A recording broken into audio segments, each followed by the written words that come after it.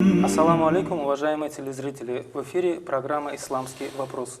Это новый проект телеканала ТВ Черкей, и форма нашей передачи будет довольно простой. Я, ее ведущий, буду задавать вопросы человеку, имеющему исламское образование. Сегодня рядом со мной на этой восточной тахте расположился имам селения Шамхал Махди Ажи Абидов, и я буду задавать свои вопросы с позиции человека, не имеющего исламское образование, то есть, другими словами, вопросы Джахиля Алима у нас будут сегодня. Обсуждая тему нашей первой передачи, вы предложили книгу имама Газали Махди Ажи, чтобы коснуться именно духовных аспектов становления верующего человека, да, как он развивается, как он идет по ступеням, как бы вот этой духовности поднимается. Но сейчас, вот в первой передаче, мне хотелось бы задать вопросы общего философского характера, чтобы подойти как бы к этой книге, да. И первое, о чем бы я хотел спросить, предположим, такая ситуация. Человек живет в этом мире, и есть люди, которые говорят ему: ты должен делать намаз, соблюдать пост, совершать хадж и так далее, и так далее. Вот эти все религиозные предписания – это то, чем должен заниматься человек. Другие люди говорят: это не самое главное в жизни. Главное – обеспечить семью, зарабатывать, хороший дом построить, детей устроить и так далее, и так далее. Третьи люди говорят: вообще и то, и другое не нужно, главное жить в свое удовольствие, развлекаться, путешествовать и так далее. То есть четвертые еще могут что-то сказать. Вот как человеку выбрать, что правильно, вообще на чем он должен основываться, выбирая между всеми этими мнениями, какое из них верное?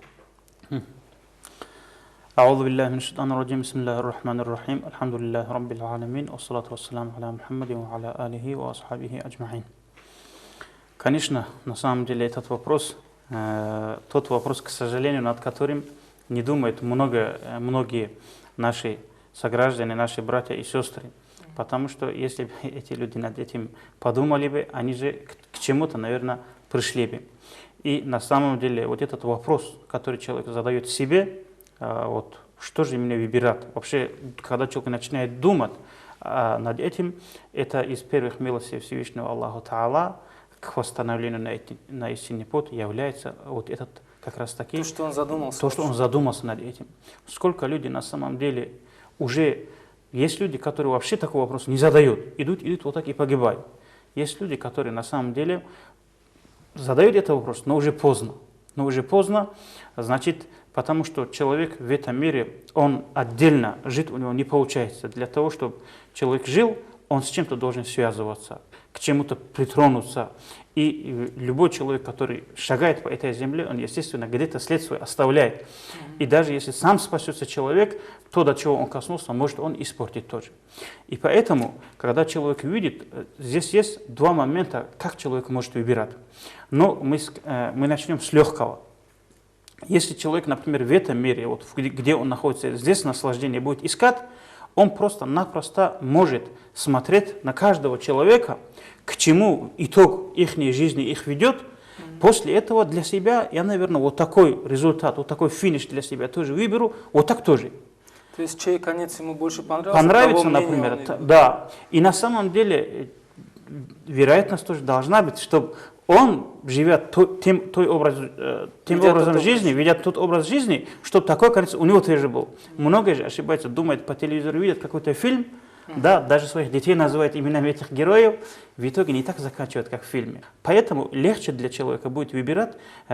Все-таки в мире же много видов животных, да, есть летающие, плавающие, ныряющие, двухногие, значит, четырехногие и так далее. Из них к какому виду он относится, чтобы, например, узнать, вот как раз таки, относя к какому-то виду животных. То есть он должен понять, кто он такой. Кто он такой, в первую очередь, должен понимать. Да, да. Если он, например, вот относится к летающим, значит, ему летать надо. Если он к морским, значит, плавать надо, нырять надо. Вот так он... Но человек вообще-то и то, и другое, и третье делает. Но не так, как положено. Правильно же.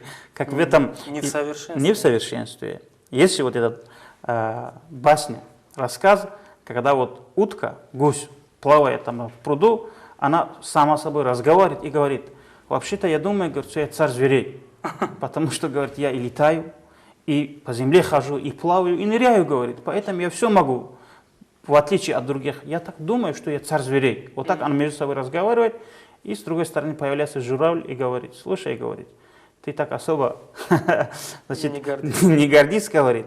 Ведь ты же не можешь летать как орел, не можешь бегать как олень, не можешь плавать как рыба, и не можешь, например, да, вот, ну, нырять как рыба тоже. Тогда, говорит, это журавль говорит, тебе лучше одно хорошо делать, как свое, да, вот, для чего создано, вот как свое делать, нежели там других. И поэтому человеку вот по жизни, например, да, вот, лучше знать самого себя, после этого ему легче будет искать, вот для чего. То есть должно быть что-то, что его резко отличает и кардинально отличает от всех остальных. И это есть именно его. Ну, в этом мире слишком много примеров. И это, с одной стороны, это милость Всевышнего Аллаха, поскольку у него есть много выбора, над чем думать. Человек в одной жизни не столкнется, в другой жизни столкнется. Правильно же? Вот таких моментов, которые направляют его на свое русло, значит, их много. И поэтому давайте подумаем, чем отличается от видов животных. Если сказать, например, человек может ходить, обезьяна ходит. Если сказать, как вы говорили, человек может плавать, нырять. Каждый вид, есть такие виды животных, которые делают, например, что-либо, который может человек делать даже лучше, чем он. Правильно же? Если сказать, что у него он сильный, есть виды животных сильнее него. Если сказать, например, что он даже, скажем, разговаривает, в отличие от других, ну, попугаи тоже кое-что могут говорить, аж матюкаются там временами, правильно же? Мы видим же, выговаривают, встречают гостей, там, вот, у кое-кого даже, например, вот такие даже, вот вроде бы, когда чисто человеческие вроде бы вещи, но и то есть виды животных, которые могут эти вещи делать. В итоге остается, вот на самом деле, да, вроде похож он на животных, но все-таки он на этой земле стал хозяином земли, королем. Понимаете же? Вот он может этим миром управлять. Он даже не остается на том участке земли, который ему выделен, он наступает на море. Телевизор смотрим же, мы видим. Даже в космос. В космос летит, уже там где-то на Марсе хотят там что-то строить и так далее. Вот как. И вот вопрос. Имея, например, оказываясь слабым во всех этих моментах, и вместе с этим он становится и королем тоже, чем он добился таких успехов, и чем он стал королем этого мира. Остается единственная вещь – это разум. Вот говоря о разуме, мне приходилось читать в некоторых религиозных книгах, что человек отличил, вот то, что вы говорите, человек, Аллах отличил разум от животных. И там до того доходит, что у животных якобы вообще разума нету, а у человека он есть. Но когда мы смотрим на поведение животных, можем ли мы сказать, что у них вообще нет разума? Ведь какой-то мыслительный процесс у них происходит, они что-то знают, конечно, они могут спасаться от опасности, они могут идти туда, где им хорошо, защитить своих детей. Да, вот все это мысли же, это же в черепной коробке, там и у той же кошки мозги тоже есть. Для чего они, если она не мыслит, правильно? Вот что имеется в виду под этим разумом, которым человека наделил Аллах, а животного не наделил? Что это за особый какой-то разум? Вот видите, Абдулла, как раз таки, вот не понимая вот этот момент, как раз таки ошибаются многие люди, не называя вещь своим именем, вот этого. Поэтому и тогда получается, все виды, например, животных, это разумные. Например, скажем так, вор ворует деньги настолько искусно, да, вот, что тот вообще не подозревает. Он даже это считает умением, например, его мастерством. Смотри, какой он умный парень, как он вытащил эти деньги там. Вот это же не разум. Это глупость, потому что человек не знает, что вот на самом деле, вот что такое разум, человек не понимает. Вот поэтому вот как раз таки вот, есть возможность подумать над этим моментом тоже. На самом деле, если человек скажет, разум – это благоустроить свою жизнь, например, да, вот дом, жена, дети, на самом деле это все других тоже есть. Жену тоже они находят, каждый самец находит самку, дети тоже у них рождаются, определенное время, уход за детьми тоже у этих видов животных есть. Возьмем, например, ласточка, да, без рук, без ног, клювом она строит себе прекрасный домик, живет, греется, зимует. Даже пчелы, они настолько искусно делают свои мы вот разумные существа, нам приходится вот изучать вот это их жизнь, настолько глубокая жизнь на самом деле. Вот такие моменты есть на самом деле. Но вместе с этим, чем отличается разум человека от ихнего? Но мы уже тут от их мышления скажем, разумом не скажем, что, поскольку мы это отличаем от их мышления. Вот у человека есть такое, что человек разум использует, например, в моментах отличия добра и зла. Например, чтобы отличать добро и зло. Потому что у животных такого нету. Например, навозный жук, если она получит, например, возможность получит катать кизяк, это счастье. Она делает то, ради чего создана. Катает это кизяк туда-сюда и все, живет этим. Понимаете же? И вот точно так же волк находит, например, свеженького такого полненького зайчика, гоняется за ним, поймать ее, дичь и так далее. Это ее жизнь. У каждого своя жизнь. А вот у человека разум, вот такой разум тоже у человека есть, как у этих, да, он может находить, покушаться там и так далее, но у него есть еще вот это вид разума, которым отличает добро от зла.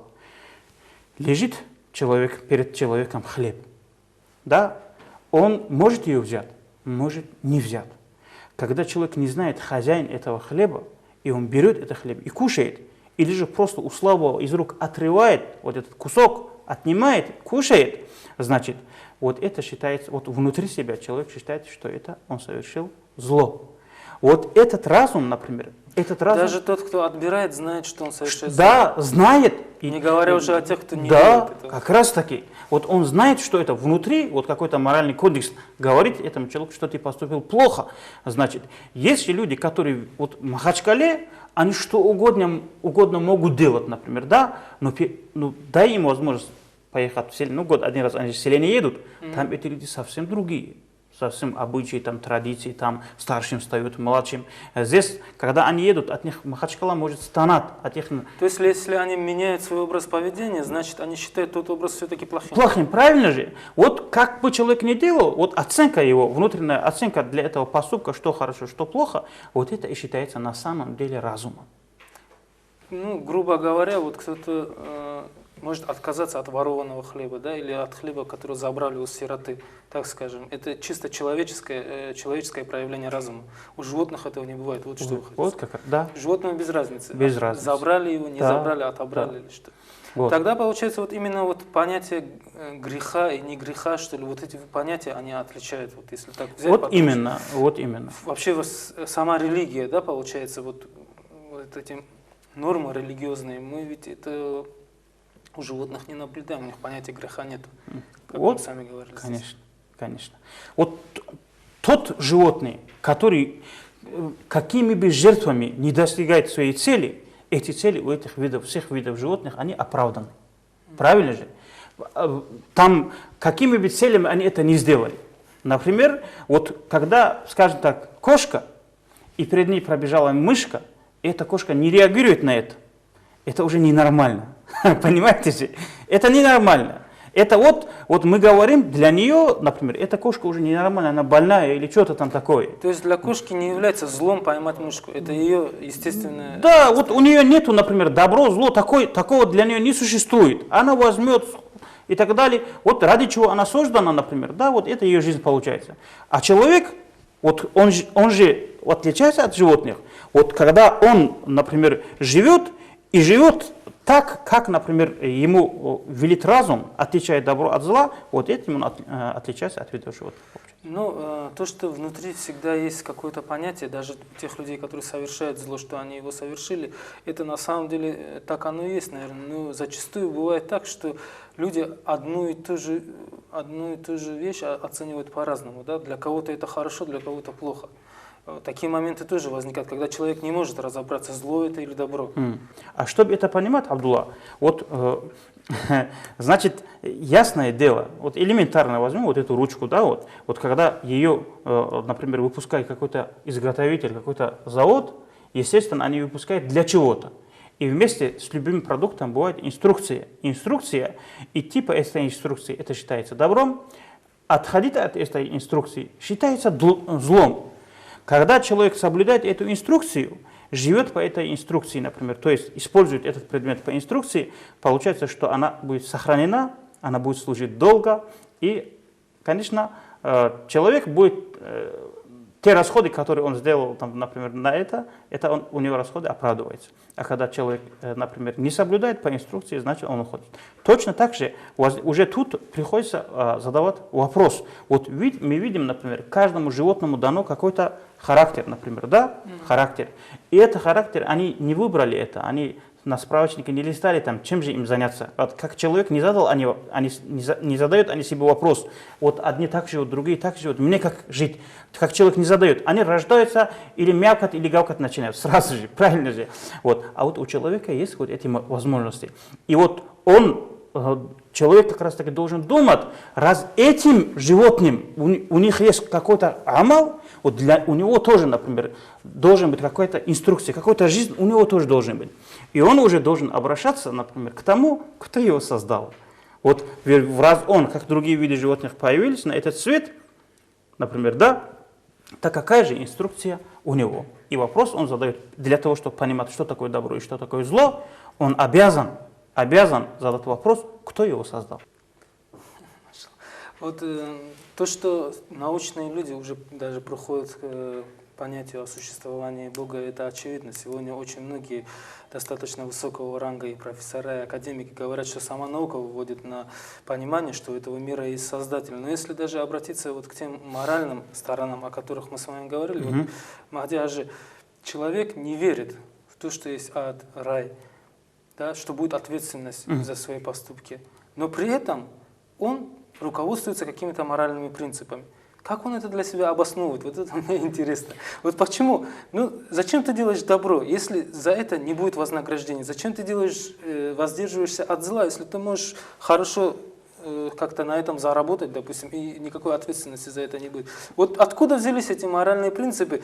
Мы не будем говорить у религиозных людей, у них свои понятия. Конечно. А у него, у атеиста, вот откуда они? Вот как раз таки, вообще, поэтому же говорю, поэтому вот когда человек неверующий, не верит, он себя считает, например, временем, например, растением в этом мире, да, она там, скажем так, осень наступает, она больше никто. Зачем ему нужно беспокоиться, что кто-то его будет осуждать? Зачем ему нужно оставить, например, после смерти себя имя героя там где-то? Зачем ему нужно, например, совершить какие-то героические поступки там в 41-45 году? Если рано или поздно все закончится. Да, закончится, например.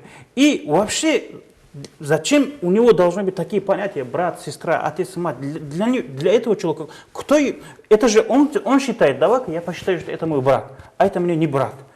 Это же от него зависит. То есть для этого человека этот мир таковым является, каким он захочет это видеть. И все. И для него никаких законов нету, и нету смысла этому человеку объяснять, что хорошо, что плохо. Потому что вот по сути не должно для него существовать это.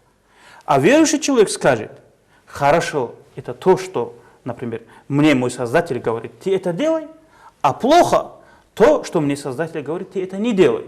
Почему? Обратно таки. Потому что, когда волк, она от зайца убежит, ноги сделает, мы скажем: а, дурак, что он делает? Это же волк. Почему? Потому что хозяин, ее создатель, ее создал для того, чтобы он, наоборот, за зайцем гонялся. То есть нормальный волк должен гоняться за зайцем. Ради этого создан же. Да. Я видел этот мультфильм, был один такой, ну, все это знают, Том и Джерри здесь, вот это. Там был такой момент, собака, отец, он учит сына, и говорит, сынок говорит, вот я не знаю почему, но я все время гонялся за кошками. Вот сейчас это тебе передаю. Ну, такой мультфильм вроде бы. Вот там тоже такой интересный. Да, это миссия для тебя возлагаю. То есть она учит, как за кошкой гоняться. Он, так интересно говорит, я это не знаю, почему я так это делаю, говорит, но я всю жизнь это делал и передаю тебе, говорит. Вот видите, вот когда, вот так же у каждого вида животных есть амал. Вопрос, откуда у них это амал? Пока кто-то не даст, это характер не будет. Не было же в истории, например, чтобы, например, корова вышла в лес и начал как волк охотиться за другими. В истории не было. Она тысячи миллионов лет, это корова как корова, бык как бык и так далее. Вот человек, например, точно так же. Вот только у человека выбор есть, добро и зло. Вот это выбор у человека, с которым у животных нету. Но он человек тогда, когда он знает вот эту инструкцию, идет по этой инструкции. И разумным человек, кстати, мы же говорим, он глупый человек. Одному говорим, он очень умный человек. Умного называют умным настолько, насколько он соблюдает эту инструкцию. Глупого глупым настолько, насколько он отходит от этой инструкции. Что дает самому человеку следование этой инструкции? Хорошо, ну, допустим, Создатель хочет, чтобы мы так жили, да? А нам что с этого? Вот, естественно, например, Такой вот резкий вопрос. резкий вопрос. Ничего страшного. Вот было бы, вот как у неверующего человека, вот такой результат у человека был бы, у верующего человека, да, вот сказал, я что угодно сделал, умру, все. А у человека нет. Наступит день, когда он будет умолять, чтобы он умер, но он не даст ему умереть. Потому что Аллах Та'ала этот мир создал как полигон, как, например, стадион испытания. Как этот человек себя будет вести в этом месте, вот так уже вознаграждение или наказание. Просто так, между вознаграждением и наказанием, просто без ничего человек не останется. Ну хорошо, допустим, вот сейчас в наше время, то, к чему вы вели разговор, мы пришли к тому, что есть Создатель, и надо следовать тому, что Он предписал нам. Как человеку определиться? Допустим, он верит, что есть некий Создатель, толком не знает, какой он, но что-то есть. Большинство людей на сегодняшний день они существование Бога не отрицают, но каждый понимает как-то по-своему, правильно? Да. Есть много религиозных доктрин, есть нерелигиозные доктрины, но которые тоже признают, что что-то есть, какой-то там супер разум, абсолют, рай, такие вещи. И как определиться человеку? Вот какая из них верная? Ну, конечно.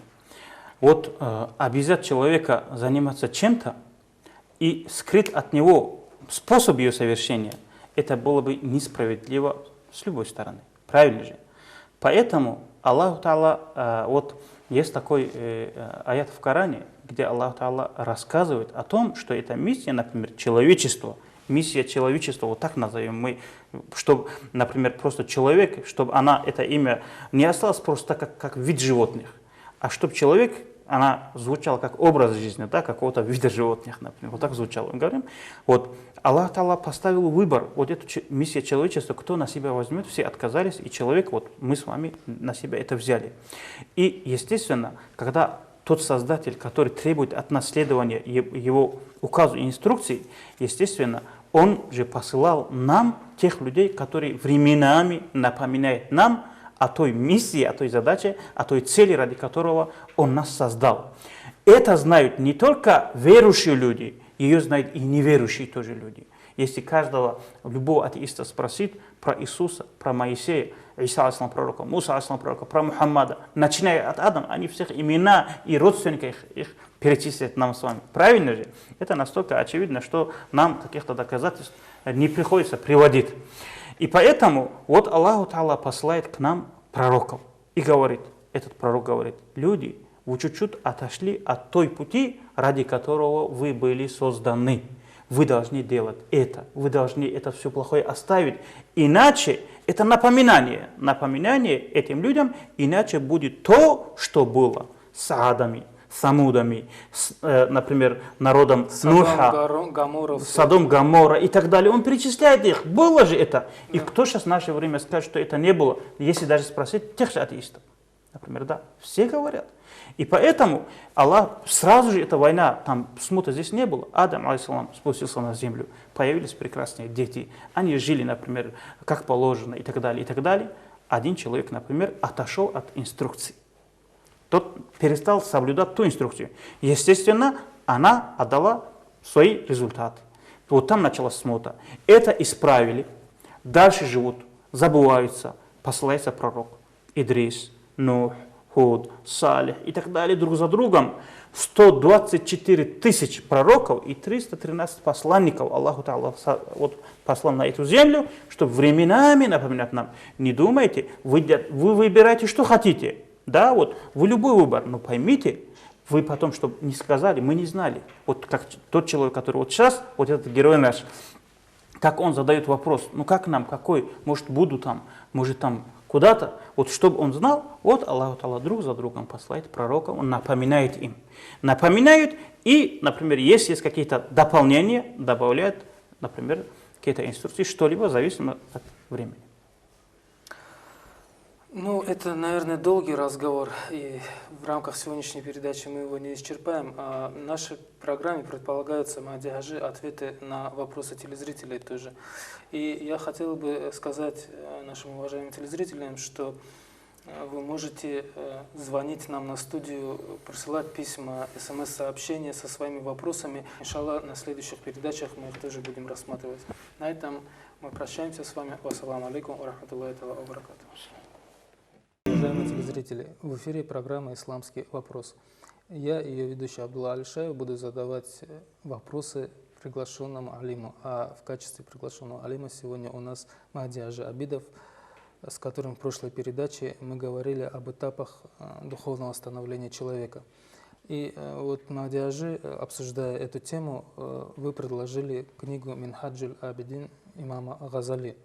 Насколько я знаю, это последняя из книг имама Газали, написанных им, и он прочитал ее всего лишь нескольким своим ученикам при жизни. Да? Да. И почему мы подошли к этой книге? Потому что там как раз-таки описываются все эти этапы, все трудности, которые испытывает человек, ставший на путь познания истины. Да? Вот с чего начинается эта книга, пожалуйста, вы можете сейчас нас ввести в курс дела. أعوذ بالله من الشيطان الرجيم بسم الله الرحمن الرحيم الحمد لله رب العالمين والصلاة والسلام على محمد وعلى آله وأصحابه أجمعين. В этой книге рассказываются все уровни служащего Аллаху человека, с чего он начинает и как он завершает то, ради чего он был создан. В прошлой передаче, как раз таки говоря о смысле жизни, значит, мы пришли к тому, что каждый человек, конечно, его кто-то создал, и он должен знать, зачем он его создал тоже. И вот эта мысль раба, когда у него возникает эта мысль, она не просто бывает первое, что заставляет человека задумываться о том, что ради чего он создан, что он здесь должен делать, это как раз таки это милость Всевышнего Аллаха Та'ала. Аллах Та'ала в Коране говорит: «Бисмиллахи рахмани рахим, афаман шараха Аллаху садраху лил ислам, фахуа аля нурим мир раббих, садак Аллаху аль-азим». В этом аяте идет как раз таки речь о нуре, который Аллах Та'ала в сердце раба посылает, о сиянии, да, вот, который в сердце Аллаха Та'ала посылает, и пророк в своем хадисе на этот нур указывает: «Инна нур ида дахаля аль-кальба инфасаха ван шараха». То есть вот эти мысли – это результат того, что Аллах не спаслал свой нур человеку. Вот именно. Это не просто из-за того, что мы с вами хорошие, вот такие умные, мы пришли к этому. Так, первые врата вот нашего сердца для этого Аллах Та'ала открывает. И пророк, саллаллаху алейхи вассалям, в своем хадисе тоже говорит, когда нур заходит в сердце человека, она там расширяется. Естественно, когда в темной комнате зажигается свет, он видит вход в эту комнату, выход, окна и так далее, уязвимые, слабые места, что там чисто, что там грязно и так далее, вот думать начинает. И тогда, вот как раз таки, когда пророк вот это сказал, сподвижники пророка, саллаллаху алейхи, спросили, говорит, для этого есть ли какой-нибудь признак? «Халли далика мин аламатин ю'рафу биха». Пророк, саллаллаху сказал: «Ат-таджафи ан дарил гурур, валь инабат иля дарил хулуд, валь исти'даду лил маути кабля нузулил маути». Это когда сердце человека холодеет к этому миру, у него больше тянутся, например, вот понимаете, вот маленькие дети, вот у них это больше бывает. Вот мы сейчас вот взрослые же уже, мы, конечно, стареть не хотим, а маленькие дети, они хотят, они же чистые, они хотят повзрослеть, да, вот. Мы, например, из-за того, что на наше сердце, например, вот эта пыль этого дуняла, наверное, села, мы уже дальше не хотим развиваться. Вот как зверь, который, например, получила дичь, вот больше никуда не хотим кушать, на это место остановиться. Вот таком. Люди некоторые старения воспринимают не как развитие, а как угасание, наоборот, может быть. Вот это воспринимается потому, что вот как раз таки это сердце, которое должна вроде бы показывать свет, вот она уже свет не дает, темно впереди, а в темное место наступать никто не хочет. То есть то, что является на самом деле развитием, человек видит как угасание, потому что нет света вот именно. Этого познания. А маленькие дети, они чистые, у них нет греха. Они вот видите, вот как они тянутся, покушать сникерс там. Они уже спрашивают, насколько я вырос, понимаете же, повзрослел и так далее. Я уже взрослый, они хотят так говорить, а взрослые хотят уже молодыми оказаться.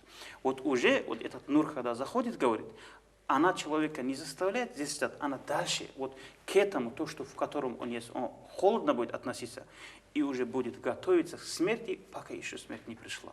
Он будет к этому готов. Вот это все как у человека происходит. Например, видит раб, что он с детства, кто-то его кормит, кто-то его одевает. Он вырос, как все другие, полноценным, здоровым, как говорится, все пальцы на руках и так далее. И вот, ну, когда он уже, наверное, вот такие мысли себе задает, он довольно взрослым человеком должен быть, да? Вот в это время он даже не знает, как он кушает. Если вот всю жизнь, например, взять, сколько ему необходимо для пропитания, он столько не зарабатывает. Это однозначно любой человек будет задавать себе вопрос. На самом деле он это не зарабатывает. Но все-таки как-то, каким-то чудом он и сытый, и обутый, и одетый, и так далее. И вот эта мысль ему уже дает понимать, что у него есть тот, который ему его кормит и одевает. Раз он ему кормит и одевает, и эти благодати ему посылает, значит, он будет, например, как-то ждать от меня благодарности и какую-то службу взамен, чтобы оказал я. Это тоже будет ждать. Если вдруг я от этого отвлекусь, вовремя эту вещь не сделаю, значит, тогда он посчитает меня среди минимум, среди неблагодарных рабов. Неблагодарный человек уже, это уже минус, очень большой минус тоже. Или же может просто-напросто лишать этих возможностей и наказать меня за это. Вот это вопрос у него появляется. Вот эта вещь мы можем назвать в наше время, вот многих, когда мы слушаем, тоже как бы говорится же, вот эту фразу, совесть мучает, мол. Вот это вопрос внутри, вот эта совесть, которая его постоянно этот вопрос задает, он вынужден для нее ответ находить. Если он ответ не найдет, везде она будет его преследовать. Ему нужно временами выпивать там, да, чтобы от этого отвлекаться. Правильно ли я живу? Да. Это вопрос этому человеку, этот вопрос будет его беспокоить и доставать все время. И поэтому вот он вынужден найти оправдание, довод, доказательство. И тогда уже, когда он уже не сможет этому довод найти, он просто-напросто должен узнать, как нести, как благодарить его, кто он. Их же, например, в наше время же задается вопрос, там, сколько богов, сколько создателей и так далее, и так далее. Из них кто он на самом деле истинный создатель, и как ему нести вот эту службу, и как ему оказать вот это благодарность. То есть он понимает, что есть Создатель, но кто он и как ему служить, не понимает. Да. Для этого уже нужно, он вынужден обращаться к тем, которые познали Всевышнего Создателя, ходить на их маджлисы, чтобы он, например, не получилось так, чтобы он всю жизнь служил не тому, кому нужно, например, да, вот, и так далее. И вот, и в какой форме ему служить. И уже посещая эти маджлисы, узнав этих алимов, ученых людей, он знает, что у него есть Создатель, единственный, на которого никто не похож, никто не подобен ему, и на что он тоже не похож. Он тот, который его создал, наделил его разумом, знанием и так далее, дал возможности искать путь, который приближает к нему и так далее. Вот это знание как раз таки и является уже уровнем, который ему необходимо уже оставить. Вот тогда уже для него раскрывается то, что не было раскрыто, вот уже вот этот нур, который появился в сердце, она уже светится перед ним и уже показывает, насколько он этот нур развивает, настолько далеко она ему и показывает, и видит, что у него как раз таки вот это Создатель, который ему необходим. Но естественно, он уже от этих же алимов узнает, в какой форме ему нужно служить тоже. Может он сделать наоборот, разозлить своим действием, вроде благодаря его. Сколько случаев мы в жизни знаем, когда человек хочет хорошее делать, получается плохо. Даже так говорится, да, хотели лучше, получилось как всегда. Как всегда. Вот так же у этого человека тоже может получиться. И поэтому уже он от этих алимов узнает форму вот этого богослужения тоже. Когда он это тоже все знает, что ему нужно именно вот такой форме служить, что у него уровень, у этого Создателя такой уровень, который ему непостижим, и перед ним он должен быть очень осторожным. Уже когда уже он это все поймет, он находит себя, что он уже в той форме, в которой он находится, недостоин для этого несения этой службы. Он недостоин. Он слишком загрязнен всякими грехами, ошибками, проступками. И ему нужно просто-напросто перед этим очиститься. Вот это уже уровень покаяния, таубу. Раскаивая в своих ошибках, которые он в прошлой своей жизни сделал, совершал, значит, он должен от этого избавиться. И уже, когда уже чистый, готовый, он уже вот тогда уж только приступит к своему несению своей службы, как говорится, к богослужению. То Но есть перед тем, как приступить к богослужению, у него должно наступить раскаяние. Вот раскаяние, так получается. естественно, потому что, ну, представьте себе, это вот необходимый этап, без этого не без получится. этого как получится? Потому что вот для этого можно привести такой пример. Приблизительно вот возьмем, например, царь, король, правитель. Вот под троном короля бывает большой такой красивый ковер. Вот чтобы наступить на этот ковер и после себя оставить следы грязи, естественно, та охрана, которая вокруг него просто-напросто его не пустит. Правильно же? Это еще хорошо будет, если он до ковра даже доберется. Но он не доберется. Его издалека же выпроводят. Если он грязный Грязного. Поэтому вот тут уже необходимо очиститься. А это уже, как мы уже говорили, уровень покаяния. Но когда он чистый, вот он знает, что вот в такой чистой форме ему можно приступить к богослужению. Но есть, например, так скажем, враги этого короля, которые не хотят к нему, чтобы запускали. И для этих врагов, каждый, который хочет пойти к нему, он тоже является врагом. Правильно? Вот Кто ищет близости с королем, тот для них враг. Для них враг. Вот это 4 врага, из которых этому человеку мешает. Эти 4 врага – это дунья, вот земной мир, значит, люди, которые тоже не идут по этой пути, которые обратно, в другую сторону, которые уходят, конечно, естественно. Сатана, который был изгнан от того места, где находился он, значит, и нафс, эго внутреннее, который тоже не дает ему мешать. Свое собственное эго. Значит, вот эти 4 врага он должен преодолевать. Это уже, получается, уровень преодолевания препятствий. Вот он, значит... То есть после уровня покаяния идет уровень, вот этот это как компьютерная игра, все сложнее и сложнее. Сложнее получается, да? И интереснее, конечно. И вот Дунял – это вещь отдельно созданный, который с нами не связанный. Сатана тоже, это у него своя жизнь, как говорится. Люди тоже. От них можно человеку как-нибудь избавиться. А нафс, то, что мы называем вот, собственное эго, вот он сам внутри, который у него сидит, вот эта вещь, от нее как избавиться? Убить его невозможно, повеситься надо. Тогда он точно не дойдет туда. Правильно же? А убить ее тоже невозможно. Ему приходится ее просто уговорить и заставить идти туда, чтобы она согласилась. Самого себя уговорить Да, вот так получается. Да. Приходится оседлать ее, вот, покорить, чтобы она согласилась вместе с ним идти. Вот.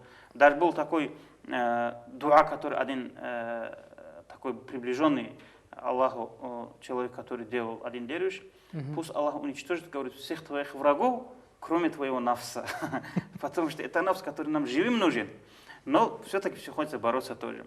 Вот как раз таки, вот этот тоже он должен покорить. Всякими, например, вот, или же обманным путем, или же таким, вот показывая, что впереди, какая надежда там, иначе как плохо ей будет. Вот всякими доводами, доказательствами он должен оставить. И тут уже препятствий тоже нет. Чистый, готовый, он выходит в путь. Тогда уже видит уже какие-то, например, препятствиями тоже их не назовешь. Но есть дополнительные вещи, которые, есть он вышел на новый уровень, начались новые трудности. Трудности, да. Трудности, вот так можно назвать. Да. Ну, для водителя бензин препятствием не назовешь, конечно, но без бензина ехать тоже невозможно. Вот такую вещь. Вот у этого человека тоже появляются вот такие трудности. Когда далекий путь, на самом деле, серьезная дорога, серьезное путешествие. И в этой путешествии мне же надо, говорит, кушать. Без еды, без пропитания, как пойти? Потом много опасностей, наверное. Вдруг эти опасности меня не дадут, вдруг не доберусь. Не лучше ли вообще не выйти? Вдруг не доберусь. Вот такой вопрос у человека появляется. Третий, не просто опасности. Трудно же человеку, не каждый эти трудности тоже осилит. И четвертый, вдруг Аллах сам решит мне там, не допустит. Просто-напросто там какую-нибудь беду Аллах сам, чтобы на меня послал. Так тоже может быть. Вот эти уже мысли у человека возникают, вот эти трудности.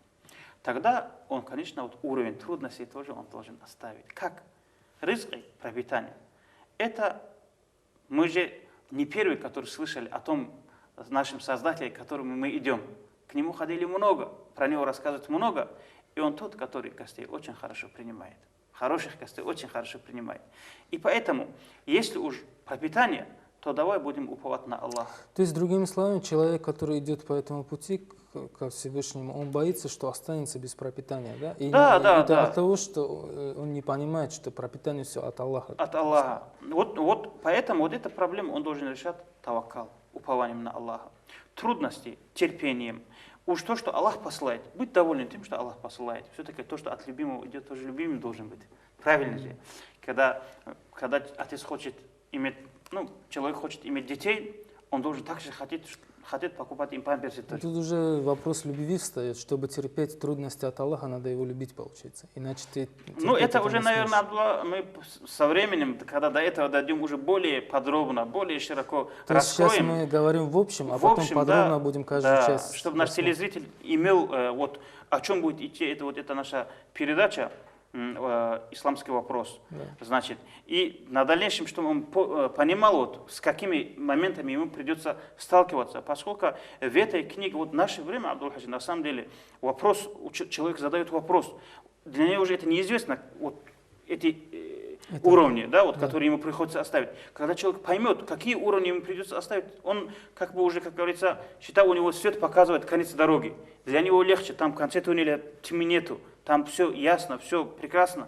И поэтому человеку как-то настраиваться тоже легче будет. Потому что много людей есть, которые думают, что он столкнется с такой проблемой, которую он не сможет решить. Вот так люди думают.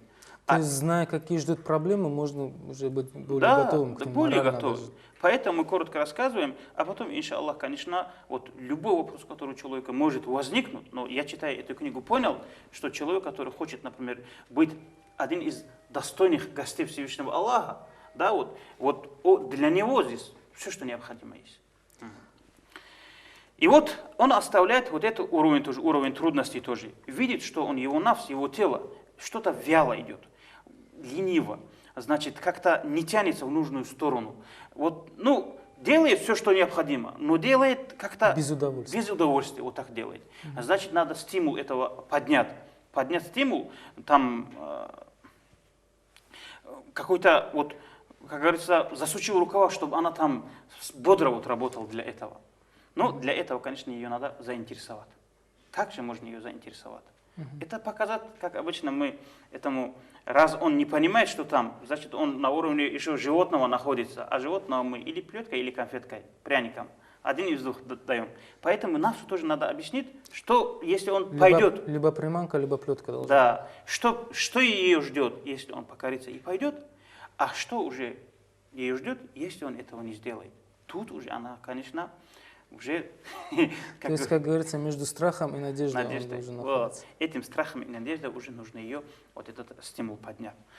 А когда он от этого уже тоже избавится, эти трудности, эти препятствия, все эти уровни он оставил, что ему остается? Уже только служить, только идти и идти. Видит он, конкретно уже шагает, порой впереди некоторые группы, которые вышли тоже на эту же дорогу, даже перед ними он идет, видит, показывает, смотри, какой он хороший, какой он молодец. Уже эта мысль у него возникает. Это тоже проблема, которая со временем там, с которым уже, если не здесь, в этой пути, то когда к вратам короля пройдет, там он с этой проблемой столкнется. Гордыня, самомнение. Самомнение, самодовольствие, показуха и так далее. Это. Значит, он, если даже от показуха он избавится, не ради людей, ради Аллаха я сделаю, но если внутри он подумает, что смотри, какой я красавчик, тогда уже это самодовольствие тоже уже портит это. Поэтому все нужно даже благодарить в том, что у него это хорошо получается, тоже нужно того благодарить, который дает силу для того, чтобы это так получилось. Правильно же? Тогда уже это уровень оставляя, он приходит к уровню благодарности Всевышнему Аллаху Та'ала. Если он не будет благодарить Аллаха, Аллах Та'ала говорит, если человек не благодарит, то тот человек, который благодарен мне, я ему эта благодать буду добавлять, и еще раз добавлять. А от неблагодарного это все уходит тоже, конечно. То есть, если человек гордится тем, что делает, это неблагодарность Аллаху получается, потому что на самом деле все же от Аллаха. Конечно, конечно. Поэтому этой благодарностью он с этого уровня на другой переходит. И тут, оставляя этот уровень как раз таки, значит, у него заканчиваются все эти уровни, которые, например, ему необходимо как раз таки оставить, и он оказывается как говорится, перед вратами Дворцу Всевышнего Аллаха. Он, вот каждая секунда, каждая минута, вот, которую он вот там ждет, вот это для него уже Он больше, почти у цели, но у цели, но достиг. что туда войти не может. Ага. Понимаете же? Он физически, получается, вот в дуняле, а душой в ахирате. Вот этот человек. Вот эта страсть, вот эта любовь, может быть, для него тяжелее будет, чем то, что он прошел вот весь этот путь тоже. То Может есть быть, это даже. самым тяжелым испытанием. Может быть тоже. Но он уже не будет себя считать. Вот сейчас мы пришли, Абдулла Хаджи, как раз таки к тому, что пророк саллаллаху сам говорил. Вот уже вот плоды вот этого нура, который он в себе испытал, вот он уже здесь собирает. Как пророк саллаллаху сам сказал? Какой признак этого нура? Он будет готовиться к ахирату. Готовиться. Вот уже здесь можно для бараката привести пример Сааду Хусейн Мухаммад Афанди Куддисируху, который вот жил в селении Буйнакске, в городе Буйнакске, и у него было селение Нижний Батлух. Он там тоже готовил себе могилу, выкопанный, уже готовый, выкопанный, уже, чтобы людям не пришлось трудиться. И здесь, в Верхнем Казани, тоже была такая же могила, там умрет, чтобы там его похоронили. Каждый раз, когда он выезжал отсюда, с собой брал всю эту воду, замзам, савам, все, чемодан был он целый, туда носил. Обратно приходил, сюда все время был таскал. готов Он к этому. все время был готов, потому что вот как раз таки это халу этих людей, конечно, таких людей и бывает. И вот единственное, что мешает ему, это разрешение Всевышнего Аллаха войти к нему. Вот этого он ждет. Вот этого он ждет. А это уже, если мы своими земными словами назовем, это смерть. Пока жив, конечно, он не встретится, а он к смерти уже будет готов. И поэтому вот что необходимо нам тоже как раз таки понимать в этой жизни. Вот понимая это все как есть, человек поймет, ради чего он создан, для чего он создан и как ему нужно прожить эту жизнь тоже. Хорошо, спасибо, Махди Ажи. Как я понял, вот в сегодняшней передаче мы изложили в общем содержание, да, всей книги. Вот наша В передача. дальнейшем мы, иншаллах, будем говорить подробно о каждом из этих этапов, которые вы обозначили, более подробно, как решать эти проблемы, как проходить через эти трудности и так далее. Ну, в заключение я хотел бы задать вопрос, поскольку у нас передача предполагается отвечать на вопросы телезрителей, но этот вопрос, он сочетается как раз-таки с тем, что вы говорили. Один из телезрителей, и этот вопрос часто задают и другие, спрашивает, вот если мне суждено, допустим, быть грешником, почему Аллах должен с меня спрашивать за это? Это как раз-таки, вы тоже сказали, Аллах Всевышний не спаслал нур, и этим нуром человек начал освещаться, и начало его сердце, он начал задумываться. А если он не спаслал этот нур человека, то какая ответственность у него тогда перед Аллахом? Видите ли, естественно, Аллаху Та'ала ему не послал нур для того, чтобы он убивал и грабил тоже. Правильно же?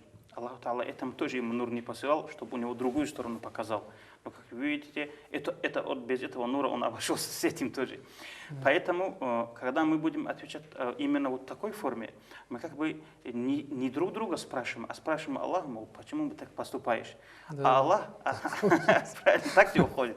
Поэтому Аллах такой вопрос не задает, Создатель не задает, отцу не задает, сын, почему ты меня негром родил, а не белым родил. Такой вопрос не задается, это просто неуважение по отношению к Аллаху.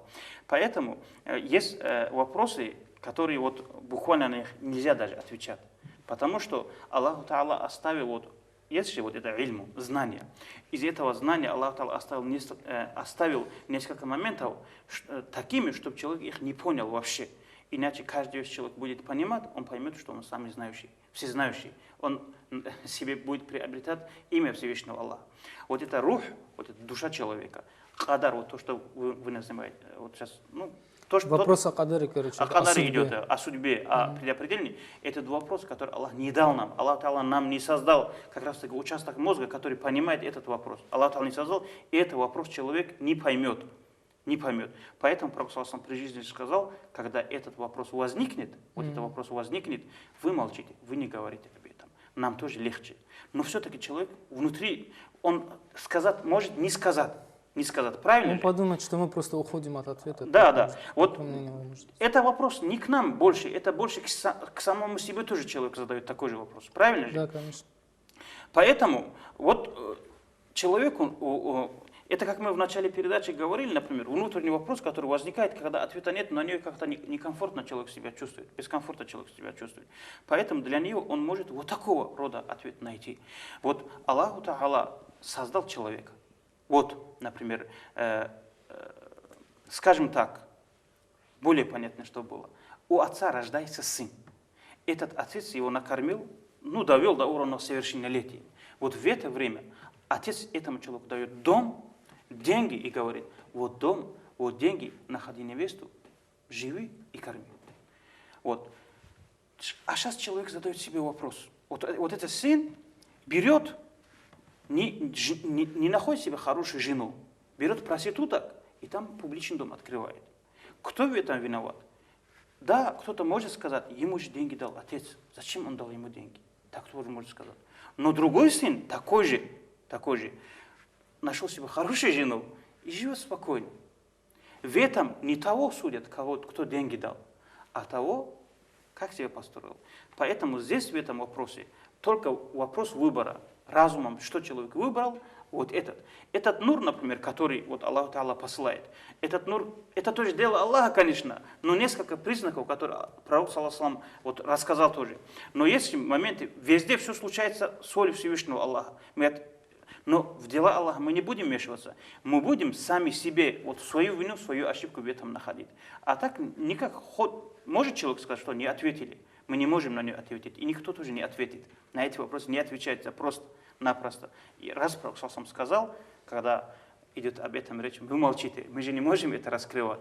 Поэтому просто так. А так тот человек, который говорит так, пусть знает, что Аллаху Та'ала также к нему вахью не посылал, чтобы он грабил, чтобы он пил, чтобы он курил, но он это все-таки сделал. Так пусть вот так же, без этого нура, в этом ибадате тоже обойдется. Только вот это остается. Да. Откуда вообще он знает, что он послал, что он не спасал? Не спасал. Да. Это же поступок, который человек сам Это выбирает. вопрос, кстати, это вопрос, который вот сатана толкает человека. Понимаете же? Вот один вали, вот сейчас не вспоминается эта история, да, вот буквально. Вот один вали такой вопрос задал, один вали в джамаате ваза делал, значит, и раз появился один человек и говорит: что Аллах Та'ала сейчас делает? Понимаете же? Такой вопрос задал. Вроде бы вопрос. Любой человек, который отвечает, значит, он, конечно, чтобы выглядеть себя там на уровне, он должен там, тут что-то сказать. А мы просто, твое какое дело, тоже можем сказать. Правильно же? У тебя какое дело? Ты узнаешь, что ты сам делаешь. Так тоже можем отвечать. Но после того, как вали ответил, вот этот человек превратился в сатану и сказал: я вот так 40 больших вали скинул с пути. Понимаете же? Вот этот вопрос внушает человеку тоже сатана. Не просто у человека там какими-то достижениями эти вопросы появляются. Он от главного толкает, но он с утра встает, там доллар, деньги искать. С утра у него там, пока мы еще утренний намаз не сделали, он там хайван базаре там мясо, корову ищет там для того, чтобы резать. Да, вот мясо продавал. Тут уже к нему тоже вахью не пришел. Вот так пускай и встает и таджуд делает. Понимаете же? Я слышал в заключение, я хотел бы сказать, в принципе, смысл того, что вы говорите, понятен. Я слышал от своего духовного наставника, что вот баракат Аллаха, он не спосылается на этот мир, как вот свет от солнца. Он для всех одинаково идет. Просто если кто-то залез в подвал, он же свет от солнца не получит. Ему надо выйти на свет. Конечно. И также вот даже муриды, он говорит, даже вот те, кто вроде бы назвали себя вставшими на путь к Аллаху, да, они тоже не одинаково баракат получают именно из-за этого, не из-за того, что им не дано одинаково, им всем одинаково дано свыше. Просто кто-то берет, а кто-то ленится, да, вот в этом вся проблема. Да. Нас самих вся проблема получается, да, конечно. Да, Так. да. Хорошо, Поэтому вот я хотел бы обратиться вот ко всем телезрителям. Вот человек, когда задает вопрос о том, что Аллах должен делать и не должен делать, значит, они уже в этом вопросе, это вопрос им внушает сатана. То есть им можно просто ответить, какое твое дело? Да, вот так нужно ответить. Это их не касается. Это их не касается. Если что-то Аллах не так сделал, пусть показывает. То, что человек не вмешался. Может, солнце не там стоит, луна должна быть квадратным, мир не так крутится и так далее. Нет уже. Тогда пусть в дела Аллаха человек не вмешивается, а все, что исходит вред, все хорошее, вот плохое, вот то, что исходит, это все от человека. Поэтому даже сохраняя этику в разговоре, там в книгах пишется, если уж Аллаху Та'ала посылает людей в рай, то по его милости. Если в ад, то по его справедливости. Даже по наказанию не говорится, по справедливости. Вот такая этика должна в речи тоже. Спасибо, Махди Аджи. На этом наша передача подошла к концу. Я хотел бы напомнить телезрителям, что вы можете присылать нам по почте свои вопросы в письмах, а также звонить, присылать смс-сообщения. Мы, иншаллах, в конце нашей беседы с Махди Аджи будем отвечать на поступившие вопросы. А в следующей передаче мы продолжим говорить о книге Минхаджуль Абидин имама Газали уже более подробно. На этом наша передача закончена. Мы прощаемся с вами. Вассаламу алейкум ва рахматуллахи ва баракатуху. Ассаламу алейкум, уважаемые телезрители. В эфире программа «Исламский вопрос». Мы будем обсуждать книгу имама Газали Минхаджуль Абидин с Махди Аджи Абидовым. В прошлой передаче мы говорили о трудностях, которые возникают на пути человека, который решил поклоняться Всевышнему Аллаху. И первая из трудностей это было отказаться от, скажем так, прелестей заманчивых этого материального мира, который обманывает и уводит в сторону, да, от поклонения человека. И вторая трудность, о которой вы также говорили, Махди Аджи, это те трудности, которые исходят от людей, от общества, в котором человеку приходится жить. Вот сегодня мы, иншаллах, подробнее поговорим с вами об этом. Что же это за трудности, которые создают нам люди? أعوذ بالله من الشيطان الرجيم بسم الله الرحمن الرحيم الحمد لله رب العالمين والصلاة والسلام على محمد وعلى آله وصحبه أجمعين. Трудности в пути богослужения Всевышнему Аллаху Та'ала, которые создают люди, это то, что они нас отвлекают. Имам Газали, рахимахуллах, видимо, вот эта проблема, во-первых, мы должны знать, когда имам Газали, рахимахуллах, писал эту книгу. Это где-то почти 1000 лет тому назад, 900 лет тому назад он писал. Но пророк, саллаллаху алейхи ва саллям, же говорил, самый хороший век это мой век, потом следующий, а потом уже каждый в следующий день хуже предыдущего. Вот так. И тогда он об этом писал, и он очень подробно писал. И видимо, тогда еще было это становилось проблемой. То, что люди, общество отвлекает человека от богослужения. Здесь приводит такой рассказ. Один человек, один из авлия рассказывает, что я проходил, говорит, около людей, джамаата, людей, которые игрались там, что-то друг другу кидали, вот так игрались, и отдельно кто-то сидит от них в стороне. Я решил подойти к нему и заговорить с ним. Но он и рот не раскрыл. Он, говорит, сказал, упоминание Аллаха для меня дороже. Он сразу сказал. Ну, он ему говорить не дал, получается. Ты же один, говорит, сказал он. Он, говорит, сказал, со мной Аллах и 2 ангела, говорит, сказал. Кто же так может поступить? Он ему задает вопрос. Тот, кого Аллах простит. Он отвечает. И он уже дорогу спрашивает. Куда дорога? Он показал пальцем вверх, в небо. Все же туда идут. Тогда, говорит, он встал, этот человек встал и ушел, говорит, уходя, сказал. Многие люди от тебя отвлеченные. То есть, вот мы вроде бы там ищем, с кем что-то. В итоге, говорит, когда нам нужно, эти люди будут заняты. Мы их не найдем. И поэтому они, говорят, люди не просто, говорит, человек отвлекает от богослужения, они запрещают нам служить Всевышнему Аллаху иногда. Сразу скажу, что это ко всем не относится, конечно. Мы говорим же об обществе, просто целиком. Значит, основном, говорит, они, говорит, не мешают. Рассказывает Хатамуль Асам, рахимахуллах. Это ученик Шакик аль-Булхи, большого вали ученик. Он рассказывает, видимо, сталкивался с людьми и так далее. Я, говорит, просил у людей, чтобы они служили Всевышнему Аллаху Та'ала. Они, говорит, этого не сделали. Тогда, говорит, я просил у них, чтобы они мне хоть помогли служить. И это они не сделали. Тогда, говорит, я сказал, говорит, раз я этого делаю, то будьте довольны от меня. Но упрекайте меня. Это тоже они не сделали. Хотя бы довольным. Да, раз я делаю это, хоть этим довольным быть. Я, говорит, попросил у них, чтобы они мне не мешали. Этого тоже они не сделали. Тогда я попросил, хоть не враждуйте со мной из-за того, что я это делаю. И это они не сделали. Вот сейчас представьте себе, вот в нашем время, Абдулла, если кто-то в семье, в роду, какой-то молодой парень возьмется за религию, начнет что-то делать, выберет этот путь, что ему скажут родители? Мы что ли тебя будем все время кормить? Ты давай маашатом занимайся? и так далее. Ударился, мол, понимаешь, в религию. Так же говорят. Да. В итоге вот, это Хатам ас-Салам тоже говорит, хоть не враждуйте со мной из-за этого. Это тоже не сделали. А как, например, вот в многих местах, вот, ну, те, которые занимаются чуть-чуть религией, они сталкиваются. О, святой вышел, понимаешь. У меня был случай, хотя я, конечно, и не святой, и даже не близок к этому, но у меня был случай такой, когда я в одном месте имамом работал, на маршрутке я ездил туда из Махачкалы. И вот я, там сзади, не знаешь, с кем окажешься, женщины, дети и так далее, чтобы там как-то отдельно быть, я взял, впереди сел на «Газели». Возле водителя. Возле водителя. И тут одна женщина открывает дверь и говорит мне: подвинься. Я не подумал, что эта женщина, она меня не разглядела или что. Я не думал, что она сядет. Я спрашиваю: вы сюда хотите сесть? Она говорит: да. Тогда что у меня остается? Я слез, значит, я пустил туда сесть и уже назад сел я. Может, там с мужиком попадусь. Тогда я слышу, там отвернулся и говорит: о, святой нашелся. Причем тут святой, не святой?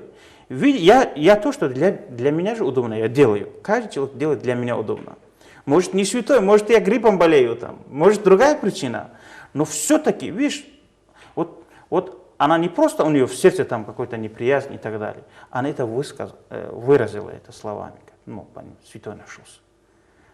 Я же ей не вредил, я ей не сказал: не садись. Нет, просто Мадиажи, вы в этой ситуации святее ее оказались.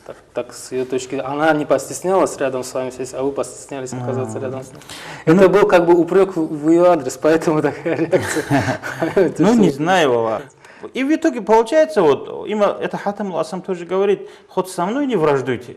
Тоже, говорит, начали враждовать. Из-за того, что я занимаюсь богослужением. И поэтому имам Газали рахмаллах говорит: мой брат, наш пророк Мухаммад саллаллаху алейхи вассалам описал время, где нужно отделиться человеку от общества. Отделиться. Значит, здесь речь идет отделиться от того общества, которое втягивает нас в этот земной мир, материальный мир, и мешает нам богослужению. Это, естественно, об этом здесь идет речь. Вообще от всех? От всех, конечно. Если человек получает знание ильма от алима, как ему отделиться, если он ученик? Правильно наоборот, же? Наверх туда идти надо. Здесь как раз таки здесь мы рассказали, о чем идет речь. И пророк саллаллаху алейхи нам лучше знает, говорит, что нам хорошо в то время, о котором пророк рассказывает, и что нам плохо. И никогда не думай, говорит, что пророк, саллаллаху алейхи вассалам, значит, не понимает наше состояние. И что же пророк, саллаллаху алейхи вассалам, как описывал пророк это время, когда человеку нужно отделиться от общества? Пророк, саллаллаху алейхи вассалам, сказал: когда вы видите, говорит, что люди, их обещание, слово уже роль не играет.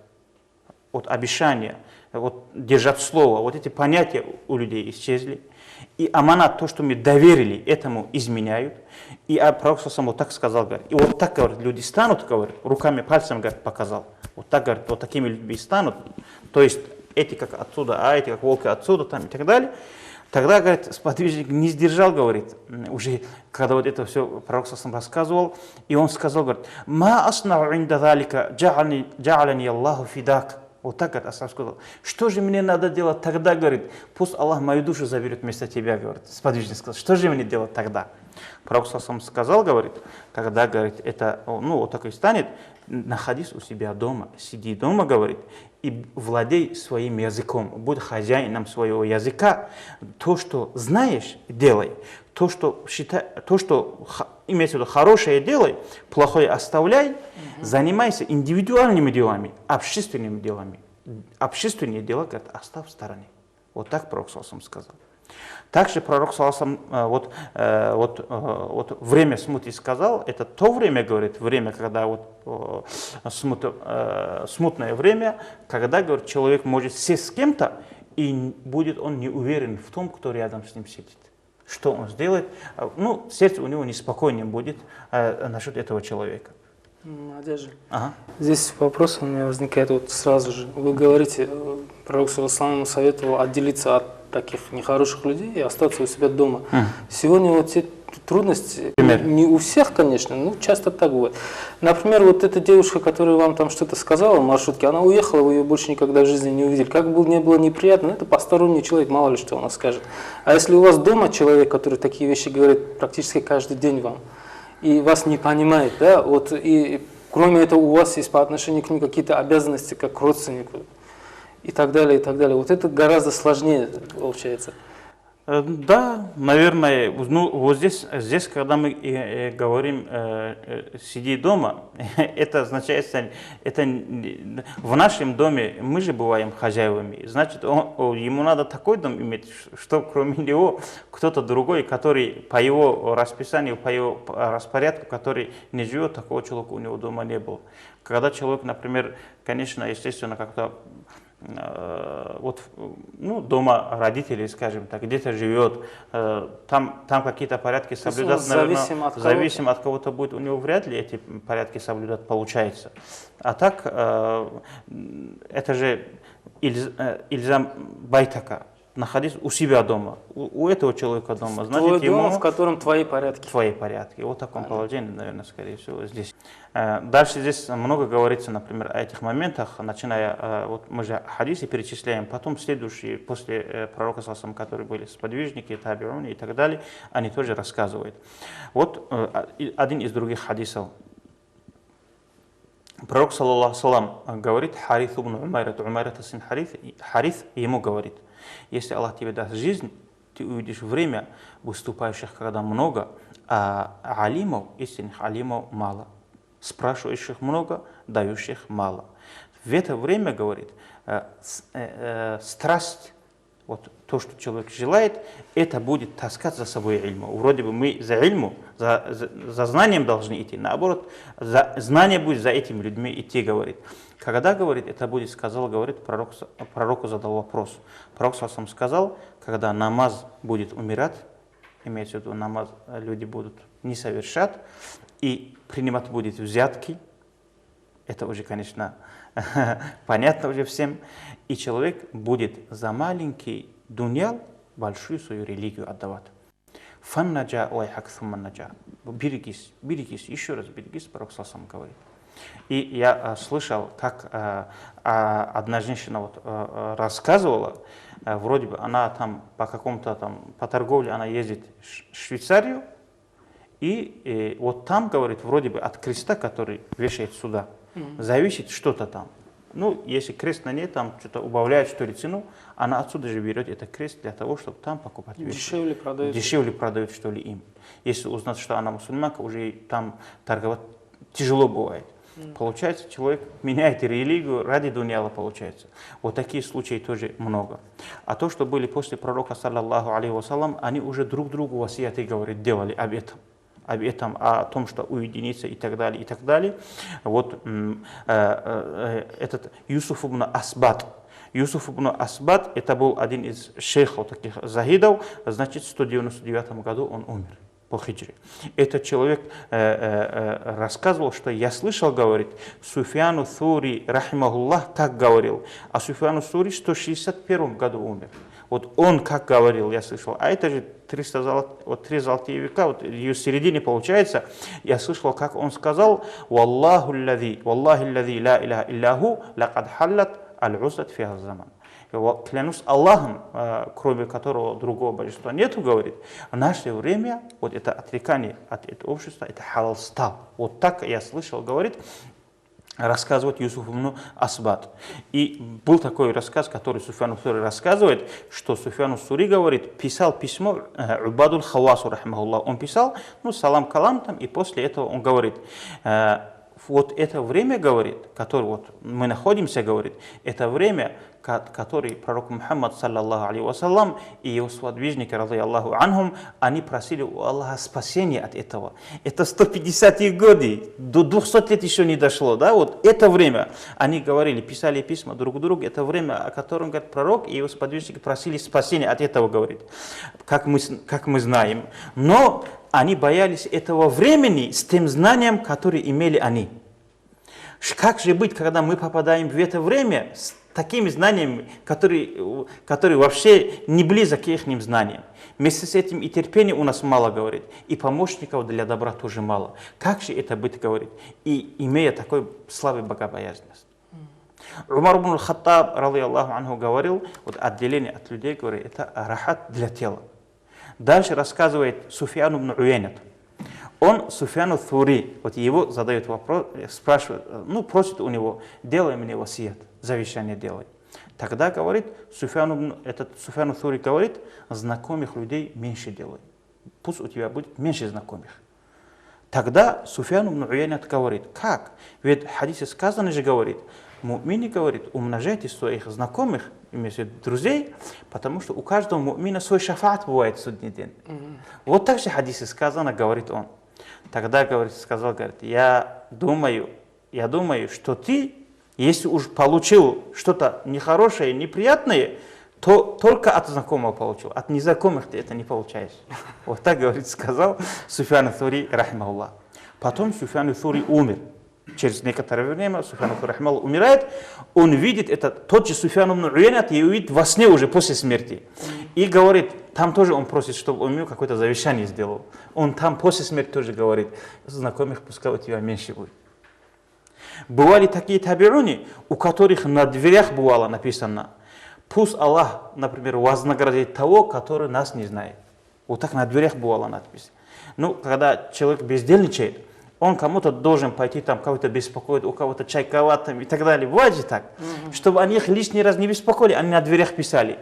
Джазаллаху ман ла ярифуна хайран. Пусть Аллах вознаградит тех, которые нас не знают. Вот такие случаи бывали. И вот дальше.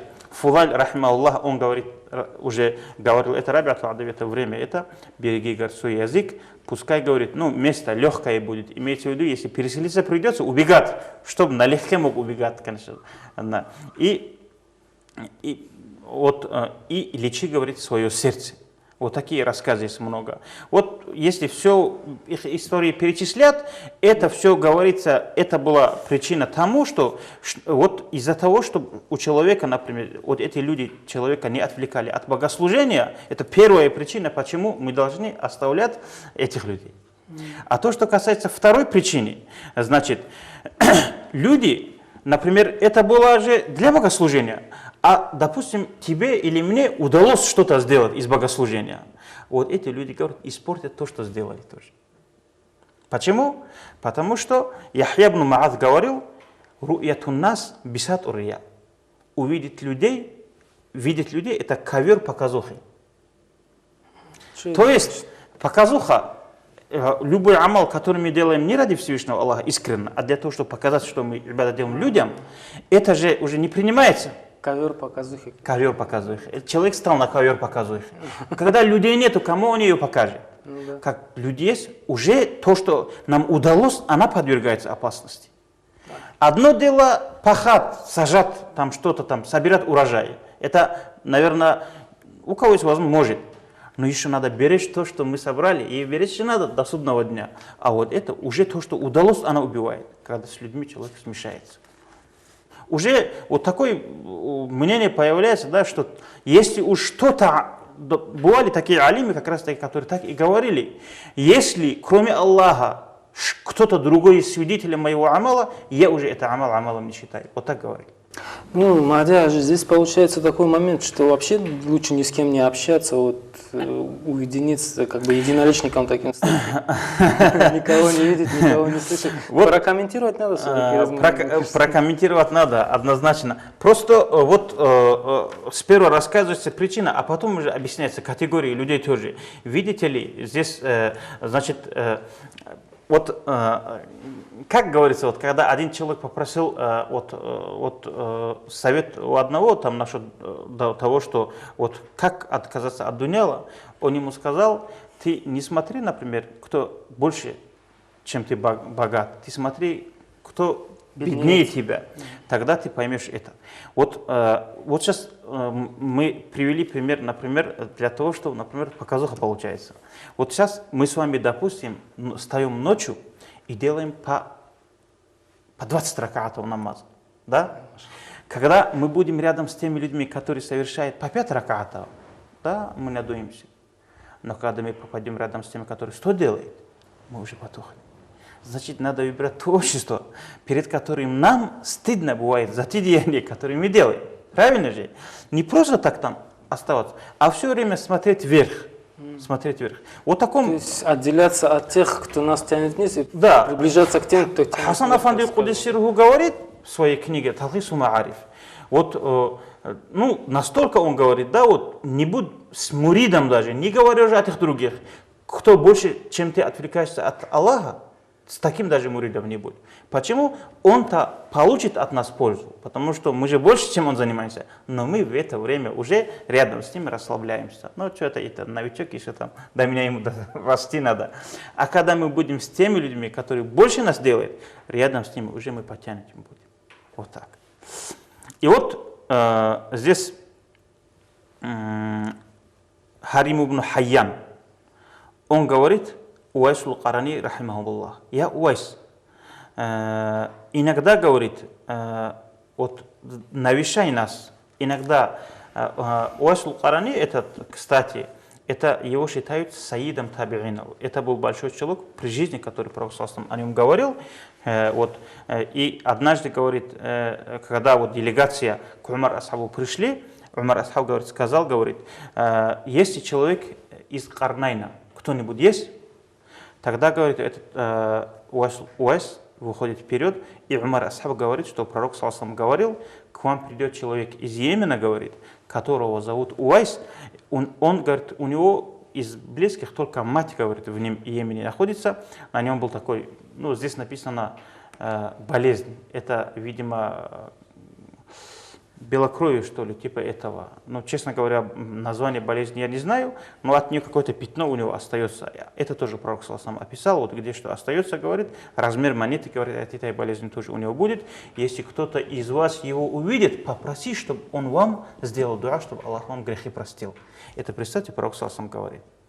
Это асхабы должны у табиинов просить, у такого. Вот сейчас же вот много бывает, например, да, разговор насчет того, что к устазу пойти, не пойти и так далее. Там, вот Аллах же и так Аллах слышит наш тауп и так далее. Ну, Пророк завещал своим сподвижникам, которые дороже, чем он, на несколько раз, чтобы они, когда увидят Уайса... Формально сподвижники Пророка выше по уровню считаются, да, чем Уайс аль-Карани. Да, да. Пророк, саллаллаху им сказал, у него попросите прощения грехов, и Умар Асхаб, радийаллаху анху, этот второй халиф. Не у него, наверное, прощения, а чтобы он попросил за них прощения вот, грехов. Вот это Уайсул Карани, ну, мы про него рассказали, что какого уровня человек был, вот, чтобы наши телезрители поняли. И вот тогда, говорит, он сказал, говорит, иногда, говорит, поддерживая с нами связь, говорит, захаживая к нам, говорит, сказал, тогда Уайсул Карани сказал, говорит, я буду с вами связь поддерживать лучшим, чем тот образ, который вы мне говорите. Имеется в виду, я буду, не увидев вас, делать вам дуа, говорит. Потому что, говорит, когда два человека, говорит, друг с другом встречаются, каждый начинает, говорит, украшать свои рассказы, там такими там. Когда один что-то расскажет, он не хочет там глупым выглядеть, он должен ему показать, что он тоже подобный рассказ знает, и он это будет рассказывать ему. И в итоге, говоря хорошее, совершает ошибки, совершает грехи, можно сказать.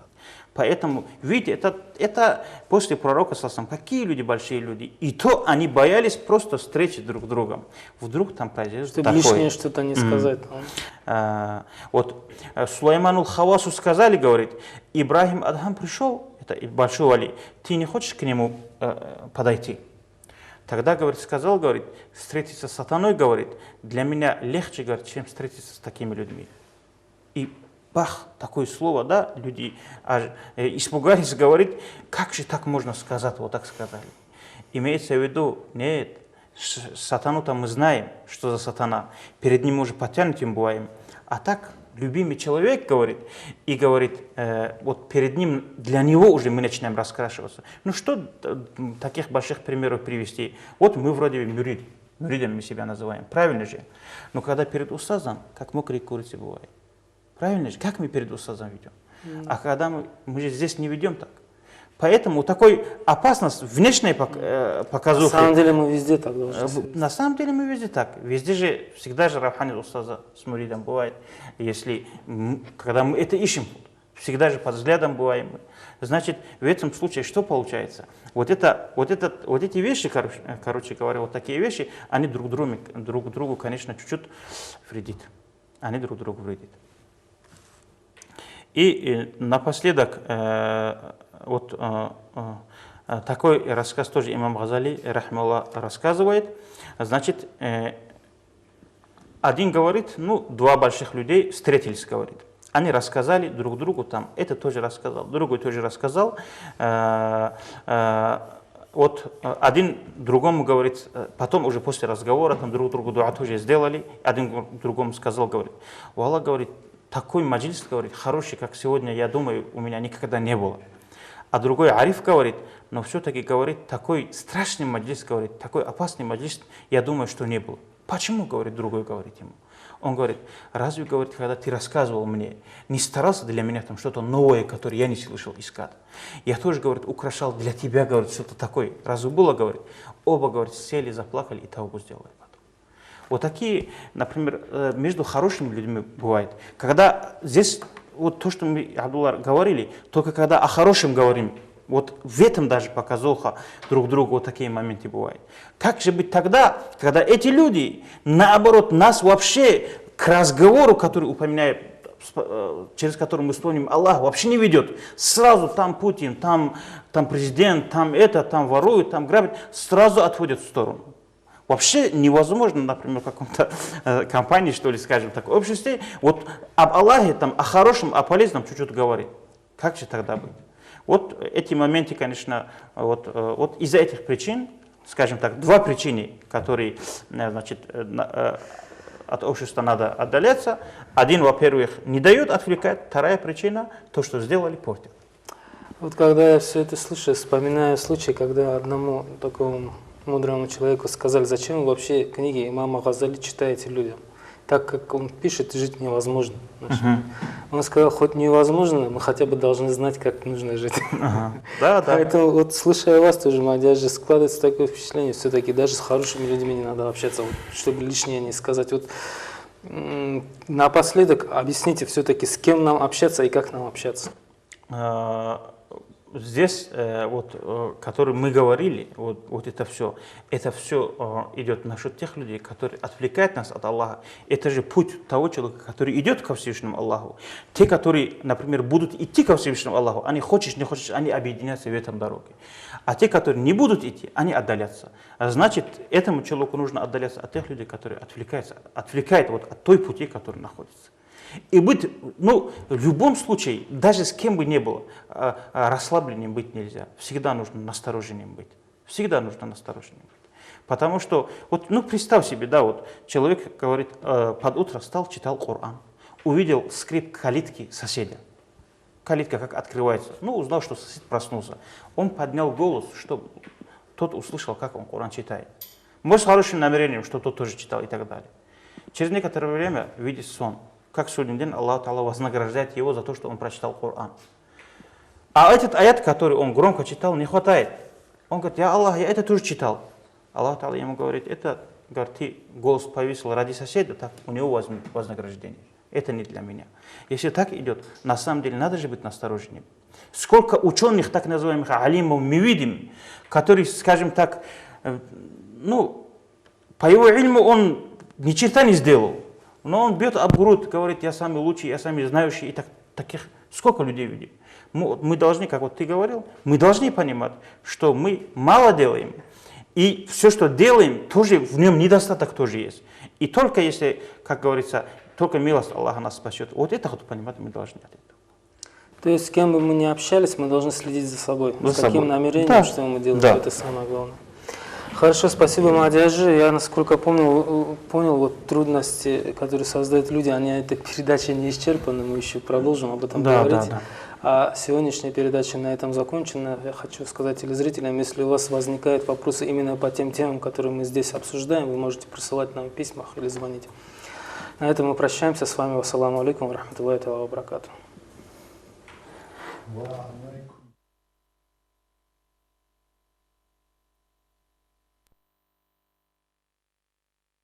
Ассаламу алейкум, уважаемые телезрители. В эфире программа «Исламский вопрос».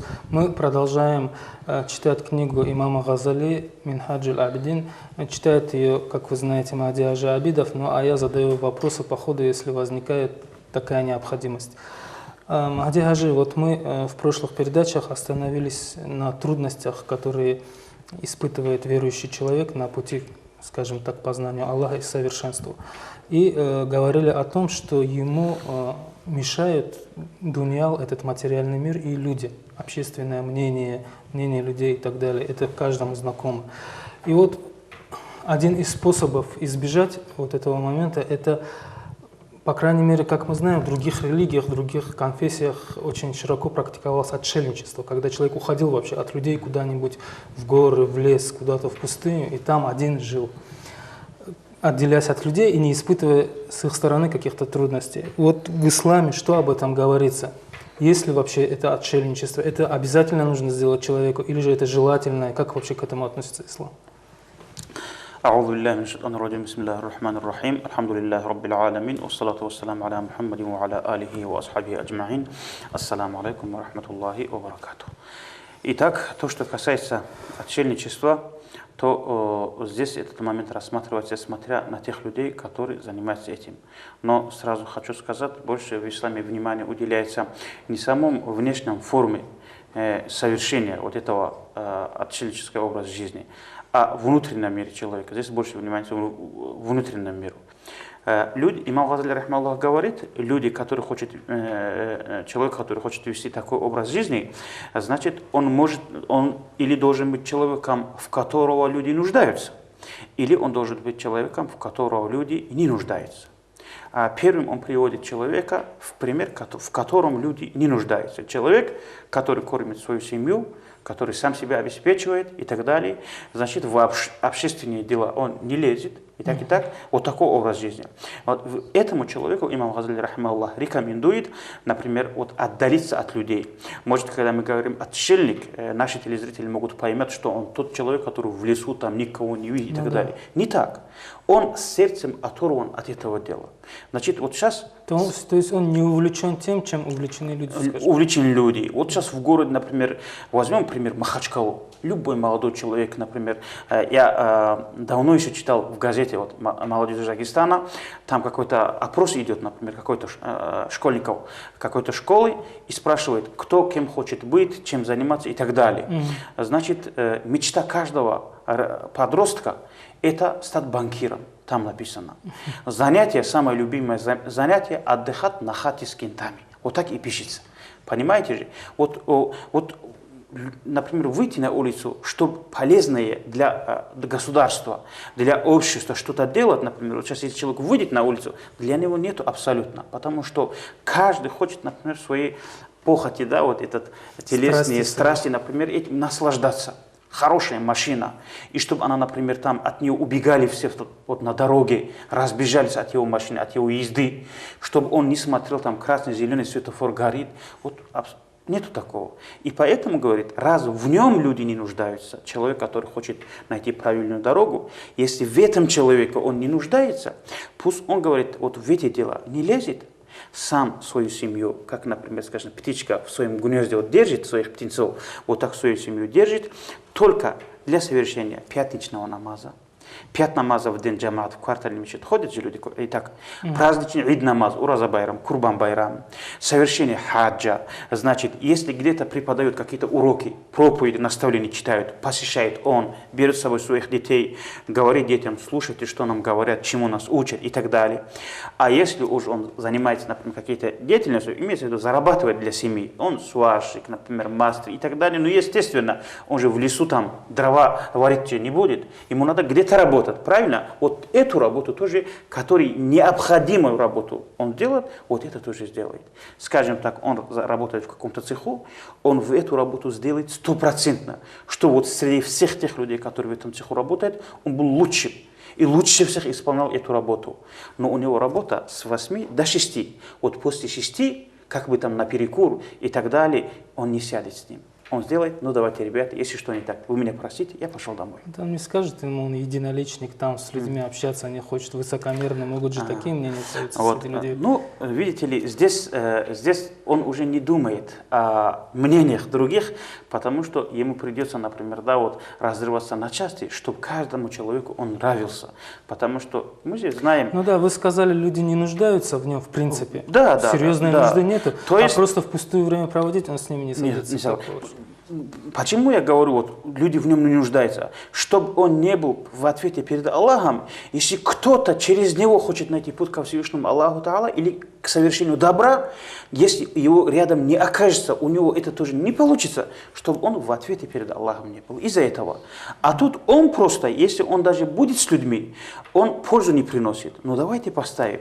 Вот, ну, такой нюанс для, пусть наши с нами вместе, Абдулла думает, и наши телезрители тоже. Вот сейчас мы вот здесь в студии сидим, например, да, вот проводим время.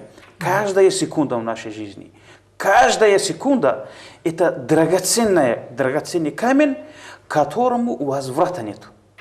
То есть, если она прошла без пользы, уже не вернется. И тут этот человек, который послан на этот свет, чтобы нести добро, он несет добро окружающему и себе, он, например, из-за какого-то мнения с одним садится, его время тратит же он.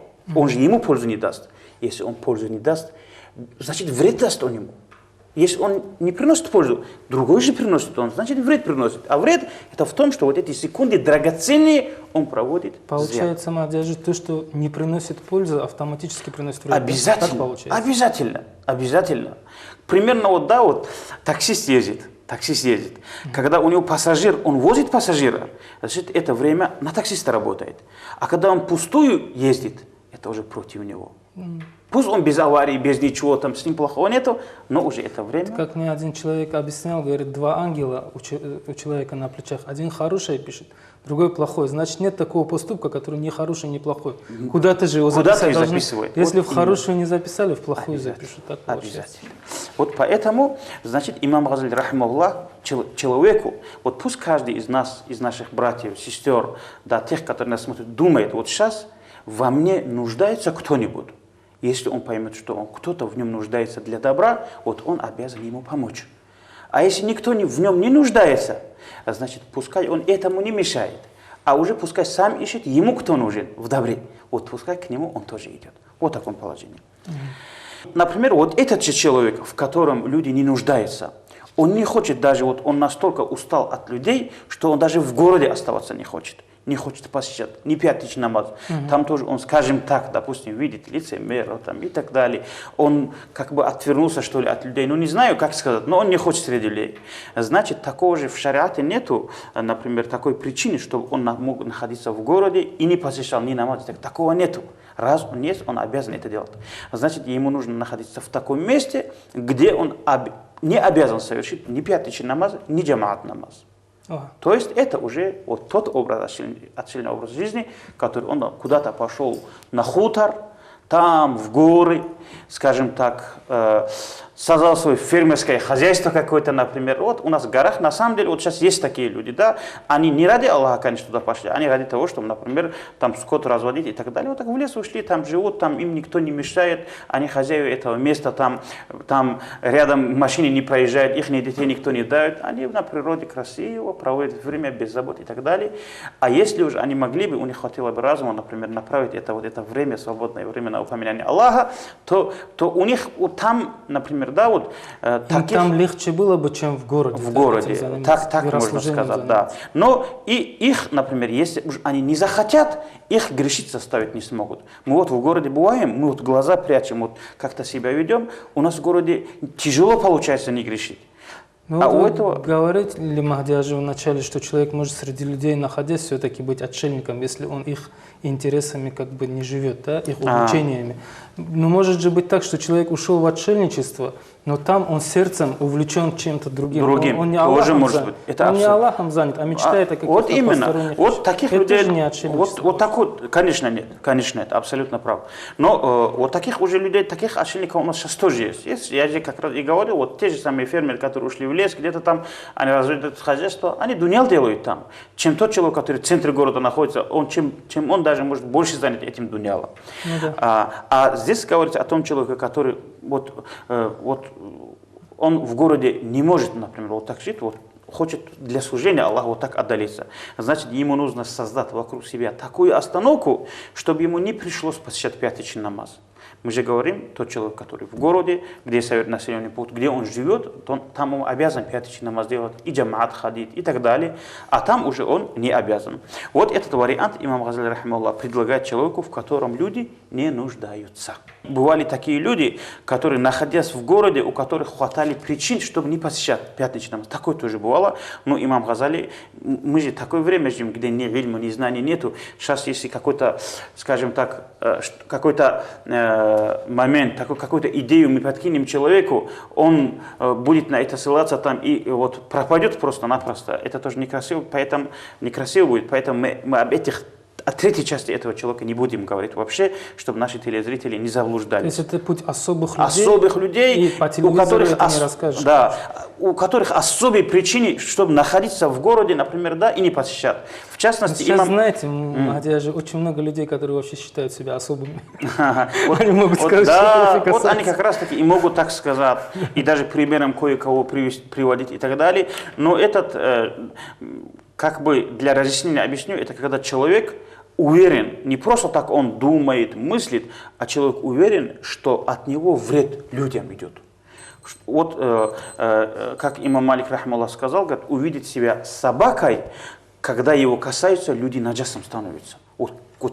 Это не просто так там искусственно, который создан не мысль, это когда человек стопроцентно на самом деле так о себе думает. Он видит свои грехи, свои ошибки, не может себя простить, и вот такое убеждение, когда есть. Но эти вещи сейчас, говорят обратно, сложно. Это и бывали такие имамы, большие имамы, которые 25 лет они не могли к людям выйти, потому что они себя чувствовали в вот таком положении. И об этом еще раз говорю, мы эту тему закроем просто. Итак, вот это один человек и два вида его, скажем так, такого образа жизни, отдельного образа жизни. Второй человек, это мы же говорили о человеке, в котором люди не нуждаются. Второй человек, это человек, в котором люди нуждаются, у которого есть знание, у которого есть ильм, у которого есть пример, который может он показать другим. И люди для решения своих религиозных, духовных вопросов нуждаются в этом человеке.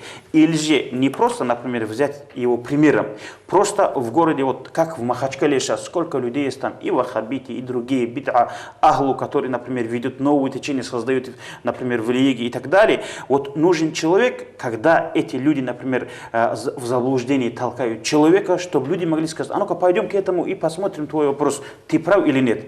В это время, если эти люди этого человека не найдут, он перед Аллахом в ответе будет. Поэтому этому человеку не разрешается вести такой аскетический образ жизни. Он должен находиться среди людей, он должен, например, раз Аллаху Та'ala дал ему этот инструмент, воспользоваться этим инструментом и очищать религию Аллаха от этих людей, которые вводят туда, значит, неправду. Пророк, саллаллаху алейхи вассалям, в своем хадисе говорит: «Ида захаратил бид'у, васакат аль-алим, фа алейхи ла'натуллах». Когда вот это бид'a, то есть, например, новшество, которое нету в религии, вот это появляется, как ваххабизм или же другие вещи, вот это, которого не было, например, вот новое что-то появляется и пачкает ислам, и алим в это время будет молчать, на нем лежит проклятие Всевышнего Аллаха. И этот алим, вот если он убежит туда там и будет молчать, я говорил, вот Саша хочется сказать, у нас Дагестан, алхамдулиллах, насыщен этими алимами. Наш муфти говорит про некоторых алимов, которые себя ведут как тумбочки, которые забились дома, никуда не выходят. Для селения он алим. Там на маулид звать, например, покушать там позвать, он алим. Но вокруг столько творится. Если каждый алим, который у нас в Дагестане, выходил бы в своем селении, среди людей, везде, говорил бы истину людям, значит, этого фитна, который мы видим в Дагестане, этого же не было бы. Это из-за того, что эти люди молчат, эти люди не говорят, эти люди говорят то, что слушателям нужно. Например, да, вот, они смотрят, чего народ ждет. Да. Пьющим и пить разрешают, курящим курить разрешают, гулящим гулять разрешают, или же просто видят, делают вид, как будто там они не видят. У них бывают хорошие контакты, например, с чиновниками большими, у них бывают хорошие контакты с теми людьми, от которых, ну, богатыми людьми, скажем так, к сожалению, от которых многое зависит в наше время, влиятельные люди. Находятся они, и что этим чиновникам, влиятельным людям нужно, они только это говорят. Они не говорят, когда этот человек заблуждается: эй, от тебя многое зависит, почему ты это людям не делаешь, почему и так далее. Даже говорит Аллаху Та'ала, даже если человек не алим просто, не ученый человек, просто он уважаемый человек в селении, в городе, авторитетный человек. Если он говорит: ради Аллаха, не воспользуйся своим авторитетом, Аллах Та'ала судный день ему скажет: я тебя сделал уважаемым человеком. Воспользуйся, что значит? То есть своим авторитетом, да, своим авторитетом, например, воспользоваться для того, чтобы нести пользу людям. Понимаете же? И Аллах Та'ала с него будет спрашивать в судный день: почему то, что я тебе дал авторитет, ты не использовал в истинных и в правильных целях? Вот так Аллах Та'ала будет спрашивать, говорит. Посмотрите, вот был такой человек, большой вали, устад Абу Бакр ибн Фаурак, рахимахуллах. Он как раз таки из такое время жил, когда он нужен был людям, но все-таки выбрал такой отчаянный образ жизни, ушел, говорит, в лес. И вот тогда, говорит, когда он в лесу уже вот так жил, он услышал, говорит, голос с неба: «Ида сирта мин худжаджиллахи аля халкихи таракта ибадаллах». Тогда, когда, говорит, ты стал доводом Аллаха, ты оставил людей, ты бросил людей. Вот так, говорит, упрек с неба услышал он. Может, это ангелы, хатифа и так далее. Потом, говорит, он вернулся в город и уже начал делать работу тоже. Также посмотрите, Ма'мун ибн Ахмад рассказывает, что устаз Абу Исхак, рахимахуллах, в ливанских горах были люди, которые специально отошли, вот там жили, вели образ жизни, такой отчаянный образ жизни, ибадат делали, служили Аллаху и так далее.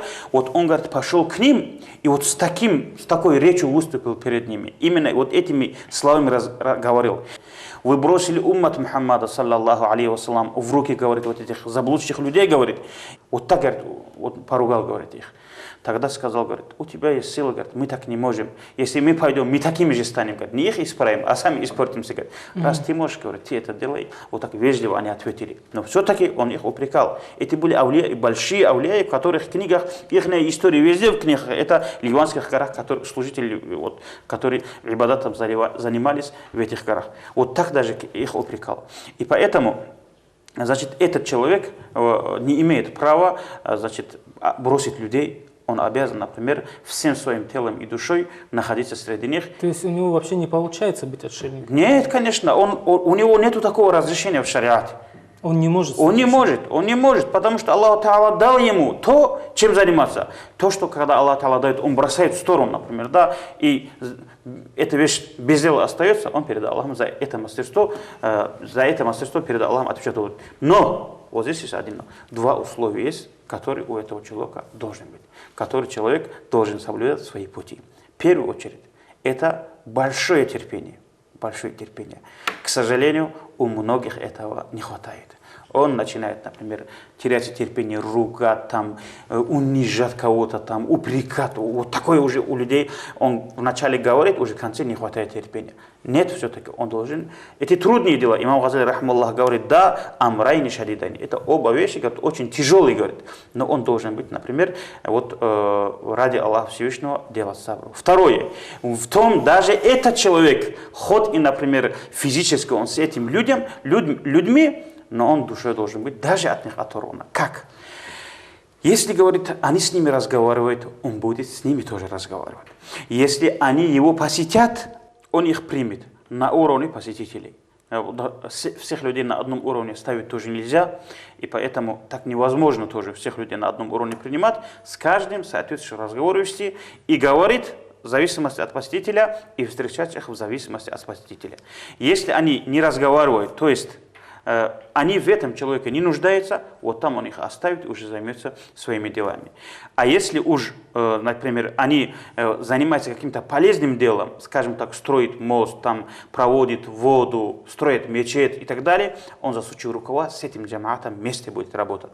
Значит, а тогда, когда они уже возьмутся, например, за нехорошие, скажем так, собираются сплетничать, там, например, обсуждают кого-то и совершают, скажем так, ненужные действия совершают, в это время он не просто отвернется, уйдет, он, например, их остановит, скажет, что этого делать нельзя, если есть у него надежда, что эти люди это примут. Но если он уверен, что эти люди не собираются его принимать, вообще его слова принимать, и вместе с этим вред от совершаемого не исходит, например, никуда, на них же остается, он не обязан даже... То есть, если они никому не вредят, а только себе? Только себе. Значит, и вместе с этим он уверен, что они не примут то, что он им говорит. Тогда он им даже замечания не сделает. Но если он увидит, что от их вреда, например, страдает уже другой невинный человек, который не согласен с этими, тогда он его защищать должен от этого вреда тоже. И вместе с этим, когда кто-то больного навещает, если у кого-то радость, его поздравит. И те люди, которые обращаются к нему за помощью, он им поможет. И взамен он от них, например, благодарности, говорит, не должен сдать. Даже, говорит, надеяться на то, что его отблагодарит, у него надежда даже не должен быть, говорит. И вместе с этим не покажет, что он от них страдает, ему от этого народа плохо и так далее. Он всегда радостным, как будто он их благодарит за то, что он их оставил, например, этот народ разрешил ему делать добро им, как бы. За это быть благодарным, говорит, вот в таком положении. За то, что может им добро делать, он еще да. благодарен. И должен быть благодарным, когда те принимают то, что он дает. Но вместе с этим быть таким скромным, когда они ему что-то дают тоже. Так имам Газали, рахималлах, рассказывает. И пускай, говорит, он терпит, да, вот, явно и тайно все, что от этого происходит, это потому, что это его работа, вот так терпеть тоже. И вместе с этим, говорит, когда он общественными делами занимается, вот у нас, у всех, наверное, у многих это бывает, сделал что-то среди людей, например, какую-то помощь людям и так далее, мы как будто успокаиваемся, да, уже успокаиваем себя, уже вот большой ибадат мы делали. Но имам Газали говорит, нет, вместе с этим, говорит, пускай, говорит, сам себе тоже отдельно что-то всегда строит, что-то делает. Мы, наверное, сейчас не уверен тоже, может, мы в прошлых передачах говорили у нас, да, один человек сказал, все, любое богослужение, которому, кроме Всевышнего Аллаха, еще кто-то является свидетелем, я это за богослужение не считаю, сказал. То есть я не жду от этого богослужения вознаграждения. Потому что это искренним ради Аллаха, чтобы это богослужение делать, искренне, это тяжело удается. То есть то, что ради людей. Вот, как бы некрасиво было, вот я свой пример привожу. Например, мы вот делаем передачи. Вот сейчас, Абдулла, ты и я передачи делаем. Мы где-то выступаем в мечетях. Люди нас увидят. Получается, мы ради популярности это делаем, нет, не ради Аллаха. Не ради популярности говорю. Даже это не скажу. Ну, намерение, иншаллах, чистое. Ради Аллаха делаем. Но от этого же, раз мы ради Аллаха это делаем, от нее должно быть вознаграждение. Правильно. Да. Но вышли мы на улицу. Увидел какой-то таксист. Увидел нас. Узнал, остановил машину. Садись, брат, подвезу. Со мной многое такое бывает. Может, с вами тоже бывает. Бывает. Этот человек отвозит нас. Все, мы уже вознаграждение получили от этих людей. Получили вознаграждение. Вот пошел я на базар. На днях тоже был случай. Ну когда... так что, от этого всего отказываться? Не отказываться, конечно. Я говорю, вместе с этим нужно нам самим себе тоже ибадат делать какой-то. Какой-то, которого никто не видит. Никто не свидетелем не является. Ладно, вот представь себе, пошли мне на базар.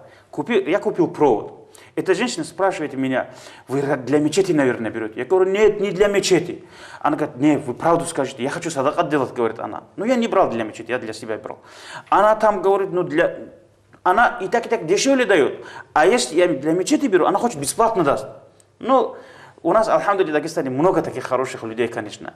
Но я говорю, в конце-то концов, я говорю, 10 метров для мечети не берут. Мечеть большой, там или там целый... Уже доказывать ей начали. Да, говорю, 100-200 метров, там мало для мечети, не хватает. Я говорю, нет, не для мечети. И уже она цену не говорит. Мне неудобно. Но как бы ни было, например, я думаю, что она уступила много. Я ей то, что дал, оплатил, но тем не менее я уверен, что она дешевле дала. Вдруг она дешевле дала. Перед Аллахом, судный день, как за это ждать вознаграждение? Правильно же? Уже мы здесь получили. Уже мы здесь получили. Поэтому, ну, Аллах богатый, Аллах щедрый, Он может даже так вознаградить. Мы в это надежду тоже не теряем. Но, тем не менее, ждать, да, уверенно там, от этого вознаграждения тоже нет. Почему? Вот посмотрите, Умар ибн Хаттаб, радийаллаху анху, это второй халиф пророка, от которого сатана боялся, спереди смотреть на него сатана не мог. Он, говорит, сказал, если я ночью буду спать, я испорчу себя. Если я днем буду спать, я испорчу народ. То есть, я их дело, обязанность не исполню. Как же мне тогда спать, сказал Умар, радийаллаху анху. Получался, он практически не спал. Перед обедом там где-то там минут 10-15 ловил там сутки. Вот так он жил, Умар, радийаллаху анху. Поэтому мы, конечно, даже примером приводить такого человека в нашем разговоре, это мы недостойные люди, но тем не менее успокоить себя тем, что мы какую-то работу делаем, тоже, конечно, не стоит. Почему? Потому что вижу, я вот на практике вижу, что за все это мы, вот, пользуясь случаем, можно сказать, мы все благодарны всем тем, которые делают это добро, потому что они, наверное, добро не ради нас делают, ради Всевышнего Аллаха делают. Конечно. Конечно. И поэтому пусть люди не думают, что мы, например, к этому привыкли, уже на это не обращаем внимания. Аллах обращаем и упоминаем всех наших братьев и сестер в дуа тоже. И стыдно бывает от этих людей тоже. Но на самом деле нам тоже, конечно, Абдулла, расслабиться нельзя. Мы для себя тоже. Пусть они нам тоже дуа делают, чтобы мы не расслабились. Не расслабились, да. Это как вот бы так. Мы их тоже просим об этом. И вот по этому поводу большие люди вот так говорили тоже, делая васият своему сыну. О, мой сын, живи среди людей, говорит. Вот сейчас в наше время, там, например, да, мы видим, что как люди одеваются. То есть мы же можем одеваться, например, схожими, соблюдая все рамки шариата, например. Да? Вот сейчас это не одежда пророка, которую я одел. Да? И вот сейчас он тоже ему говорит, вот, будь с людьми на их уровне, говорит. Если мы сейчас, Абдулла, мы же исламские люди вроде. В заплатанных халатах не надо ходить, ну, грубо говоря. чалму одел, бороду отпустил и на верблюде по колено скакаем. Как это будет выглядеть? Неужели мы этим наставим людей на путь истины? Скажи, идиоты же скажут, правильно же? Поэтому чуть-чуть этих людей тоже нельзя заставлять говорить про мусульман идет. Идиотами называть мусульман, мы не должны заставлять. Да. Поэтому он васият делает. За людьми не следует говорить. Мы видим, что люди, например, там на свадьбе, там эти платья, там дочерям там готовят, там банкет снимают, музыкантов, шампанское. За людьми не следует говорить в этом зле. Но с людьми тоже говорит, буду. Понимаете же? И после этого говорит, отец говорит, сын, как же, говорит, тяжело, говорит, жить с людьми живыми и мечтать о умерших. Вроде бы живешь с живыми, говорит, но мечтаешь оказаться в мертвом месте. Какое же это тяжелое время, тоже в своем васияте, говорит, отец сказал. И Ибн Мас'уд, радийаллаху анху, вот в конце вот обсуждения этой темы говорит, будь с людьми, говорит, вот вместе, на их уровне, но дин, говорит, не дай им свой ранить. Религию, говорит, не дай ранить. А в наше время люди, вот, да, вот, в основном, они готовы ради людей религии пожертвовать. Хороших людей мы видим, да, вот наших братьев и сестер, раз мы так называем, всех назовем, они могут 20 лет по нормам ислама жить, но когда свадьбу сделают, поставят шампанские, чтобы, например, посетителей не обижать. То есть они ранят религию этими делами. И поэтому нельзя, что бы мы ни делали, свою религию ранить мы не должны давать. Хорошо, Мадияжин, по поводу того человека, в котором нуждаются люди, примерно все понятно. Но вот первая категория, в котором люди не нуждаются, имам Газали им рекомендует иногда даже уйти вообще куда-то подальше от города, от цивилизации, скажем. Есть хадисы пророка, в которых он рекомендует, наоборот, быть в джамаате человеку, чтобы не испортиться, чтобы не уйти по неправильному пути. Даже и пророк, сравнивает здесь шайтана с волком, который забирает ту овцу, которая вне стада, отдельно от стада. Когда в стаде она более защищена. Как бы. И даже сам имам Газали говорит, что посещать брата по вере, радовать его своим посещением, это жемчужина из верослужения. Да. Как же здесь быть, как это все соотнести, отшельничество с необходимостью быть в джамате? Естественно, вот как вы сказали, вот, да, что пророк, как в хадисе пророк говорит, держитесь в джамаате, помощь Аллах с джамаатом и так далее.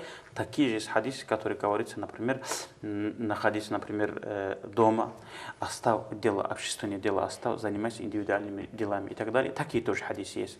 Примерно, вот видите ли, когда, например, все хорошо, вот возьмем для примера, вот арабские страны, жаркие страны, например, да, у них же нету, вот им же не говорится, нужно печки ставить, отопление проводить, им не говорится. Почему? Потому что там жарко, проблем нету. Вот представьте, вот сейчас уже начал там снег, где-то в Африке снег пошел, там где-то снег пошел, начинается уже проблема похолодания. То есть начинаются определенные проблемы, и у них возникают проблемы уже с обстановкой дома. Тут уже надо придумать отопление и так далее. Когда все хорошо, когда люди хорошие, все живут по нормам, которые Аллах Та'ала показал, а когда люди живут по тем нормам, которые Аллах Та'ала показал, там у людей проблемы быть не может. Правильно же? Вот тогда и то, что пророк сам говорит, тоже, конечно, все идет хорошо. Но пророк предсказал нам заранее же, что будут проблемы, и с этими проблемами как бороться тоже. Вот из-за этих проблем Абдулла, как раз таки этому человеку тоже приходится уходить в лес, кому-то что-то, какие-то вещи соблюдать приходится. Раз эпидемия, там что-то надо делать, какие-то вакцины принимать и так далее. Да, вот у нас тоже часто будет, я от нашего духовного наставника тоже слышал, часто он людям даже рекомендует, которые пришли вирд брать. Вот ты будь с этими людьми, говорит, указывай нам вирдов. Но мы часто видим, когда мы собираемся вместе, мы иногда о чем говорим? Да. Что лучше было бы об этом и не говорить, не собираться для этого. Видите? Да. И поэтому, значит, алими, например, да, вот, толкуют вот эти хадисы пророка, саллаллаху алейхи вассалям, и алими говорят, то, что пророк саллаллаху говорит, находитесь в джамаате. Джамаат – это общество, а общество может делать хорошее и плохое. Пророк же не может говорить, когда плохое делает, будьте джамаатом. Так же не говорят, раз эти скинхеды там кого-то бьют, будь джамаатом и давай руби дальше. Так же не может пророк говорить. Поэтому пророк в хадисе говорит, то, что делается в религиозных обрядах. Например, ид намаз делает, будь с джамаатом, ид намаз совершай. Отдельно дома 2 раката не совершай. Делается обеденный намаз джамаат, иди джамаат совершай и так далее. Это касается, говорит, вот в этих вещах, например, шариатских таких обрядах, которые делаются в джамаатом, вот там находись. В другом, например, вот другие алимы говорят, также рассказывают, например, это пророк сам говорил из-за того, что вот этот джамаат, она как бы пугает сердце противника, который хочет вредить обществу, мусульманскому обществу. Когда видит хороший сплоченный джамаат, кто сможет, например, да, зажать кулак против него, никто... Да, и сердце многих мусульман он укрепляет. Укрепляет тоже, да. Ну, естественно. Слабый человек духом, он вот именно. Большой джамаат, он это тоже. И третьими алимы говорят, что это не касается времени, когда уже среди людей смута, вот это развито. Это касается, когда все хорошо. Значит, тут уже, когда смута идет везде, мы не просто не уверены за себя, не то, что мы там кого-то наставим на путь истины, мы за себя не уверены. Это общество, в котором развито вот это плохое, просто поглотит этот джамаат целиком. Он тоже превратится в одну из них. Как мы видим, наши отцы, пусть Аллах доволен будет от них, они как воспитывали нас, своих детей? Они же говорили, не воровать, не грабить. А их дети в Москве грабят. Из-за этого про всех кавказцев думают, там, например, грабители, разбойники. Также отцы нас не учили этому. Не учили же этому. Из-за того, что они в обществе были, во что превратились. Вот эти люди, когда вот они не уверены за себя, вот пускай тогда они идут в то общество, в которое их направляет на другую сторону. Вот так имам Газали, рахималлах, вот, толкует это. И вот имам Газали, рахималлах, же, вот, как вы сказал, это посещение братьев и так далее, это жемчужина богослужения. Да, это жемчужина, но в этих случаях, например, вот, нужно понимать такой момент, что когда мед слишком кушают тоже, она уже горьким становится. Пророк в хадисе говорит, чуть-чуть изредка там навещай братьев, она любовь больше развивает. И чем сказать нам, например, зачем ты пришел, пусть нам говорят, почему ты не приходишь. Чем мы будем надоедать, пусть скучают по нас. Да, и поэтому вот это какой-то резонанс, вот этот момент тоже надо соблюдать. Хорошо, Махдиаджи, вот есть такое понятие, как стадный инстинкт. В какой-то мере он и людям присущ. Да? Вот когда все чем-то занимаются, человек тоже хочет, ему кажется, что это хорошо почему-то. Как вот этого избежать, находясь даже среди людей, вы говорите, можно быть отшельником? Что может человеку помочь, как бы войти в такое состояние, скажем, не увлечься тем, чем увлечены все большинство? Это вот этому помогает, имам Газали, как рахималлах говорит, этому помогает то, что человек избавляется от бездельничества. В основном, например, ну как можно, вот, мы же видим, например, людей вокруг нас, которые, каждый человек занят своей проблемой. На улице хабарничают, гудиканят там и так далее, там, те люди, бездельные, бездарные люди, они там взяли там, да, угол какой-то улицы, там сели на корточках, жуют жвачку там и так далее, значит, ничем не занимаются, болтологией занимаются, и, как говорится, говорит, вот вышли две женщины, например, гонять скот, ну, стадо. Пока они говорили, этот скот вернулся обратно. Вот видите, когда люди бездельничают, от этого это тоже появляется у людей. А когда человек занят, любой человек занят, врач лечит, пока лечит, он уже, считай, ведет отшельный образ жизни. Он людей лечит, у него нет времени там с кем-то говорить. Давай-ка больных людей оставить, он выйдет во двор больницы, там, ногу на ногу и будет хабарничать с людьми, там, якобы людей радовать. Это что ли его работа? Нет. Поэтому раз мы книгу Минхаджуль Абдин читаем, это путь служителей. Раз человек находится в пути служителей, и ему тоже нужно, например, за эту профессию взять. То есть заполнить свое время, как Умар Асхаб говорил, делать такой режим, чтобы в этом режиме у него не было пробелов для этого. Вот таких моментов у него не было. Что пустого времени не осталось. Пустое времени у него не получился. И после того, как у него пустое время не будет, Абдулла, ну, мы уже, считай, о теории говорим, как бы, да, у нас этой практики нету, но мы, алхамдулиллях, своими глазами видели тех, у которых эта практика есть. Мы же видели этих людей. Алхамдулиллях, конечно. Вот, когда, говорит, человек... Я был удивлен, когда увидел впервые человека, который не спал всю ночь. На рабита сидел. Вот, понимаете же? Есть такие люди, да, мы видели, есть у нас пока что не ахирзаман, да, не конец света, да, вот поэтому мы видим таких людей, и смотря на этих людей, понимаем, как им сладко вот эти секунды, которые мы не отнимаем их от этого, как эти люди убегают от людей для того, чтобы лишний один раз, например, зикру сделать и так далее. Вот. И вот тогда, когда мы почувствуем, на самом деле, вот это сладость богослужения говорит, вот тогда нам даже не нужно будет этого делать, нас придется загнать туда с людьми, чтобы разговаривать. Пример. Муса, алейхиссалам, пророк, как в Библии говорится, Моисей, алейхиссалам, вот он, когда у него был разговор со Всевышним Аллахом, когда, говорит, он вернулся от Аллаха, и он говорит, затыкал уши, говорит, что не слышат слова людей. Второй, это первым поможет ему. Вторым поможет, говорит, ведь тот человек, который там как-то разговаривает, приближается к сердцу другого человека, подбирается потихоньку, он, значит, от него что-то хочет. Как в одном рассказе, вот председатель колхоза и его зам идут, и ну, они решили искупаться у речки. Тут, говорит, этот председатель колхоза разделся там и зашел в море, в реку, и поскольку первый шаг сделал в воду, видимо, холодная вода была, он говорит, ах, как холодно. А там одетый зам говорит, прыгает, говорит, Аллах холодно, говорит. Сзади, который вообще до воды не дотронулся. Понимаете же, вот так кивает людям, регулирует, почему что-то хочет от него. Если, говорит, человек потеряет надежду от людей, будет надеяться на Всевышнего Аллаха, вот тогда тоже, значит, ему нет резона там с ним говорить лишний раз. Там, подлизываться к людям не будет. И в-третьем, значит, он должен видеть на самом деле, что теряет. Как мы в начале передачи говорили, эти секунды драгоценные, которые никак не вернут, никак не вернет. У Хасан Афанди Кудиссирху, большой шейх устаз из селения Кахиб, у него было, говорит, две двери в мечеть. Один, говорит, далеко, чтобы шаги в сторону мечети много было. Но от мечети, говорит, рядом, напротив двери мечети, чтобы даже шагов, которые от мечети уходят, чтобы меньше был. Он уже заскакивал домой. Вот так было. Потому что они на самом деле понимали цену вот этих секунд. Пусть, конечно, Аллах Та'ала нам тоже даст понять статус этих секунд. Аллаху амин, спасибо, Махди Ажи. Пусть Аллах поможет и нам. Иншаллах, в следующих передачах мы продолжим говорить о тех трудностях, которые встречает служитель Аллаха на своем пути. У нас остались еще две названные в этой книге. Это шайтан и нафс человека, его эго. Об этом мы и будем говорить. А сегодняшняя передача на этом закончена. Мы прощаемся с телезрителями. Ассаламу алейкум ва рахматуллахи ва баракатуху. Ассаламу алейкум, уважаемые телезрители. В эфире программа «Исламский вопрос». Мы продолжаем беседовать с Мадяжи Абидовым о книге имама Газали «Минхаджуль Абидин».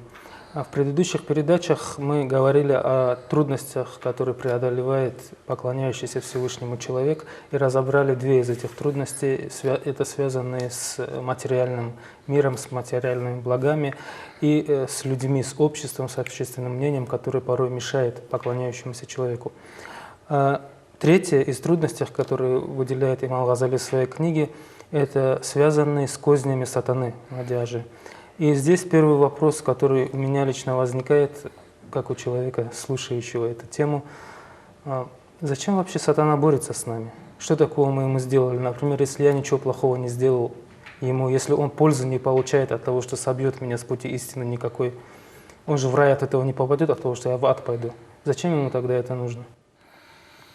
أعوذ بالله من الشيطان الرجيم بسم الله الرحمن الرحيم الحمد لله رب العالمين والصلاة والسلام على محمد وعلى آله وأصحابه أجمعين السلام عليكم ورحمة الله وبركاته. Не зря говорится, что первый грех, который был совершен на свете, это гордыня. Вот эта гордыня, конечно, и сатане тоже помешала понимать и суть того, что происходит вокруг нее. И даже говорится в книгах, что среди ангелов бывают, говорит, такие ангелы, которым Аллах Та'ала дал возможность видеть то, что начертано на доске скрижали. То есть то, что все, что было и будет, все вот это читать, которым Аллах Та'ала такую возможность и силу дал. Потому что там, описывая эта доска скрижаль, там одну букву нужно было ангелам перелетать несколько там лет и так далее. Не каждый, говорит, ангел умеет и сможет ее читать тоже. И тут один ангел читает там, что некое создание Аллаха Всевышнего, который уже очень долго будет служить Всевышнему Аллаху Та'ала и в итоге станет заблудшим, то есть врагом Аллаха. Вот это прочитал оттуда, он приходит к ангелам и рассказывает им, что я на доске скрижали прочитал такое. Это какой-то из ангелов, да? Какой-то один из ангелов. И все ангелы, например, их сердца как бы они все испугались и со страхом ищут помощи. Откуда же нам помощь? А в это время как бы Иблис, в то время, как говорится, ихним, как чуть ли не наставником, ихним проповедником, оказывается, был Иблис. И все собрались и решили, давайте-ка, тогда имя у этого Иблиса был другой. Надеюсь, что телезритель нас понимает, говоря Иблис, что мы имеем в виду сатану, это и есть сатана. Отец всех вот этих То есть шайтанов. Когда-то он был в раю и даже был имамом, до того, как сбился с пути. Сбился с пути. То есть, например, как в наше время вот человек из-за своего искреннего богослужения потихоньку поднимается в уровне авлия, приближенных рабов Аллаха. И так вот он поднимался до первого неба, до второго, до третьего, до 7 небес. Он находился в раю, там потом уже проповедовал, значит, ангелам и так далее. Вот в таком положении был. Вот все ангелы собрались и сказали, давайте-ка средний самый, как говорится, достойный это Иблис, подойдем к нему и попросим, чтобы он нам сделал дуа, чтобы мы не оказались из тех рабов, про которого вот там на доске скрижали говорится. И ангелы пришли, вот все ангелы плакали, рыдали, просили Аллаха, чтобы Аллах Та'ала их не сделал, например, да, из тех, которые сбиваются с пути. Вот этот Иблис всем делал дуа, каждому ангелу сделал дуа. Упаси Аллах, чтобы ты не оказался из тех. Но она себя забыла. Она даже не допустила, да, вот, что вот он, этот Иблис, может оказаться из тех, которые заблуждаются. Она даже об этом не подумала, говорит. Из-за ее гордыни, вот этого высокомерия, она вот не подумала, говорит. То есть, получается, Аллах Та'ала даже его дуа принял. Он же за всех попросил. И да. Тот, за кого не попросили, остался он один. Остался он один. И вот еще такой момент тоже, когда Аллах Та'ала вот из глины создал, значит, статую Адама, алейхиссалам, пророка. Он не живой еще, скажем так, не человек, просто статуя, форму вот, тела человека, которого поставили у входа в рай. Значит, все ангелы проходили и наслаждались, поскольку это создание Аллаха, и ее красотой восхищались, говорит, ангелы. Но сатана уже даже неживому Адаму, алейхиссалам, начала враждовать. Это вот уже второй грех, зависть, завидовать. Значит, почему, мол, что он здесь делает, что-то там здесь не то, не для добра он здесь. Вот такие уже мысли. То есть не им восхищаются, а кем-то другим еще. Да, Вот да, это да, уже вызывало да. зависть.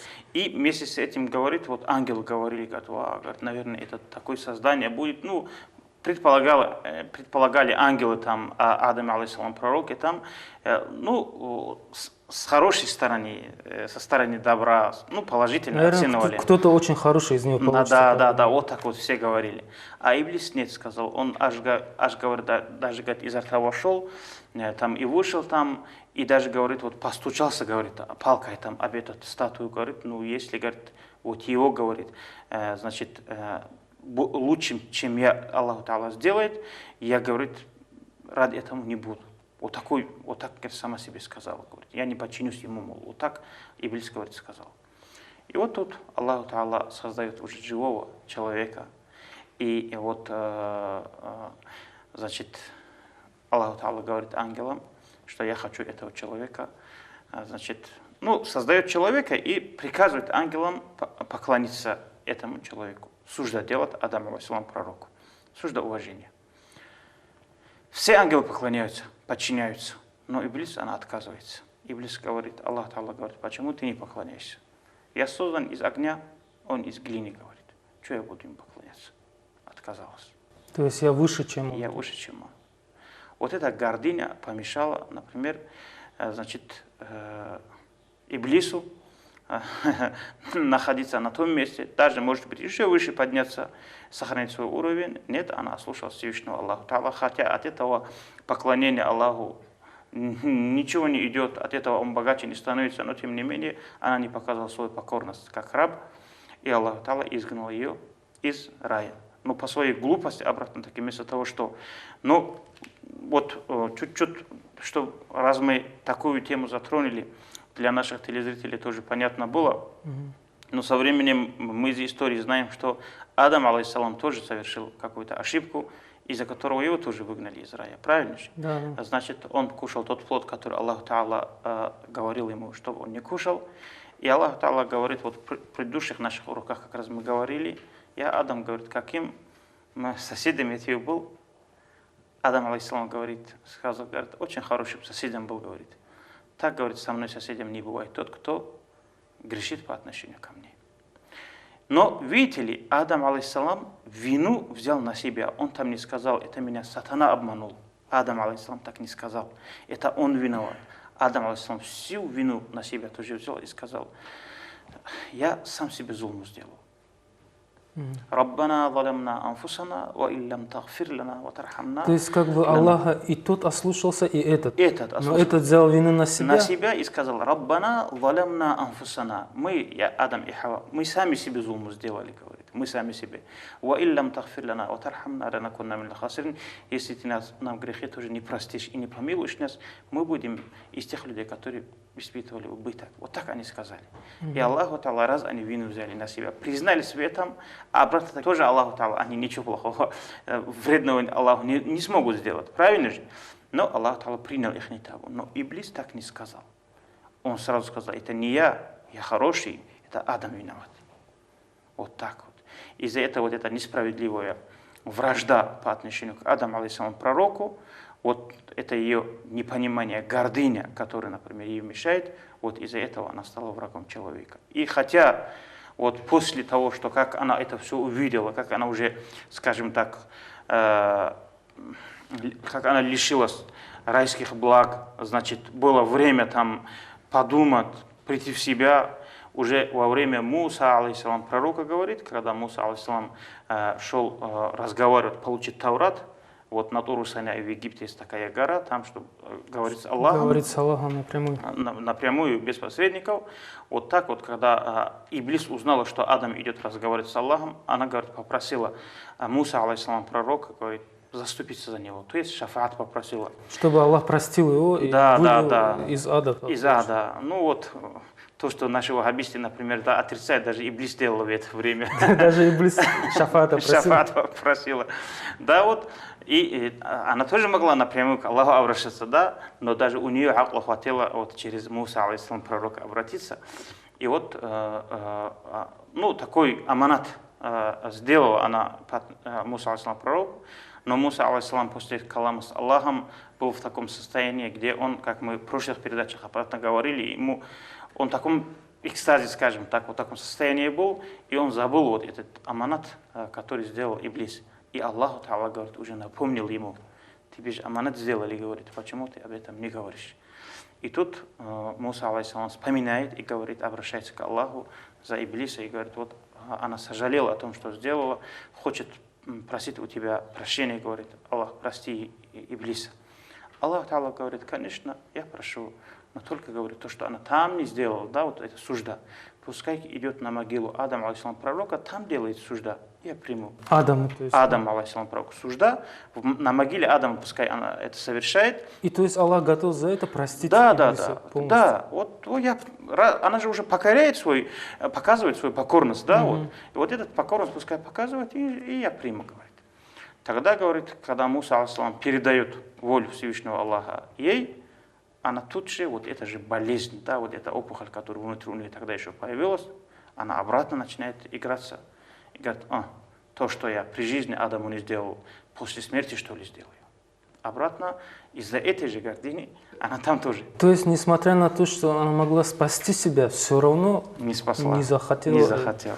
Это получается, что она вообще вот делать хорошее не может, только плохое делать может, что ли? Плохое делать может. И она не так просто она плохое сделает. Этот враг человека, который не успокаивается на малом. Например, вот, допустим, если взять по отношению к нам, да, вот у нас бывает злость на ком-то, и тут мы или там избиваем его, что-то делаем, ну как-никак от души успокоили себя и отошли. Вот она не успокаивается никак. Она вот, да, что с человеком возможно делать, она сделает, и то она уйдет оттуда так, как она вообще до того, как она вот с человеком сделала, в каком состоянии она была, вот в таком голодном состоянии она это инсана и все равно довольно не станет. Довольно никак не станет, до чего бы человек не докатился. И поэтому мы, конечно, вот обязаны как бы защищаться и объявлять ей тоже вот ответную борьбу. Значит, поскольку мы знаем, что это враг, явный враг, который взял на себя вот эту миссию, очень нехорошую для нас, и никак мы не сможем, например, ждать от нее доброты. Аллах Та'ала уже ясно в Коране сказал, чтобы мы понимали это, чтобы мы никак не могли не думали о том, что давай-ка мирные переговоры будем с ней совершать, может, она нас не сторонит. Хотя вообще есть интересные моменты, которые были при жизни тоже. Но в этом тоже у них скрывается такой макро. Был такой человек по имени Мухаммад ибн Васи, рахмахуллах. Вот эта Иблис подошла к нему и сказала, видимо, у него был какой-то дуа, который он после утреннего намаза постоянно делал. И она подходит к нему и говорит, Мухаммад говорит, вот это дуа, говорит, давай-ка, договоримся, что ты это дуа никому не будешь учить. И я в жизни к тебе не пристану. Вот так, как она сказала. И он сказал, вот с сегодняшнего дня я как раз и начну ее учить. Других этому учить. И вот такие, то есть, почему вот она тут тоже, вот как бы на переговоры она пришла, да? Потому что то, что ему полезное, да, вот, которое больше пользы может принести, от этого хоть лишит. Человек может с дерева, например, больше фруктов собирать. То есть она заставляет делать хорошее дело, но менее полезное, чем больше добро. Когда уже она знает, что она плохое делать не сможет заставить. Ох, ты смотри. И Аллах Та'ала сказал в Коране, бисмиллахи рахманир рахим, «Алам а'хад илайкум я бани Адама алла та'буду шайтан, иннаху лакум адуввум мубин». Садак Аллах аль-Азим. Вот Аллах Та'ала в Коране говорит, что это сатана, это явный вам враг. «Инна шайтана лакум адуввун фаттахидуху адувва». Поистине сатана вам враг, так держите ее врагом. Вот так Аллах Та'ала в нескольких аятах говорит. А порой наши телезрители, мы с вами тоже, конечно, иногда вот злимся на человека. Если хорошенько подумать, в этом виновата сатана, но сатана не дает, например, нам даже думать о ней, заставляет нас воевать. Можно даже такой пример привести, да, вот в наше время, которое мы видим. В Ираке идет война. По телевизору мы слышим, сунниты взорвали мечеть шиитов, шииты взорвали мечеть суннитов. Никто о Америке не говорит, главное. Америка как шайтан. Как шайтан, да, вот в стороне сидит, но никто же не говорит. Этого же не было, пока Америка туда не пришла. Никто не взрывали. Да, Но сунниты, все-таки шиитов не взрывают. не взрывали ни шииты, суннитов, проблем не было. Вот сейчас взрывают. Америка пришла, все друг друга взрывают. Но никто, главное, не говорит, что это Америка. Из-за того, что Америка там, люди убивают друг друга, не говорит. Говорит шииты суннитов, сунниты шиитов. Вот так и сатана тоже. Вот среди людей, вот, да, вот, этот Магомед, Ахмад Магомеду так говорят. Но о шайтане не говорит. Но Аллах Та'ala нам напоминает: эй, инна шайтана лакум адувун. Поистине, сатана вам враг. Ее держите врагом, не друг друга, а ее. И поэтому вот это говорит, имам Газали рахмаллах говорит, это самое, что можно говорить, так явное, да, вот. По-другому, говорит, нельзя это сказать. И второй, то, что мы должны думать, это сатана говорит, она, вот как мы уже сказали, как на землю спустилась, даже в книгах пишется, пока, говорит, Адам не спустился еще, Адам же в раю был, она уже, вот то, что на земле были животные, вот это все настроила, говорит, против Адама. Вот такие сплетни распустила, что, говорит, приходит человек на свет, он будет терзать вас, убивать вас и так далее. Вот так настроила, говорит, видимо, тогда этим царем зверей тогда была, говорит, собака. Вот до Адама, алейхиссалам, пророка. Собака. Вот то, что мы сейчас видим у нас, вот это собака, оказывается, царем зверей была. И вот сейчас у нас говорится лев, царь зверей. До этого, до льва еще была, говорится, собака. И вот все вот эти, говорят, из-за того, что Иблис настроил их против человека, против Адама, алейхиссалам, пророка, вот они пришли, собрались, как говорится, около царя, решили сразу, как не спошлется на земле этот человек, сразу, чтобы растерзать, убить его. Но когда Адам, алейхиссалам, спускается, Джабраил малайка говорит, погладь, говорит, эту собаку по голове один раз. И тут вот этот, как царь зверей, она первым наступает, вступает в бой, но Адам, алейхиссалам, говорит, проводит по голове этой собаки рукой, она, говорит, как упала, говорит, на эти лапки, хвостом начал лет, и еще такие, какие-то голоса издавать, говорит, нежные. И тут все звери, говорит, сказали, говорит, если это наш царь зверей таким стал, нам там ловить нечего, говорит. Вот это страх, говорит, который Аллах Та'ала внушил, вот до судного дня, вот этот страх в животных от человека, говорит, бывает еще. А сам царь зверей стал, говорит, то есть домашним. Это страх, внушенный Всевышним. Всевышним, поэтому да, они покоряются человеку. Покоряются человеку, а сама по себе собака, которая была царем зверей, говорит, оказывается, вот она уже как бы домашним стала, без человека, который не может жить. И вот такая история тоже есть. Но, видите ли, вот эта вражда, это от Адама, алейхиссалам, по отношению к шайтану никаких действий нету. Но от шайтана к нему постоянно идет. Адам ничего ему плохого не сделал. Плохого не сделал. И даже возможность спастись, сделав хорошее, все равно не заставляет шайтана изменить свое. Вот именно. Вот здесь есть, Абдулла, еще такой момент, который нам, конечно, желательно об этом подумать. Во-первых, цель работы шайтана – это то, чтобы с нами тоже происходило то, что произойдет с ней в судный день. Вот что она хочет от нас. Вот эта вражда к любому нормальному, грешному, хорошему, плохому, любому человеку, эта вражда у него есть. А мы же говорим здесь по книге имама Газали рахмаллах о человеке, который стал на путь приближения к Аллаху, да? Вот, который служит. И представьте себе, человек не просто рядовой мусульманин, он служит Аллаху и еще призывает людей к пути Аллаха. Если уж тот, который сатана, например, как-то, например, собьет с пути, он его тоже исправляет и так далее, это вообще уже против шайтана, получается, человек работает. Это конкретный враг шайтана. Это как бы человек вступает в контрнаступление, как бы, правильно же? И тут, когда она говорит, даже добро, который не делает, натуральный грешник, даже если она говорит, его не оставляет в покое, как же, говорит, она оставит такого человека? Уже если так подумать. И поэтому здесь этому человеку особенно, конечно, остро он должен воспринимать это. Яхья ибн Муадз Рази рахимахуллах говорит, сказал, шайтан говорит, он свободный. Ей не приходится зарабатывать на жизнь, на маишат. Она свободная, у нее нет работы перед другим. Значит, а мы, говорит, занятые. Мы не только, говорит, для ахирата должны работать, вынуждены для дунья тоже делать, кормить семью и так далее. Шайтан нас видит, мы, говорит, ее тоже не видим. Шайтана мы порой забываем, она нас, говорит, никогда не забудет. И вместе с этим, говорит, наш нафс, вот это эго внутреннее, она тоже, говорит, скажем так, ее работники, агенты, говорит, в нас тоже есть, говорит. А наших агентов там, говорит, нет. Понимаете? Как же, говорит, нам придется тогда быть осторожными, говорит. Вот так Яхья ибн Муадз Рази рахимахуллах, говорит, сказал. Машалла, ну тогда возникает вопрос, как же нам бороться с шайтаном, если он нас не оставляет, надо же какие-то меры принимать, Мадяжик. Вот какие методы борьбы с ним предлагает имам Газали в частности? Вот видите ли, алимы, конечно, думают, и перед нами, значит, они нам предлагают как бы два метода борьбы. Одни алимы, которые говорят, что вообще, значит, борьба с шайтаном, говорит, это только просьба ко Всевышнему Аллаху Та'ала, чтобы Аллах Та'ала нас сберег от этого шайтана. В частности, и в книге Сайда Фанди Куддиссирху вот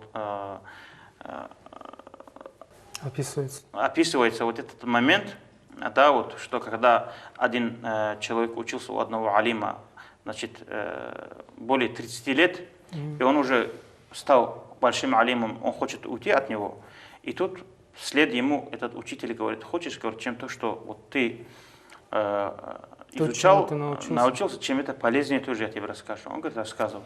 Этот алим ему говорит: у вас там шайтан бывает? Он говорит, сказал, говорит, бывает, говорит. Она вас оставляет в покое или все-таки сбивает? Нет, она говорит, сбивает нас. Вы что делаете? Мы, говорит, обратно, говорит, боремся против нее, восстанавливаемся, говорит. А потом она что делает? Она обратно сбивает, мы обратно восстанавливаемся. И вот так вот все время. И это алим говорит: вы, говорит, когда вот она будет вас сбивать, вы против нее, например, ничего не делаете. Как вы по отношению к ней именно непосредственно к шайтану, говорит, ничего не делаете. И приводит пример собаки. Допустим, когда на нас нападает собака, против собаки бороться смысла нету. Лучше обратиться к хозяину собаки. Почему? Потому что мы возьмем палку, будем бить ее, но она же от этого не уйдет. Она еще сильнее будет лаять, еще сильнее будет нападать. Значит, она тоже не перестанет с нами бороться, мы тоже будем защищаться. Чем это лучше? Крикнуть, например: эй, придержи свою собаку. Хозяин же сидеть скажет, она сядет, куда денется. И вот этот вариант и предлагает алим, и говорит: не нужно говорить это. Она все время говорит, будет стараться избивать и так далее. Лучше, говорит, держаться у Аллаха, у хозяина собаки. А когда рядом с хозяином человек находится, говорит, она уже рядом с хозяином ничего не сможет сделать. То есть обратиться к Аллаху, чтобы он защитил. Да. Вот этот вариант предлагает одни алим. Другие алимы говорят, нужно, говорит, постоянно стараться делать то, что ломает хребет шайтану, говорит, и так далее. Но имам Газали, рахмаллах, говорит, я что выбираю, говорит, это объединить оба варианта и Аллаху обратиться с мольбой, чтобы Аллах Та'ала нас защитил от нее. И вместе с этим делать так, чтобы, например, против, как бы, сатана боялся от нас. Как бы. Вот это тоже. И за это идет особенное вознаграждение. В Коране тоже говорится, говорит, бисмиллахи рахмани рахим, ам хасибтум ан тадхулу джанната ва ламма я'ламиллаху аллазина джахаду минкум ва я'лама ас-сабирин, садакаллаху аль-азим. Аллах Та'ала как бы нам обращается и говорит: вы что хотите, говорит, вы просто в рай войдете, не знал, говорит, не показал свою преданность и так далее. Просто что ли хотите в рай? Аллах Та'ала должен видеть, говорит, кто из вас старательный, и кто из вас терпеливый, и так далее, говорит. И поэтому вот эта, говорит, борьба, вот это старание, говорит, мы должны показать тоже, говорит. И вместе с этим обратиться к Аллаху. Вот такой вариант предлагает имам Газали. Ну, какой же из этих методов тогда выбрать получается? Вот имам Газали объединяет, значит, оба варианта. Имам Газали объединяет оба варианта. Ну, уже какой вариант выбирать, это уже от нас зависит. Бывает так, бывает по-другому тоже. Тогда может возникнуть еще такой вопрос. Вот методы борьбы с сатаной мы раскрыли, но есть такое понятие, что для того, чтобы эффективно с кем-то бороться, надо знать его методы тоже. Вот методы сатаны какие тогда борьбы с нами? Алимы в книгах рассказывают, что говорит, вот метод борьбы с сатаной, это как бы метод вора. Вор, например, входит в тот дом, где есть лазейка, где нету света, скажем так, вот в таком положении. И вот метод сатаны, поскольку такой, мы вот так как от вора защищаем свой дом, вот так от сатаны тоже говорит, защищать должны, говорить, в сердце тоже. Это узнал ее методы, значит, ее хитрости. Второй, просто не обращать на это внимание, на ее зов внимания. Как у нас поговорка говорится, собака лает, караван идет, вот так не обращать на это внимание. И третий, постоянно упоминать Всевышнего Аллаху Та'ала языком и сердцем, поскольку в хадисе пророка ﷺ говорится, что упоминание Аллаха, говорит, упоминание Аллаха, это когда, это как бы говорит гангрена, говорит, на теле шайтана, который кушает мясо, как у человека гангрена, вот так, говорит, на шайтана влияет, говорит это. И еще говорится, что сатана говорит, у сатаны, говорит, из-под лопаты, сзади человека, из-под лопаты проход, говорит, бывает к сердцу, как бы туннель. Вот у нее, как у слона хобот, вот таким носом говорит, вот таким хоботом, говорит, она вот пробирается к сердцу. Когда в этом сердце нету, говорит, упоминания Аллаха, она, говорит, как бы тухнет, как бы темный такой вещь становится из сердца, да. И тут, говорит, она потихоньку, говорит, проглатывает это сердце, уже ощущать не дает. Вот так проглатывает. Когда уже сердце полностью проглатывается, уже считай, ведь сердце это же пастух тела человека. Уже человек делает все, что что-то находит, вот это сделает. А когда, говорит, человек упоминает Всевышнего Аллаха Та'ала, она как бы, например, как будто сжигается вот этот нос, и она отходит, говорит, вот в таком положении. Вот вид обжигается от сердца, да, и вот уже отскакивает. Как бы. И представьте, она тоже не уходит, она вот ждет, когда же она потухнет. Но мы тоже должны вот так же, чтобы она не прибиралась к нашему сердцу. Вот такое испытание, да. Вот. Хорошо, Мадяжи, вот часто бывает, что с человеком какие-то состояния приключаются, да, вот он что-то видит во сне, или вот какая-то мысль там такая необычная к нему пришла и так далее. Вот внушение бывает от ангелов человеку тоже, да, вот это откровение, можно сказать, от ангелов, от Всевышнего бывает. А бывает это и от шайтана. Как различить вот это человеку? Когда ему идет от шайтана, это когда от ангелов? Вот видите, Абдулла, как раз таки человеку необходимо понимать вот эти вещи. В наше время тоже многих же людей мы знаем. Вот возьмем, да, из многих примеров, которые мы каждый день слышим. Скажи девушке, почему вы не одеваете платок? Она тут же скажет, сердце у меня чистое. Чем одевать платок там, значит, изнутри плохим быть, лучше я сниму, говорит, и душой чистым буду. То есть какой-то ответ внутри есть. Это не ее ответ, это ответ сатаны. Понимаете же? Это ответ сатаны. Вот на днях был у меня разговор с одним человеком, когда насчет намаза разговор шел, он говорит, я сейчас начну намаз делать. В моей семье, говорит, никого нету, который намаз делающих людей. Да, вот сейчас покажу ли, что я намаз делаю. Они все будут, о, мулла там и так далее. Что? Я лучше, говорит, добро сделаю, пойду там, матери помогу там и так далее. Вот потихоньку, вот этими вещами, говорит, вот эти вещи, это не его слова. Это слова сатаны, которые из сердца говорят, так скажи, вот так скажи. И поэтому человек должен на самом деле знать вот эти методы шайтана, влияния человека. Поскольку, как мы уже говорили, она же невидима. А невидимую, значит, невидимую войну она ведет. Нам тоже вот невидимую войну с ней тоже мы должны делать. Поскольку у шайтана бывает такой нападательный характер борьбы, да, вот как наступательный характер борьбы, скажем так. Вот такой вариант бывает борьбы шайтана. Бывает такой просто как бы обороняющийся, якобы ставит капканы, чтобы человек попался сам. Или она заставит самого человека совершать плохое, или же, когда на человека не может влиять, через кого-то она заставит, значит, он подойдет другому, и там попадет в капкан. И поэтому вот эти слова, конечно, сейчас на русском языке их тяжело будет нам назвать, мы лучше скажем так на арабском языке и раскроем. Есть у имама Газали такие книги, которые только об этих вещах говорится, скажем так, ильхам. Ильхам, когда мы говорим, это будет относиться, значит, к ангелам. Внушение ангела, положительное внушение ангела. Ангелы плохое не внушают же. Хорошее внушение ангела для добра, чтобы человек сделал добро, вот это называется ильхам. А мульхим это ангел, который внушает нам это. А васвас, когда говорится, это искушение, соблазн шайтана, когда она заставляет нас делать вот плохое. Рассказывается, что шайтан, говорит, порой может даже к добру призвать человека. Когда она не может заставлять человека делать плохое, она заставит делать то добро, которое меньше пользы, нежели там то добро, от которого идет больше пользы. И в хадисе пророк саллаллаху алейхи говорится, когда ребенок рождается, говорит, то Аллах Та'ала уже представляет к нему и ангела, и шайтана.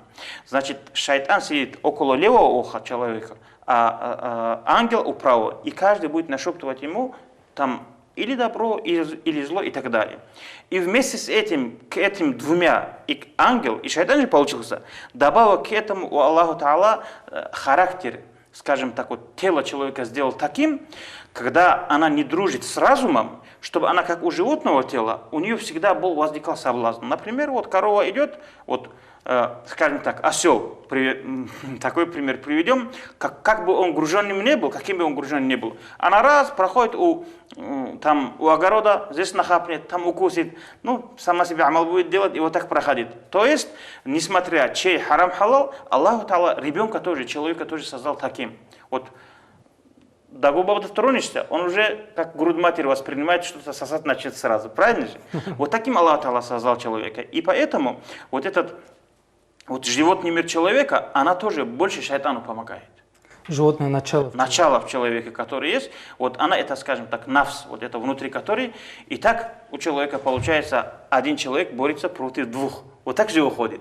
И поэтому человеку бывает тяжело. И поэтому как раз таки он должен отличать вот эти ильхам, который от ангела исходит, потом васвас, который от шайтана исходит, потом хатир бывает такой внутренний, например, от нафса, который идет вот ощущение. Вот это, который от нафса от нашего животного начала, который идет, вот эти вещи он должен различать. Хорошо, Махди Ажи, об этом подробнее мы, иншаллах, поговорим еще в следующей нашей передаче. А сегодняшняя передача подошла к концу. Мы на этом прощаемся с телезрителями. Вассаламу алейкум ва рахматуллахи ва баракату. Ассаламу алейкум, уважаемые телезрители. В эфире программа «Исламский вопрос», на которой я задаю вопросы Махди Ажи Абидову. В данном случае мы рассматриваем книгу имама Газали «Минхаджуль Абидин». В прошлой передаче, как вы помните, мы говорили о шайтане, о том, как он мешает человеку, какие препятствия создает и так далее. И говоря об этом, Махди Ажи, мне хотелось бы задать такой вопрос. Вот у человека иногда бывают какие-то состояния, которые нужно охарактеризовать как особые.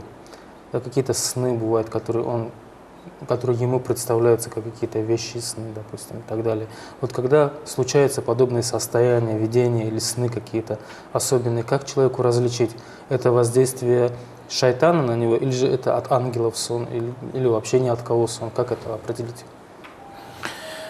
أعوذ بالله من الشيطان الرجيم بسم الله الرحمن الرحيم الحمد لله رب العالمين والصلاة والسلام على محمد وعلى آله وأصحابه أجمعين السلام عليكم ورحمة الله وبركاته. Да, имам Газали в книге говорит вот о ощущениях человека, например, вот о внутренних ощущениях человека. И, конечно, нам самим хорошо было бы знать вот эти ощущения, разделять их от полезных и неполезных, поскольку человек от этих ощущений свободным не оказывается. Ведь мы в нашем прошлом передаче мы как раз таки рассказывали, что с рождения человека Аллах Та'ала прикрепляет к человеку, значит, и ангела, и сатану. Значит, ангел говорит, сидит около правого уха и шепчет ему там хорошее, а сатана как раз таки плохое. Они насильно заставить не могут, значит, человека делать, но они внушают. То есть каждому, когда мысль человека возникает, например, каждому какой-то ответ, например, вот она сам себе человеку отвечать она учит. В одном из проповедей я даже слышал, оказывается, судный день, когда раб говорит, перед Аллахом встает, значит, Аллах Та'ала допрашивает раба, и тут раб начинает винить шайтана. Это шайтан, это все сделал, это не я, там, и так далее. И это тут, он меня подбивал. Это он меня подбивал, там, и так далее. И тут шайтан говорит, слушай, ты меня хоть раз видел, что он так говорит. Поэтому вот это, она же невидимая для нас. Она вот так как-то шепчет человеку, там снутри какой-то как внутренний голос, это все появляется. И поэтому вот эти все вот эти внутренние, как говорится, ощущения делятся на 4 части. Первый – это то, что, например, вот ни с того ни с сего появляется такой мощный, такой конкретный мысль человека, хорошая мысль. Вот это говорит хатир. Значит, это от Всевышнего Аллаха. У нас тоже говорят, первые мысли от Всевышнего Аллаха бывает. Так же говорится. То есть первое, что у тебя появилось? Мысль? Вот разом там ни с того ни с сего появляется такой хорошая мысль. Там, да, вот направление человеку дается. Это раз. Второй, это по характеру человека. Сам по себе, например, человек в жизни бывает склонен, например, к насилию, бывает такой черта человека, агрессивный такой характер, бывает такой мягкий и так далее. По характеру это уже вот это все как от нафс, как внутреннего эго, вот это все считается. Потом бывает, например, мы сами даже не можем понимать, мы себя находим в таком положении, как будто мысленно мы сами с собой разговариваем. А ну-ка я вот так сделаю. Но если так сделать, так же будет. Вот так внутренне как-то дискуссия идет. Вот это не наша дискуссия, это дискуссия между ангелом и сатаной. Говорит, так сделай, там, может, тогда я так посмотрел. Но это же мне большой вред не приносит, там, вот так. Ну, как это может быть еще такой пример тоже можно привести?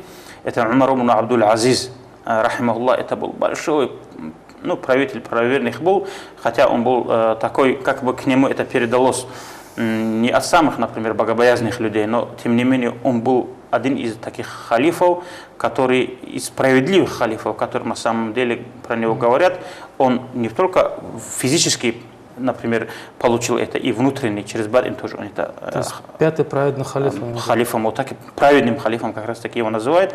Его, оказывается, посадили в тюрьму, будучи таким человеком. И тут мать приходит садиться, например, вот где окно там, тюрьме, например, да, там, и тут начинает там, ну, воспевать начала она какие-то стихи там, ну, заводить мужиков, это самый, на битву там призывать людей, там, о, наших людей сажают, где же ваша гордость, пришло время там женщинам одевать там шапки, там, папахи, там, такого рода, там, и так далее, вот, как бы, ну, это такой явный пример, да, вот, и тут, вот этот Умар ибн Абдуль-Азиз сказал, о, мать, я-то думал, говорит, почему люди друг друга убивают? Оказывается, вы были виноваты в этом. Например, она наоборот хотела показать, как бы его поддерживать. Да, вот. А тут он же понял, это фитна, это смута. Это проливание, лишнее проливание крови. И тут, а вот видите, вот там, значит, этому человеку нашептала, например, да, был то, что ангел сказал, он принял. И он в хорошее русло повернул. Не дал этой крови. Он всего лишь несколько суток, например, там, можно сказать, отсидел там и вышел, но без крови, без ничего. А тут, не дай Аллах, там, послушался бы человек шайтана, там, делал, да, мы же мужики, мы не терпим, это позор, там. Взял там несколько трупов, и то пришлось бы терпеть тоже. Так же это бывает. Вот так от шайтана тоже это бывает. И бывает так, вот, когда со стороны ангелов мы получаем эту весть, и мы следуем, это ильхам, а со стороны шайтана, это, как мы уже говорили, васвас. И тут как их разделят? Вот эти мысли, которые у нас возникают, как разделят? Имам Газали, рахималлах, нас учит ставить эти вещи на 4 весов, на весы, на разные весы. Вот ставив на эти весы, например, измерю их, посмотрел, можно, говорить, узнать. В первую очередь, тот мысль, который у нас возник для того, чтобы совершить что-либо, ты стал говорить на весы шариата. Харам – это халал. Ясный, явный, открытый шариат, что этому говорит? Не то, что там внутри, там глубоко какие-то мысли, а так вот с первого взгляда на шариат, когда мы смотрим, как она выглядит. Если это шариат нам говорит, например, что это плохо, значит это плохо. А если это шариат говорит хорошо, но хорошее тоже может быть, который приводит к плохому. Правильно же?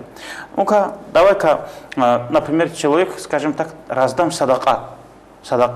Нуждающимся людям отдавать, делать добро, значит, это хорошо. Но тут человек может делать добро одной женщине, после которого он может потребовать что-то нехорошее от этой женщины, но она тоже не сможет отказать. Бывает же такое тоже. Чтобы их обязанными сделать себе. Да, обязан делать. И как раз таки заставляет эту женщину делать грех какой-то. Так тоже может быть. Она не сможет сказать нет. Такое тоже бывает.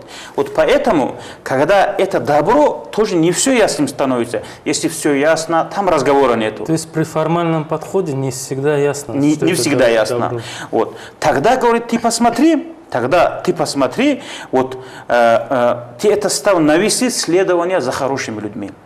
То есть много вещей, много традиций, адатов, скажем так, может быть, которые явно шариат не говорит, что это плохое, но сам по себе, значит, ну, Коран, хадис, там какие-то алимы, изречения, нету такого, например, да, вот, чтобы, например, об этом это халал, это харам сказать. Особенно в нашем современном мире это много появляется, например, да, такие моменты. Тут, говорит, ты ставь это на весь исследование за хорошими людьми, как хорошие люди к нему относятся. По этому поводу это не пример к внутренним ощущениям, это явный пример я приведу, но, тем не менее, как это бывает, отсюда ясно бывает. Говорят, что когда имам Шамиль, рахимахуллах, ему дали разрешение выехать в хадж, там в Турции его встретили. И там, как это называется, чилым, что ли, Кальян, по-моему, да? Кальян, да. Кальян. Вот ему предложили, например, да, покурить кальян. Значит, там такой сосуд, оттуда шланг какой-то идет там, и люди сидят там, дымом дышат там. Ну, знают люди, что такое кальян. кальян. У нас тоже в городе кальянные сейчас. Махачкале. Да. Субханаллах, видите. Есть такое. И тут вот имам Шамилю тоже красивый такой, видимо, там такая ручная работа, там чем-то украшенный такой, видимо, кальян дали ему тоже. Имам Шамилю поднял вот так в руки и начал рассматривать ее. Ну, это где-то во время пророка, наверное, этого не было, там, во время сподвижников ее не было.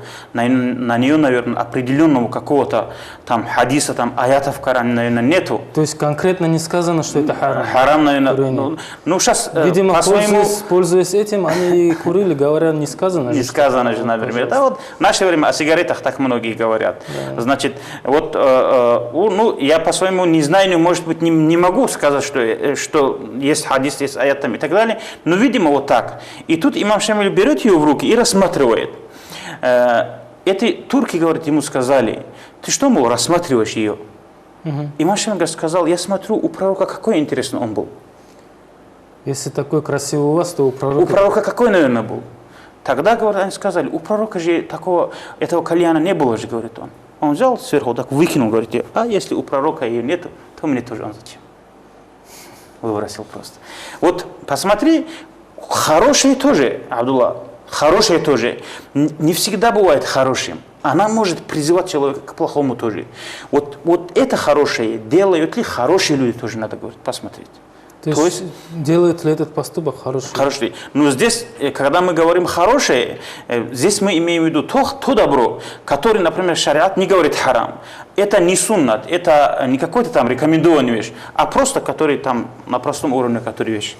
Значит, после этого тоже говорят, вот это то, что у тебя возникнет мысль, но эта вещь не соблюдает, например, не делают хорошие люди. Хорошие люди к ней какого-то отношения не имеют, ее тоже говорит: оставь дальше.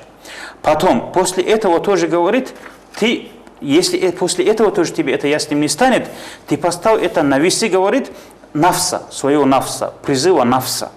Если это, например, из тех вещей, от которого нафс убегает, не хочет нафс, значит, это хорошо, потому что нафс всегда плохое любит, говорит. Если это плохой был бы, нафс это тоже понравился. А если, говорит, например, и нафс приказывает это делать, ты откажись. Если нафс отказывает, значит, тогда, говорит, это делай. Что нравится нафсу, то плохо. Что не нравится, то да. хорошо, скажем. Поэтому, говорит, вот так разделяется, вот это когда внутренняя мысль у человека возникает. Другой вариант. Если ты хочешь узнать, говорит, вот само плохое, например, плохую мысль, тоже нам хорошо бывает узнать, это от сатаны, это васвас шайтана, или же от нашего нафса внутреннего. Вот тогда, говорит, ты поставь, говорит, это вот ее тоже можно узнать 3 способами.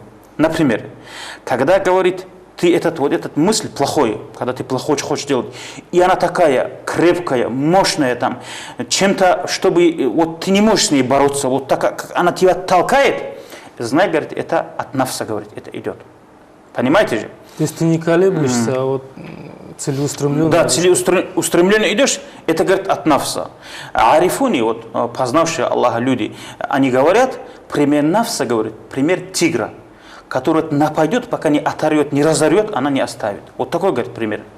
А пример сатаны, говорит, волка, говорит, волка.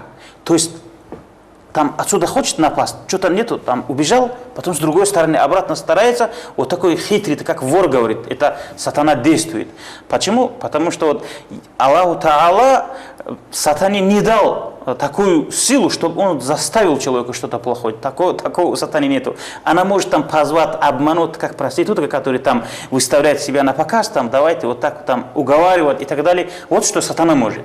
А так нафс, она на самом деле, это же внутри нас сидит, у нее корни везде и на руках. Вот она как бы, не дай Аллах, если она овладеет, мы ее рабами окажемся, если мы сверху не возьмем. Поэтому вот у нее такой момент. С другой стороны, значит, вот здесь нашим телезрителям хорошо было бы внимательно обратить внимание. Почему? Потому что вот то, что мы расскажем их, они могут неправильно понимать тоже. Почему?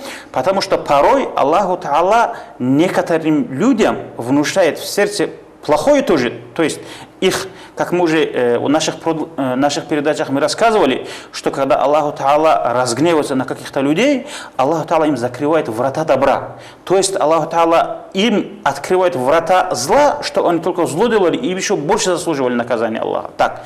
Иногда говорят, вот так тоже может быть. Это от Всевышнего Аллаха, не только от нафса и от шайтана. То есть гнев Аллаха в том и выражается, что он заставляет этот человек все время зло делать. Да? Зло делать. То есть иногда вот от Аллаха тоже это может быть, вот это плохое. Почему? Если говорить, вот это состояние к плохому человек тянется после греха, который он совершил, вот это говорит то, что Аллах его унижает. Это унижение Аллаха. Например, в Коране говорится, бисмиллахи рахмани рахим, «Калла баль рана аля кулубихим ма кану яксибун». Вот наш амал, плохой амал. Скажем так, человек... Давайте вот такой пример приведем, более понятный. Аллаху Та'ала говорит в своем святом хадисе, это слова Аллаха, которые передает наш пророк, который в Коране входит. «Ман адали валиян факад азантуху биль харби». Кто моего любимца, например, моему любимцу вредит, я ему объявляю войну. Войну объявляет, это не значит на поле боя там выходить.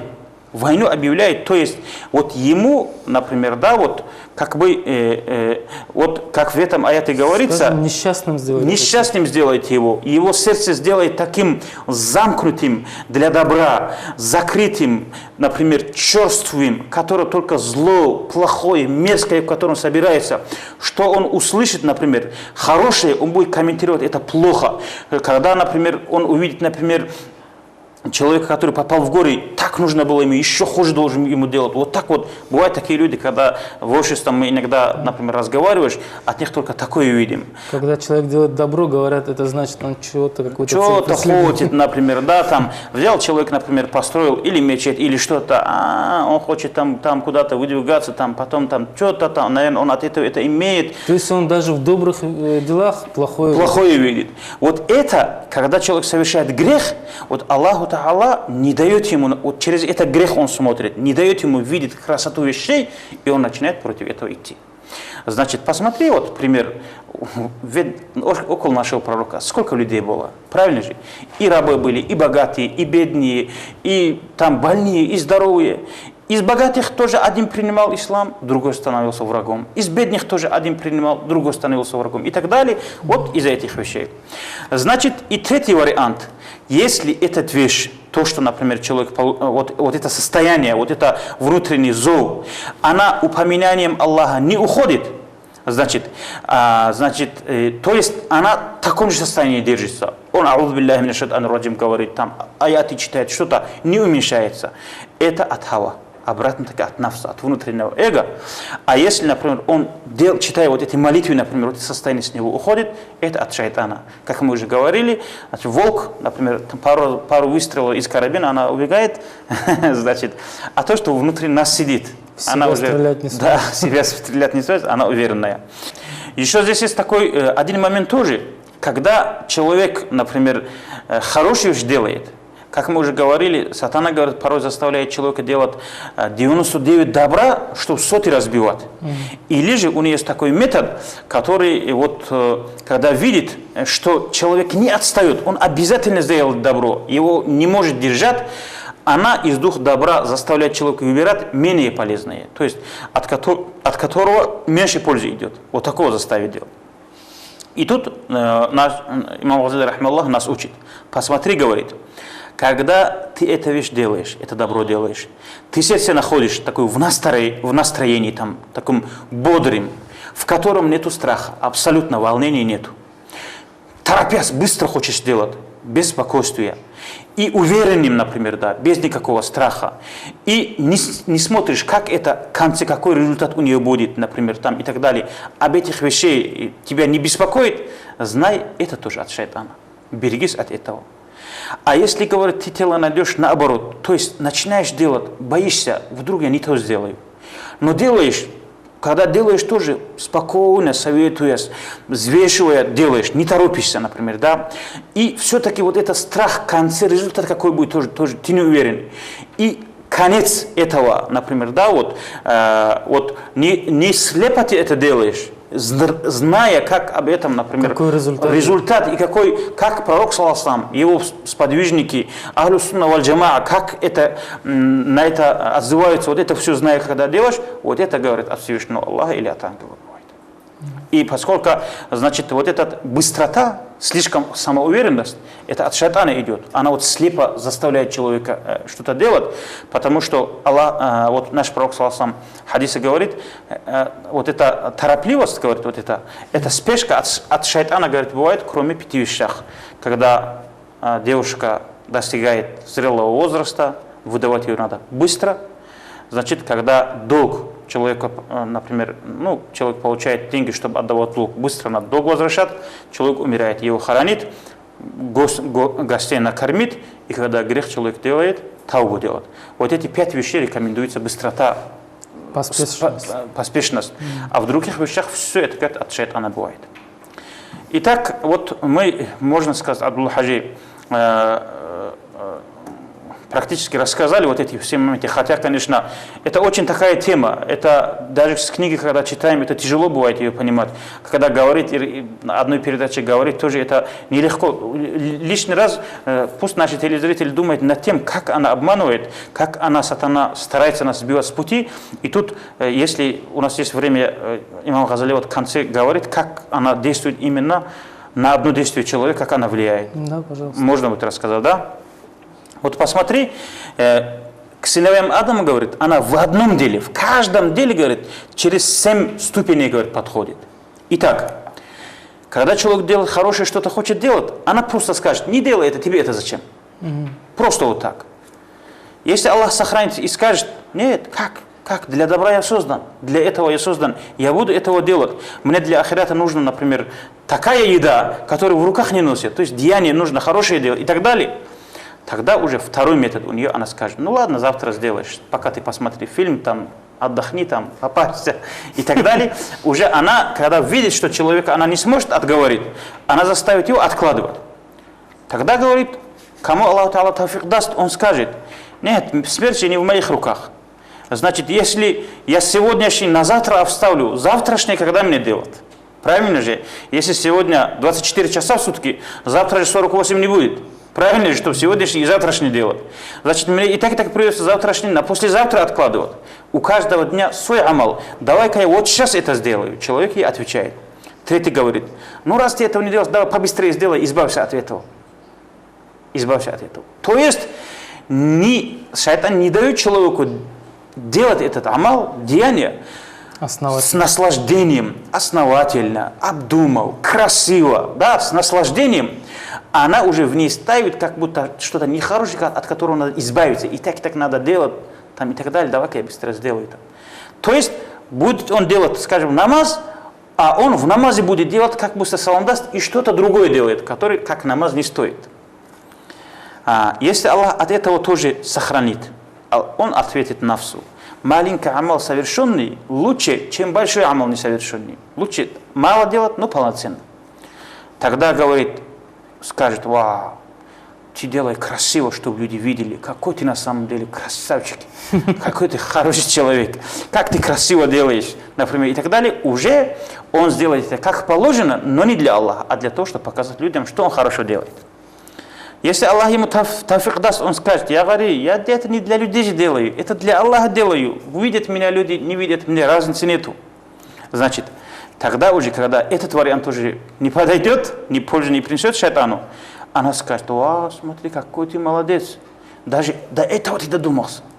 Значит, вообще ты, тогда, говорит, если ты не для людей тоже делаешь, это у тебя совершенный амал. То есть уже самодовольствие. Какой ты мудрый, какой ты остроумный. Все вот эти выходы шайтана ты просчитал. Значит, уже она так хвалит. Тогда, если Аллах этому человеку также тафик даст, он скажет, вся хвала Всевышнему Аллаху не мне.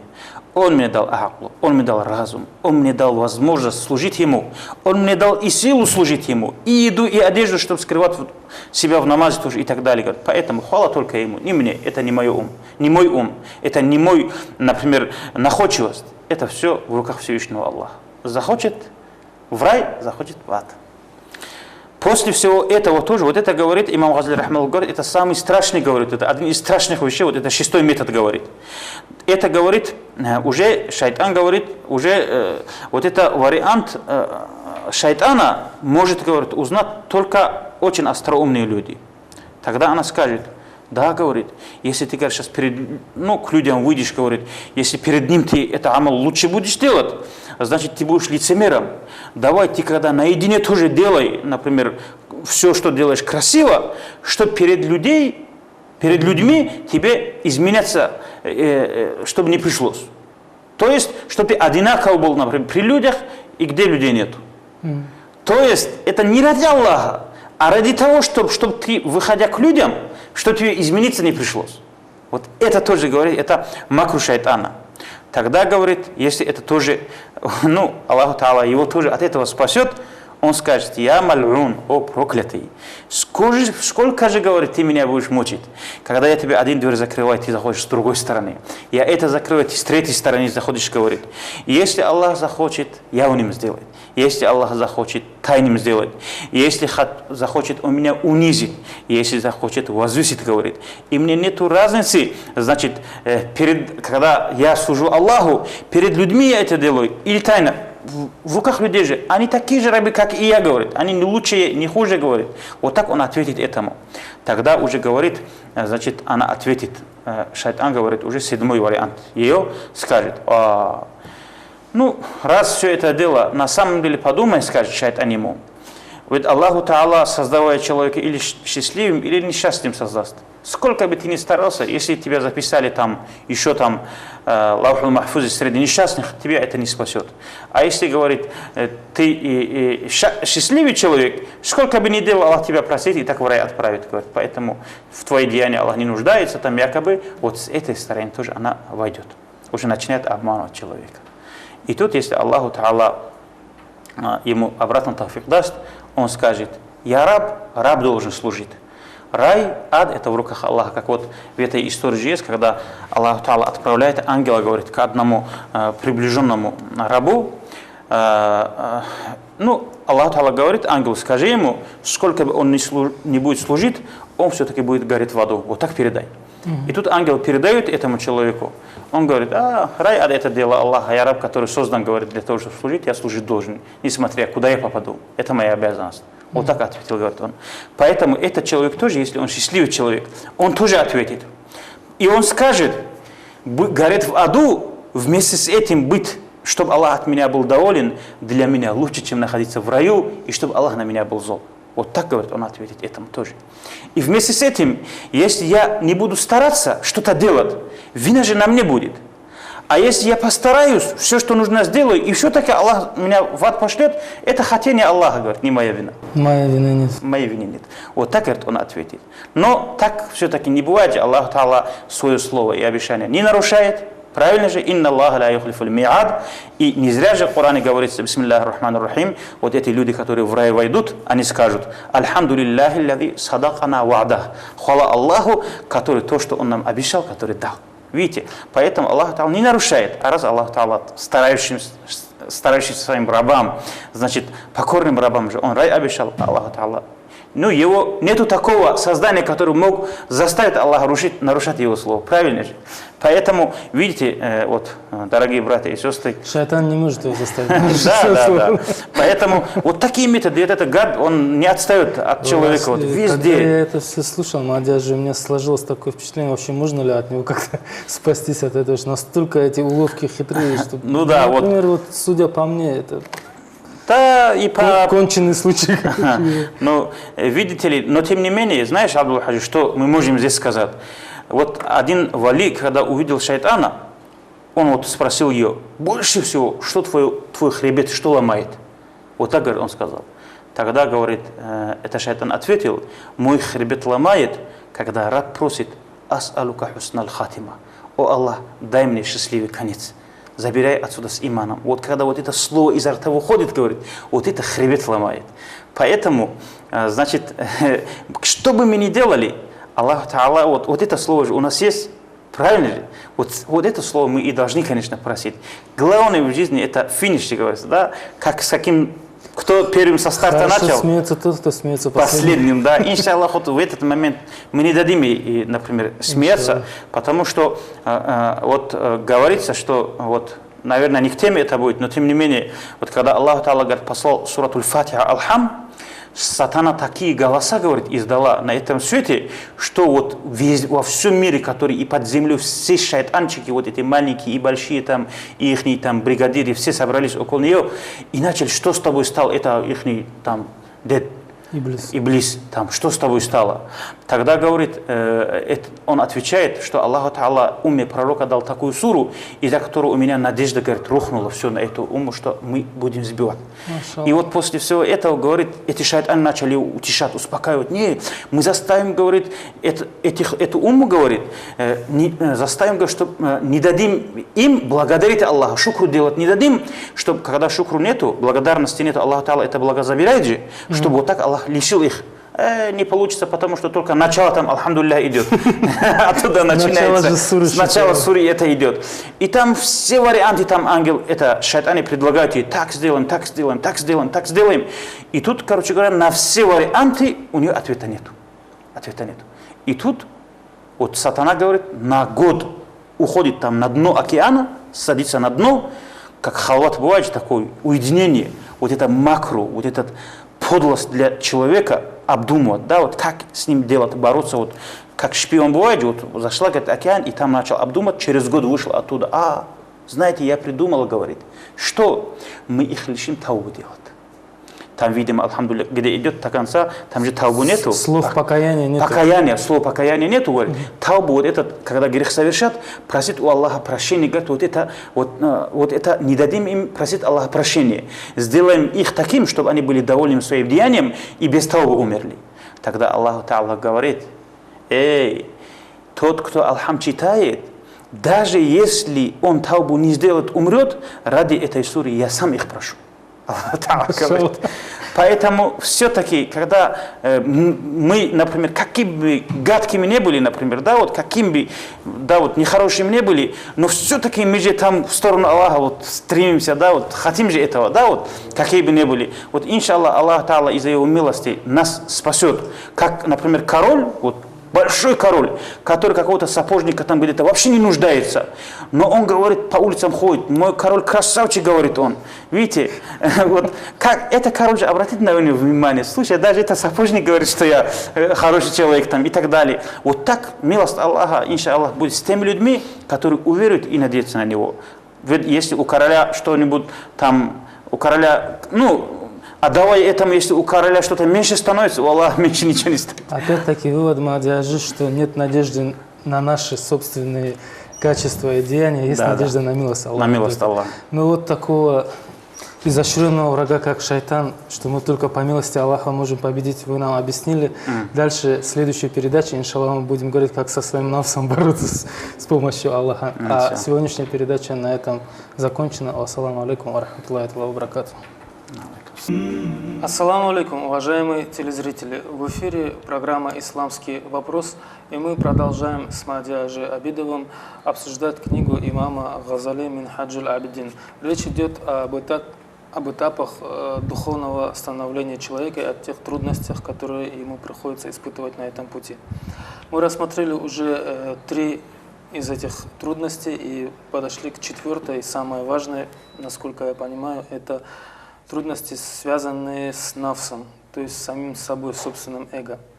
И говорят, что даже чем шайтан, Мадиаджи, нафс – это еще более тяжелый враг для человека. Получается, сам себе он является врагом на этом пути. Как это можно объяснить? Почему человеку нужно с самим собой тоже бороться для того, чтобы вырасти в духовном плане, скажем так? أعوذ بالله من الشيطان الرجيم بسم الله الرحمن الرحيم الحمد لله رب العالمين والصلاة والسلام على محمد وعلى آله وأصحابه أجمعين السلام عليكم ورحمة الله وبركاته. Есть 2 причины, из-за которых нам приходится бороться с нафсом и, значит, преодолевать это препятствие тоже. Первая причина – это на самом деле это враг. Это враг человека. Мы в будущем расскажем, почему он враг тоже. И который находится в теле, и, как говорится, когда вор внутри дома, от этого вора остерегаться всегда тяжело бывает. Если человек снаружи, то мы двери закроем, окна закроем. Бывает такое положение у людей, когда дома что-то исчезает, и вор в семье уже не знаешь, вот какой хитрость, что придумать, уже не знаем. Это более болезненно тоже этот момент бывает. Внутренний враг. Внутренний враг. Значит, второй, это вот этот нафс, она любимая для человека. Любимая. И когда, значит, вред идет от любимого человека, тоже уже, конечно, человек уже растеряется, он не может, значит, видеть каждый недостаток, потому что любимого человека недостаток выявить очень тяжело бывает. Вот один поэт, шаир поет, вот следующими словами говорит: «Валайса тара айбан лидил вудди вал иха, вала ба'да ма фихи идha кунта радия, ва айну рилда ан кулли айбин калилатун, валакин айна сухти тубдил мусавия». Перевод означает, когда, говорит, у тебя есть любимый друг, брат, значит, в котором есть любовь, говорит, ты уже, когда ты доволен от них, там уже, говорит, ты недостаток в этом человеке не видишь. Когда ты доволен от кого-то, всегда по отношению к нему у тебя лояльный такой взгляд, говорит, к нему бывает. Не дай Бог, тебе не нравится то, что от других скрыто тоже вот для тебя, особенно вот там для того человека, который он ненавидит человека, вот там появляется. И не зря говорит, вот Абдул-Вахид ас-Сафади в своей книге пишет, вот я, говорит, чем от друга, от врага больше пользы беру, говорит. Почему? Потому что друг мне не говорит мои недостатки, а враг говорит, я стараюсь их исправлять. То есть опасность в том, что мы любим нафс, поэтому его недостатки мы да, не видим, нам кажется, все, что нафс делает, это лучше. Например, вот пример тоже. Так человек, например, там кто-то сказал что-то, мы ему так ответили, там, например, да, унизили его. И тут мы радуемся, смотри, как мы его положили, как мы его заткнули и так далее. Уже то, что нафс сделала, вот это нам начинает нравиться и так далее. И уже вот так она может нас обманывать. И посмотрите дальше. Когда человек всякое плохое, когда для человека становится красивым, говорит, он как же исправит? Он, поскольку ее недостатком вообще не будет считать. Он же это посчитает хорошим. А он на самом деле перед Аллахом это не хорошее, не плохое и так далее. И в итоге вот этот нафс, улыбаясь, веселясь, в ад его загонит. То есть под музыку как бы проведет его туда. А он будет думать, что он, значит, в хорошем деле. Когда вот курейшиты выходили, говорит, против пророка, саллаллаху алейхи на Газават Бадру, значит, вот они все вот в таком духе, говорит, они были, которые, как они говорили, в этом полуострове, говорит, нету таких людей, как мы. Вот так, вот такой храбростью, вот таким, например, как порывом они, говорит, вышли туда. Как только бой начался, значит, сатана увидела, говорит, тамошних ангелов. Она, говорит, сказала, говорит, я вижу то, что вы не видите, я слышу то, что вы не слышите, я ухожу, я боюсь Аллаха. Как только сатана ушла оттуда, то тогда же, только первый раз столкнулись, они убежали. Там такового удара даже не было, такой битвы даже там не получилось. Они сразу убежали оттуда. Просто от этого Газавата. Да? Вот у нас вот так обмануть, как шайтан, вот это тоже такой же враг. Последний момент убежит. Значит. И поэтому вот имам Газали, рахимахуллах, говоря об этом, говорит, посмотри, говорит, ты один такой момент. Если ты посмотришь, мы же вот из той истории, которая у нас с вами есть, если ты, говорит, будешь листать, анализировать, говорит, где бы, кто бы ни подскользнулся в этом свете из больших людей, то они только нафсом, говорят, они попадали в эти трудности. Или же чисто нафсом, без какого-либо вмешательства, или же из-за того, что через нафс на нас подействовал кто-то. Вот так. Первый грех, который совершался на свете, это грех Иблиса. Она отказалась от Всевышнего Аллаха, не приняла указ Всевышнего Аллаха, не подчинилась Аллаху. Почему она этого сделала? Это было там, этому отказалась ее нафс. Она сгордилась, внутреннее эго, и позавидовала по отношению к пророку Адаму, алейхиссалам, пророку, первому человеку на свете. И после этого, когда она это сделала? После того, когда она 80 тысяч лет служила Всевышнему Аллаху Та'ала, вот все, что она сделала, эти уровни, это то, что она проповедовала в раю и так далее, вот после всего этого она попала, значит, под ее обман. Понимаете же? И после вечно проклятым, вечно проигравшим, и который вечно в аду будет гореть. Вот таким она стала. После того, как... Ну, сейчас, если взять, вот в наше время же есть же такие алимы, наверное, которые думают, что они алимы. На самом деле, если посмотреть, если этот человек сгордится, что он алим, пусть он думает, как у Иблиса есть у него это ильма. У нас нет этого ильма, как у Иблиса. Правильно же? И то не сохранило ее. Вот это то, что у нее есть ильм, это все. Вот когда она нафс не покорила свою, вот это нафс скинула ее. Получается, даже знания не спасают Не спасает человека. если он эго свое не поборол. Да, видите Так ли как. получается. Дальше посмотри, вот это первый пример имама Газали. Адам и Хава, наши родители. Вот что обмануло их? Что обмануло? А обратно таки нафс. Потому что они нафсу не сказали, умереть будешь умрет, Аллах захочет, ты умрешь, Аллах захочет, будешь жил. А Иблис что она говорила? Если вы этот плод покушаете, вы вечно будете жить в раю. Не временно, а вечно. Нафс заставила их ослушаться, чтобы она вечным стала. Понимаете же, чтобы она не умерла. Для этого. И тут вот этот низкий нафс заставила вот в таком раю, в который они были, в таких нихматах перед Аллахом, вот сделать вот эту ошибку обратно таки. Дальше здесь приводит имам Газали историю Кабиль-Хабиль. Это сыновья Адама, алейхиссалам, пророка. Оба брата.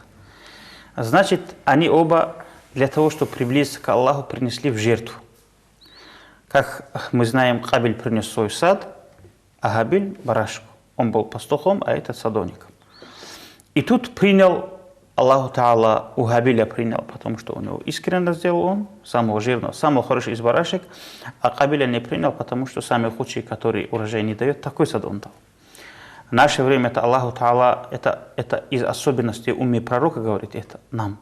То есть мы садака делаем, мы приносим жертву и сами пользуемся этим. То есть курбан режем, мы сами кушаем. Нам и кири, и мясо тоже. А до нашего пророка, значит, раньше так не было. Приходил, с неба появлялся огонь, сжигал это все. Аллах Та'ала так забирал. То есть то, что человек, раб, давал Всевышнему, в жертву приносил Аллаху, Аллах забирал ее. То есть он ею не мог пользоваться. И тут, когда Хабиля принял, он сказал, почему у него принял? Он лучше, что ли? Вот так сказал Кабиль. И сказал, я тебя убью. Вот так тоже сказал. Но Хабиль ответил, мне лучше от твоей руки погибнуть, говорит, и стать чистым перед Аллахом, чем я буду тебя убивать. Чем я тебя убью, лучше, чтобы я не был убийцей. Да, чтобы ты меня убил, для меня лучше. То есть даже тогда, когда он сказал ему, что убью, он нафсу не дал чуть-чуть дышать. Он ее задушил там, это нафс, и сказал, пусть меня убьет. Вот так сказал Хабиль. Дальше посмотрите историю Харута-Марута. Эта история рассказывается, хотя таких достоверных хадисов тоже насчет этого нет. Это как хикаят и рассказы идет. То есть два создания, которые упрекали человека, что говорят, что даже ангелами были, они тоже говорят. То есть это неизвестно, они были ангелами или нет, да? Ну да, вот есть алимы, которые говорят, что эта история недостоверная тоже. Ну, поскольку нам же здесь недостоверность нужна, нам нужно здесь пример, что мы поняли, что это нафс с нами делает. Да? И поскольку имам Газали здесь привел, тоже не зря, наверное, от нее, значит, есть польза в этой книге. То есть Харут-Марут, они упрекали человека за то, что они грешат, мол, смотри, как грешат, как они могут там. После всего этого Аллаху Та'ала вот человеческий шахват дал им тоже. Похоть, вот это человеческий похоть дал им. Они уже через некоторое время согрешили, говорят, эти ангелы. Тоже что заставил? Обратно, нафс. И имам Газали в конце говорит, ты среди людей в народе не найдешь ни смуты, ни позора, ни заблуждения, ни греха, у которого основой нафс не является. Основой которого не является нафс. Весь зарал, говорит, идет от этого, говорит. Поэтому умному человеку нужно беспокоиться за это, значит, как говорится, уделять внимание этому. После всего этого станет человеку ясно. Здесь получается, Мадяжи, что все те трудности, о которых мы говорили до сих пор, и связанные с обществом, и связанные с дуньялом, и с шайтаном, даже невозможны, если они не могли бы действовать через нафс. То есть эти трудности, они от нафса вот тоже. именно, потому что вот как у нас вот в стратегии, военной стратегии есть, для того, чтобы взять город, нужен шпион там внутри города тоже. Вот этих 4 врагов шпион это нафс, который у нас внутри. А почему же он внутри нас? Зачем ему это нужно? Он же как бы, это же наше получается, нафс, он из нас. Почему он против нас работает? В чем здесь смысл? Вот видите, это нафс, это, как говорится, то животное начало, в которое Аллах Та'ala вложил нас. Вот это, например, нам нужно понимать это, и это тот вещь, побеждая которого мы выигрываем лотерею в рай. Побеждая которого. Почему? Потому что, видите ли, вот там, вот Али Асхаб была такая история, когда Али Асхаб, радийаллаху анху, на нам остановился, он говорит, вот страхом, дрожью покрывался, говорит, и цвет изменялся у него, и когда ему говорили, почему вот так ты становишься, он, говорит, сказал, наступило время, когда Аллаху Та'ала, говорит, предложил небесам и земле и всему созданию взять вот эту ответственность на себя, они отказались, а человек ее взял. Время этой ответственности наступило. Вот почему я таким становлюсь. То есть каждый раз, когда на намаз становился. То есть мы богослужение на себя же взяли. Вот когда человек на себя богослужение взял, вот в нем Аллах Та'ала объединил вот 2 момента, вот нафса и акл. То есть человек должен выбирать между нафсом и акл. То есть этим выбором, это ихтияр же у человека есть, хорошему и плохому Аллаху Та'ала помогает. Аллах Та'ала говорит, я тебе и для богослужения силы дам, и для того, чтобы сам себе там могилу или место в аду готовил, тоже помогу. Но выбор твой. Вот для того, чтобы мы, например, старались выбирать между хорошим и плохим, весь плохой выбор это от нафса, а весь хороший выбор это через акл. Вот так это. То есть разум постоянно борется с нашей похотью, с нашими страстями.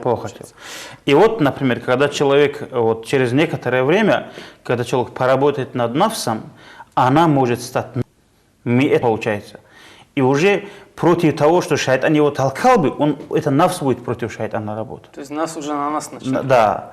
Вот сейчас слишком глубокие вещи тоже я здесь не хочу говорить, потому что это уже люди ахлу бывают у этого, которые это все поняли. Да, для этого, потому что не пройдя что-нибудь, что-то говорит, вот в Коране же несколько моментов есть. Значит, нафсуль аммара, так Аллах Та'ала называет нафс. Потом нафсуль лауама, нафсу мутмаинна. Вот 3 нафса называет это самое. Вот у нас с вами, конечно, это нафсу амарат. Не знаю, может, и с нами умрет она так. То есть всегда, который на плохой толкает нафс. Потом она получится нафсуль лауама, который упрекающим уже, да, вот нас, вот там, вот мы сами себя уже упрекать будем в том, что мы совершаем плохое. А потом уже нафсу мутмаинна, это спокойный нафс, который никакой, что бы вокруг, например, не случалось, она не будет дергаться, она одинаково будет находиться. Ее, то, что вокруг происходит, эта вещь, ее, например, дергать, менять она не будет, неизменимым вот таким она останется. Как вот в истории Абдул Кадр Гиляни Кудиссирху, вот когда он проповедь читал, эта же змея начала подняться, этот снизу вверх крутиться вокруг, не просто крутиться, заворачиваться вокруг Абдул Кадр Гиляни Кудиссирху, и вот так стал, говорит, таким впереди. Абдул Кадр Гиляни вот так начал аза делать. Она сюда идет, он отсюда делает. Ну, мешает этот змея. В итоге там обиделся, эта змея, слушай, вообще не считается, не реагирует. И фыркать начал, говорит, так, шуметь. Потом он говорит, уже когда видит, что совсем не дает, говорит, он сказал, что ты вот здесь шумишь? Ты всего лишь червяк, ниточка, говорит, который могуществом Аллаха, который двигаешься. Без этого ты ничто. И тут, говорит, она в Иблис превратился. Поскольку аулия уровень большой же, макам большой, если он отвлек себе, он был изгнанником. Представляете? И у нас эта вещь получается, мы на этом уровне же не находимся, поэтому нам как-то эти вещи прощаются, а аулиям такие вещи даже, если они дадут там чуть-чуть внимания, Аллах Та'ала им это не прощает, потому что Аллах Та'ала их настолько приблизил к себе, что эти вещи они допускать не имеют права. Поскольку, насколько человек поднимается, насколько грохотом же падает.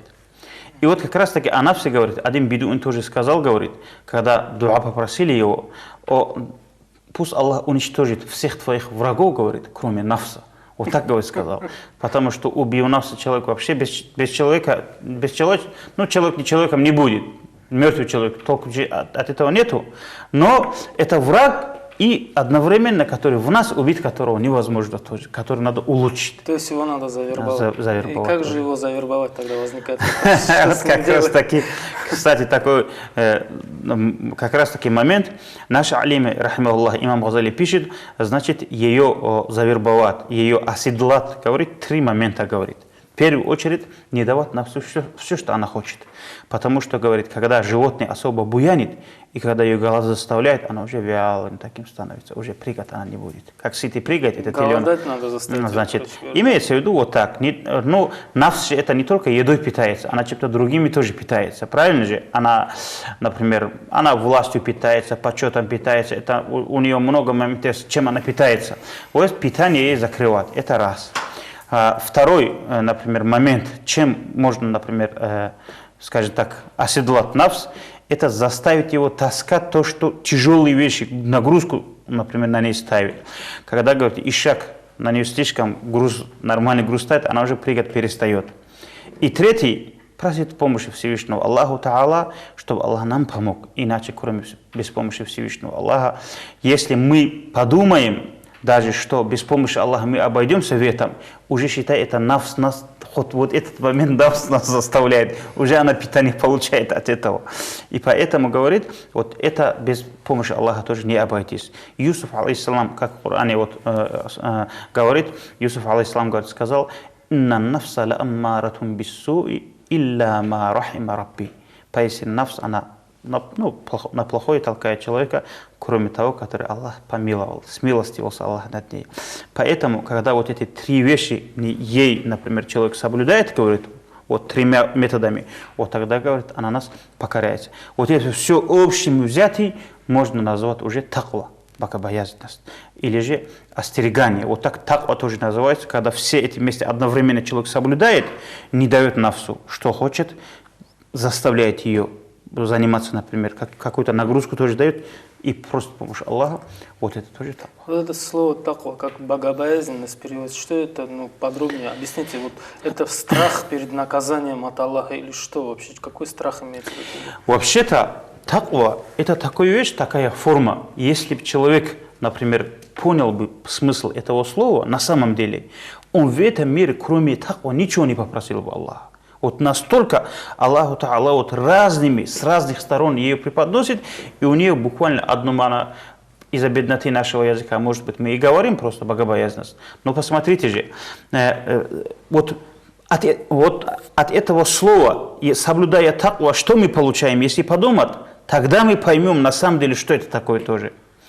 Аллаху Та'ала вот говорит 12 моментов, Аллаху Та'ала 12 вещей обещает тому человеку, который таква соблюдает.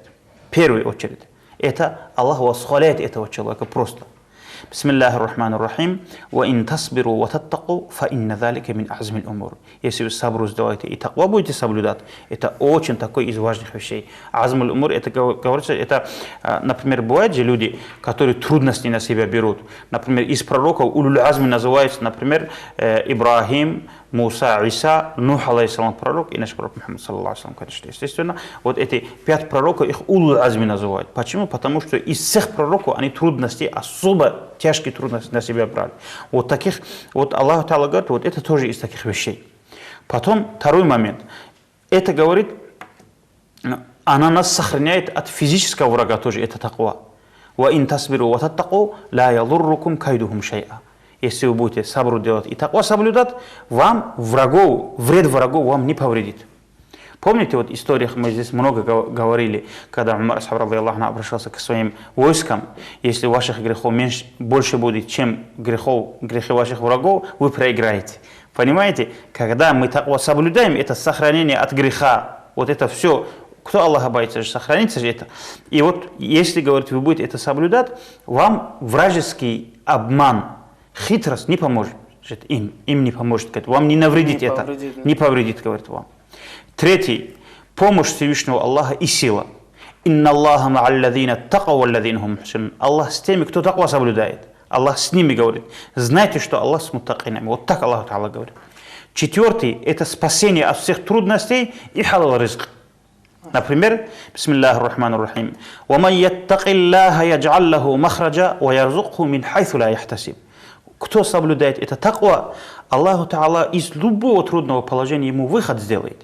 И откуда он не ждет, оттуда будет кормить его. То есть он будет, откуда сейчас мне все уже, хана, там он подумает, да, уже все, кармана тоже нету, пенсии тоже нету. И вот там появится человек, который, вот не человек, а Аллаху Та'ала сделает это так, чтобы он не будет знать. На самом деле, вот бывают же случаи, когда, вот сейчас если сесть и подумать, год, например, мы столько кушали и год зарабатывали. На самом деле, то, что мы зарабатываем, и столько мы кушаем, за эти деньги не купить. Это и так ясно бывает. Поэтому Аллах Та'ала откуда не ждет человек, значит, оттуда даст. Дальше, от этого, говорит, улучшение амала идет. Бисмиллахи рахмани рахим. Я айюхалладзина аману аттаку Аллаха ва кулу каулян садида юслих лакум а'малакум. Таква соблюдайте и говорите правильное слово, Аллах улучшит вам ваши деяния. Шестой, от этого человек получает прощение грехов. Я ва ягфир лакум зунубакум. Продолжение этого аята. Седьмой – любовь Аллаха. Инна Аллаха юхиббуль муттакин. Аллах Та'ала сам говорит, Аллах любит муттакинов. Восьмой – это принятие. Принятие каждого деяния человека зависит от таква.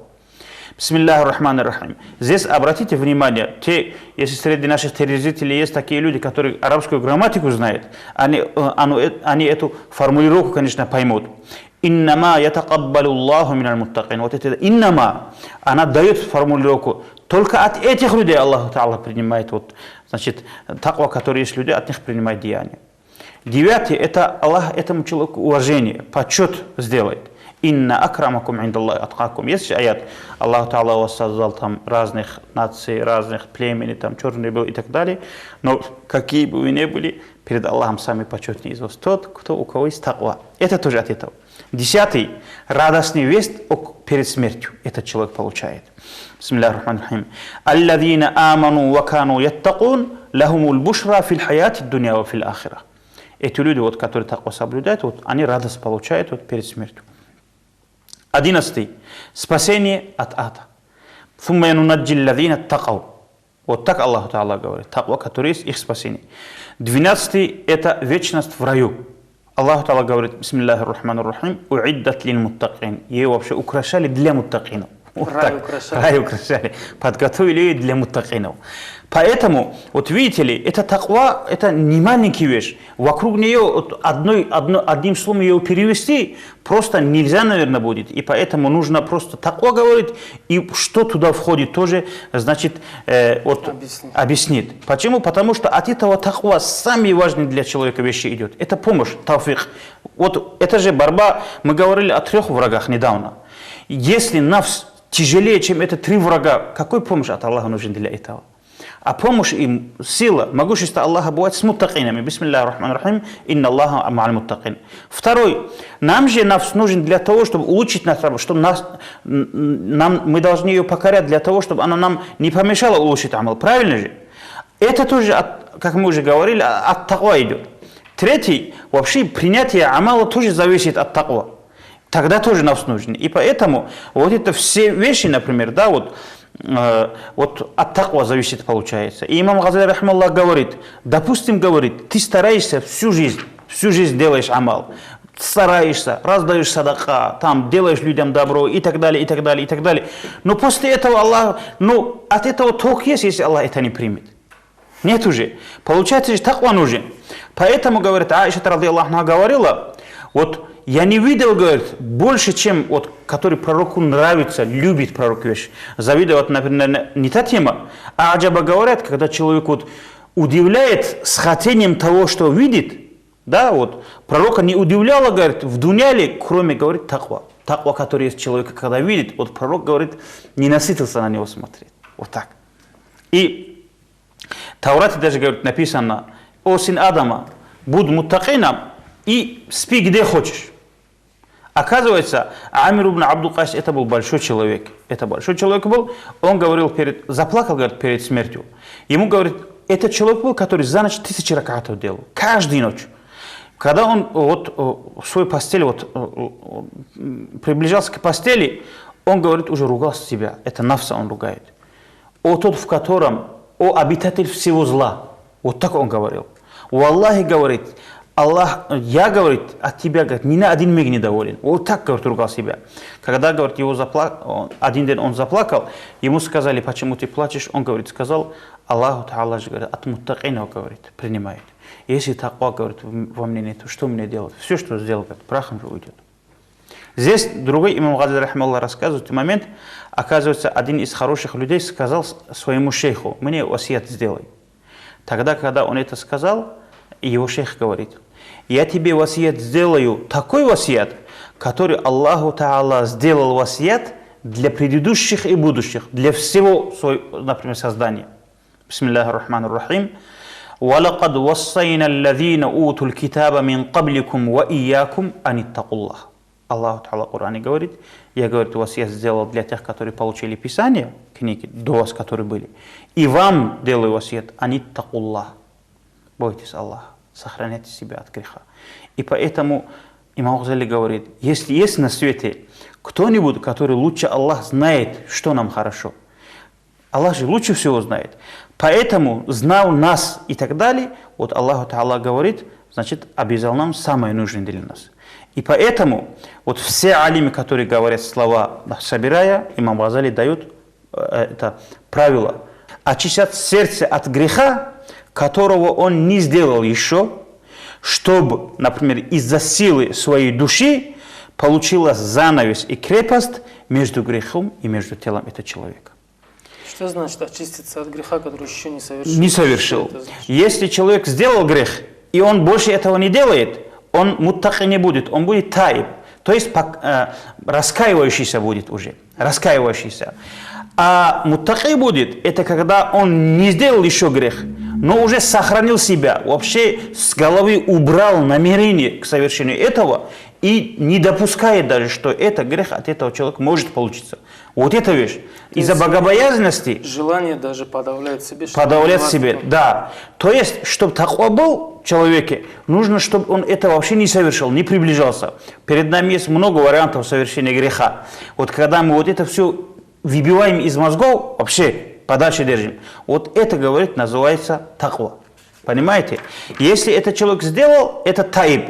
Если это пророк, который грех не получается, он просто маасум, исмат. И в Коране таква называет 3 терминами. Это богобоязненность, просто богобоязненность, о которой мы говорили тоже, да, это тоже таква. На самом деле ее тоже таква называют. Ва ияя фаттакун. Аллах Та'ала говорит, меня бойтесь. Так.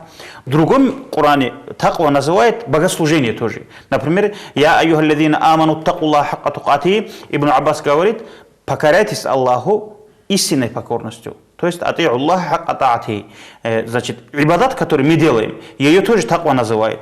И третий, очистить сердце от греха, это тоже называют.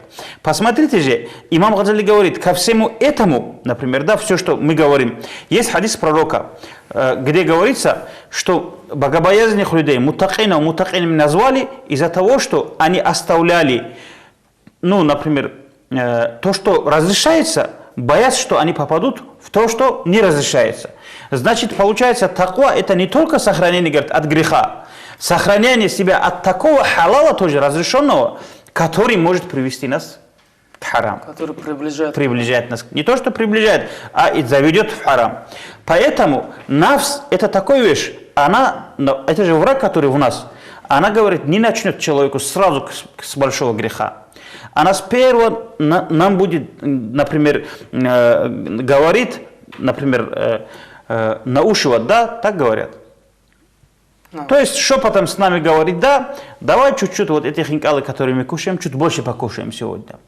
После этого воду пьем. То есть сперва нас для хорошего тяжелым это сделает. Халал то, что мы делаем, чуть больше. Кто скажет, например, да, что 100 хинкалов кушать харам? Никто же не скажет. Правильно же? Поэтому, значит, вот так с хорошего. Через халал она уже скажет, вот этими хикалами 100 грамм коньяка тоже подошла бы. Потихоньку уже туда. Оттуда потихоньку уже к хараму. Уже через некоторое время человека делать таким, что он только харам сделал. И поэтому, значит, у нафса, говорит, есть такие рычаги, которые влияют на наше физическое тело. на глаз, на ухо, на сердце, на руки, на ноги, на все, что, например, мы делаем, в каждом, например, участвует нафс.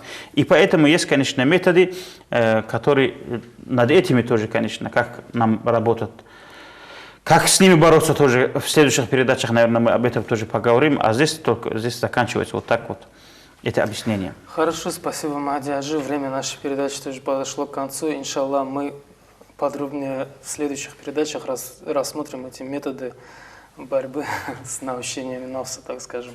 А на этом мы прощаемся с телезрителями. Вассаламу алейкум, рахматуллахи ва баракату. Алейкум ассалам.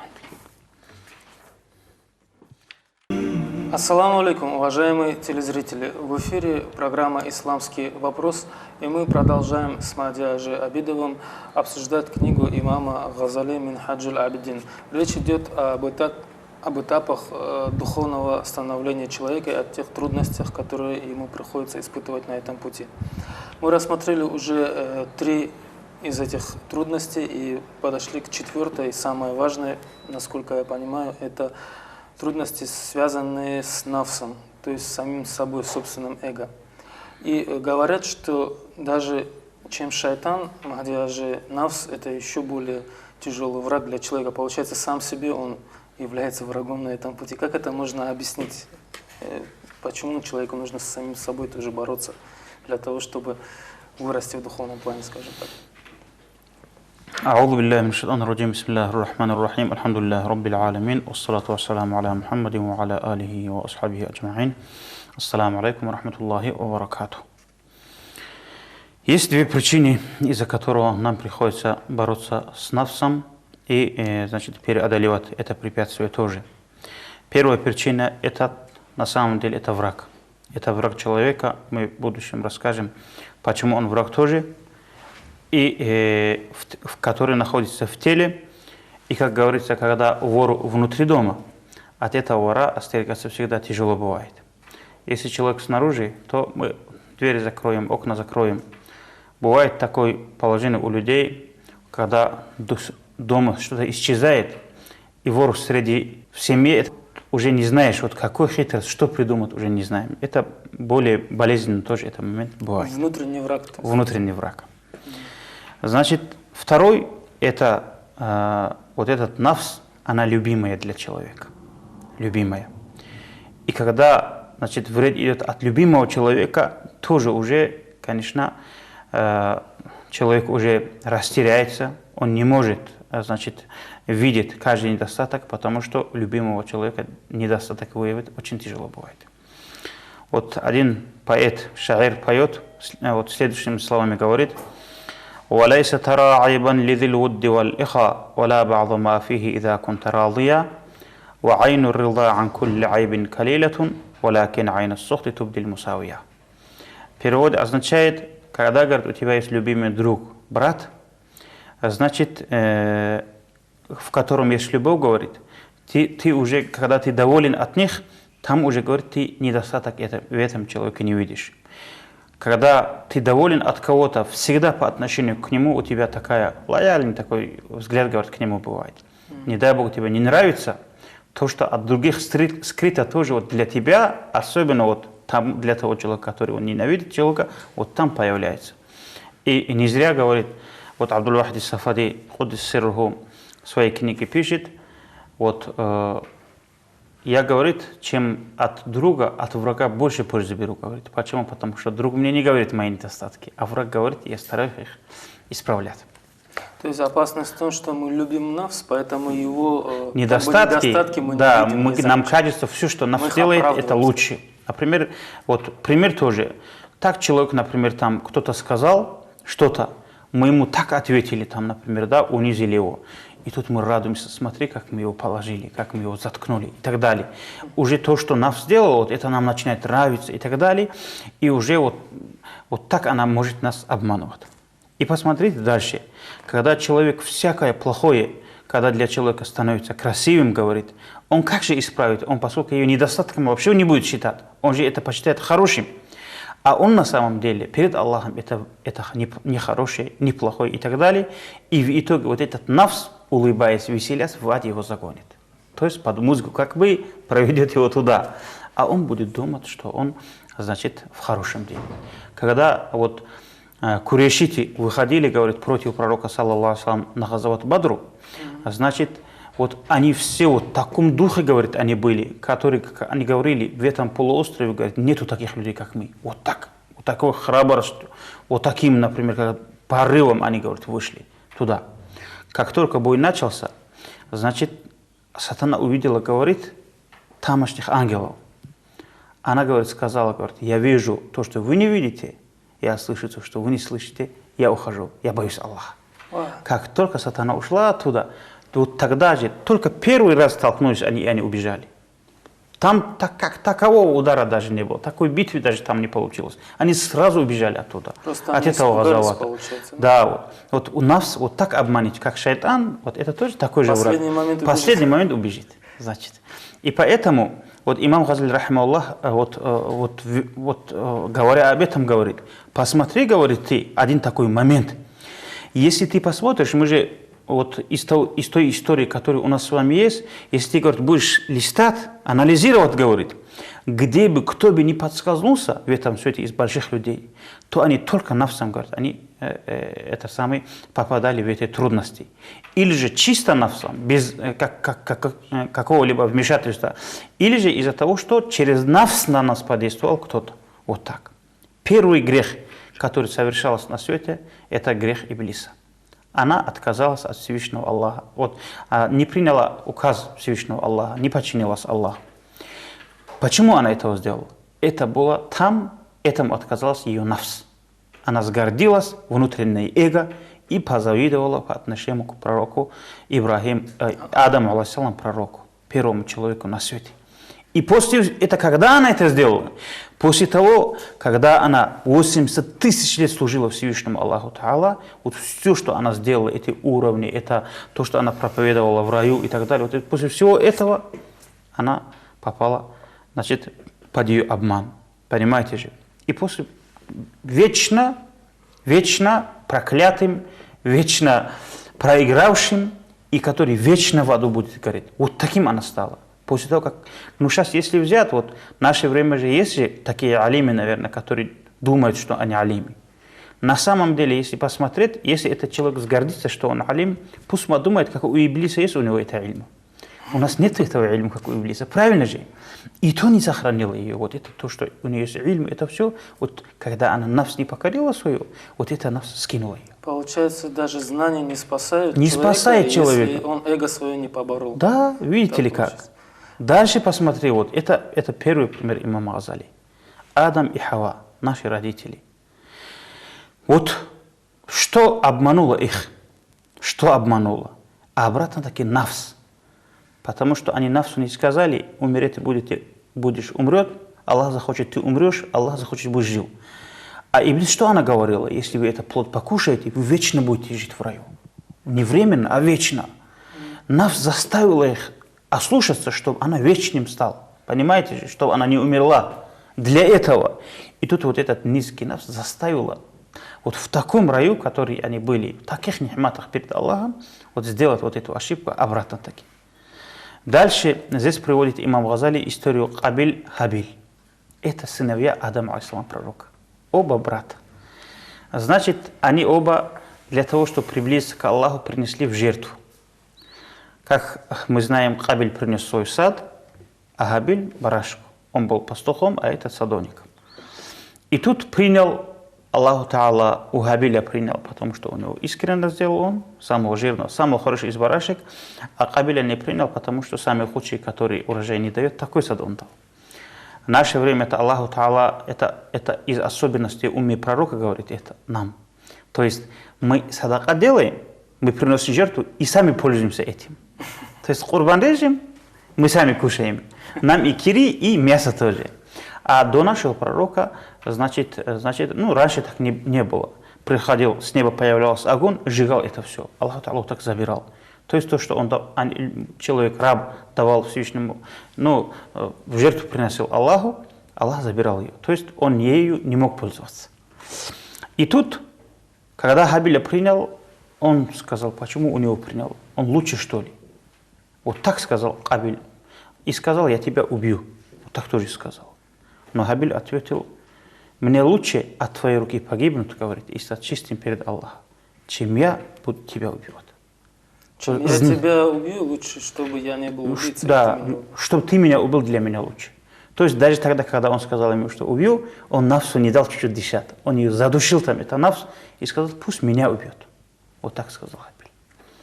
Дальше посмотрите историю Харута-Марута. Эта история рассказывается, хотя таких достоверных хадисов тоже насчет этого нет. Это как хикаят и рассказы идет. То есть два создания, которые упрекали человека, что говорят, что даже ангелами были, они тоже говорят. То есть это неизвестно, они были ангелами или нет, да? Ну да, вот есть алимы, которые говорят, что эта история недостоверная тоже. Ну, поскольку нам же здесь недостоверность нужна, нам нужно здесь пример, что мы поняли, что это нафс с нами делает. Да?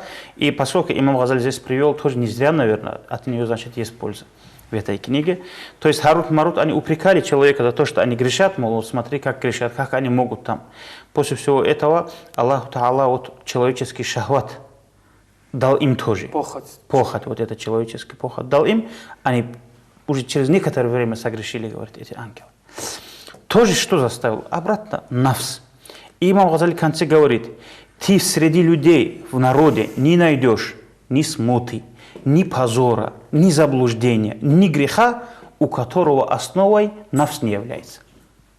Основой которого не является нафс. Весь зарал, говорит, идет от этого, говорит. Поэтому умному человеку нужно беспокоиться за это, значит, и как говорится, уделять внимание этому. После всего этого станет человеку ясно. Здесь получается, Мадяжи, что все те трудности, о которых мы говорили до сих пор, и связанные с обществом, и связанные с дуньялом, и с шайтаном, даже невозможны, если они не могли бы действовать через нафс. То есть эти трудности они от нафса вот тоже. Именно. Потому что вот как у нас вот стратегия, военная стратегия есть, для того, чтобы взять город, нужен шпион там внутри города тоже. Вот этих 4 врагов шпион это нафс, который у нас внутри. А почему же он внутри нас? Зачем ему это нужно? Он же это же наше получается, нафс, он из нас. Почему он против нас работает? В чем здесь смысл? Вот видите, это нафс, это, как говорится, то животное начало, в которое Аллах Та'ала вложил нас. Вот это, например, нам можно понимать это, и это тот вещь, побеждая которого мы выигрываем лотерею в рай. Побеждая которого. Почему?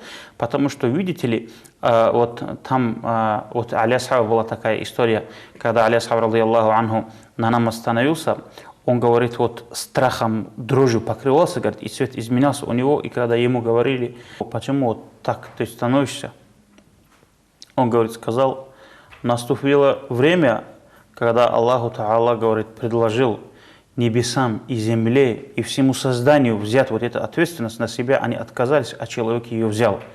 Время этой ответственности наступило. Вот почему я таким становлюсь. То есть каждый раз, когда на намаз становился. То есть мы богослужение на себя же взяли.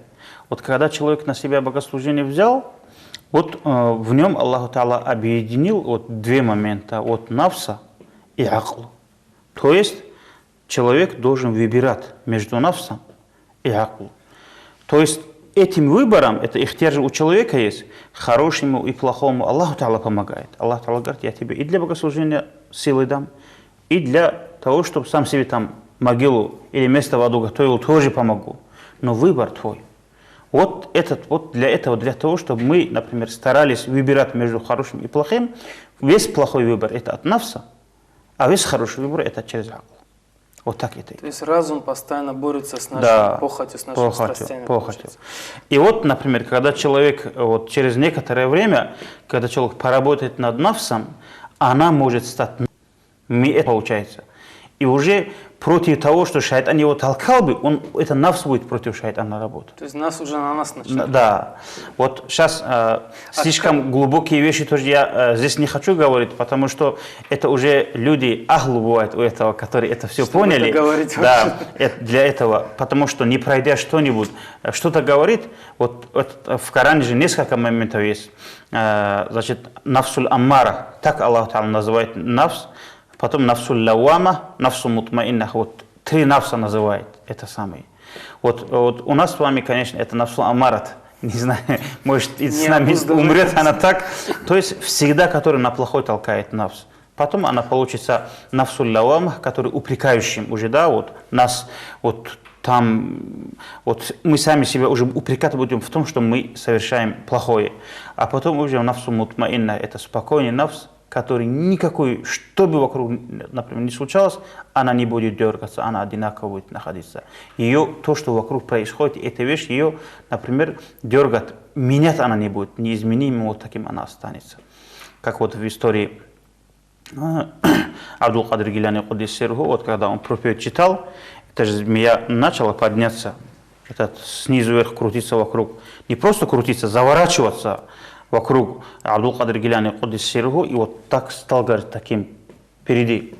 Абдул-Кадир Гиляни вот так начал аза делать. Она сюда идет, он отсюда делает, ну мешает этот змея. В итоге там этот обиделся, эта змея, слушай, вообще не считается, не реагирует. И фыркать начал говорить так, шуметь. Потом он говорит, уже когда видит, что совсем не дает, говорит, он сказал, что ты вот здесь шумишь? Ты всего лишь червяк, ниточка, говорит, который могуществом Аллаха, который двигаешься. Без этого ты ничто. И тут, говорит, она в Иблис превратился. Поскольку аулия уровень большой же, макам большой, если он отвлек себе, он был изгнанником. Представляете? И у нас эта вещь получается, мы на этом уровне же не находимся, поэтому нам как-то эти вещи прощаются, а аулиям такие вещи даже, если они дадут там чуть-чуть внимания, Аллах Та'ала им это не прощает, потому что Аллах Та'ала их настолько приблизил к себе, что эти вещи они допускать не имеют права. Поскольку, насколько человек поднимается, насколько грохотом же падает. И вот как раз таки она все говорит, один бедуин тоже сказал, говорит, когда дуа попросили его, пусть Аллах уничтожит всех твоих врагов, говорит, кроме нафса. Вот так, говорит, сказал. Потому что убил нафса человек вообще без человека, ну человек не человеком не будет. Мертвый человек, толку от этого нету. Но это враг, и одновременно, который в нас, убить которого невозможно тоже, который надо улучшить. То есть его надо завербовать. Завербовать. И как тоже. же его завербовать тогда возникает? Вот как раз таки, кстати, такой как раз таки момент. Наш алим, рахимахуллах, имам Газали пишет, значит, ее завербовать, ее оседлать, говорит, 3 момента, говорит. В первую очередь, не давать на все, что она хочет. Потому что, говорит, когда животное особо буянит, и когда ее голод заставляет, она уже вялым таким становится, уже прыгать она не будет. Как сытый прыгает, это голодать надо заставить. Значит, имеется в виду вот так. Ну, нафс это не только едой питается, она чем-то другими тоже питается. Правильно же? Она, например, она властью питается, почетом питается. Это у нее много моментов, чем она питается. Вот питание ей закрывать. Это раз. Второй, например, момент, чем можно, например, скажем так, оседлать нафс, это заставить его таскать то, что тяжелые вещи, нагрузку, например, на ней ставить. Когда, говорит, ишак, на нее слишком нормальный груз ставит, она уже прыгать перестает. И третий, просит помощи Всевышнего Аллаху Та'ала, чтобы Аллах нам помог. Иначе, кроме без помощи Всевышнего Аллаха, если мы подумаем, даже что без помощи Аллаха мы обойдемся в этом, уже считай, это нафс нас, вот этот момент нафс нас заставляет, уже она питание получает от этого. И поэтому говорит, вот это без помощи Аллаха тоже не обойтись. Юсуф, алейхиссалам, как в Коране вот, говорит, Юсуф, алейхиссалам, говорит, сказал, «Инна нафса ла аммаратум биссуи илля ма рахима рабби». Поистине нафс, она на плохое толкает человека, кроме того, который Аллах помиловал, смилостивился Аллах над ней. Поэтому, когда вот эти 3 вещи ей, например, человек соблюдает, говорит, вот 3 методами, вот тогда, говорит, она нас покоряется. Вот это все общим взятие можно назвать уже таква, богобоязненность, или же остерегание. Вот так таква тоже называется, когда все эти вместе одновременно человек соблюдает, не дает нафсу, что хочет, заставляет ее заниматься, например, какую-то нагрузку тоже дает, и просто помощь Аллаха, вот это тоже таква. Вот это слово таква, как богобоязненность переводится, что это, подробнее объясните, вот это страх перед наказанием от Аллаха или что вообще, какой страх имеется в виду? Вообще-то таква это такая вещь, такая форма, если бы человек, например, понял бы смысл этого слова, на самом деле, он в этом мире, кроме таква, ничего не попросил бы Аллаха. Вот настолько Аллаху Та'ала вот с разных сторон ее преподносит, и у нее буквально одно мана из-за бедноты нашего языка, может быть, мы и говорим просто богобоязненность. Но посмотрите же, вот от этого слова, соблюдая таква, что мы получаем? Если подумать, тогда мы поймем на самом деле, что это такое тоже. Аллаху Та'ала вот говорит 12 моментов, Аллаху Та'ала 12 вещей обещает тому человеку, который таква соблюдает. В первую очередь, это Аллах восхваляет этого человека просто. Бисмиллахи рахмани рахим. Ва ин тасбиру ва таттаку, фа инна залика мин азмил умур. Если вы сабру сделаете и таква будете соблюдать, это очень такой из важных вещей. Азмул умур, это говорится, это, например, бывают же люди, которые трудности на себя берут. Например, из пророков улул азми называется, например, Ибрахим, Муса, Иса, Нух, алейхиссалам, пророк, и наш пророк Мухаммад, саллаллаху алейхи, конечно. Естественно, вот эти 5 пророков, их улул азми называют. Почему? Потому что из всех пророков они трудности, особо тяжкие трудности на себя брали. Вот таких, вот Аллах Та'ала говорит, вот это тоже из таких вещей. Потом, второй момент. Это говорит, она нас сохраняет от физического врага тоже, это таква. Ва ин тасбиру ва таттаку, ла ядуррукум кайдухум шай'a. Если вы будете сабру делать и таква соблюдать, вам вред врагов вам не повредит. Помните, вот в историях мы здесь много говорили, когда Умар обращался к своим войскам, если ваших грехов больше будет, чем грехи ваших врагов, вы проиграете. Понимаете? Когда мы таква соблюдаем, это сохранение от греха. Вот это все. Кто Аллаха боится, сохранится же это. И вот если, говорит, вы будете это соблюдать, вам вражеский обман, хитрость не поможет. Им не поможет. Вам не навредит это. Не повредит, говорит вам. Третий. Помощь Всевышнего Аллаха и сила. Инна Аллаха ма'алладзина таква валладзина хум мухсинун. Аллах с теми, кто таква соблюдает. Аллах с ними говорит. Знайте, что Аллах с муттакинами. Вот так Аллах Та'ала говорит. Четвертый. Это спасение от всех трудностей и халал ризк. Например, бисмиллахи рахмани рахим. Ва ман яттакиллаха ядж'аль лаху махраджа ва ярзукху мин хайсу ла яхтасиб. Кто соблюдает это таква, Аллаху Та'ала из любого трудного положения ему выход сделает. И откуда он не ждет, оттуда будет кормить его. То есть он будет, откуда сейчас мне все уже, хана, там он подумает, да, уже все, кармане тоже нету, пенсии тоже нету. И вот там появится человек, который, вот не человек, а Аллаху Та'ала сделает это так, чтобы он не будет знать. На самом деле, вот бывают же случаи, когда, вот сейчас если сесть и подумать, год, например, мы столько кушали и год зарабатывали. На самом деле, то, что мы зарабатываем, и сколько мы кушаем, за эти деньги не купить. Это и так ясно бывает. Поэтому Аллах Та'ала откуда не ждет человек, значит, оттуда даст. Дальше, от этого, говорит, улучшение амала идет. Бисмиллахи рахмани рахим. Я айюхаллазина аману такуллаха ва кулу каулян садида юслих лакум а'малакум. Таква соблюдайте и говорите правильное слово, Аллах улучшит вам ваши деяния. Шестой, от этого человек получает прощение грехов.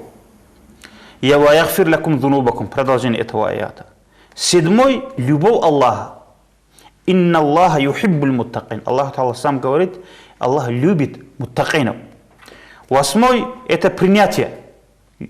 Принятие каждого деяния человека зависит от таква. Бисмиллахи рахмани рахим. Здесь обратите внимание, если среди наших телезрителей есть такие люди, которые арабскую грамматику знают, они эту формулировку, конечно, поймут. Иннама ятакаббалу Аллаху миналь муттакин. Вот это иннама, она дает формулировку. Только от этих людей Аллах Та'ала принимает, вот, значит, таква, которые есть люди, от них принимает деяния. Девятый, это Аллах этому человеку уважение, почет сделает. Инна акрамакум индаллахи аткакум. Есть аят, Аллах Та'ала вас создал там разных наций, разных племен, там черный был и так далее. Но какие бы вы ни были, перед Аллахом самый почетный из вас тот, у кого есть таква. Это тоже от этого. Десятый, радостный весть перед смертью. Этот человек получает. Бисмиллахи рахмани рахим. Аллазина аману ва кану яттакун, лахумул бушра фил хаяти дуня ва фил ахира. Эти люди, вот, которые таква соблюдают, вот, они радость получают вот, перед смертью. 11. Спасение от ада. Сумма янунаджи аллазина такау. Вот так Аллах Та'ала говорит. Таква, который есть их спасение. 12. Это вечность в раю. Аллах Та'ала говорит, бисмиллахи рахмани рахим, уиддат лил муттакин. Ее вообще украшали для муттакинов. Вот рай украшали. Подготовили ее для муттакинов. Поэтому, вот видите ли, это таква, это не маленькая вещь. Вокруг нее вот одним словом ее перевести просто нельзя, наверное, будет. И поэтому нужно просто таква говорить, и что туда входит тоже, значит, объяснит. Почему? Потому что от этого таква самые важные для человека вещи идет. Это помощь, тавфик. Вот это же борьба, мы говорили о 3 врагах недавно. Если нафс тяжелее, чем это 3 врага, какой помощь от Аллаха нужен для этого? А помощь им, сила, могущество Аллаха бывает с муттакинами. Бисмиллахи рахмани рахим, инна Аллаха ма'аль муттакин. Второй, нам же нафс нужен для того, чтобы улучшить нас, чтобы мы должны ее покорять для того, чтобы она нам не помешала улучшить амал. Правильно же? Это тоже, как мы уже говорили, от таква идет. Третий, вообще принятие амала тоже зависит от таква. Тогда тоже нафс нужен. И поэтому вот это все вещи, например, да, вот от таква зависит, получается. И имам Газали рахмаллах говорит, допустим, говорит, ты стараешься всю жизнь делаешь амал, стараешься, раздаешь садака, там делаешь людям добро и так далее, и так далее, и так далее. Но после этого Аллах, от этого толк есть, если Аллах это не примет. Нет уже. Получается, что таква нужен.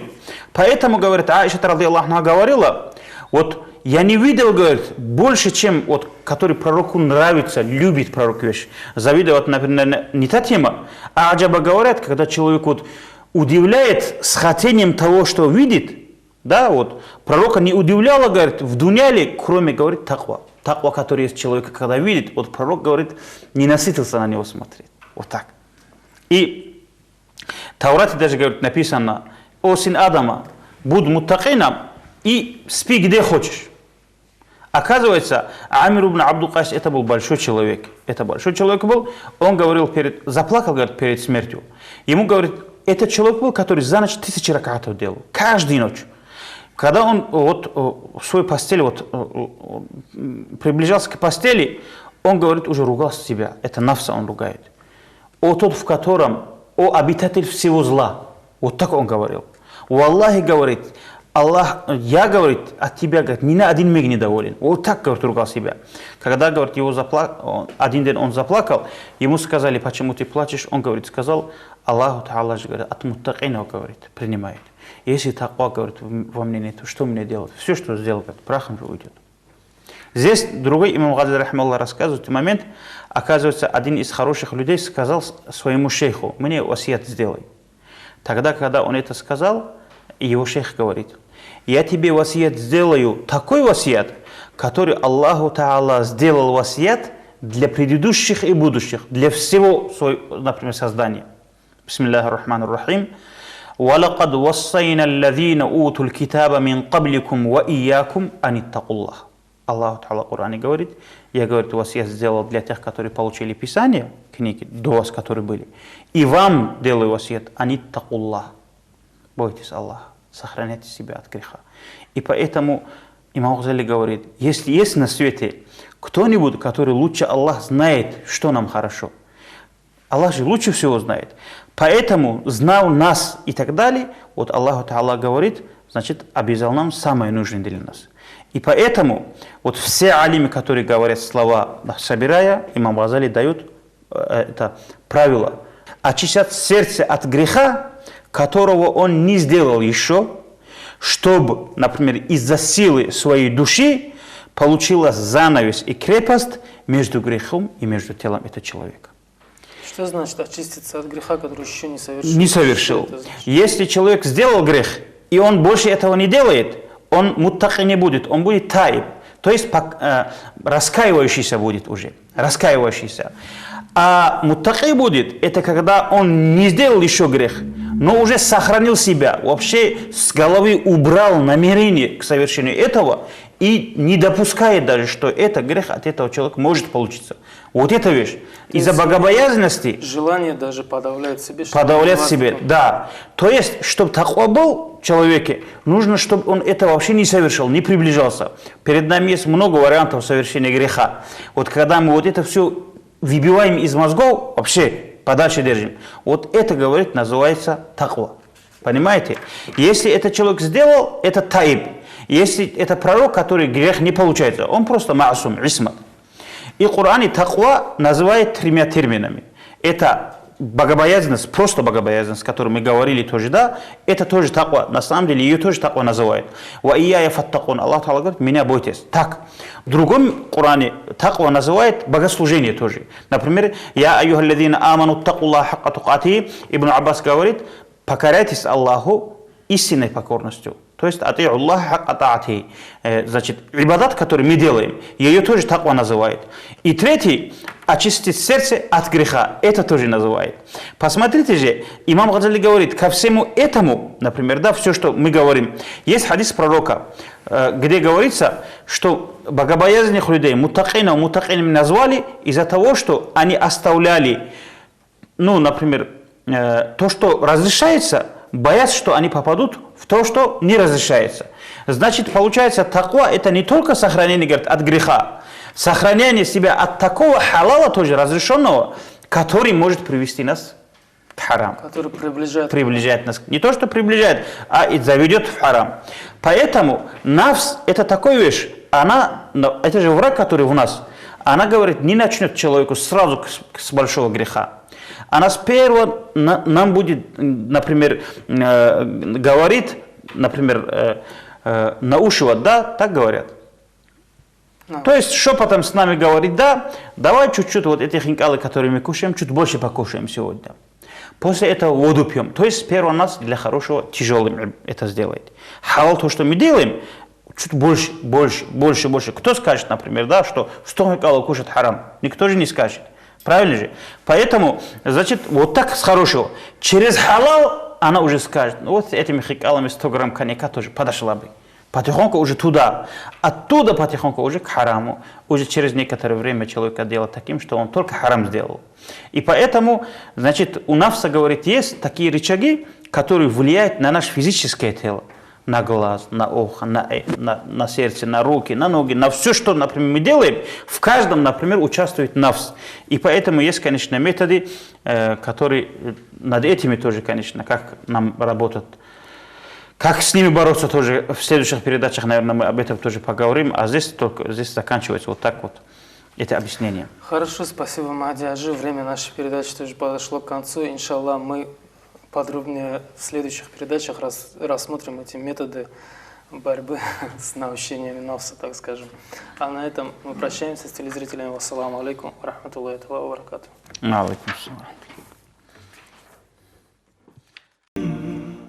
Ассаламу алейкум, уважаемые телезрители. В эфире программа «Исламский вопрос». Мы продолжаем с Махди Хаджи Абидовым читать книгу имама Газали «Минхаджуль Абидин», в которой говорится о духовных этапах развития человека. В прошлой передаче мы говорили, Махди Хаджи, с вами о таком понятии, как таква.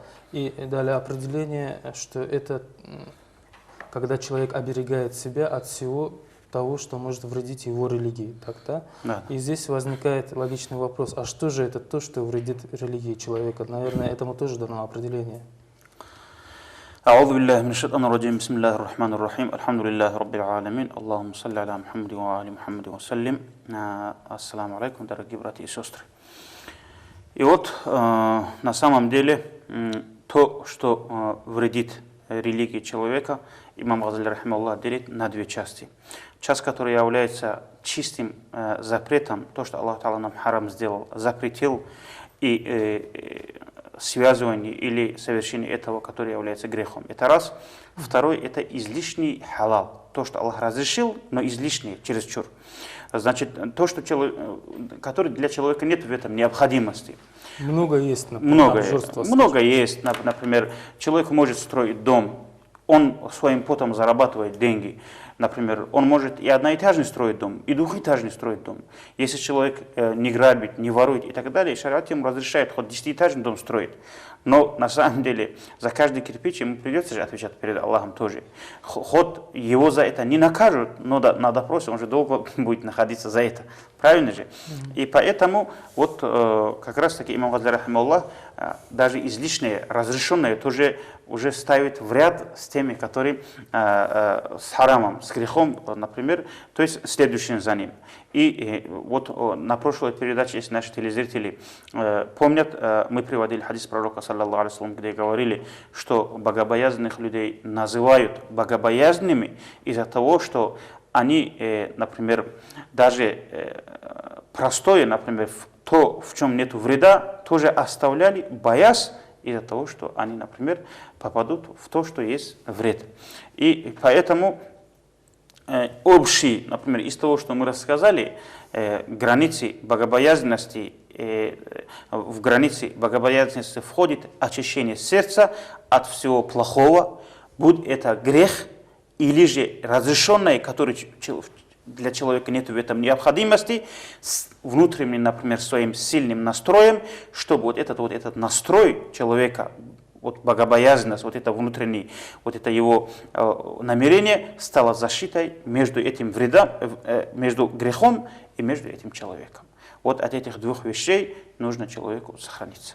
То есть не только от конкретного харама, но и от чрезмерного употребления харама, Конечно, скажем так. конечно. Больше, чем нужно, не брать. Да. Это есть высказывание даже греческих философов, мы говорит, рождены не для того, чтобы есть, а мы едим для того, чтобы жить. Да, Да. Вот именно. Здесь возникает такой вопрос. Имам Газали очень много говорит об этом понятии таква, придает ему большое значение. И любое предписание, допустим, религиозное, оно может быть фарзом, то есть обязательным, то, что нас спасает, скажем, от ада, а может быть сунной, то есть то, что рекомендуется, но не обязательно для того, чтобы от ада спастись, а как бы чтобы повысить свои уровни, да, скажем так, духовные. Вот в данном случае таква – это фарз или суннат? Как комментирует имам Газали? Вот как мы говорили, Абдул Хаджи, вот мы же говорили, то, что исходит вред, значит, вред может исходить человеку не только от греха, но и от халала некоторых. Например, также вот к чему таква применяется, от этого, говорит, зависит от само решение этого таква тоже, богобоязненности тоже. Например, само вредное человеку, она бывает вложена в основе, то есть основа, у которого вредное. Или бывает, например, то, который может, когда чрезмерно человек будет употреблять, она может перейти во вредное тоже. То есть вроде бы не вредное, но приводит к вреду. Но приводит. Возьму, например, человек будет кушать, например, да, вот будет кушать. Переедать же, сколько бы человек не кушал, харамом эта еда не становится.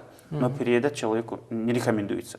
Один из сыновей одного большого вали, сын, говорит, переел, ему плохо стало, пришлось вызвать врача. И врач заставил его, например, рекать вот то, что он покушал. Тогда, когда он пришел в себя, отец сказал: «О Аллахе, говорит, если ты от этого умер бы, я на тебе джаназа намаз не сделал бы». Вот настолько вот джаназа намаз это фарз, это обязанность, когда человек умирает. Вот это даже, вот настолько он был зол, что я бы среди из мусульман тебя не посчитал бы. Потому что вот бывают такие вещи, которые шариат нам запрещает из-за уважения, например, да, вот к чему-то. Возьмем, вот такой пример можем привести. Вот у нас, например, чтобы наши телезрители поняли, мы давай такой пример приведем, который повседневный, с чем мы сталкиваемся. Если человека убьет, например, есть, конечно, по Конституции, например, есть статья, судимость и так далее, и так далее. Но если человек в лицо человека плюнет, там нету, конечно, такого, его не посадят, наверное, за это. Уголовное преступление. Преступление там как-то. Но тем не менее, вот плюнуть в лицо человека, когда этот человек еще, например, не простой человек, а уважаемый человек, скажем так, да, если ему в лицо плюнут, как это будет выглядеть? Нельзя же сказать, что это легче, например, чем убийство. Да, это тоже очень нехорошее, позорное, например. Да? Наверное, из-за этого может дойти до убийства тоже, да, из-за этого поступка. Правильно же? Поэтому вот имам Газали рахимахуллах говорит, вот то, что касается непосредственно основы, которая является харамом, по отношению к нему, вот это таква тоже, да, вот сохранение человека от этого, это тоже фарз, это уже необходимое. А то, что касается, например, ко второй степени вот этих, например, излишних разрешенных вещей, например, по отношению к нему фарзом, говорит, обязанностью ее не назовешь, но это тоже, говорит, от этого это тоже вроде бы легким и простым не становится. Почему? Потому что начало каждого греха – это ощущение, это первая мысль, которая в сердце. От этого идет грех. Бог тебе барахтел, выскочил, грех не совершает. Он смотрит. Например, то есть сначала появляется намерение, потом человек совершает грех. Не то, что намерение. Он сперва совершает, например, лишнее дозволенное. Давай приведем тоже пример, да, вот, чтобы понятно было. Человек просто так прелюбодеяния не совершит. Стал человек, а ну-ка вот целенаправленно сегодня я сделаю зина. Так человек не скажет. Он посмотрит сперва разрешенное. Например, да, он выйдет на улицу, посмотрит. Вопрос, зачем тратить зря время человека? Время же это драгоценная вещь. Правильно же, каждая секунда это очень драгоценная. Если когда у него эта жизнь заберет, его спросить, например, да, вот он за это все свое богатство отдал бы за эту минуту и за эту секунду. Правильно же. И вот сейчас, например, человек просто решил зря тратить время, вышел на улицу, он смотрит, халал, разрешенные. Но через некоторое время, когда он больше оглядываться будет направо-налево, его глаз попадет уже на какой-то харам. Правильно же? Там увидел там чужое, там запрещенный орган, скажем так, тело женщины. Оттуда дальше, выше, выше там подбирается взгляд. Вот это все, например, то, что он видит, у него обрабатывается в сердце. Вот потихоньку уже внутри образуется какое-то намерение для того, чтобы совершить грех. Так же это идет. То есть то, что он видит, это в нем скапливается настроение Да, определенное. да. Сколько случаев было у нас, например... Сейчас молодежи, извините, я скажу вам, многие, наверное, заметят, что невозможно уберечь свои глаза от таких... открытых органов, скажем, недозволенных. Как быть человеку? Вот видите, Абдулла, когда мы будем раскрывать именно вот этот раздел, мы, наверное, более подробно скажем. Но, видите ли, тот человек, который, улыбаясь, это делает, и делает это, зная, что он не может от этого спастись. То есть сам ищет этого, скажем так. Сам ищет, не то, что ищет, даже тогда, когда у него это получается, он не сожалеет, он не думает, что он что-то плохое сделал. Например, да? И человек, который говорит, Аллах, слушай, не получается у меня. Вот вечером вернулся домой и говорит, астафируллах, слушай, вот сегодня тоже не смог я себя сохранить. Это совершенно разные вещи, конечно. Как в истории Умара сахаба, радийаллаху анху, у него была, говорит, вот бумага, на которой он писал все, что он за день совершал. И в конце недели, например, скажем так, в пятницу он делал отчет за неделю. Умара сахаба, радийаллаху анху. И вот оказывалось, что все время он находил себя в проигрыше. Всегда ошибок у него. Он сам себя так оценивал? Отчет делал себе, да, вот отчитывал себя. И у него было, говорит, такой даже вот как типа, не плетка это, вот, как типа плетки что-то в руках у него было, от злости, говорит, он даже вот так себя бил иногда, говорит. Не как наказывал там за это себя, там, не подобное. Просто у нас бывает же так, когда человек злится, об стол бьет рукой там, или об стенку там, чем-то там.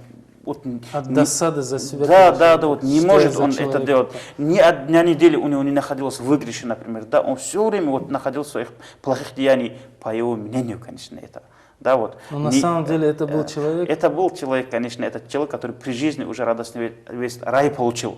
Но они получают именно из-за такого их характера. Потому что они сами себя так оценивают, они и получают. И они собой недовольны, конечно, тоже. Это вот в наше время, наверное, некоторые подумали, я там намного лучше, оказывается, чем он был там. Так тоже может подумать. У меня все дела хорошие. У него все дела хорошие. Это он слеп от своих ошибок, это только это. Но вот Умар ас-Сабр анху вот так находил, и после смерти, когда, говорит, его мыли, вот этот Бог в синяках нашли, говорит, его. Вот так рассказывает. И поэтому такая разница есть, когда человек видит свои ошибки и так далее.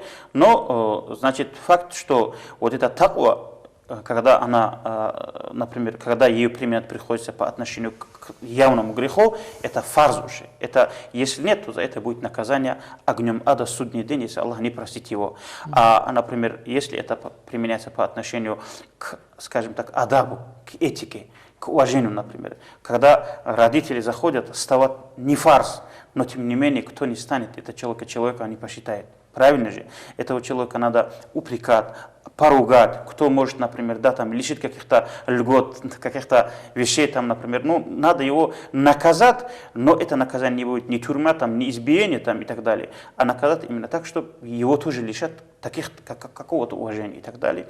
И вот так в шариате выносится решение там того тоже. Мадяжи, вот говорить о том, что нужно уберечь себя от греха, это слова просто. И многие, в принципе, согласны с этим. Кто сейчас будет спорить и говорить, что надо грешить там, и так далее, мало таких людей найдется. Но человек не хочет грешить, получается не, потому что Аллах Та'ала дал ему органы, которые тянут его к чему-то, да. Есть чисто животные какие-то инстинкты, есть шахват, как говорится, который дал нам Аллах. И как мы знаем, в судный день каждый орган наш будет свидетельствовать против нас, каждый орган будет говорить о том, что мы его употребили не по назначению, скажем так, на харам. Вот когда, я не беру тот случай, когда человек, улыбаясь, как вы говорите, грешит, а вот человек не хочет грешить, но его органы его тянут на грех, он слаб перед этим. Есть ли какие-то методы, скажем так, убережения себя от греха в такой ситуации? Ну, конечно, конечно, как говорится, наше тело – это наш транспорт, наш, скажем, лошадь, конь, ишак, на котором мы ездим, без которого мы не добиваемся ничего. И, конечно же, видите ли, чтобы, скажем так, если нашего скакуна, чтобы наш скакун, например, довел нас до нужного, до пункта назначения, все органы, например, ее тела должны быть полноценными и делать должны хорошие. Но, как мы знаем, это и глаза, и уши, и язык, и сердце, и живот, и ноги, и все остальное, и те органы, от которых зависит потомство, например, да, все остальное, это, конечно, этих органов, что мы должны сохранить и так далее, ясное дело. Но из этих всех органов имам Газали, рахимахуллах, выбирает 5 органов. Значит, если человек будет контролировать и владеть этими органами, значит, другие органы тоже могут подчиняться. То есть, если с этим все в порядке, то остальное тоже будет. Например, вот таких главных выбирает, и имам Газали говорит, это глаз, уши, язык, сердце и живот. Если вот эти органы он будет контролировать, вот этих органов будет отдельно от этого греха держать, значит, не давать им, например, как таковой свободы, например, да, значит, он овладеет всем своим телом. И, иншаллах, вот это будет не на вред этому человеку идти, а в пользу. Вот здесь, значит, хотел бы отметить, конечно, Абдул-Хаджи, такой момент тоже. Наши, наверное, телезрители думают, почему, например, живот голодает, почему там он, скажем так, у человека все время желание бывает, например, к другому полу, например, да, вот какой-то там буквально что-то увидеть, например, у него что-то внутри играется. Почему это все? Видите ли, это милость Аллаха, которая сатана хочет в другом образе нам ее показать. Понимаете же? То есть это для нас польза, если мы в полезном русле это используем, Вот, на полезно используем это, вот скажем. представьте себе, вот такой пример приведем этого. Человек, значит, если бы человек вообще голод не испытывал бы, нету никакой разницы ему между хлебом, между фиником, между, значит, вот абрикосом, персиком и так далее, ему чесноком разницы нету. Он бы, наверное, вообще не кушал. Когда человек не кушает, например, он вкус этого не понял бы. Не понимая вкус этого, он даже представить не смог бы о тех благах, которые Аллах Та'ала для близких людей приготовил судный день в раю. Правильно же? Он как-то же должен, например, думать об этих вещах. Что есть горькое, сладкое, наслаждение. Что есть наслаждение, что есть, он вообще не понял бы. И вместе с этим человек, например, сам себя погубил бы, просто-напросто. Правильно же, сам себя погубил бы, он не покушал бы. Например, да, Аллах Та'ала нашу жизнь сделал зависимым от этой еды. Правильно же? Точно так же представьте себе, человек, например, человека вообще не интересует женщина, противоположный пол, вообще его не интересует. Он есть бревно там, камень, булыжник там, разницы нету. Просто у человека не появлялись дети. Аллах Та'ала так сделал. Правильно же? Да, это наслаждение, которое он получает, если это делать халалом, это же тоже шукру Аллаху он может делать. Что вот. Но вот видите, Аллах Та'ала говорит, что, например, все, что для человека вот полезное, вместе с этим связал какое-то наслаждение тоже. Наслаждение. Но это сатана, то, что нам дано для наслаждения, она вот заставляет, например, нас поворачивать в другую сторону. Скажем так, отец, например, сыну вручает кинжал. Вот мой сын. Значит, мой дедушка передал это мне для того, чтобы я защитил моих детей, вот тебя, в частности, и свой дом. А тут сатана говорит, например, да, вот у этого отца, кроме кинжала, деньги тоже есть. Убей отца и деньги тоже забери. Вот, понимаете, вот через плохую сторону начинает, например, влиять человека. И поэтому имам Газали выбрал вот эти 5 органов. Когда, говорит, он вот эти 5 органов как положено будет держать, вот от этого будет зависеть, например, направление всего тела человека. Ну хорошо, здесь, наверное, будет уместно объяснить особенности этих 5 органов. Вот, например, глаза, вы сказали, на первое место. Почему именно глаза? Вот видите, это тот, как говорится, производитель продукта хорошо знает, какую инструкцию применять, например, к данному продукту тоже. Правильно же? И поэтому, поскольку человека создал Аллах, Аллах Та'ala знает лучше, как применять, например, каждый орган этого человека. И имам Газали приводит аят из Корана, и вот это все он комментирует здесь. Мы, конечно, нашим телезрителям это и расскажем. Аллах Та'ala говорит: Бисмиллахир Рахманир Рахим. قل للمؤمنين يغضوا من أبصارهم ويحفظوا فروجهم ذلك أزكى لهم إن الله خبير بما يصنعون. صدق الله العظيم. В этом аяте Аллах Та'ала му'минам, верующим людям говорит, чтобы они закрывали свои глаза, сдерживали от харама, и сразу связывает и свои органы тоже, половые органы. То есть, чтобы харам, наследство, они не выпускали в свет. Ну, об этом, конечно, мы отдельно, о втором. Здесь говорится, мы будем здесь говорить о глазах. В этом имам Газали, рахимахуллах, говорит, глубоких три смысла есть в этом аяте. В первую очередь, это Аллах Та'ала нас учит воспитанию, адабу, этике. Второй, напоминает нам, если этого не делать, что будет, и предупреждает. Потом пеняйте на себя. Аллаху Та'ала говорит: закрывайте глаза. Когда наш хозяин, наш господин, который нас кормит, одевает, например, который вдох и выдох, от которого зависит мы, когда нам просто-напросто что-то говорит, даже несмотря на результат, если мы не ослушаемся, что с нами будет, просто так, мы из-за уважения к нему мы должны говорить, следовать его словам. Раз. Чтобы он был доволен. Он был доволен. Мы должны ради этого, просто-напросто ради этого. Второй. Залика азкалаху. Вот эта вещь, тазкият, вот это, она ваши сердца чистыми будет держать. Чистым будем держать. Значит, почему говорится чистым? Потому что все, что мы, говорит, смотрим, вот это отражается, эта фотография отражается на нашем сердце. Рассказывается, человек, говорит, может сделать всего лишь один взгляд только в жизни это. Ну, вот сейчас, наверное, вот наши телезрители поймут, мы же недавно говорили, что уже невозможно якобы там, да, вот. Значит, человек одним взглядом, говорит, может смотреть, из-за этого его сердце будет гнить, излагать, как кожа, которая дублирует, излагается в кислоте. Разлагаться, да, разлагаться, я ошибся, извиняюсь. Вот разлагаться, например, портится, вот как в кислоте вот эта кожа, когда шкуру мы дублируем, как она становится вот таким. И даже говорится, ла янтафи'у бихи абадан. Вот больше никогда этим сердцем не воспользуется, он говорит. Пользу от этого сердца не получит. Один взгляд, вот такой удар может нанести, говорит, для сердца. Один взгляд, что говорит, например, о дальнейшем. Дальше посмотрите, вот это таският, очищение же оттуда идет. Человек должен знать, какой взгляд у него к другим, такой же ответ мы от Аллаха получаем тоже. То есть другие по отношению к нам тоже с таким же взглядом будут обращаться. Был случай, когда, вот, может быть, мы и здесь это рассказывали, когда сын одного человека на сафар, на путешествие выехал, возвращается, вот отец у этого парня, отец, говорит, дома оставался.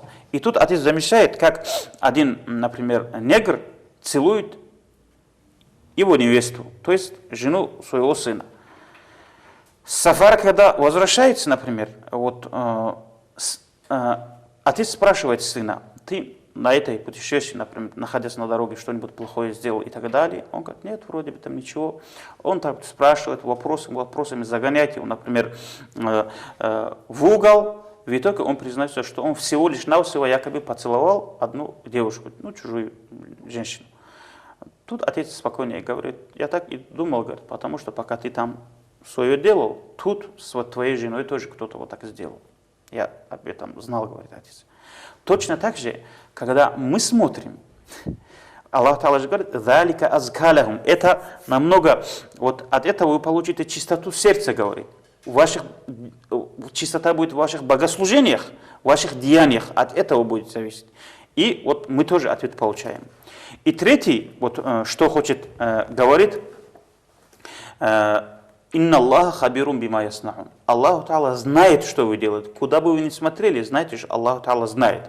Это когда каждому человеку, вот представьте себе, мы Абдулла Хаджи, с тобой зашли к кому-то в гости, якобы уважаемому человеку. Вроде бы мы в гости заходим к нашим любимым же людям, да? И в это время мы подглядываем, например, хозяйку этого человека там, какие у нее ноги и так далее. Этот хозяин это думает, эти люди пришли ко мне из-за уважения ко мне якобы. Да, вот он так думает. А в судный день, когда это как на большом экране, например, да, как бы на плазменном телевизоре, видно будет, с какой целью и как он смотрел. Это же по его намерению судный день. Этот хозяин, который радовался его приходу, увидит, как он вот пришел, это увидит, да. Это эти люди позор все, такой. начиная от первого человека на свете, от Адама до последнего человека, там в махшаре люди будут стоять, да. Они все люди, его родители, его жена, его дети, вот все эти люди будут смотреть. Я ему чай давал, слушай, я ему конфеты ставил, он куда он смотрит, как это будет выглядеть, например, да, вот посмотрите, и Аллах Та'ала говорит, что вот это ваши взгляды, например, то, что вы там с подкраткой что-то сделали, это просто-напросто не уйдет. Аллах видит, Аллах знает. Если это Аллах не простит, это Аллах покажет. Вот это 3 момента, это хватит, говорит, для человека в первую очередь, это раз. Второй, посмотрите, говорит, нам пророк, саллаллаху алейхи рассказывает, один человек, взгляд, например, на прелести женщины, здесь имеется в виду, это не жены там, а харам женщин, чужие женщины, говорят, это ядовитая стрела Иблиса. Тот, кто это оставит, вот этот взгляд оставит, говорит, вот ради Аллаха, Аллаху Та'ала ему даст почувствовать сладость богослужения. Оставить что значит? Мадья же это он делал и оставил, или же он просто не захотел этого делать? Он этого или не делает вообще. Ну, мы как можем сказать, что мы что-то плохое не увидели в жизни? Мы же это не можем сказать. Значит, мы этого вообще, вот сегодняшнего дня этого не будем делать. Понимаете же? То есть, вот сейчас посмотрите же, вот мы уже довольно взрослые люди, например, да, вот, значит, 30-40 лет, значит, буквально, 10 лет, 20 лет жизни там эта роль не играет. И так умрем, да, вот. Значит, вот в таком положении мы находимся. Столько лет, например, совершеннолетие, наверное, из нас и намаз мы делаем, и вроде бы каждую пятницу тоже совершаем. Что-то делаем якобы. Но такого наслаждения, скажем так, какого-то ответа от того, что мы делаем, мы же буквально не видим. То есть мы заставляем сами себя это делать, а удовольствие от этого не удовольствие от этого не получаем. Ну, радуемся, конечно, альхамдулилля, что Аллах Та'ала нас не сделал противником этого. Аллах Та'ала нас не лишил все-таки даже того, что мы делаем тоже. Хотя мог Аллах Та'ала лишить нас, например. Те, которые намаз делают, те, которые уразу не держат, они, наверное, может быть, эти люди думают, что они свободнее, чем мы. Просто Аллах Та'ала лишний раз не хочет их голос может слышать. Так тоже же было.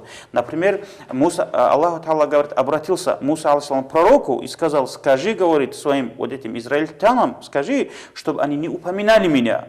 Каждый раз, когда они будут упоминать меня, я их буду проклинать. Пусть не упоминают. Вот так обратился. Потому что мы тоже, Абдулла Хаджи, могли быть из тех людей, которые Аллах Та'ала просто не хочет от нас, даже что мы Аллах имя назвали. Так тоже же может быть. Все-таки Аллах Та'ала, альхамдуллях, нам дал возможность это, нам дал там намаз делать, нам дал возможность руки поднять, просить. Это тоже большое дело, конечно, это... Есть чему радоваться. Есть чему радоваться, например. Но все-таки хотим же от того, что мы делаем тоже. Мы похожи на людей, которые чупа-чупс, например, в салфановом пакете там сосем там, да, вот. Знаем, что это чупа-чупс, это полезно, там сладкое и так далее. Но все есть. Но мы не чувствуем это, потому что оно в пакете, вот пакет грехов сверху там слишком толстый, вот это кожура. И вот, когда если человек захочет, говорит, вот это вкус того, что он делает, почувствовать, пусть, говорит, вот этот взгляд оставляет. Вот этот взгляд становится преградой между вкусом этого богослужения и между этим. Именно на запретных женщин. На запретных женщин. Вот пусть человек не думает, например, если даже, вот мы с вами, если даже не чувствуем это наслаждение, что мы не получаем вознаграждение того, что делаем. Пусть мы и так не думаем. Мы и вознаграждение получаем, мы и все остальное тоже получаем. Просто вот такой пример приведем, чтобы понятно было. Вот человеку глюкозу через, например, вену вводят. Он витамины получает, да, но вкуса нет. Чувствует. А человек кушает клубнику. И витамины получают, и вкус тоже. Есть же разница большая. Понимаете же? Вот наш пример, пример тех людей, которые, например, намаз делают и раздержат, но так оттуда он получает, как бы, да, вот, внутренне получает. Каким-то искусственным путем. А вот представь себе, если вот этот вкус тоже мы поняли бы, мы же это не, вот, мы, может быть, ну, есть, мы не говорим, что среди мусульман нет таких людей, которые этот вкус почувствовали. Их очень много, альхамдулилля. Но если мы тоже почувствовали, Хасан Афанди Куддисиру в своей книге Талхису Маариф пишет, у меня вот предвечерное вот время, когда вот, ну, муриды на рабита сидят, в это время, говорит, такое ощущение я испытал, если бы Аллаху Та'ала дал бы мне выбор, взамен этого ощущения войти в рай, я бы отказался. Хасан Афанди так пишет. Настолько большое наслаждение было у него от этого состояния, которое он получил.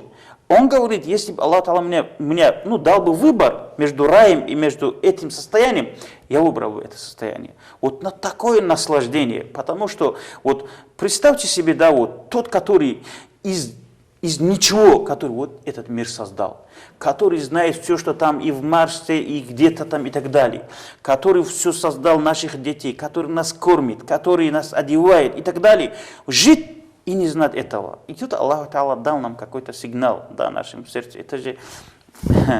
Вот поэтому говорит наш пророк, саллаллаху алейхи вассалам, когда на Ми'радж поднялся, вот это 27-го Раджаба как раз таки это и произошло, вот от общения с Аллахом, от разговора, от мунаджата, вот это от разговора с Аллахом, наш Мухаммад, саллаллаху алейхи вассалам, он же не только видел, но и говорил, не только говорил, но и видел, например, не просто так там мысленно, а именно своими глазами. Аллах Та'ала дал ему такую возможность. Он вот от этого наслаждения, он уже вернуться не хотел обратно. Аллах Та'ала сказал, я это состояние тебе дам в намазе. Так же? Вот. Поэтому пророк саллаллаху говорил, когда время намаза наступало, это Билял Асхаб же был, у него черный вот этот сподвижник пророка, саллаллаху алейхи вассалам, чернокожий, вот, ради Аллаху анху, он говорил, арихна я Билял, арихна, дай нам отдых, дай нам вот от этого мира, от этой суеты, убери нас из этого мира, как бы, да, и пророк входил в намаз, как будто он выходил из этого мира вообще, входил в это наслаждение. И вот месяц, когда пророк остался из жизни, есть у него такое последние слова у пророка, и он там говорил, «Вакурату айни фи салати», радость моих очей тоже, говорит, в намазе. И третий момент насчет этих глаз, Абдул-Хаджи, значит, имам Газали, который нам рассказывает, посмотри, говорит, этот мир, понятно, наш этот, который, скажем так, о котором пророк саллаллаху алейхи сказал, это тюрьма му'мина. Тюрьма му'мина. Дом, квартира натуральная, да, у которых, которые там постоянно, вот квартирантам, как там, постоянно дергает, там, когда у тебя срок, там, год вперед даже, там, 6 месяцев вперед, там, и так далее, вот все время дергает. Это такой мир. Например, да, какой-то случай, выжил там, авария там, выжил, не умер, здесь не умер. Ну, и так знает, что он уйдет оттуда. Такой же этот мир, правильно же? Но самое главное, например, идет на том свете. И тут посмотри, что же ты будешь делать твоими органами. Для чего эти твои органы, например, нужны? Например, если говорить о ногах, то ты этими ногами будешь ходить в садах рая. Иншаллах, если войдешь, конечно. Правильно же? Тебе придется по райским гурьям там пройтись, спуститься там к роднику, Сарсабиль и так далее. Пить там от родника пророка, навещать своих братьев, не только, например, себе подобных, но и выше, которые, аулия, шейху, пророка, алейхиссалату вассалам, которых мы так благословляли в этом мире. Там, мы говорили Иса, алейхиссалам, Муса, алейхиссалам, и так далее. Тебе же туда надо на этих ногах ходить. Те ноги, которые ими ты воспользуешься для того, чтобы навещать этих людей, как можно эти ноги использовать для того, чтобы грешить? Ты подумай, говорит, об этом. Дальше. Руки для чего тебе нужны? Тебе придется этими руками брать чашу, например, которая набирается из родника пророка. Этими руками ты будешь здороваться там, которые ты встретишь, которые до тебя были люди, после тебя, которые придут, с ними говорит. Как эти люди, эти руки там ты используешь, говорит, в грехе. Руки, ноги, понятно. А глаза, это те глаза, которых, если Аллах даст тебе, ты воспользуешься ими, чтобы смотреть на твоего Создателя. как же, говорит, эти глаза должны использоваться в грехе. Ты посмотри, говорит. Здесь нашим телезрителям, наверное, привести будет такой пример, наверное, желательно будет привести. Вот молодые наши ребята женятся, да? Что их интересует? Интересует, когда первый раз невесту, жену себе берут, они хотят ее, чтобы находили девственницей, не так ли? Не дай Аллах там не то что-то там, у него скандал. Даже если он сам не девственник, он взять да, жену девственницу. даже какой бы он, например, сам не был там пробитым, значит, он невесту хочет, конечно, очень даже чистую, порядочную. А тут Всевышний Аллах тоже, наверное, хочет от нас, чтобы наши глаза были как бы девственниками, да, вот, чтобы только на него мы смотрели, чтобы только его любили. Наверное, Аллах хочет от нас этого. Правильно же? А мы уже не сберегли, конечно, свои глаза. Что же тогда делать? Тогда как вот Лейля Маджнун, историю, наверное, наши телезрители много слышали. وَكَيْفَ تَرَى لَيْلَى بِعَيْنٍ تَرَى بِهَا سِوَاهَا وَمَا طَهَّرْتَهَا بِالْمَدَامِعِ. Вот так, это Маджнун, влюбленный в Лейлю, он воспел, говорит. Как же, говорит, ты можешь видеть Лейлю глазом, которыми ты посмотрел на других тоже, пока не очистить их слезами, говорит, рекой слезами. Поэтому нам тоже остается, прежде чем эти глаза были достойными, например, смотреть на Аллаха, очистить их слезами, после этого времени они будут чистыми, чтобы мы смотрели на нашего Создателя, если Аллах Та'ала даст нам это, конечно. Ведь слеза – это не простая вещь, дорогие братья и сестры. Слеза – это единственная вещь, которая может тушить огонь ада.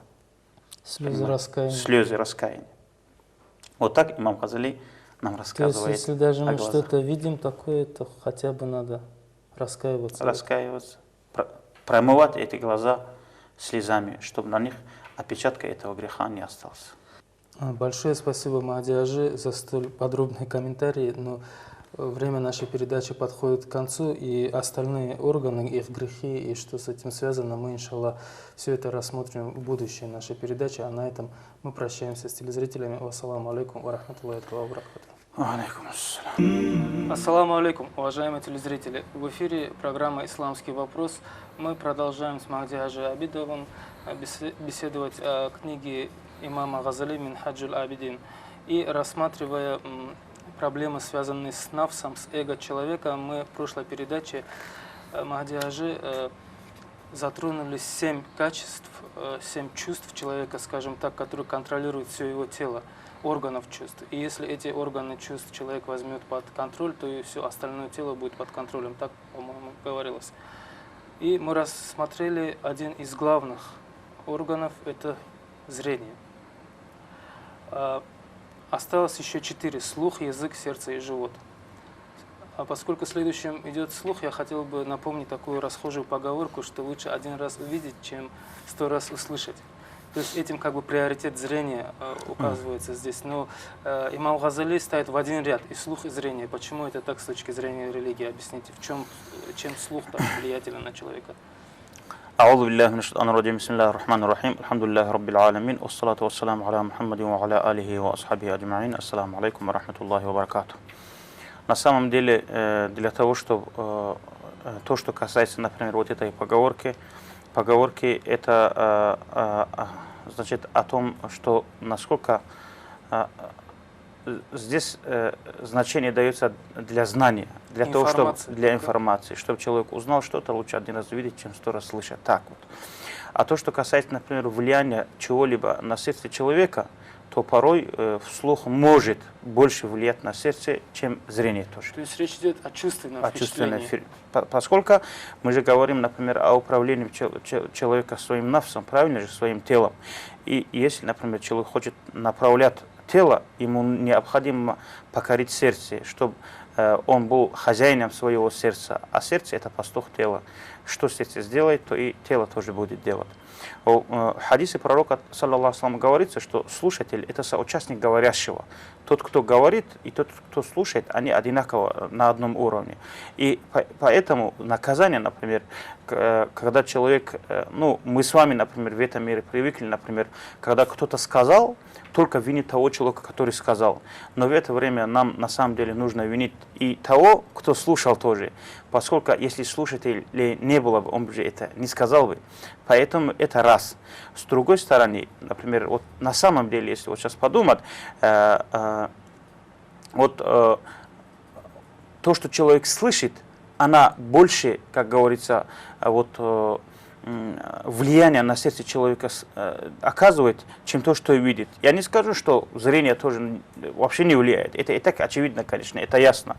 Но посмотрите же, вот сейчас, если пример привести. Человек по телевизору смотрит что-то, который делает ему асар, влияет на его сердце. Но давай выключить вот этот звук. Полностью вкус того, что он видит, исчезает. Но если, например, человек по радио слушает, но не видит, вместе с этим вот это ощущение остается. То есть звук, он все-таки необходим. Даже вот когда было немое кино, там все равно были такие люди, топеры, которые делали подзвучку этому беззвучному изображению, какую-то музыку играли или что-то. Потому что без музыки, без звука вообще смотреть было бы тяжело, неинтересно. Тяжело. А радио человек может целыми днями Вот видите, слушать, если это влияло бы, если это кому-то было интересно, наверное, телевидение тоже без звука было бы, наверное. То есть получается, Мадияжи, что если в плане информации, получения информации можно определить приоритет зрения, то есть зрение выше, чем слух, то в плане впечатления, да, чувственного, слух даже выше зрения получается. Естественно. Представьте, хоть и это неуместным будет, например, вот этот пример, но тем не менее факт остается фактом. Есть же такая вещь, секс по телефону, скажем так. Да, есть же такое. Да. Вот видите, человек, например, просто ставит телефон, никого не видит, просто слышит. И этим получает то, что который видит там и шупает там, то, что он получает. Поэтому вот этот слух, она очень такой важная вещь. С другой стороны, представьте себе, вот, например, в жизни человек один раз встретился с человеком, и этой встрече человек обозвал другого человека нехорошими словами. Допустим, в жизни один раз. Он через 50 лет тоже, когда увидит этого человека, вспомнит то, что ему сказал. Не так ли? Смотрите, вот даже если люди подрались, например, если была какая-то обида, это и то можно забыть. Но вот сказанное слово, оно очень глубоко заходит. И имам Газали, рахмаллах, говорит, порой человек может услышать что-то и всю жизнь вообще не забыть этого. Почему? Потому что глаза-то мы с вами закрывать можем, правильно же? Уши же не закрываются. Мы когда спим в сутки, например, 24 часа в сутки, значит, из них какие-то часы мы отдыхаем, спим. Уши всегда они открыты, всегда слышат, всегда вот на чеку. Поэтому, даже во сне уши работают. И поэтому вот эти моменты, значит, уши тоже человек должен сдерживать. Она тоже немалое влияние оказывает на сердце человека, и порой они или же направляют тело на правильную сторону, или же на неправильную сторону направлять через уши человек может.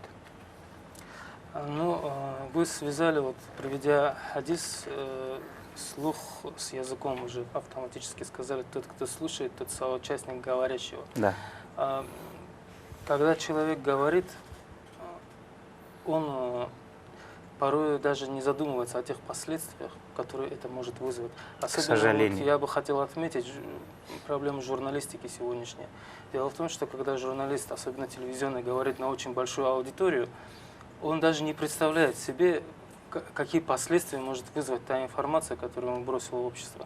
Порой они могут солгать, могут скрыть истину и так далее, и так далее. Если бы человек мог отследить, что потом дальше будет, что люди сделают, исходя из этого, он, может быть, так и не говорил бы. И не зря пророк ﷺ говорил: ответьте за 2 органа, и я вам отвечу за рай. Да? Это язык и половые органы. Вот что говорит имам Газали об языке, было бы очень интересно узнать. Прежде чем начинать разговор, Абдул-Хаджи, правильно было отмечено это именно то, что ты говорил. Это не только то, что говорят, но и то, что пишут тоже. Журналистику как раз таки правильно отметил. Почему? Потому что пророк ﷺ говорил тоже: «Аль-калам ахаду лисайнайн». Карандаш – это один из 2 языков.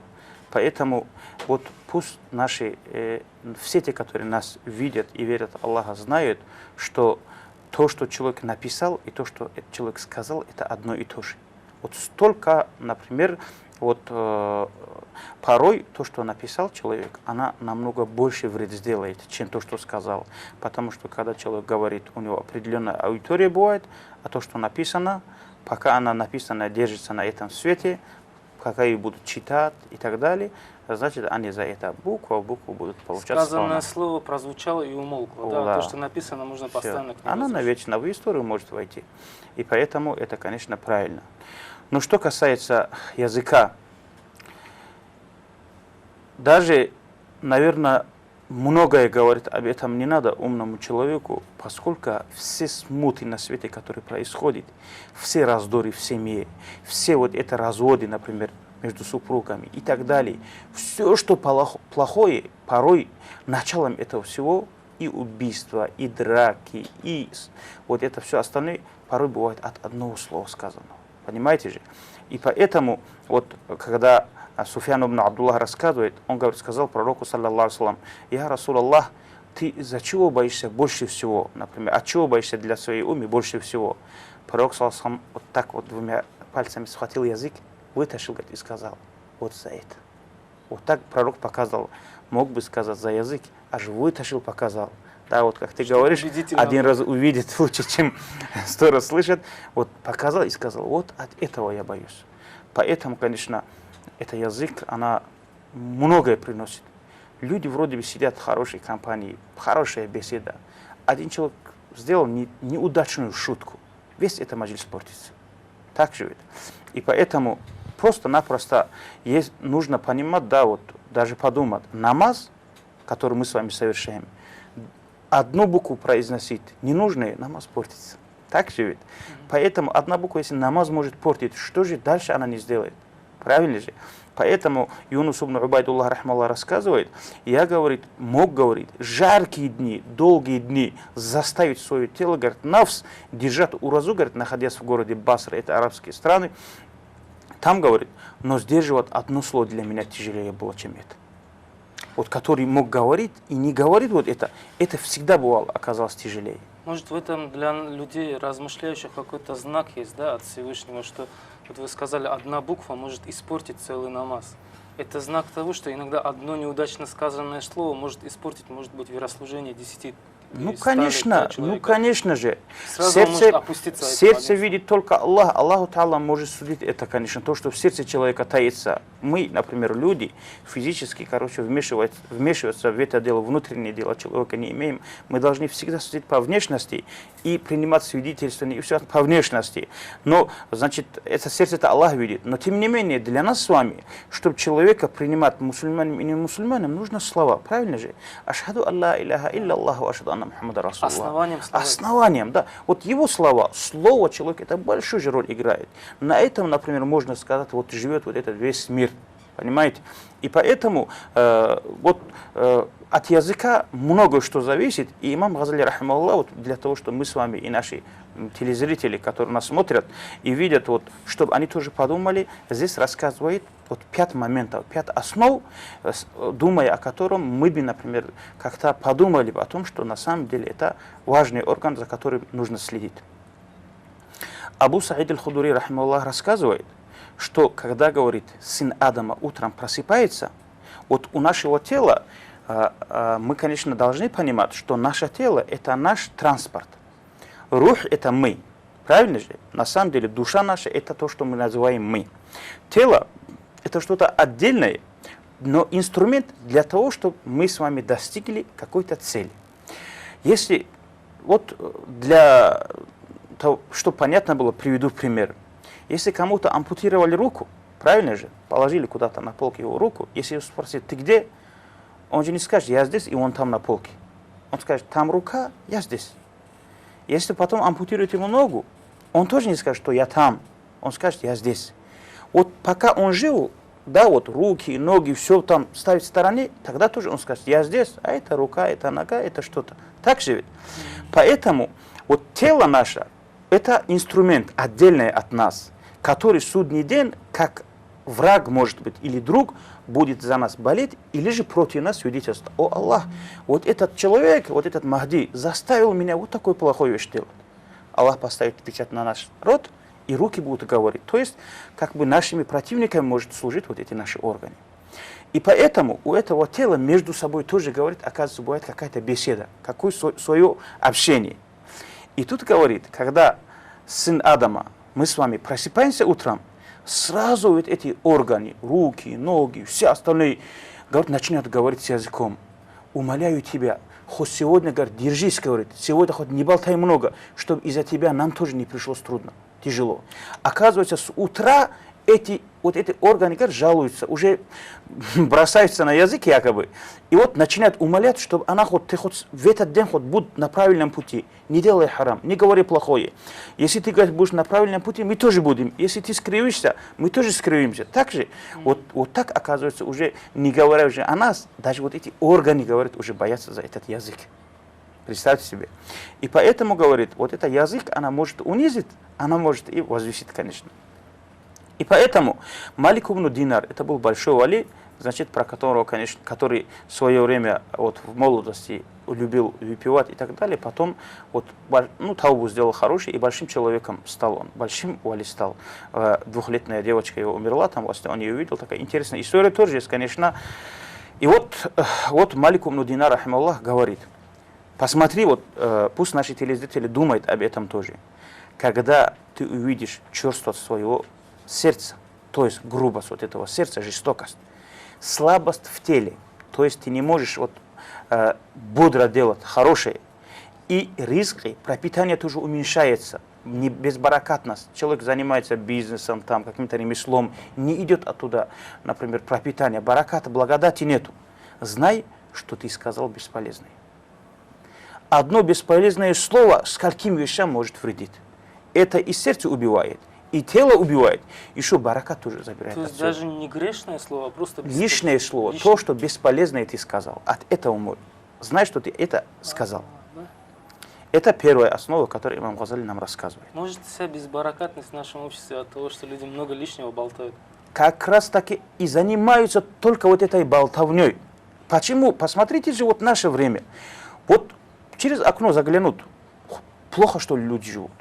На эти машины, на эти дома, на эти ремонты, на все это посмотри. Да, однажды был день рождения просто у маленького ребенка какого-то. И один из наших братьев сказал, раньше, говорит, ханы так не кушали, как мы. Ананасы, бананы, что только. На самом деле, ну, на самом деле, там негры где-то потеют, мы здесь сидя под кондиционером кушаем. Вот через окно посмотреть, вроде бы все хорошо. Но зайди в какой-нибудь дом, где люди довольны от этого. Все как будто вот во время засухи, как люди живут, за рубль, за копейку, вот все же вот так же. Да. А посмотрите, вот наши отцы и деды, которые там с рассветом выходили, там в горы уходили, сажали, пахали там, понимаете, все на горбу таскали и так далее. И вместе с этим, когда вот мне вот старшие братья рассказывали, когда они просто из муки сделанный хлеб, когда кушали, для них это, говорит, казалось чудо. Постоянно кукурузная мука была, говорит. Когда просто из обычной муки, когда из пшеничной муки вот хлеб кушали, это как будто чудо, говорит, мы кушали. Вот так. Но вместе с этим, посмотрите же, то, что у них было бараката, у нас нету. Они не унижались, они сохраняли вот, достоинство. Какой-то там, как будто самый богатый, как будто короли мира они чувствовали себя. И отношения, все было. Понимаете же? Почему? Потому что, видимо, из-за этой работы говорить лишнего у них времени не было. А сейчас каждый, ночью даже, да, вот сидит у телефона, чатается где-то. Где-то там кто-то в интернете полез, там пишут. Где-то там сейчас просто обычное телевидение идет, и внизу вот надписи. О, я тебя люблю, ты меня любишь, я тебя так, ты меня так, и так далее. Просто это то, что пишет, то, что говорит, это одно и то же. Человек пишет номер, да, вот номер пишет и говорит, звоните мне, я голоден. Или это проститутка, или это гомосексуалист. Мы-то, конечно, это не знаем, кто это все пишет. Но, тем не менее, вот все же вот так идет. Это у людей есть время. Они не ценят время. Они вот говорят, пишут, это одно и то же, как мы уже говорили. Поэтому весь баракат жизни это убирает. Дальше. Второй. То, что ты, когда человек сдерживает свой язык, этим он сохраняет свое время. Тот человек, люди, которые разговаривают много, они говорят не упоминанием Аллаха, а чем-то другим. И поэтому самое легкое, что он может сделать, вред, это бесполезное говорит. Мне рассказывали еще где-то, как это место называется, место отдыха. Ну, скажем так, во время коммунистов там где-то вот гид, куда люди вот на курорт идут, там рассказывает, например, это здание, это какое-то, вот так говорят, рассказывали. И тут, ну, показали там постройку, это самый, и этот иностранцы спрашивают, а это что, мол, здесь строится? А, это долгострой, говорит, сказал он, короче говоря. Долгострой, видимо, там давно строили, там остальное. И тут, ну, СССР, да, лицо Советского Союза, там, перед иностранцами, там, так выразился он. Ночью же приехали за ними там, КГБшники. Опозорил, короче, да, страну, да? Забрали, говорит, его там приезжали, там все болты закрутили ему хорошенько. И на второй день обратно он уже идет, рассказывает, и обратно тот же вопрос. А это что? Ой, как быстро построили, говорит. Вчера не было, говорит, сказал. Говорит. И вот видите ли, этому-то наказание еще здесь же, а нам-то там ждать. Поэтому вот человеку нужно всегда следить за своим языком. Вот Лукман Хаким, про него мы много слышим. Когда во время Дауда, алейхиссалам, пророка, Аллаху Та'ала Дауду, алейхиссалам, пророку, вот этот железо сделано мягким. То есть, как тесто, говорит, в руках Дауда, алейхиссалам, вот это железо было. И он первый человек, который сделал вот эту кольчугу для боя. И вот Лукман Хаким видит, что Дауд, алейхиссалам, из железа там плетет что-то. Как это интересно бывает, например, для нас с вами, да, что это для... Он, говорит, год ходил к нему, к Дауду, алейхиссалам, пророку, видел это, и появлялось желание вот это спросить, заставлял себя не спрашивать и уходил. Год не спросил, говорит, что ты делаешь, чем занимаешься. Потом через год Дауд, алейхиссалам, сказал, говорит, посмотри, говорит, какая кольчуга для того, чтобы защитить от удара противника. И тут все ясно стало. Когда ему время пришло узнать, Дауд, алейхиссалам, сам рассказал. А у нас с вами вот есть суем свой нос туда, куда не надо. Постоянно там нас касается, не касается. А это все во вред человеку То идет. есть, если нам что-то нужно, то Аллах Та'ала сделает так, чтобы эта информация до нас дошла, да? Не то, что нужно. Просто если что-то нужно, конечно, мы и можем, имеем право спрашивать. Но мы порой то, что нужно, не спрашиваем, а спрашиваем то, что вообще нас не касается. Например, да, вот мусульман обсуждает человек, который не думает даже намаз делать. У него в мыслях нету намаз делать. Он там мусульмане это сделал, то сделал. Его же не касается этого вопроса. Он не мусульманин. Пускай своих там дедушек, бабушек, обезьян изучает, там, что они делали, как они бананы грызут и так далее. Он же думает, что он от обезьян. Вот люди, которые вообще не связаны с исламом, они начинают о мусульман, он там вот обсуждать. Точно так же нам тоже не нужно обсуждать там этих людей, что они, кто они делают. Каждому своя дорога. Человеку, то, что человека не касается, не нужно изучать. А вот когда коснется, пусть задает вопросы и узнает. Поэтому здесь мы говорим о том, о бесполезном, о бесполезном трате времени. Вот о чем мы говорим. Третий момент. Если человек говорит, сдерживает свой язык, она помогает ему сохранять свой амал, деяние. Почему? Когда человек не сдерживает и говорит свой язык, он уже обязательно, например, заденет честь человека. Это клевета, хула и так далее. Значит, просто заденет честь человека. Пророк саллаллаху в своем хадисе говорит, кто говорит, он много ошибается. Так живет. И поэтому агибат, вот это то, что мы говорим, когда за спиной человека мы говорим то, что ему не нравится, это говорит из тех вещей, которые сжигают наши деяния. Настолько сжигает, что человек даст садака, там, поможет кому-то, он еще будет думать о том, что он что-то хорошее сделал. В судный день он откроет вещи, а их нету. Он найдет себя пустым, он в битке. Если он говорил плохое о каком-то человеке, да? Или да. же это просто то, что тому может не понравиться, если даже это... Да, если даже это правда. Многие люди, кстати, оправдывают это, говоря, что я любому в лицо тоже могу говорить. Нечего в лицо говорить. Зачем в лицо говорить? Помните, была история, когда вот один человек, говорит, курил перед отцом, и другой ему говорит, слушай, здесь твой отец, ты что, мол, куришь? Он говорит, а он знает, говорит, что я курю. Этот просит, чтобы он уважал отца и выбросил эту вещь.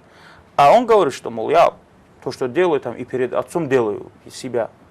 Услышав этот ответ, отец сказал, все селение знает, что я с твоей мамой делаю, но перед людьми я не делаю, сказал отец. Понимаете же? Ну, наши люди порой за храбростью считают, что они в лицо могут говорить это. Зачем говорить человеку в лицо то, что его не касается? То есть можешь ты это сказать в лицо, не можешь, это ответственности Не за снимает. сказанное не снимает. Это если в лицо сказал, это еще хуже. Обидную вещь нельзя человеку говорить. Да, да. Если человек хочет исправить человека, есть порядок, и есть метод, и есть кому нужно сказать. Например, вот мы с вами. У меня есть отец, у меня есть сын. И отец у меня жил, и сын у меня жил. Сын видит, что у меня есть ошибка. Сыну не стоит мне сказать. Пусть он говорит дедушке, моему отцу, что отец сказал мне. Порядок есть такой. Когда дедушка живой, что сын будет мне говорить? Он же должен знать, кто, как, на кого повлияет. Бывает порядок. Вот эти вещи нужно соблюдать. Это, конечно, мы что-то отошли от темы, конечно.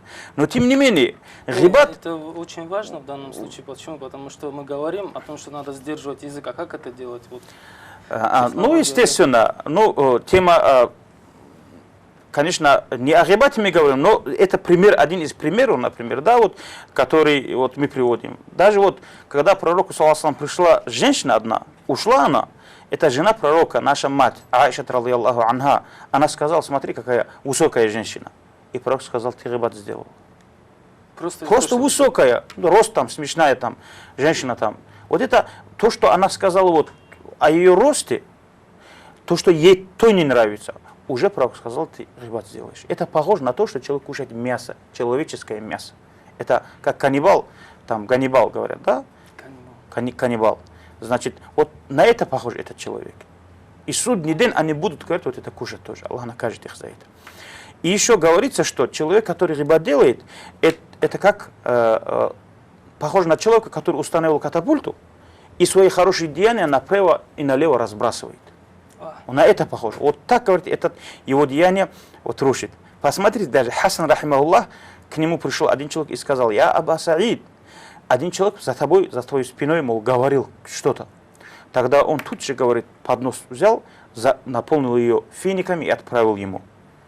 И передал, скажи ему, что ты мне, оказывается, я слышал, что ты мне отправил свои хорошие деяния. Я хочу тебя там баркалат за это дать. То есть, раз он о нем плохо говорил за спиной, его хорошие деяния к нему... Переходит к нему. Его финики и он поздравил ее, как баркаламу за тебя, ну, ответил ему уже. Дальше рассказывается, что Ибн Мубарак сказал, если бы я гибат делал бы, гибат, наверное, наши телезрители поняли, что это говорит за спиной человека, то, что ему не нравится. Значит, говорит о человеке плохое, которое ему не нравится. Даже это правда или неправда, разницы нет. Он, говорит, сказал, если я вот это говорил бы так, я говорил за спиной матери. Почему? Потому что если уж мои деяния уходят, то пусть моей маме, говорит, уйдут они. Не чужому человеку, а родной маме. То есть пусть ей достанется. Пусть хорошему человеку хорошее достанется. Ну, здесь может возникнуть вопрос еще, раз уж мы начали говорить о гибате, молодежи. Если на самом деле человек очень плохой, да, от которого вред людям и так далее, о нем тоже нельзя ничего сказать. Раз мы затронули этот вопрос, наверное, хорошенько нужно будет говорить. Человек, совершавший плохое, грех, в первую очередь нужно оценить от его греха. Если вред от совершаемого греха не переходит обществу, а остается о нем, мы никогда не имеем права об этом говорить. То есть, если от греха вред только ему самому? Только ему самому идет, значит, мы об этом человеке не имеем права говорить другому. Мы только имеем право ему лично говорить, наставлять его, там, просить и так далее, но о нем перед людьми говорить не имеем права. А вот тогда, когда от человека вред идет обществу, он в массовом порядке в заблуждение толкает людей, тогда даже у этого есть порядок. Какой? Скажем так, в первую очередь. Но тот человек, который собирается ему это сказать, тот тоже должен, вот там есть 5 условий, которые необходимо человеку соблюдать. В первую очередь, он сам должен знать, что он делает, это грех, на каком уровне, какие причины, в каких случаях это, допустим, разрешается и не разрешается. Если, например, обман, где разрешается, где не разрешается. Вот такие моменты. Вот это все он должен знать. В второй очередь он должен это только ради Аллаха говорить. Не ради того, чтобы показать, мол, я его замечание исправил. Смотрите, какой я хороший. С хорошим намерением он должен, с истинным, ради Аллаха. Говорится же, вот есть, когда не ради Аллаха человек делает, от этого человек сам погибает. Приведу такой пример. Отец и сын дома, семья дома. И тут пришли люди. Отец ругает сына. Ты намаз сделал, вовремя сделал там. А ну-ка быстро, что опоздал? Поругал сына там перед людьми. Когда людей нету, сын до 10 часов спит, он не ругает это. Это когда видно же там, искренно и неискренно. Какая разница, люди есть, нет обязанностей. Поэтому порой некоторые люди другому делают замечание, чтобы показать, что он делает кому-то замечание. То есть не просто замечание, а позорить человека перед людьми. Так тоже бывает. Поэтому ради Аллаха, чистый, искреннее намерение, чтобы он стал на пути истины. Чтобы ему лучше сделать. Ему лучше сделать. И шукру Аллаху делать, чтобы Аллах дал ему тауфик исправить человека. Третья очередь говорит, рахма должен быть, милость должен быть. Бывают люди, когда другой ошибается, радуются. Например, человек подскользнулся, упал, кому-то смешно бывает. Бывает же? А не должно быть смешно. Когда он сам упал, ему не было бы смешно. И бывают люди, когда другой ошибается, от этого, может, наслаждаются. Нельзя так наслаждаться. Должен быть искренний милость, как к своему брату, как он тоже раб Аллаха, тот тоже раб Аллаха. Вот к нему истинное вот желание должен быть. И дальше человек, прежде чем исправит, на самого себя тоже надо посмотреть, сделает ли он сам этого. Пока человек сам не исправлен, другому говорит, мало эффекта приносит.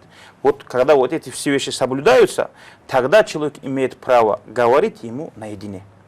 Наедине он, например, вот, исправился, хорошо. Если наедине не исправляется, это мы говорим о том грехе, от которого вред исходит обществу. Также наедине он не исправился, этот человек. Потом уже мы находим влиятельных людей, которые повлияют на этого человека. Это второй вариант. Тоже не победствовал, вот тогда уже мы имеем право говорить людям, люди, вот этот человек заблуждается и заблуждает других. Это сатана, берегитесь от него. Вот так. А сейчас перейдем к четвертому моменту, который вот имам Газали рахималлах нам рассказывает о сдерживании языка. От этого исходит, когда язык человека держит, от дуньявских бед, от физических бед тоже нас сохраняет. Как Суфьян сказал, не говори языком те слова, из-за которых может ломать себе зубы. Человек говорит, в зубы получает. Вот когда человек не говорит, когда молчит, он от этих ударов тоже спасен бывает. И пятый момент, значит, вспомнит ахиратские балахи. Не только дуньявские, не то, что зубы поломать, ему там глаз выбить, а вот ахиратские балахи. Почему? Потому что вот посмотрите же, вот человек, который говорит, он или харам должен может говорить, он лишний халал тоже может говорить. А если харам, он говорит вне наказания Аллаха, конечно, который мы не сможем терпеть. Так же, какой? Вот оказывается, в ночь, когда вознесли пророка Мухаммаду, саллаллаху алейхи вассалям, он увидел людей, которые кушали падаль. Пророк саллаллаху сказал, я Джибриль, кто эти люди? Пророк саллаллаху ответил, эти люди, которые человеческое мясо кушали. Ма'ад, радийаллаху анху, пророк саллаллаху говорил, останови, сдерживай свой язык от людей, которые имеют ильму, знания, которые читают Коран, и от мутааллима, который изучает знания. От них береги, говорит, свой язык. То есть не говори о них плохое. В наше время очень развито вот это дело, понимаете же. Есть о чем можно говорить, о них говорить уже неинтересно. О ворах зачем говорить, и так ясно. О проститутках зачем говорить, и так ясно. О рэкетах зачем говорить, и так ясно. О плохих людях говорить перестали, уже неинтересно. Переговорили уже. Решили говорить о хороших людях. Понимаете же. И пророк саллаллаху Мааду тогда еще делал васият. Сдерживай язык от таких людей, от тех, которые изучают ильму, от ученых людей, от людей, которые тащат в сердцах Коран, калам Аллаха там. От них держи, говорит, язык, и не растерзай их своим языком, иначе тебя растерзают собаки ада. Вот так пророк саллаллаху ему сказал. Адские собаки. Адские собаки, да, вот адские собаки, говорит, тебя растерзают, говорит. И поэтому, когда харам человек говорит, просто вот это вот понятно. А когда халал говорит, в ней 4 момента. Какой? В первую очередь, эти ангелы, прекрасные ангелы, которые записывают наши хорошие и плохие деяния, которые всегда болеют за нас, да, вот, которые, если хорошее делаем, 10-кратно записывают, если плохое делаем, не пишут 6 часов, пока мы таубу не сделаем, а через 6 часов, когда тоже таубу не делаем, они записывают с таким испорченным настроением, скажем так, с опечаленным, вот так они пишут это. Вот этих ангелов заставляем заниматься бесполезным, раз. Вторую очередь, вот человек же должен знать, вот эти бумаги, которые пишут, они же идут к Аллаху. Аллах рассматривает их. Послать к Аллаху те бумаги, на которых ерунду написано. Это как? Третий, перед Аллахом это будут читать судный день. То есть и анекдоты, и хихи, и ха-ха там, и остальное. Вот это пурга всякая, о которой мы с вами говорим, это судный день. Все пророки, все люди будут ждать, пока у этого человека допрос закончится, пока его анекдот не прочтут. Вот это слушать будут и ждать приходится в этой трудности. Это третьим. И четвертым, он же за это получит. Если наказание он не заслужит, просто-напросто хоть опозорен будет на таком месте перед Аллахом, когда будет его вот это читать. Вот эти моменты, Абдул-Хаджи, только о языке, о котором мы сейчас говорили, вот мы другим говорим и прекрасно знаем, что мы сами тоже, нам самим тоже это соблюдать очень тяжело. Такой опасный орган, оказывается, если даже грех не совершишь, то пустословие, и то может таким обернуться. Вот, наверное, почему эти люди, Абу Бакр, радийаллаху анху, говорит, 12 лет во рту камень таскал.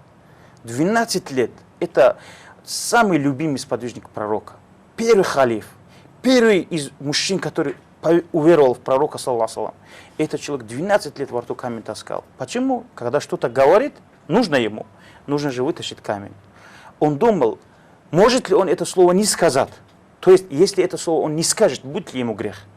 Если греха нету в том, что он это не скажет, он не говорил и держал камень во рту. То есть, прежде чем сказать, придется подумать, стоит ли вытащить это. Вытащить, да. И вот так вот после всего этого только... Пусть Аллах даст и нам с вами, Махди Хаджи, и тем, кто нас слушает, тауфик, как говорится, взять пользу из того, что здесь прозвучало. У нас осталось два органа, очень важных в теле человека, это сердце и живот. Об этом мы, иншаллах, поговорим в следующих передачах. А сегодняшняя передача закончена. Ассаламу алейкум ва рахматуллахи ва баракату. Ассаламу алейкум, уважаемые телезрители. В эфире программа «Исламский вопрос». Мы продолжаем с Махди Хаджи Абидовым беседовать о книге имама Газали «Минхаджуль Абидин». Речь идет о этапах духовного развития человека. И в прошлой передаче мы с вами, Махди Хаджи, говорили о тех органах, которые следует оберегать человеку, поскольку имам Газали выделил именно 5 органов, которые имеют наибольшее влияние на наше духовное состояние.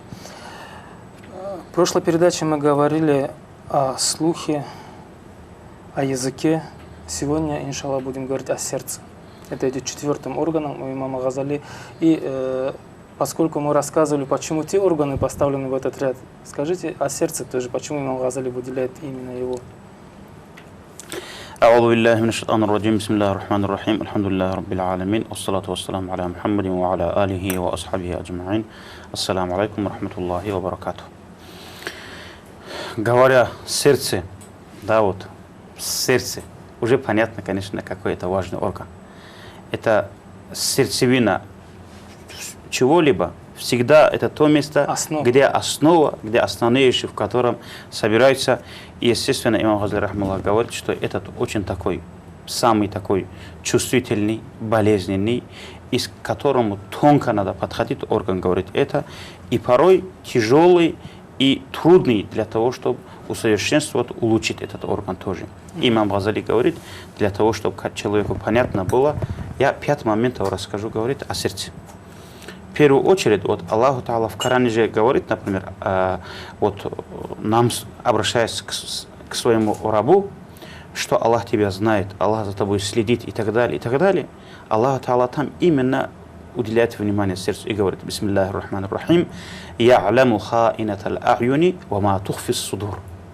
Вот этот Божий взгляд человека несправедливый, изменник, глаз изменника, как бы. Вот этот взгляд и то, что сердца скрывает, вот это Аллах знает. Аллах Та'ала вот именно на сердце.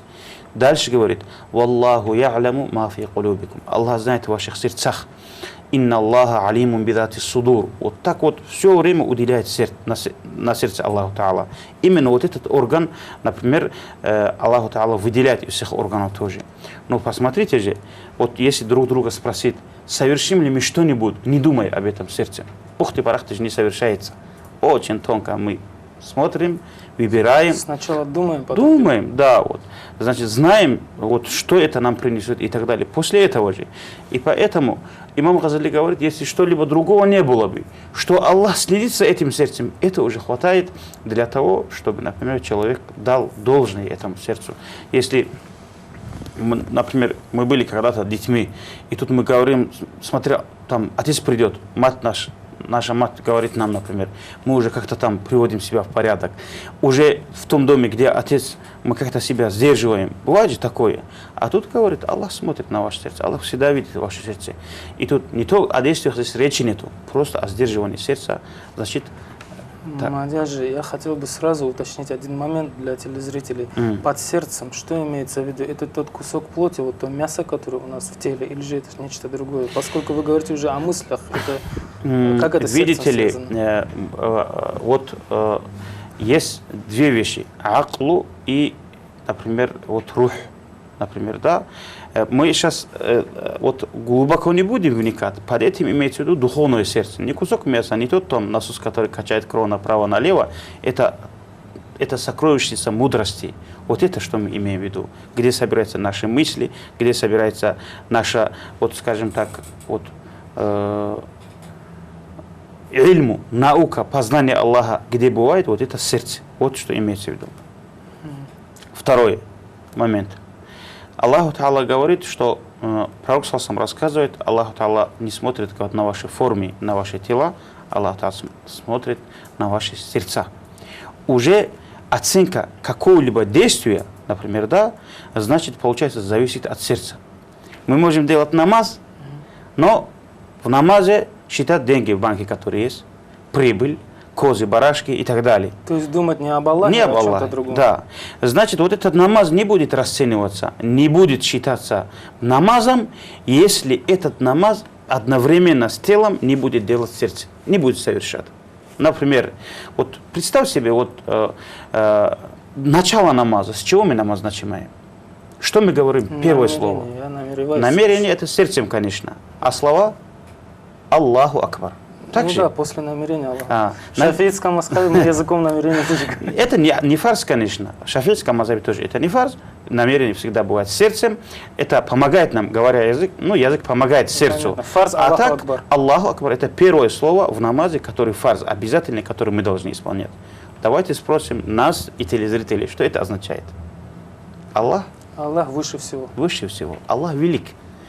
Ну смотри, сколько, наверное, мы с вами, Абдулла Хаджи, намаз делаем, чтобы быстро сделать намаз, потом что-то успеть, куда-то успеть, что-то доделать. То, что, например, футбольный матч досмотреть. Сколько вещей у нас бывает. Так Аллах ли велик нам? Или то, из-за которого мы избавляемся от намаза? На самом деле, если на вещи станет, что дороже для нас получается? Наоборот, мы все должны были бы делать, чтобы войти в намаз. О, мы вошли в намаз, алхамдулилля, мы здесь отдыхаем. Так же должно быть То вроде. есть Аллах превыше всего, это значит, что нас ничего так не интересует, как вот все обращение Да, к Аллаху. Вот, вот да, именно. вот это означает. Ни богатство, ни деньги, ни жизнь, ни смерть, ни матч, ни хинкал, а именно вот этот намаз. Поэтому как раз таки, вот пророк, когда Билял обращался, он говорил, арихна я Билял, дай нам отдых, о Билял, рахат делай нам, Билял. То есть призвав к намазу, Да, дай нам отдых. от суети, от этого дуняла, от этого мрака убери нас, вводи нас к общению к Аллаху. Потому что, когда человек в намазе, он уже отошел от всего. Если он истинно делает намаз, он беседует с Аллахом, разговаривает с Аллахом. А в раю самый большой ни'мат, это какой? Это тоже общение с Аллахом. Это беседа с Аллахом, мунаджат, смотреть на Аллаха. Вот эти люди, говорят, которые будут в раю и не увидят Аллаха, они скажут, говорят, о Аллах, чем вот это страдание нам причинит, ты лучше послал бы нас в ад. Вот так в раю люди обращаются, говорят. Представьте себе, Которые будут лишены общения общение с с Аллахом, вот этого взгляда на Аллаха. Вот так они, оказывается, будут говорить. А тут человек делает намаз, Аллаху Акбар говорит, Аллах велик говорит, но для него, чем Аллах дороже, много вещей. Даже то, что уменьшили зарплату, он за это больше будет волноваться, чем то, что у него намаз опоздал. Так же ведь. Мы себя такими находим. И получается, мы наш обязательный намаз с обмана по отношению к Аллаху начинаем. Так выходит. Поэтому, видите, тут надо обратить внимание, что наши деяния, они связаны с сердцем. Если вместе с нашими деяниями сердце тоже это же деяние не будет соблюдать, уже Аллах не примет это. Это важнейший момент, Абдул Хаджи. Так же. Третий момент. Сердце говорит, это король тела. Это хозяин тела, которому все органы покорены, за которым все органы идут. И пастух, который всегда следит за своей отарой, за свою пасту. Как пророк Салсам говорил, инна фил джасади мулгатан, поистине, вот как ты вначале говорил, это кусок мяса или что-то, но пророк сам говорит, в теле человека есть кусок мяса, когда она хорошая, весь человек становится хорошим, когда она портится, человек тоже портится. Знаете, что это сердце. Поэтому говорит, вот если мы знаем, вот когда бой идет где-то там, ну, говорят, змею надо, вот голову пока не убьешь, змея не погибает, это хвост двигается, надо змею раздавить. Так же ведь? И когда войско, все люди метятся на короля, на полководца, убрал, чтобы голову убить, а тут уже остальные покоряются. Для того, чтобы мы получили от этого тела, например, полную отдачу для богослужения, тут надо покорить хозяина этого тела тоже, этого сердца. Тогда тоже получается, говорит, легко. И четвертый момент. Сердце, как мы уже говорили, это сокровищница всех, вот, сокровищница раба говорит. Там есть все вот эти науки, ильму и так далее. Первый, начиная с аклу. У нас принято говорить, аклу нет, на голову показывает. Это не место аклу. Здесь для компьютерщиков это легче будет понимать, чем кому-либо. Поэтому я на компьютерном языке вот объясню. Представляете себе, вот в компьютере бывают какие-то детали. Из них есть такой оперативный память, АЗУ. Да, правильно же? Есть. Это то, что винчестер, например, накапливает информацию, АЗУ обрабатывает. Голова, вот это АЗУ, то, что в сердце она обрабатывает и выдает. А на самом деле сокровищницей нашей науки находится всегда в сердце. Вот почему именно на сердце устаз таваджух делает. То есть голова обслуживает ту информацию, которая в сердце. В сердце есть, да. В духовном сердце. У нас аклу тоже в сердце бывает. Пошел. Вот так. Ага.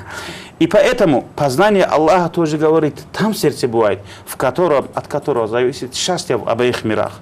После этого вот эти, например, есть басар, это видение глаз, есть басира, проницательность, видение человека сердцем. Например, представьте себе, мы видим человека, до этого которого не видели, просто увидели человека.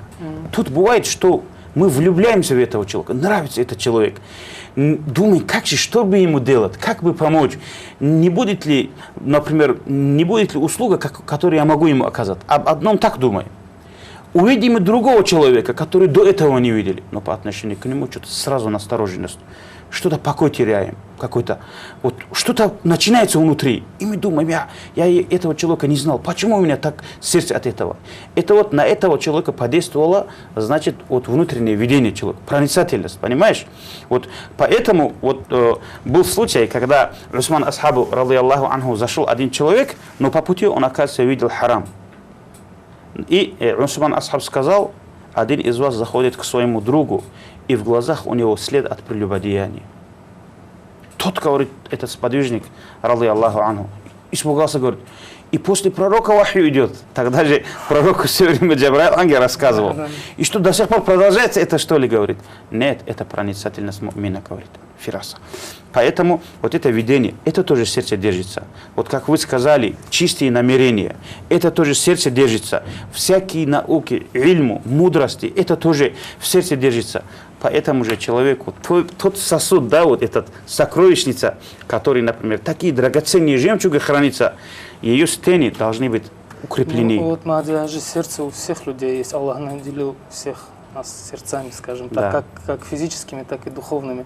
Но у одних людей это проницательность такая, как у Умара Асхаба, а у других вообще никакой проницательности. Они как сумасшедшие на самом деле все оценивают. Да. Почему же так происходит? Вот как раз таки потому, что, дорогой брат Абдулла, что вот как вот последний момент, вот до конца вы не дослушали, вот сейчас что я говорил, почему это имам Газали говорит, что это сокровищница, чтобы мы с вами уделили внимание. Сокровищница, когда мы, по нашему мнению, например, это то место, где мы храним наше богатство. Мы храним наше богатство в сейфах, вокруг делаем забор, стену там, охраняем, держим, защищаем, за нее боремся, волнуем, в день 2 раза смотрим, там, нету ли там мышки не пробираются ли, насекомые не портят ли и так далее. Правильно же? Вот эти люди, о которых вы так сказали, вот сейчас, у которых, например, туда, как сквозные дырки там стали, там, и мыши, и всякие насекомые, значит, они не уследили. Если они бы следили бы за этим, очищали бы это сердце, у них тоже появилось бы то же самое. Понимаете ли? То есть это, в Они принципе, распустили. у любого человека может Это, быть. конечно же, каждый новорожденный ребенок рождается в исламе. Пророк сам также говорит, каждый ребенок. Но там есть такой еще момент, для того, чтобы вот эти все качества, вот хорошие качества были, они должны от халал. Понимаете, от чистого насла, от чистого потомства, что появились. Это тоже важный момент. Поэтому говорится, вот пророки, алейхиссалату вассалам, мы же много пророков знаем, из иудеев, и евреев, там, оттуда, отсюда, разных. Но у них, вот, от Адама до ихней, до конца не было в тухуме от прелюбодеяния, харам соединения, этого вообще не было. У них вот это потомство чистое продолжалось. Бывают такие, которые такие требования есть. Но пророки это пророки. А аулияи, например, приближенные рабами Аллаха, те любые, которые грехи совершают, но тавбу, которые сделали, для них это открыто. А им только стоит работать, например, над сердцем. Мы же знаем больших аулия, больших шейхов, которые которые не делали. Например, возьмем просто Фулайл ибн Ияз, рады Аллаху анху ва рахимахуллах. Это был вали, который был разбойником.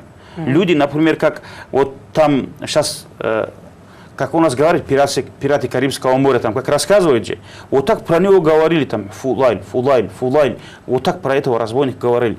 И тут однажды, говорят, он очередной раз лазил по стене там, чтобы ограбить кого-то. И тут из окна слышит, как там внутри Коран читают. Не пора ли, например, уверовавшим людям, например, покорить сердце служению Аллаха? Не пора ли? Вот, видимо, аят там Коран, аят Корана. Ну, не пора ли уже вот покориться Аллаху, говорит, там, чтобы их сердца побоялись Аллаха, вот такое услышал. Видимо, это в этот момент как-то Аллах обратил на него свой взгляд милости. И тут, говорит, он лазил по стене и говорит, Аллах пора, говорит, и слез. Понимаете же? Вот дошло до него это. И с этого момента он табу сделал, и с этого момента это был большим вали. Вот это значит, это видишь ли, вот он же это не только ушами услышал, там пропустил, а сердцем принял. Аллах, мне пора. Вот начал уже над сердцем работать. Да? Ну, естественно, лечение сердца так просто не бывает. Он под воспитанием какого-то врача, лекаря это все делает. Вступил, короче, в тарикат, и вот оттуда большим вали стал. Ну, не у каждого разбойника ведь так бывает. Это какой-то особенный разбойник был, получается. Вот для этого, Абдулла, есть такой момент. Вот какие бы ни были разбойники и плохие люди, у каждого бывает какой-то амал, который Аллаху нравится. Ведь Аллах же хорошее качество. И пока, например, вот говорится, вот где разговор идет о шейхах и о тех людях, которые инкар по отношению к шейхам делается, что, например, человек, который инкар любимцам Аллаха делает, это несчастные люди, говорит, и изгнанники Аллаха. Почему? Потому что шейх говорит, вот устаз от человека не отворачивается, пока доля, какой-то капля вот добра, в которой в человеке есть, от этого устаз не отворачивается, говорит. Когда у этого человека даже капли вот этой доброты хорошего нету, когда у него нету за что держаться уже, вот тогда, когда уже видит, что Аллах этого человека не просит, вот тогда только и устаз, говорит, отворачивается от человека. Возьмем примером фараон. Это все, например, наши телезрители знают во время Муса, пророк, который против меня. Столько вещей он делал. Услышал, что родится среди израильтян, родится, например, пророк, который станет причиной его гибели и так далее. Он начал резать подряд младенцев, новорожденного ребенка убивать. Что дальше? Он годами резал их, не один день, не 2 дня, а годами резал. Уже, говорит, его заместители, визиры сказали, если ты так будешь резать израильтян, перед нами рабов, которые будут работоспособных людей, у нас не будет. А стал говорить там, ну что, там же должны там служащий персонал и так далее, там королевство. Какое-то количество осталось. Да. И там такой Египет, там империя такая мощная, там же должны, например, чтобы люди там... Ну, рабочая сила нужна. Просто для того, чтобы строить эти пирамиды там и так далее. И тут даже тогда фараон сделал так, чтобы 1 год резал, другой год оставлял. Понимаете же? Вот так. И поэтому, говорит, Муса, алейхиссалам, пророка брат Харун, попал в тот год, когда он не убивал, выжил. А Муса, алейхиссалам, родился в тот год, когда нужно было, короче, убивать. Вот так. И дальше посмотрите же. Он не только просто убивал, он заставлял всех людей служить ему. То есть, это как говорится, противник Всевышнего Аллаха, претендует на место. Он сам себя Богом объявил. Люди поклоняются ему. Вот такой, кроме этого, наверное, столько насилий было. Но Аллаху Та'ала его даже так терпел. Оказывается, у него был один амал, хорошее деяние, которое он совершал. Какое это? Этот был человеком, который, сиротой был это, Фираун, и он знал цену хлеба. Голодал он в детстве. Поэтому даже тогда, когда королем он стал, когда таким правителем стал, он говорит, уважение к хлебу не потерял. На полном ходу, когда он скакал на лошади и замечал, что на земле лежит кусок хлеба, он останавливался, говорит, возвращался обратно, подбирал этот хлеб, ставил на чистое место, потом дальше скакал. Понимаете же? Вот это характер, говорит, был. Ради этого Аллах Та'ала его держал на земле. Понимаете? Ради хорошего какого-то деяния. И тут однажды, а Иблис, он для них, любой человек, на двух ногах, который ходит, это враги. И тут однажды, когда он подбирал как раз таки хлеб, он говорит, ты что делаешь, Фираун? О, Бог. Ты же Бог, хлеб, хлеб подбирай, говорит он. Тебе-то зачем это? Ты же Бог. Ты любое время скажешь, хлеб появится. Твоему достоинству не идет, говорит это. И тут сгордился он. Да, на самом деле, я же уже Бог. Сейчас что мне хлеб подбирать? Бросил. И в тот ночь, говорит, попал Муса, алейхиссалам, в утробу матери перешел. Уже оттуда началось зачатие у него. Муса. Зачатие Муса, алейхиссалам, пророка, началось у него это. Видите ли, поэтому вот эти разбойники тоже, бывает, у которых какой-то амал есть. Они могут грабить человека, на женщину, допустим, руку не поднимут, ребенка пожалеет. Там что-то бывает у них, такое мужское что-то. Это плохое, но и хорошее тоже. Поэтому из-за хорошего амала, там еще такой момент, Абдул-Азиз, который тонкий. Однажды, говорит, когда уже Муса, алейхиссалам, уже пророком стал, там между ними уже с Фирауном вот это шел, говорит, это Муса, алейхиссалам, уже говорит, это не Бог, это там ерунда какая-то, а Бог у вас Аллах единый и так далее. И тут, народ начинает сомневаться, обращается к Фирауну и говорит, покажи свое вот это божество, например, то, что ты можешь, чудо покажи. А что он показать, спрашивает Фираун. Он говорит, летний, жаркий день, сделай, чтобы снег пошел. Это же чудо большое. Хорошо, завтра будет. Тут Фираун уединяется в одной комнате, падает на колени и начинает Аллах просить. Я Аллах, не позорь меня перед этими людьми, дай снег, пожалуйста. И тут плачет, слушай, столько Богом было, я говорю, сейчас если опозорюсь, говорит, нехорошо будет, дай мне снег, говорит. И Аллах давал снег. И тут Муса, алейхиссалам, спрашивает, просит Аллах, я Аллах, я твой истинный посланник Аллаха. Почему, говорит, ты ему это снег даешь? Аллах Та'ала говорит, ты, говорит, Муса, когда он до утра плакал, ты спал, говорит, поэтому я ему дал. У Аллаха взгляд не такой, как у нас, конечно. Поэтому вот бывает, что вот эти сердца, это очень глубокая тема, это тема сердца, и поэтому вот... То есть Аллах всегда отвечает, если что-то хорошее в человеке есть, оно без ответа не останется. Так получается, да? Если даже вот человек... однозначно, конечно, Абдулла на все отвечать тоже тяжело будет.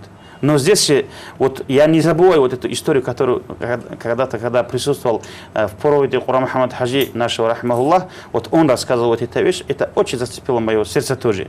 И перед хатмом, когда вот четверг, вот этот самый воскресенье, когда делается, перед ним у него проповеди делали постоянные, и там был такой рассказ. Однажды, говорит, Муса, алейхиссалам, обратился к Аллаху и сказал, говорит, я Рабби. Именно вот так вот, о мой Господь, вот так обратился. Аллаху Та'ала ответил, ляббайка я Муса. Вот в такой форме ответил, говорит. Это, если переводить, получается, я готов, о Муса. Это ответ подчиненного начальнику. Вот так. Например, начальника подчиненного? Нет. Наоборот, подчиненного начальнику. Подчиненный начальнику отвечает, я готов. Так, у арабов, например, на арабском языке так идет. Понимаете же, на самом деле, там начальнику обращаться, он может подумать, ответить, не ответить ему еще. А это подчиненные же всегда они готовы, должны, всегда готовы. Например, командир говорит там, рядовой там Ахмедов, есть товарищ капитан там, он обращается же, вот в таком виде это получается. И тут Муса, алейхиссалам, пророку становится стыдно. И говорит, я Аллах, говорит, я твой раб, ты мой, говорит, создатель, который меня кормит. Как можно такому, как я, вот так ответить, говорит. И стыдно стало, очень постеснялся, говорит, Муса, алейхиссалам, пророку, когда я Аллах вот так ответил. Тогда Аллах Та'ала, говорит, сказал, я Муса, говорит, я клялся моим величием себе же, Аллаху Та'ала клянется себе, что кто бы не обратится ко мне вот так, я Рабби, будь это праведник или нечестивец, я клялся, что именно вот так я ему отвечу. Понимаете же? Поэтому Аллах милостивый. Как не будет Аллах милостивым, когда вот эта милость, которую мы видим, дети видят от матери, от отца, когда вот тот милость, который проявляет корова к своему теленку, например, да, курица к своим цыплятам, мы же видим, вот такая курица против быка прет, когда там ее цыплятам что-то угрожает. Так же ведь, это милость же Аллах им дал. Правильно же? Как у самого Аллаха это будет? Поэтому, когда у раба есть вот такое что-то, какой-то даже признак добра, иншаллах, есть надежда, но ему амал надо делать. А тут Аллах его простит, иншаллах. Вот такой 5 момент о сердце имам Газали рахмаллах рассказывает. Мадяжи, вот для того, чтобы удерживать свое сердце, как говорится, от всех этих духовных нечистот, что идет в поддержку, вот, что необходимо как бы в помощь нашему сердцу, и что может навредить, какие наши дела? Видите ли, у этого сердца, Абдул-Хаджи, есть такое состояние, например, если из нашего тела всего взят, которого у других нету. Именно к сердцу, который относится. Например, по отношению к сердцу, сатана, враг человека, всегда держится. Например, рука. По отношению к нашей руке, например, вот сейчас, например, к нашей руке шайтан никакого отношения не имеет. Почему? Потому что, чтобы рука что-то харам сделала, нужно сперва на сердце напомнить, что ей делать. Так же ведь. Поэтому, говорят, сердце это тот вещь, который всегда шайтан на страже держит. Каждый момент. Мы в наших прошлых уроках рассказывали, если телезрители наши помнят, что вот сзади, вот где лопата, левая лопата человека, оттуда лопатка человека, оттуда есть проход к сердцу. И вот у слона, говорит, есть как типа хобота, что ли. Вот такой вещь, нос, который сует она. И вот все время вот хочет вот подобраться к сердцу. Когда наше сердце отвлекается от Аллаха, она начинает вот как змея вот глотает лягушку. Наверное, многие видели, да, вот в фильмах тоже сейчас в мире животных навалом показывают, она потихоньку, она раскрывает. Вроде вот такая змея, слушайте, сволочь, она вот такой большой глотает, потихоньку засасывает, затягивает, как эту лягушку она, вот так сердце тоже, говорит, она потихоньку начинает глотать, уже, когда полностью проглотит, уже сердце что может сделать, правильно же? Как только, говорит, человек вспомнит Аллаха, это как бы, вот как будто солнце, сатана коснулся горячего, так как отходит назад уже, как, обжигается она, короче, вот так, вот в таком положении. И вот ни шайтан не отходит, она будет ждать, пока же она потухнет, когда же угаснет, когда же там пробраться к ней. Вот все время, 24 часа в сутки, из них 60 минут, в минутах вот эти секунды, и 100 миллисекунд, вот за ним следит шайтан, не отвлекается. Поэтому говорит... Когда оно остынет от поминания Аллаха, тут же уже она свое дело сделает. А это другим органам это нет. Почему? Потому что человек зашел в спальню, лег, что с глазами шайтан сделает? Он вырубился. Уже глаза не способны и так далее. А это сердце всегда так. И второй, у сердца всегда работы много. Она и не устает тоже, конечно, да. Мы видим, мы можем вот дома сидеть в темной комнате, думать, или наслаждаться, или радоваться, или грустить, или печалиться. Так ведь? Как будто вот мы кушаем, как будто мы делаем. Даже мысленно может человек представить прелюбодеяние, и даже, может быть, у него получится семяизвержение. Такое тоже бывает. Поэтому у сердца работы много, говорит, она очень влияет. Дальше, вот как дождь, вот когда человек под дождем находится, как на него льются вот эти капли, вот так вот эти васваси, сомнения и так далее. Человек может сидеть здесь, который на другой стороне планеты, который человек, о нем может человек плохо думать. Просто думать, я бы его разорвал бы, я бы с ним так сделал бы. Вот злиться, за него переживать, радоваться, наоборот, радоваться тем, что с другими плохо станет. Так тоже бывает. Yeah. И четвертый, лечить тоже тяжело. Если, например, рукой. Бывает, например, это Абу Бакр, аллаху анху, за языком как следил? Держал камень во рту. Правильно. Туда камень как воткнешь? Не получается же. Правильно же? Он, то есть камень держал во рту 12 лет. 12 лет. Когда ему нужно было что-то говорить, надо же вынуть этот самый камень. А тут он думал, может ли он это слово не сказать. Лечил. Руки тоже можно привязать что-нибудь, нитку там. Вот многие люди это кольцо одевают же на руки, суннат якобы соблюдают. Они не просто суннат. Они вместе с этим, например, в детстве бывало так, что родители, чтобы сын что-то не забывал, пальцы привязывал как бы нитку там, чтобы увидев нитку, вспомнил, что родители сказали. Вот типа этого они кольцо одевают и говорят, давай-ка я с этим кольцом оставлю один плохой амал. Как тут, ну, рибат, бухтан, ну, привычку дурную. И тут вспоминая, увидев кольцо, они вот этот амал тоже вспоминают. Вот такое лечение тоже у некоторых бывает. И тут, а сердцем говорит, это тоже, значит, нельзя делать. И, например, несчастье человека тоже зависит, говорит, от сердца. Почему? Посмотри, как Аллах Та'ала говорит, вот Иблис столько служила, столько проповедей читала. Аба вастакбара. Когда сказали ей поклонись, она отказалась, сгордилась. Откуда гордость идет? Горделивость. Сердце. Точно так же вечно в аду остался. И все вот это от сердца. Поэтому, говорит, есть много действий, много деяний. Даже алимы рассказывают, 90 хороших и 90 плохих характеров, говорит, сердце бывает. Но сейчас подряд мы 90 будем перечислять, вряд ли наши телезрители вспомнят. Но в основном, вот, который из них, как бы матерями этих всех плохих качеств, которые являются, значит, имам Газали говорит, это алчность, когда все, что видит, когда человек хочет, это тоже было бы мое, это тоже моим был бы, и так далее. Значит, торопливость. Это человек, когда вот, ну, торопится во всех делах, не думает, не исследует, не изучает, быстро-быстро делает. Основательно не делает. Не делает. И зависть, и гордыня. Вот эти 4 качества, говорит, являются матерями вот этих, значит, ну, бедой для сердца.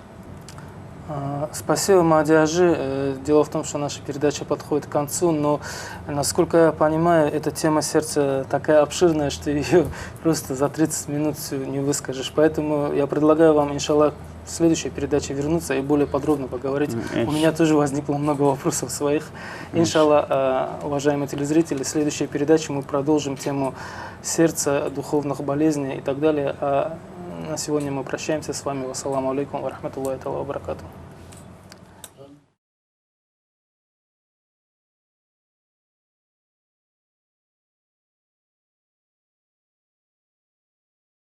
Ассаламу алейкум, уважаемые телезрители. В эфире программа «Исламский вопрос». Мы обсуждаем книгу имама Газали «Минхадж аль-Абидин», и в прошлой передаче говорили о сердце и о том, как уберечь его от духовных нечистот, так скажем, от того, что замутняет наше видение и из-за чего мы можем потом и внешние грехи какие-то совершить. И говоря вот о тех качествах, которые более всего вредят нашему духовному сердцу, вы, Мадиажи, назвали гордость, зависть и прочие грехи, по поводу которых я хотел бы сейчас спросить. Как же человеку уберечь себя от этого? Ведь в каждом из нас мы иногда замечаем, что появляется зависть, появляется какая-то гордость. Есть у нас иногда желание, чтобы нас заметили, чтобы о нас хорошо сказали, нам это приятно, как бы. Вот как уберечь себя от всего этого? أعوذ بالله من الشيطان الرجيم بسم الله الرحمن الرحيم الحمد لله رب العالمين والصلاة والسلام على محمد وعلى آله وأصحابه أجمعين السلام عليكم ورحمة الله وبركاته. Вначале я бы хотел уточнить вот эти качества. Почему? Потому что имам Газали рахимахуллах, вот говоря о положительных и отрицательных качествах сердца, рассказывая вот эти качества, количество этих качеств дошло даже до 90. И вот сейчас друг за другом, если все посчитать, конечно, это вряд ли мы сами даже запомним, не то, что там наши телезрители. И имам Газали из этих всех вот этих качеств выбирает 4 качества, вот отрицательные 4 качества, которые практически вот матерями этих других качеств, которые считаются. Все эти 90 сводятся к этому, да. И вот человек, который сможет контролировать вот эти сердца, избавиться от этих качеств, значит, иншаллах, он сохранит и от других тоже. Это, как мы уже говорили в прошлой передаче, алчность, потом торопливость, как уже ты говорил, зависть и гордыня. Вот эти вещи. И эти вещи имам Газали нас учит, например, лечит алчность уменьшением вот этой мечты человека, укорачиванием вот этих алчностей, потом спокойствием, желанием добра для всего народа и богобоязненностью. Но мы, конечно, начнем с алчности. Почему именно алчность? Вот эта алчность, говорит, на самом деле от хорошего человека отталкивает. То есть, значит, вот вроде бы красивый, хороший человек, алчность перед ним делает такой занавес, как будто человек посмотрел в кривое зеркало. он не может видеть его красоту, его чистоту, он искривленно, по-другому показывает, говорит. Значит, когда человек, вот эта алчность в сердце играет, говорит, 4 вещи, говорит, возбуждает в сердце человека. В первую очередь, он оставляет богослужение, ленивым для добра его делает. И скажет он, ну, завтра сделаю, послезавтра сделаю. Как Дауду Таи, рахмаллах, говорил, тот, который боится ахирата, говорит, у него то, что далеко от него. Если, например, ему суждено жить 100 лет, даже через 100 лет, который будет смерть, ему близким оно сделает, говорит. А тот алчный человек, говорит, у него амал тоже портится. Вот так говорит Дауду Таи. Если ты тоже, наверное, слышал этот рассказ Абдулла, вот, когда Зулкарнайн, он же весь мир покорил, и тут он находит людей, которые живут в ямах. Дома не строят, в ямах живут, там зарыли и там. И Зулкарнайн, он же правитель много каких-то дворцов, он там возносил там и так далее. Он говорит, что дома не строите? Почему в ямах живете, строите? Говорит, они сказали, каких-то 400 лет живем, говорит, что сейчас дома будем, что ли, строить? Эти люди средние, у них-то до 800 лет тоже они достигали, но в среднем 400 лет люди жили. Каких-то 400 лет, говорит, за это дома, что ли, строить? Так эти люди ответили. В наше время-то скажут, глупые люди. А на самом деле эти умные люди. Умные люди. Яхья ибн Муаз, рахимахуллах, рассказывает, аль-амаль, вот эта алчность, говорит, она отвергает, она режет просто человека от добра. И вот истину принимать тоже не дает. Правду принимать не дает. Он в другом виде. Терпение, говорит, она человека, победа от этого человека, победа человека зависит от этого, она человека тянет всегда к плохому. Второй, тот алчный человек, он говорит, тавбу не делает. Тавбу почему? Потому что все время откладывает. Человек, когда что-то делает, если он думает, что завтра он умрет, он как же? Ему, если завтра человек умирает, нужно необходимое, последнее, то, что в жизни делается, делать. А это не даст человеку наслаждаться земными благами. Поэтому вот он будет откладывать. Но бывает так, что в самый такой момент нас хапнет, нас заберет. Вот, наверное, наши телезрители помнят вот эти 99-е годы, когда на наш Дагестан напали ваххабиты. И там одному нашему бизнесмену, говорит, сказали, говорит, война началась. Он сразу такой мрачный, говорит, стал и сказал, только жить начали, говорит. Видите, не обязательно, что человек умерет, войну начинает. Люди и так уходят. Третий, он всегда будет увлечен накапливанием богатства. То есть, он построит туалет. У соседа, например, слив такой мощный. Он сделает это. Потом там биотуалет есть такая вещь. Сразу, когда человек, например, грузит ее, сразу анализ показывает, выдает. Сколько? Начиная с унитаза. Сколько таких вещей? Понимаете же? И тут он это сделал, потом убрал, это сделал, потом убрал, тот сделал. И вот так вот он будет видеть каждого, которого он увидел, например. Увидел машину, ему это понравился. Увидел унитаз, ему это понравился. Увидел мебель, ему это понравилось. Он богат настолько, что не только себя будет содержать, он и соседей, и улицу может содержать. Нет, он будет то, что сделал сегодня, он будет ремонт рушить, ломать, перегородки менять, заново строить. Все время не хватает. Не хватает, заново построить. Как больная женщина, которая с утра до вечера вяжет, потом развяжет, потом заново вяжет, вот так. Понимаете? Я слышал от Хас Мухаммада Аджи, он же все-таки психиатр тоже. Есть, оказывается, такие психические болезни, Аджи, когда человек не чувствует насыщения. То есть у него там в мозгах какие-то центры повреждены, и вот это чувство насыщения этих сигналов, импульсов нервных нету. И он может есть до тех пор, пока у него живот не лопнет, если его не остановить физически, если ему не помешать, он будет есть, пока не лопнет желудок. Пожалуйста. Вот примерно на это похожи эти люди. У них насыщения нет. Похоже же.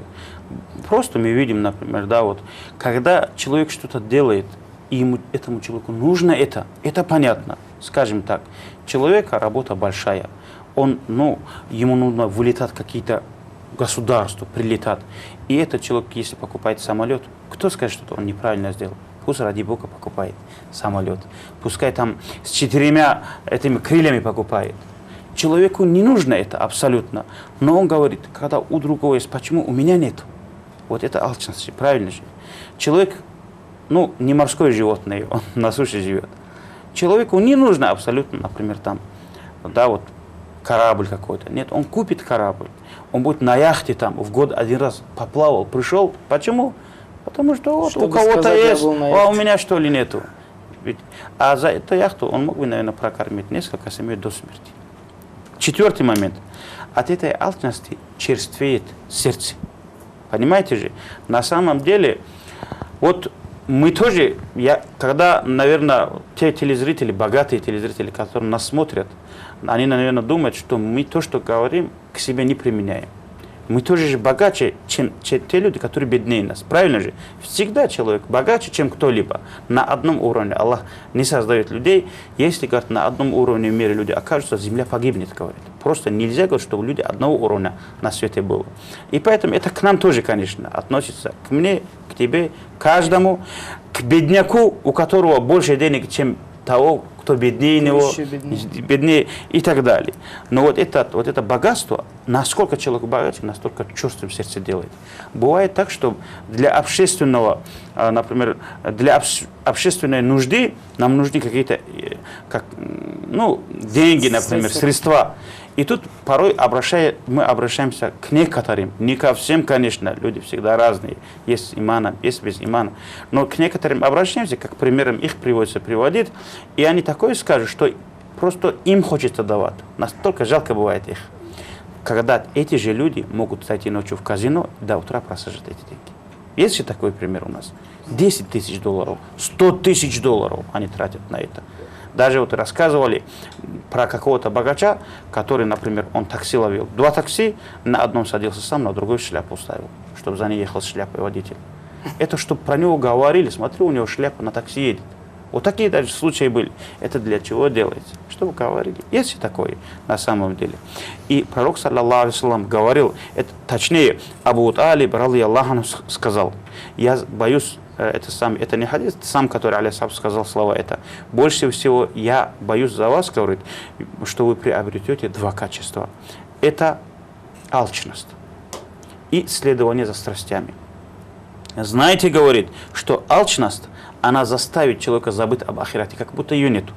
А следование за страстями, она не даст человеку видеть истину истиной. Она всегда в другом облике, говорит, его покажет. И в Коране много таких мест, говорит, которые, например, об этом говорится. Когда сердце черствым становится, все, что, например, мешает ему, вот это у него станет врагом. Допустим, был случай, когда один другому сказал «Мунахал чурат», пусть Аллах тебе простит грехи. Но этот термин, когда про умершего вспоминают, да, вот, про него говорят «Мунахал чурат», какой-то человек умер, пусть Аллах его простит его грехи. Как это на русском говорится, земля пухом, что было, что ли? Типа этого, да, вот так вот, царство ему небесное, что ли? Вот, типа этого слова, да, вот у нас, пусть Аллах простит ему грехи. Когда один человек живому вот так сказал, он сказал, пускай твои что стерлись, говорит, там уже возразил ему. Понимаете же? Как будто плохое слово. Как будто плохое слово. За то, что его уподобил с умершим. Понимаете? Настолько смерти напоминает, боятся люди. Конечно, боятся. Почему? Вспоминание смерти забирает у них и богатство, и машины, и деньги, и жен, и детей. Но то, что человек не вспомнил об этом, эту проблему, конечно, не решает. Как Аллах Та'ала говорит, о сын Адама, думай о смерти, поскольку смерть тебя не забывает. Так живет. И из-за того, что как страус окунул голову там, в песок и думает, что никто его не видит, но на воле видно издалека. И поэтому, значит, вот это тоже от этой алчности бывает. Но когда человек думает, например, о смерти, вот это желание убирает, она уже все как положено, например, показывает. Возьмем даже вот об этой алчности пример.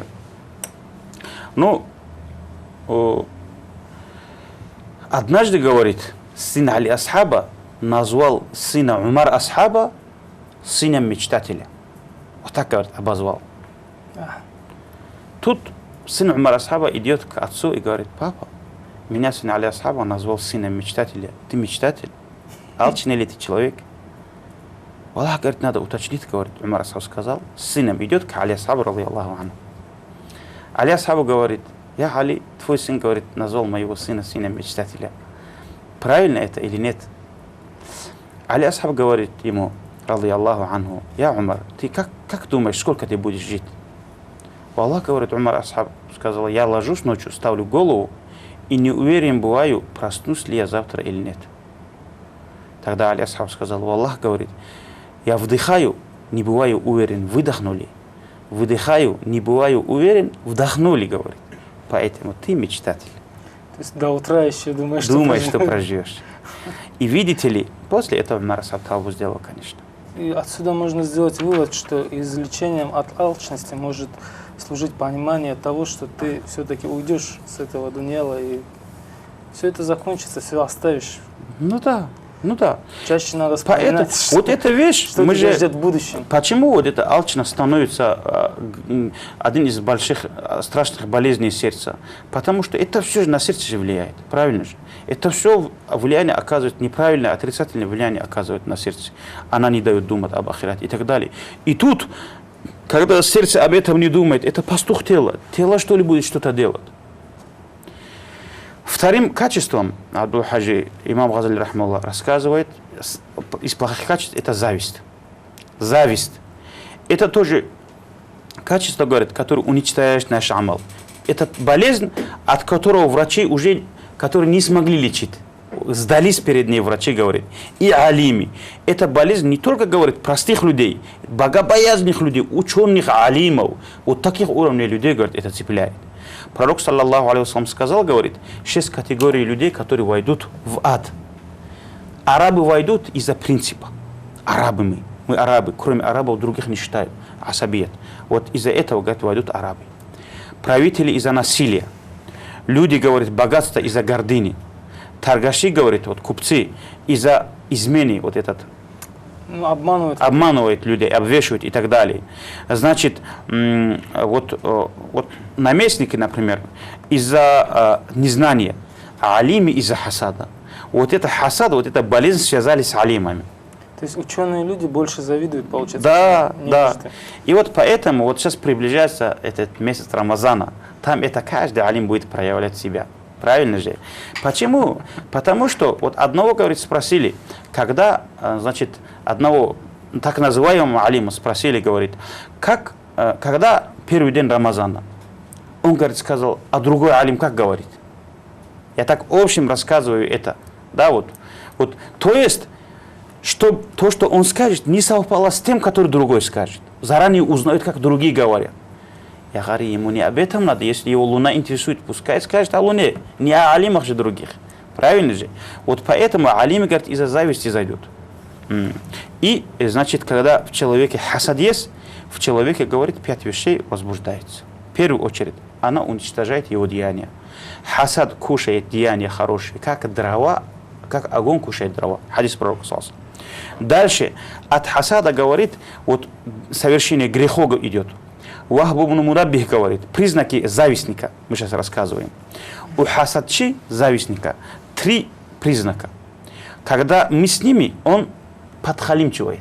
Он выбирает рот до ушей, хоть и улыбка не такая важная, но там затягивает, растягивает это, зубы показывает.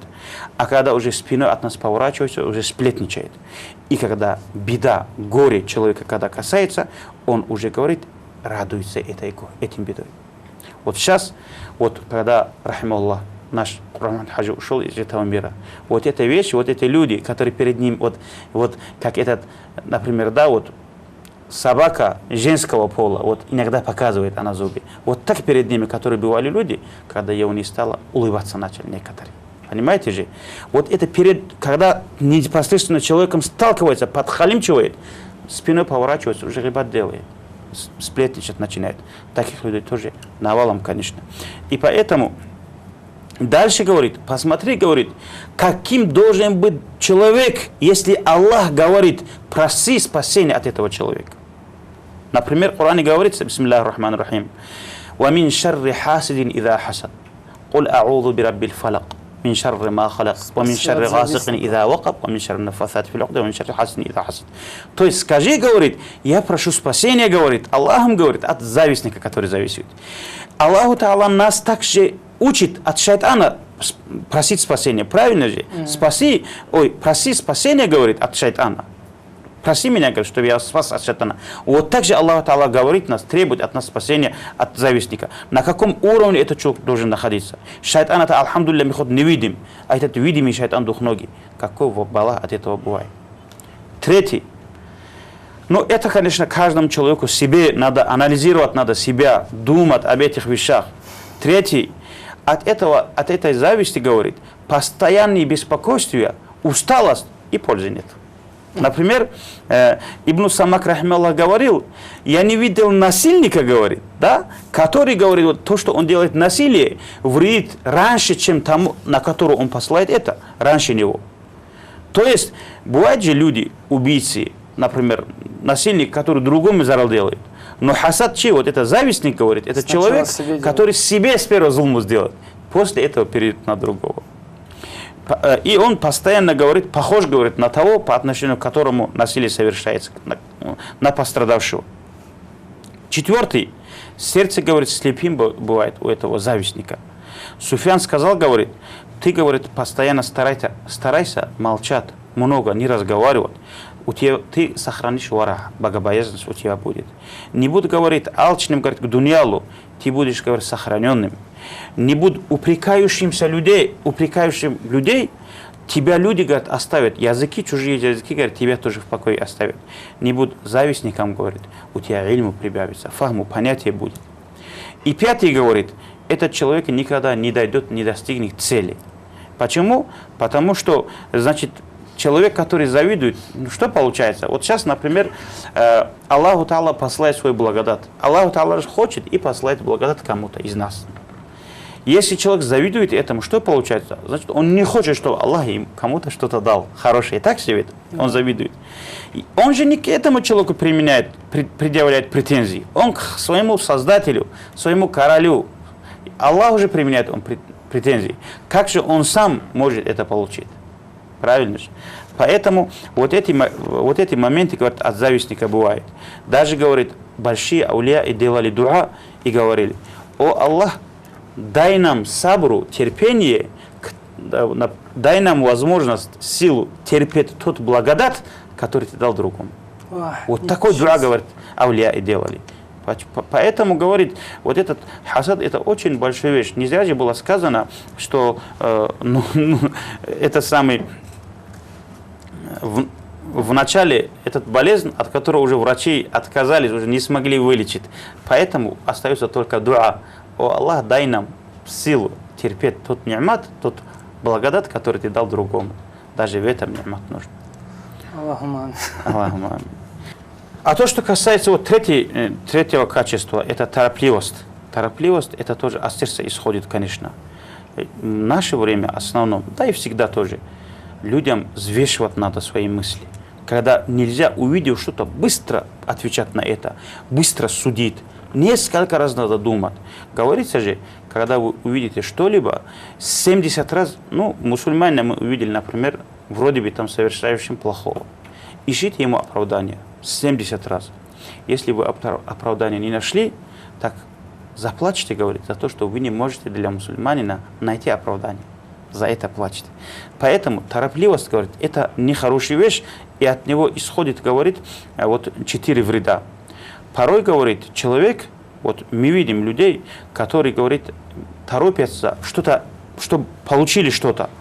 Может быть, не пришло время, чтобы это получил. Вот, ну как сказать, можно я приведу вот пример такой, да? Когда наш муфти, рахималлах, Сайд Мухаммад убили, один человек перестал делать намаз. Его спрашивают, почему?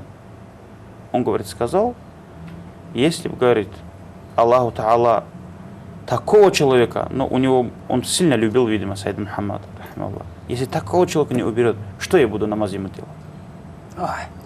Вот, когда человек делает быстрые выводы, если бы он узнал бы, поинтересовался бы, вот он бы же нашел же ответ. Правильно же? Нет. Он не нашел ответ, потому что быстрые выводы сделал. Нельзя торопиться. Может быть, не время этого говорит. Или же говорит, другой вариант торопливости бывает, что он так войдет, что чрезмерно совершит это. То есть золотую середину не может соблюдать. Пророк саллаллаху сказал, наша религия это очень крепкая религия. Когда входишь в ней, входи мягко. Так сразу взял на себя там большие там обязанности и раз рессоры не выдержали. Так тоже может быть. Поэтому, говорят, умеренно, спокойно, тихо, друг за другом, шаг за шагом. Так надо это делать. Таким глупым не надо быть. Второй. Может быть, человек просит у Аллаха какую-то просьбу, дуа делает. И значит, он может стараться.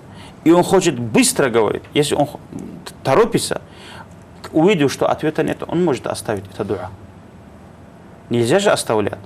Может быть, нету пользы в том, что у этого человека именно то, что он просит, в это время дали. Здесь есть у меня рассказ. Вот в Кизилюрте у одной женщины было 4 сына.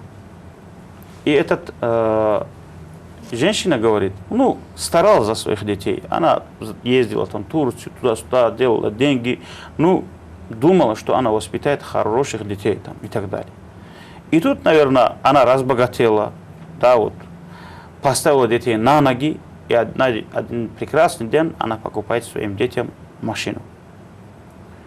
Вот этот день все 4 сыновья садятся в машину, новая машина, давят газ, ударились, разбились, и 4 сына в один день погибли.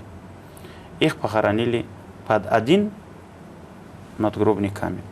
Им один поставили, большой такой, широкий. Вот она же думала, наверное, до этих пор, что это все хорошо. Так же ведь. И если бы вот сейчас эту женщину спросить, тебе лучше было бы вот эта машина иметь или нет? Она сказала, 100 лет мне не нужна эта машина. Пусть, чтобы Аллах не дал бы мне эту машину. Вот так бы, наверное, она сказала. Так же ведь. Поэтому мы видим людей, у которых детей нету, они просят, о Аллах, детей дай. У которых дочь есть, они говорят, сына дай. У кого сыновей есть, они просят, дочь дай. Когда жарко, о Аллах, дай Аллах, что зима была. Зимой там лето хотят. Никак не могут, ненужные подбирать невозможно этим людям. Так же нельзя. Пускай довольствуются. Аллах лучше знает. Я Аллах, если мне сын маслахат есть, дай нам это. Вот когда человек торопится, этого у человека не бывает. Третий. Допустим, по отношению к человеку сделали зулму. И он поторопился быстрее. Да, вот. Значит, и другого погиб. То есть, ну, разозлился человек и сказал, дай Аллах, чтобы ты там с тобой это стало. Вдруг эта вещь станет с этим человеком. Потом что? Это дуа принял Аллах. И ты становишься причиной, например, гибели другого человека. И это, например, вообще основа ибадата, это же вара, чистота, богобоязненность. Вот это должно соблюдаться. Когда человек какой-то амал делает, ее же взвешенно может делать. Может быть, он даже в своей книге пишет, говорит, сколько же людей, говорит, с хорошим намерением, допустим, строить мечеть, они вышли. Выходят, говорит, находят землю. Потом идут, говорит, например, там, богатым людям начинают ходить, просить у них для мечети деньги. Потом связываются с ними. Раз, вот так втягиваются в дуньял, умирают, думая, что они после себя мечеть оставили. Но они себя, говорит, погубили в этом. Вот так и Сайфуллах ад-Дауси пишет. Поэтому, говорит, вот так человек может попасть в сомнительное. Это все бывает, говорит, от торопливости. Любой амал, даже то, что дает садака, берет садака, делает намаз, оставляет, все это взвешенно, говорит, должен быть. А торопливость, это тоже от сердца же исходит. Правильно же? Сколько, например, за одно слово человек взял, ножом ударил, убивать человека. Вот в этом спокойствие нужно говорить. И четвертый говорит, это амал гордыня. Гордыня, как мы уже вначале еще говорили, это иблис. Это же именно гордыня же вот так повела, вот, да, в такое место. Поэтому Аллаху Та'ала говорит, бисмиллахи рахмани рахим, «Саасрифу ан аяти аллазина ятакаббаруна фил арди бигари л-хак». Когда вот горделивые людей говорит, я от мои признаки, мои знамения на этой земле, которые бывают, вот это я им не покажу. Вот так Аллах Та'ала говорит. И здесь есть момент, над которым нам с вами думать надо. Какой момент? Посмотри, пророк саллаллаху алейхи родился в Мекке, правильно же? Вокруг него столько людей было, и столько чудес они видели, да? А именно вот эти горделивые же люди не пошли за пророком, правильно же? Почему? Потому что Аллах не хочет, чтобы они были в раю с пророком. Они враги Аллаха. Аллах не даст им туда войти. нужно унизить, вот убить в себе гордыню. Тогда, говорит, значит, вот они найдут истинную дорогу. Бисмиллахи рахмани рахим. Кадалика ятбау Аллаху аля кулли кальбин мутакаббирин джаббар. Печать ставится, говорит, на сердце горделивого человека, чтобы туда истина не вошла. Это уже хватает балагом для человека, когда он не видит знамения Всевышнего Аллаха. Второй, ненависть Аллаха к нему. Аллаху Та'ала не любит горделивых людей, в Коране так говорится. Муса, алейхиссалам, рассказывается, «Я Рабби», говорит, Муса, алейхиссалам, обращается к Аллаху, «Расскажи мне о человеке, который больше всего ты ненавидишь». Муса, алейхиссалам, Аллах отвечает, «Ман такаббар кальбу», тот, у кого сердце горделивое, жестокий язык. Вот это то, что можно сказать, можно было не говорить. То, что в конце говорится, в начале говорят, бывают такие люди, жестокий язык. И говорит, значит, вот, ну как сказать, те, которые от других глаза закрывают. Ну вот сейчас, если показать, приходит спрашивать человека, он отворачивается. Да пошел ты там. Вот, бывает, от других глаза прячет там, вот, не смотрит. Он не считает. Пренебрегает другим. Имам Газали в Ихя даже пишет про горделивых людей. Ну, там, наверное, вот известные люди были горделивые такие в свое время. Один человек говорил с бедным человеком. После того, как поговорил с ним, говорит, он взял, рот начал полоскать от разговора, который с этим человеком повел. Вот настолько такая бывает эта вот гордыня, понимаете же, у людей. Уабахилят ядаху, у которых руки жадные, говорит, и характер плохой. Вот эти качества, посмотри, эти самые ненавистные люди. Здесь же можно было сказать, тот, кто намаз не делает, уразу не держит, садака не раздает. Сколько можно было бы сказать? Есть много. Вот из них Аллах Та'ала выбрал горделивость сердца, жестокость языка. Вот обратно это тоже, то, что глаза других прячет, это тоже гордыня относится, конечно, жадность и плохой характер. Этого человека ждет унижение и наказание, например, и в дуняле, и в ахирате.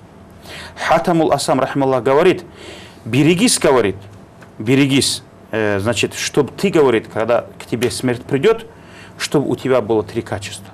Пусть, говорит, ты умирай, говорит, чтобы без этих качеств старайся умирать. С этими качествами не умирай, говорит. Что это? Это горделивость, алчность. И вот эта горделивость, то, что мы говорим, это в сердце, бывает в характере тоже. Человек так ломается, ходит там, вот в этом тоже говорит. Поскольку, говорит, горделивый человек Аллаху Та'ала не выведет отсюда, говорит, из этого мира, пока он не унизит перед семьей, перед служанками, перед рабами, не унизив его, Аллах Та'ала не заберет из этого мира. Жадный человек, говорит, Аллаху Та'ала не выведет из этого мира, говорит, пока он не будет нуждаться в кусок хлеба и в глоток воды, и он это не получит тоже. Вот так выведет, говорит. А вот это, который характер, который...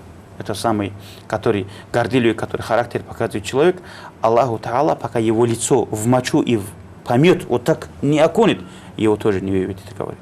Поэтому берегись. Вот на этом качестве. Вот. И 4-й был здесь, конечно, от гордыни, который получает, это адский азаб, конечно. Это что об этом говорит? В одном селении был человек, видимо, вот раньше же колхоз люди работали же, на сенокосы шли и так далее. Эти женщины, когда там траву косить, там выходили из села, у него дети оставались у отца. А маленькие дети, конечно, они в штане там делают дело, да, вот справляют нужду. И тут, ну, видят там его дети там с грузом бегают по улице. И тут соседи говорят, что твои дети, почему не моешь? А отец говорил, мужчине, детям задницы не моет. Пусть женщины делают свою работу, понимаешь ли. Он очень гордый человек. Он не мог свою там бриллиантовую руку, как говорится, бриллиантовой рукой дотрагиваться до своих детей. Дальше говорит, время же идет, это колесо крутится все время. Умерла мать этих детей выдали замуж, там туда-сюда разошлись. И тут этот отец, говорит, остался дома один. И тут заболел этот человек. Никто не идет к нему домой смотреть. Ни дети за ним не ухаживают, ни дочери к нему не идет.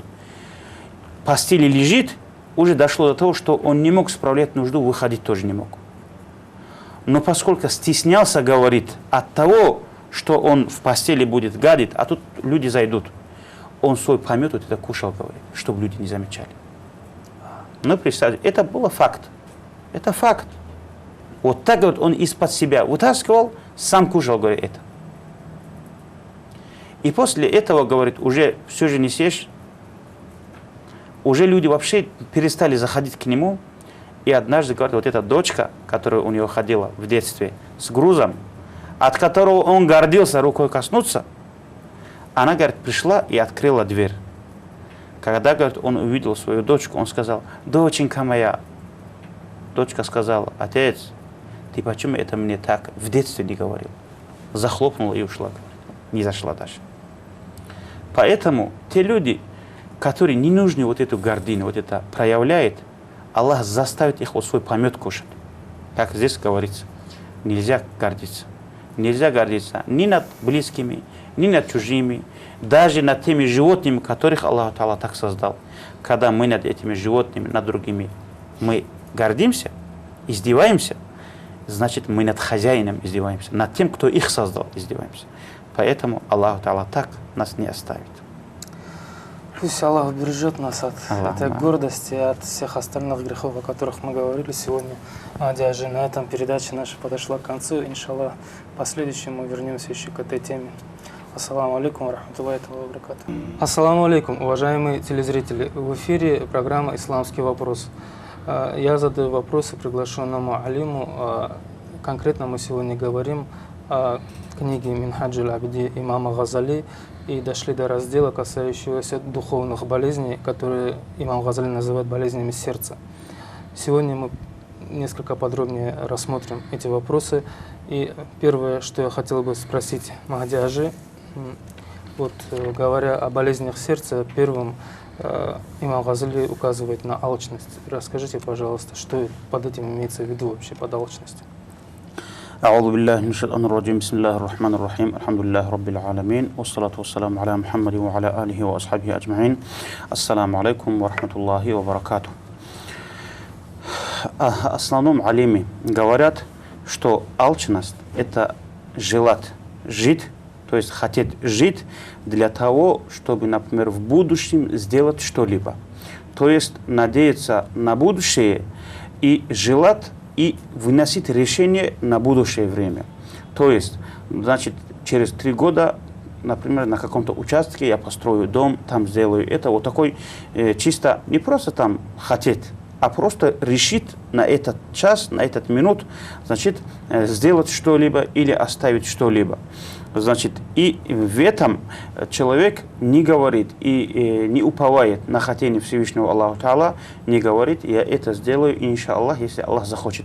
Вот так это тоже, когда человек не говорит, вот значит, вот это считается, говорит, алчностью. А да? Если он скажет иншаллах, Рахман, хотеть что-то сделать? Ну да, она что-то уже решается там. То есть, когда человек говорит, значит, я вот такой-то день вот это сделаю, значит, через 2 часа, через час вот такую вещь сделаю, и вот это в этом не уповает на Всевышнего Аллаха Та'ала, не исключает никакой момент, так спокойно говорит, вот это уже грех.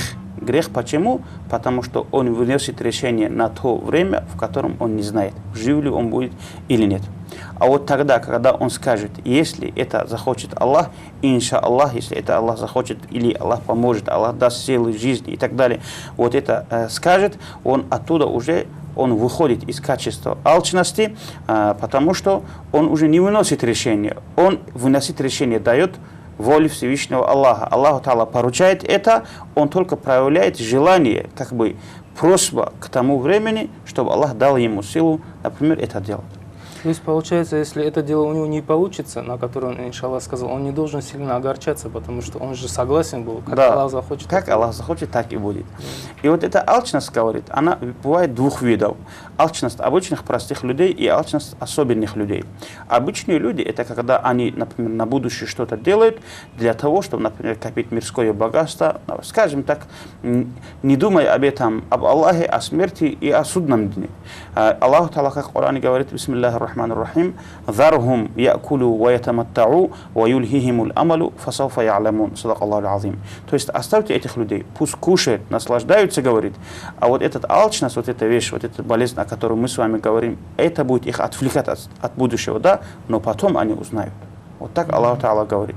А этот алчность особенных людей, это когда они хотят жить для хорошего. То есть я в будущем построю мечеть, значит, сделаю дорогу и так далее, и так далее.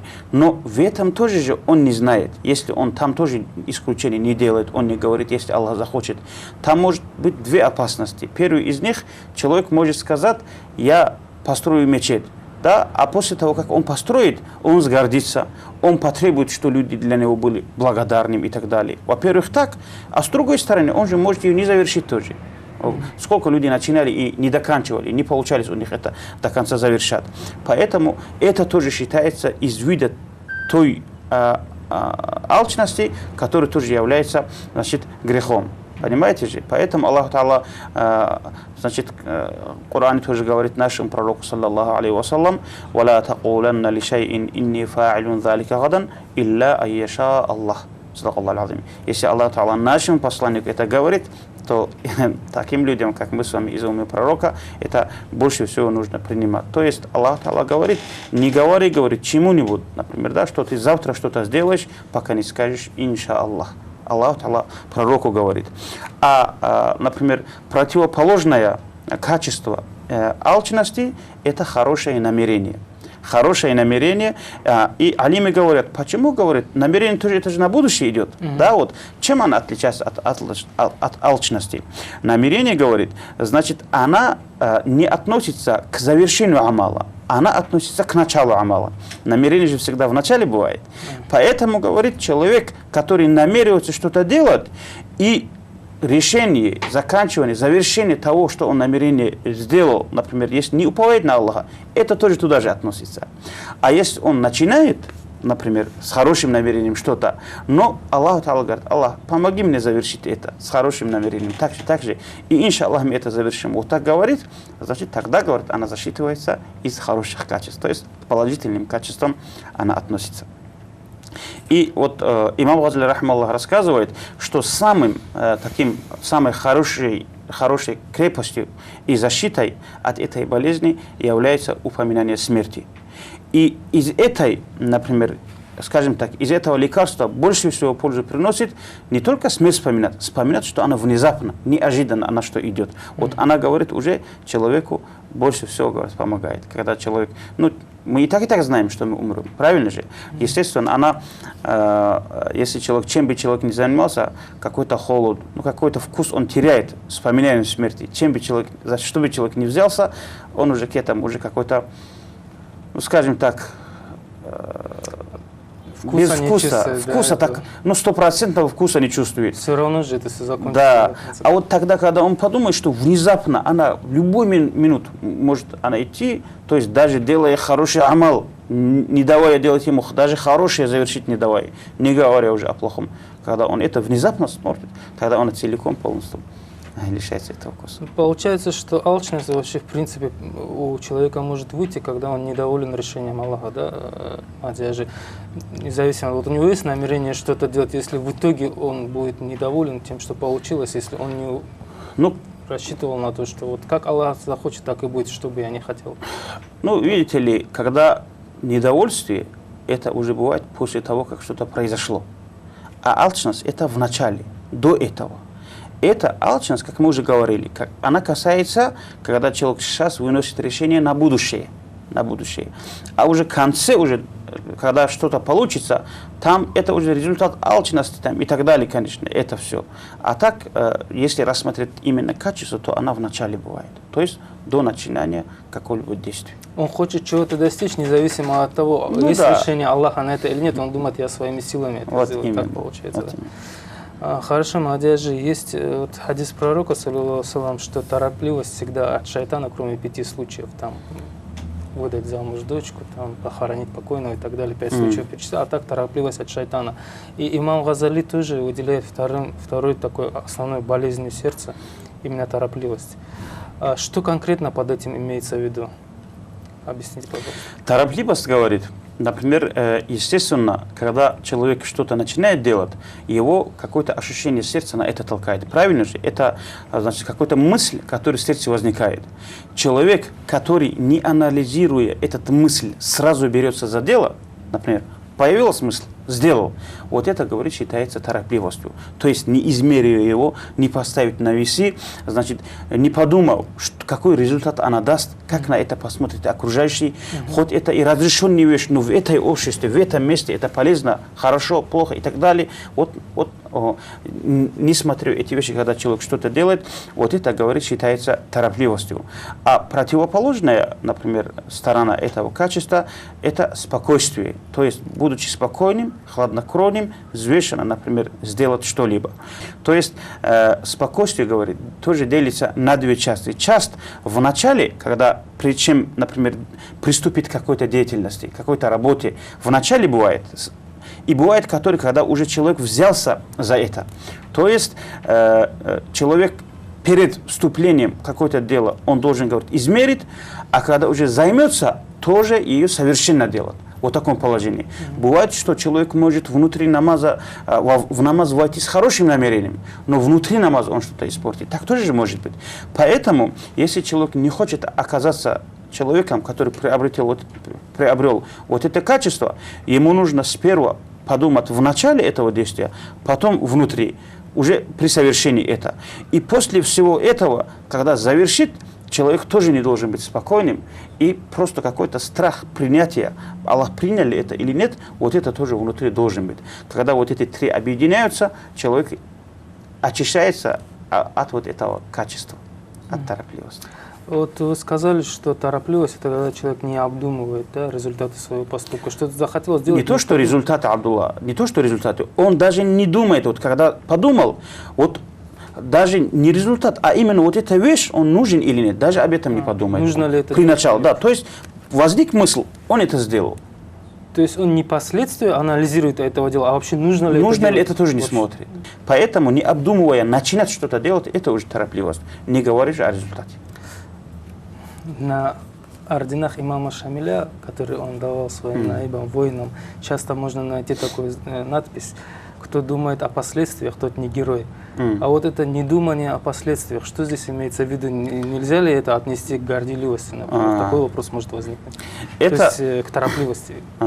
Значит, как раз таки вот описывая, рассказывая вот эта надпись, говорили, например, когда речь идет о последствиях там, на орденах, это имеется в виду в бою, говорит, когда человек вступил в бою, вдруг там, например, да, вот царапина будет, шрам на лице будет, это то, что боя касается, вот эти моменты. Не всегда, вот, как сказать, не по жизни это. Не в жизни это. И это боя касается. И орден, конечно, человек боюще получает.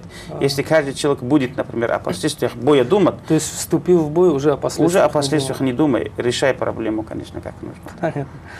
Хорошо, есть еще одно качество, которое, как одну из основных сердечных болезней определил имам Газали, это зависть. Мы знаем много хадисов пророка, это хасад по-арабски, да, даже аяты Корана есть об этом.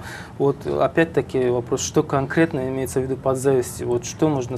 Есть же понятие, например, белая зависть, да? Вот именно. Есть черная. Вот как различить это все?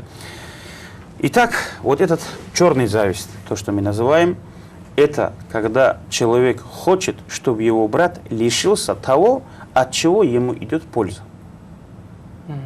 То есть, когда мы хотим, например, чтобы наш брат лишился от того, от чего идет ему польза. Вот не нужно думать о лишении, нужно думать о лишении от того, от чего идет польза. Вот это хасад, это черный хасад перед самим Всевышним Аллахом.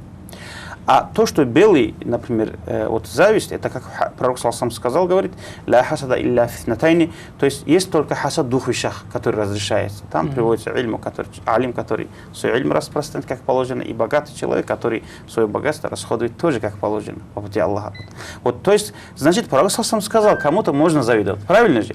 Богач, который дает много милостыни. Милостини, например, да, вот. Ну, завидовать, наверное, не с таким намерением, чтобы он лишился. Вот именно, вот как раз таки здесь говорится, как этот зависть, то, что мы называем белый зависть, это тут, говорит, лишение вопрос не касается, тут вопрос касается, когда мы желаем, чтобы то, что у него, у нас тоже что было.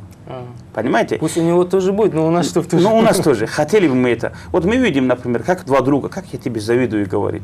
Например, когда кто-то, например, товарищ, у друга хорошая жена, и человек говорит, я тебе завидую, это не означает, чтобы ты развелся там, и чтобы эта жена у меня оказалась. это означает, что у тебя твоя жена была на месте, и чтобы такая же у меня тоже была. Жена — это не эльм и не богатство, которое расходует на милостыню. Это тоже... Это просто пророк, саллаллаху алейхи ва саллям, в своем хадисе использовал вот это известное слово «хасад». На арабском языке то, что мы называем белой завистью, она зависть, хасад не называется, она называется гибта, у него свое имя. Но пророк, саллаллаху алейхи ва саллям, поскольку это известен среди людей, например, да, он дал понять, что больше люди обратили внимание на это слово. Он, видимо, этим подчеркнул значимость вообще милостыни и изучения эльма. Это тоже, наверное, подчеркнул. Вот сейчас, например, не буду комментировать хадис пророка, саллаллаху алейхи ва саллям, вот просто пророк, саллаллаху алейхи ва саллям, такую звучную фразу произнес, чтобы люди обратили на это внимание. А на самом деле эта вещь, как хасад не называется, это называется на арабском языке гибтат. То есть, когда человек хочет, чтобы его брат лишился чего-либо, от которого идет польза, это хасад. А когда человек такой же вещь, например, предмет, богатство, знание, качество, хочет, чтобы он тоже приобрел, это уже гибтат, не лишаясь тот от этого. Но когда кто-то хочет, чтобы его брат лишился чего-либо, пусть это добро будет или что-нибудь, от которого ему нету пользы, это уже ревность. Понимаете же? То есть, когда отец не желает, чтобы у сына были деньги, то есть хочет, чтобы сын лишился денег, потому что он знает, если у этого сына будут деньги, он начнет пить, начнет употреблять наркотики. Отец желает, чтобы у него не были деньги, например. То есть, желая добра, он хочет, чтобы у него не было денег, получается. Допустим, да, вот это ревность, понимаете же? Он из-за любви к сыну, он хочет, вот, например, да, вот от этого, чтобы он лишился. Вот такой тоже вид бывает, например. Это уже ни к зависти не относится, ни к гибтату не относится и так далее. То есть мы имеем право, когда видим, что наш брат просто вот из-за этого дуняла, из-за этого окружения, из-за этих возможностей погибает он просто. Да, вот он, этот вещь, это богатство, это мирское и так далее, судный день будет для него проблемой, ему придется за это отвечать. И когда мы желаем, я Аллах, слушай, лишился бы он этого завода, фабрики, там, яхты и так далее, и чтобы чуть-чуть подумал о судном дне, значит, вот это не означает, что это плохое качество. Говорят, чтобы вылечить болезнь, надо знать ее причину. Вот взять зависть, например, хасад, о котором мы говорим. Такую историю вы, наверное, тоже слышали. Кому-то сказали, что у твоего соседа будет больше, ты можешь для себя попросить все, что хочешь, но у твоего соседа будет этого в 2 раза больше. Он сказал, выколите мне глаз, чтобы соседу выкололи 2. Ну, ему какая польза? Ему же глаз выкалывать. То есть, вот причина такого вот черной зависти, откуда это рождается и как это вылечить можно? Видите ли, это вот эта вещь, честно говоря, вот эти сердечные болезни, они, сам человек не может их лечить. Если так взять, человек может, например, как-то, наверное, себя обезвредить, как-то стараться что-то делать. Естественно, любую вещь, которую человек знает, он как-то предохраняется, ну, на каком-то уровне что-то может делать. Например, врач, когда он заболеет, он может, например, какие-то рамки себе ставить, какую-то диету соблюдать. Но это будет каким-то сдерживающим фактором, да, вот это распространение болезни. Но она целиком корни болезни не вытащит, пока он не ляжет в больницу и например, под наблюдением врача он это не будет лечить. И в основном, хоть как бы мы ни говорили, цель это говорить и рассказать людям, что на самом деле оно есть. А так, если мы хотим такой хороший результат, да, вот 100% результат получить, нужно под воспитание врача вот поступить. Это врач, это шейх, это устаз, это наследник пророка, саллаллаху алейхи ва саллям, который унаследовал от самого пророка, саллаллаху алейхи ва саллям, вот эти лекарства. Этим сподвижникам же, он же нам схему не рисовал, не писал, вот так не доказывал. Он просто вошел в их жизнь. И вот кто покорился ему, кто пришел к нему, без особого труда они лишились вот этих болезней. То есть у пророка было воздействие, и Аллах Та'ала дал пророку силу, как в Коране говорится, что «Ваюзаким», то есть очищать сердца от этих болезней. Этим своим светом он просто их лишал этого, вот этих лекарств. Потому что эти, как говорится, пример хочется привести, бывают как такие болезни, которые по солнцу не выживают, выводить на солнце умирают. Вот так же вот эти болезни при присутствии пророка, саллаллаху алейхи ва саллям, они просто уничтожались и умирали. Пророк асхаби, как солнце как уничтожал солнце эти уничтожал микробы. эти болезни. То есть асхаби сами даже не понимали, как, почему и так далее. Вот Даже это слово Юзаким, то, что вы говорите, когда я спрашивал о тарикате Ахмад Хаджи, есть лабазанский, мы его называем, он мне объяснил так, вот говорят же, что пророк, саллаллаху алейхи ва саллям, учил, и это эльму оставил, Коран, хадис есть и так далее. Почему этого недостаточно? Он говорит, в Коране написано, что пророк учил и очищал. очищал. А там лишних слов в Коране не бывает. Не То есть, бывает. если бы просто вот это знание, информации было бы достаточно, которое осталось в книгах, то не нужен был бы живой человек, правильно? Конечно. Он не Конечно. только учил, он еще очищал своим именно. вот этот хал, то, что Вот называется, именно. вот эта энергия Вот. своя. Вот я, Абдулла Хаджи, вот для этого привожу вот такой даже интересный пример. Да, вот, один человек, вот, когда пророк сам совершил хиджра, ну, естественно, он вынужден был покинуть Мекку. Скажем так, прогнали его, можно сказать. Да, вот. И когда пророк совершил хиджру, уже для курейшитов, для кафиров, которые в Мекке, пророк стал недосягаемым, один, говорит, около Кааби сидел, один вот араб, и говорит, если бы не жена и дети, говорит, то я пошел бы, говорит, и убил бы Мухаммада. Вот так, говорит, он сказал. Тогда другой, говорит, который рядом сидел, сказал, твоя жена, моя жена, твои дети, мои дети, говорит, иди. То есть я беру, я всю жизнь, как своих детей буду Иди, кормить. убей Мухаммада, Да, саллаллаху иди, говорит. Тогда, как бы договорились они, он несколько дней обработал, говорит, саблю таким страшным, таким специальным ядом, от которого люди не выживают. Ну, для этого же такая вражда должна быть. Не каждый же, который есть... не Лютая каждый- ненависть, скажем так. Вот в наше время тоже взято. Даже если мы знаем убийцу отца, не каждый же сын осмеливается ему отомстить тоже. Не каждый же это может. Во-первых, мужество нужно. Во-вторых, такая вражда должна быть у человека, чтобы... И это не как-то делается. Этот человек знает, если в наше время убийца может как-то скрыться, тогда он знает, что он тоже умрет. Это он знает.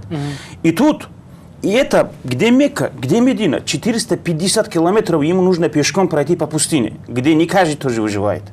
Вот так этот человек вот с таким намерением выходит, с такой враждой и ненавистью в сердце выходит, говорит, в Медину.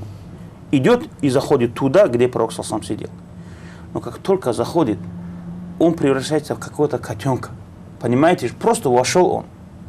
И вот Умар асхаб радийаллаху заметил, что когда асхаб радийаллаху к пророку саллаллаху подходили, они не одевали эти сабли, они как-то в стороне ставили. Как-то вид же воинственный получается. И тут Умар асхаб увидел, что он уже с саблей. Тогда, говорит, Умар асхаб взял как-то вот, от этого ножни, вот это все как-то привязал, говорит, он их и схватил, говорит, это оружие тоже. Этот человек говорит, я Расул Аллах, до этого момента не было на свете человека, который для меня ненавистен, как ты говоришь, ненавистного. С этого момента на свете нету человека, которого больше тебя я люблю.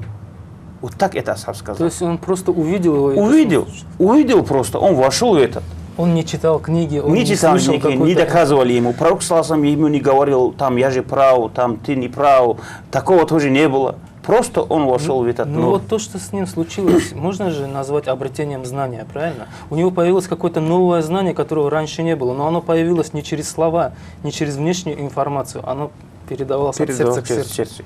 И, естественно, человек не может сказать, что это как бы без милости Аллаха произошло. Это, конечно, тоже милость Всевышнего Аллаха. Потому Это- что было много таких, кто этого не Да, удостоил. даже находясь рядом с пророком нету.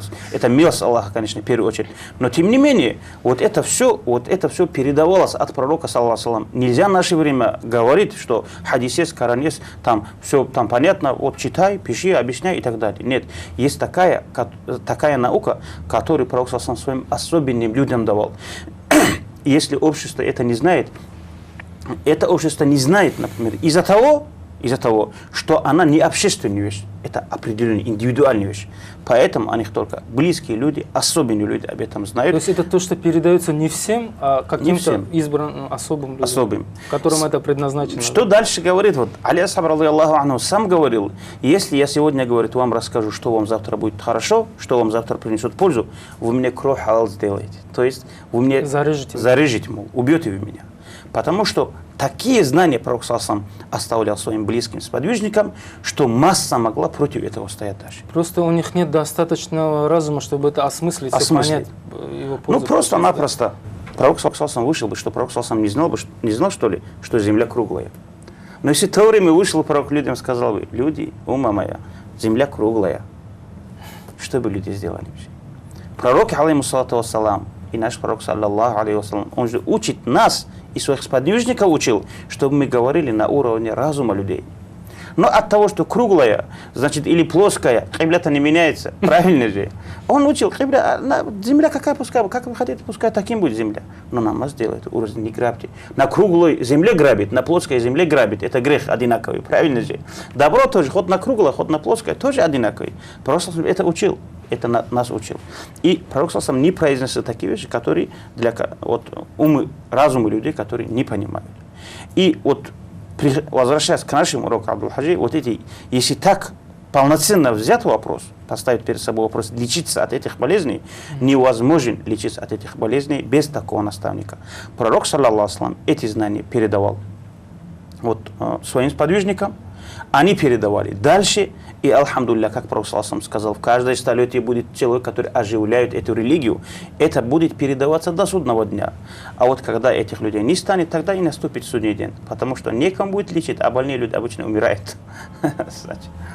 Да, вот есть люди, которые говорят, что раньше были устазы, а сейчас нету. Да, это получается глупость вообще, потому что если бы их не осталось, то все, судный день наступил. Вопрос этим же людям, кто решил, что их больше не будет? Кто внес такую поправку? Это просто в принципе невозможно получается, потому что пророк саллаллаху говорит, судный день наступит. Если человек так скажет, что раньше было, например, устазов и шейха, и сейчас нету, это получается, раньше была религия, сейчас нету. Потому что это часть религии сам. Это учение и все остальное, это часть религии. И тот аят, который, например, Аллах Та'ala в Коране говорит, бисмиллахи рахмани рахим, фас'алу ахля дзикри ин кунтум ля та'ламун, обратишь людям знания, если вы этот не знаете, значит, она теряет свой смысл. Значит, решение... знания нету. Да, нету получается. Значит, это аят, значит, прекращает свою работу. Такое решение эти люди выносят. И это, конечно, глупо, это нельзя так выносить. И вот напоследок хотел бы сказать, мы же как раз таки как лечить, в общем, таким тоже спрашивали. Ну, истинное лечение этого, на самом деле, 100% такое гарантированное лечение, это будет так. Но вместе с этим человек должен знать, что Аллаху Та'ала нам говорит. Например, в Коране есть такой аят, бисмиллахи рахмани рахим, «Валакад каррамна бани Адама». Это слова произносит Аллаху Та'ала Всевышний. Я возвысил сыновей Адама. Так, возвысил их. وحملناهم في البر والبحر ورزقناهم من الطيبات وفضلناهم على كثير ممن خلقنا تفضيلا صدق الله العظيم. Такой аят есть. То есть я сыновей Адама, говорит, возвысил. Я их на море таскал, говорит, на море и на суше таскал, говорит. И дал ему много эти блага, например, и плоды, и фрукты, и все. Весь мир для человека же. И еще раз Аллах Та'ала говорит, وفضلناهم على كثير ممن خلقنا تفضيلا. И еще раз я возвысил, говорит, над моими творениями. Там это слово тафлиля, она умножает это смысл того, что он говорит. То есть так я возвысил. И когда человек хочет тому, кого Аллах возвысил, унижение, когда мы с вами, например, если будем желать, мы же говорим, лишиться добра, кто-то, от которого идет ему пользу.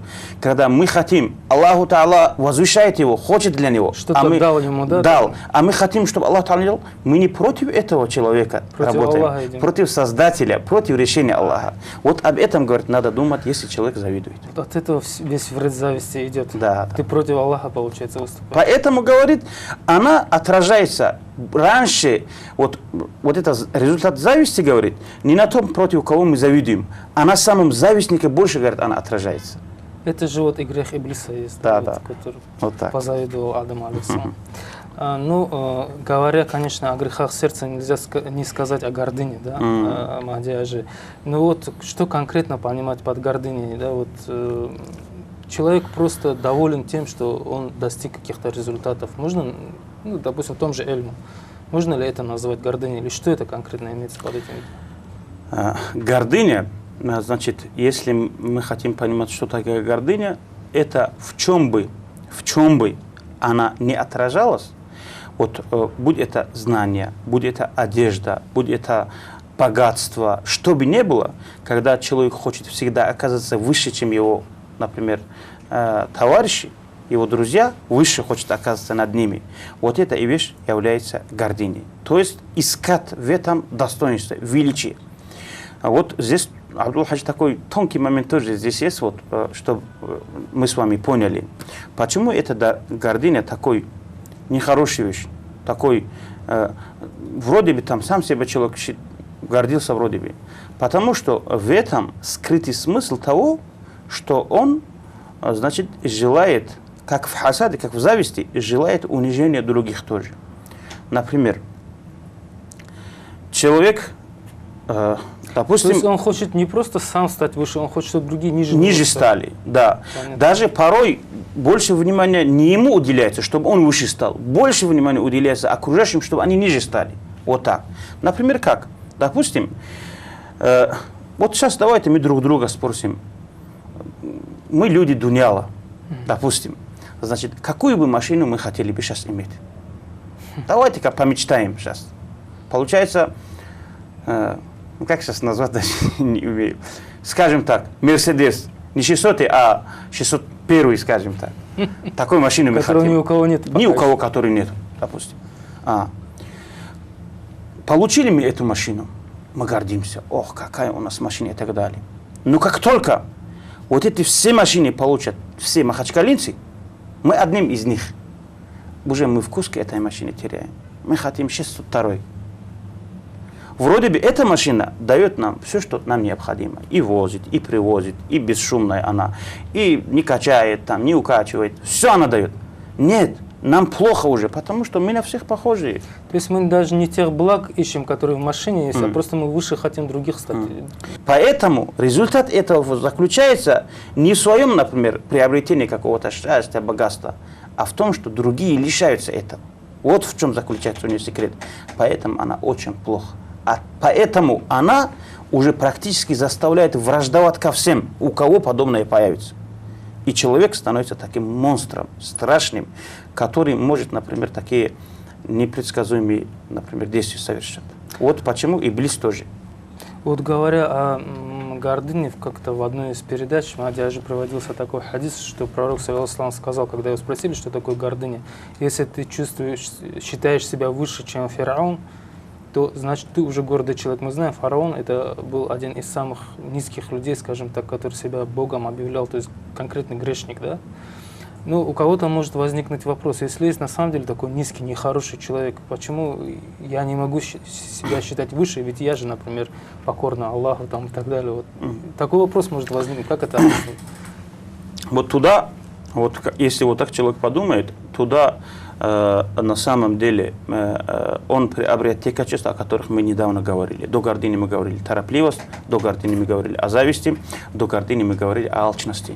Вот он же результат того, что он знает, не знает же, каким он свою жизнь завершит. Он не знает. Поэтому он выносит решение, например, да, будучи уверенным, что он с этим уйдет, и судный день перед Аллахом на этом же уровне бывает. Вот из-за этого это плохо. А на самом деле, вот помните историю Умара сахаба, радийаллаху анху, когда он Палестину посетил, вот после того, как мусульмане открыли Палестину, значит, Умар сахаба, радийаллаху анху, без свиты, без кого-либо, сам со своим рабом пешком они пошли туда. И тут они, оказывается, вот этот путь, который в Палестине с Мединой, они разделили на 3 части. То есть час для Умара сахаба, он будет верхом ездить, а раб будет держать уздечку верблюда. Час для раба, раб садится, Умар сахаб держит уздечку. И час для верблюда, что верблюд сам отдыхал. То есть они тоже пешком идут, верблюд тоже спокойно? Верблюд тоже спокойно отдыхает тоже. Вот так. Получилось так, что когда они уже туда, в Палестину, приехали, когда их сподвижники и тамошний народ, которые так наслышаны были о Умаре сахабе, например, когда они встречали, очередь получился, например, раба. То есть он рабол наверху, Умар сахаб держал через раба ехать верхом. Верхом, да. И тут они пришли, думали, что там наверху это Умар сахаб.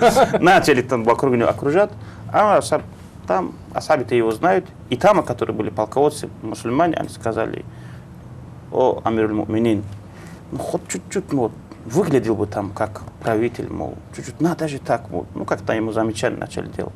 И Умар сахаб сказал, радийаллаху анху: мы люди, которых Аллах Та'аля возвысил исламом, мы в другом, в верблюде, там, в рабе, в другом мы гордости не ищем. Нас возвысил исламом мы будем себя тоже людям показывать, что мы такие. То, что мы исповедуем ислам, в этом... Вся наша величие в этом. Когда человек за ни'мат Аллаха, например, радуется и гордится, это неплохо. Плохо, когда эта гордыня с ни'мата переходит на нафс. Вот что плохо. Вот это разделить должны уметь. Понимаете? Поэтому, вот когда человек, ну как не гордиться? Как не гордиться тому человеку, который не гордится, это значит шукру не делать Аллаху за то, что это ни'мат дал. Правильно же? Но когда человек, например, считает себя лучшим, он не ни'мат лучшим считает. Ни'мат, там ему не нужно говорить, что это хороший ни'мат. Ислам хороший, не нужно рассказать. Она и так хороший. Когда он уже себя считает хорошим, он говорит, что это ни'мат у меня никто не заберет. В том числе Аллах Та'ала тоже не заберет. Так же он считает. И раз он считал себя хорошим, он считал, что это ни'мат он взял, с этим ни'матом поживет, с этим умрет и с этим он станет. Он там для кого-то места даже думать не оставляет. А может, я тебя лечу это. Поэтому это считается... То есть он думает, что это из-за его заслуги, Заслуги, такой, а не по милости Аллаха. По милости Аллаха. Вот. Милость Аллаха он за этим уже как бы не усматривает. Не усматривает. Поэтому он считает себя лучшим. Иначе бы он себя не посчитал бы. Умар Асхаб же не сказал, что я хороший человек и так далее. Он сказал, мы люди, которые были забытые, где-то которые пропадали.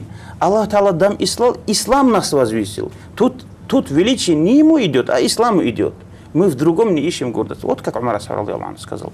Вот так это можно. И лечение этому, например, да, вот это, конечно, простота. Или же простота, она может быть, например, в одежде, например, когда в ремонте, скажем так, да, вот, во всех этих вещах.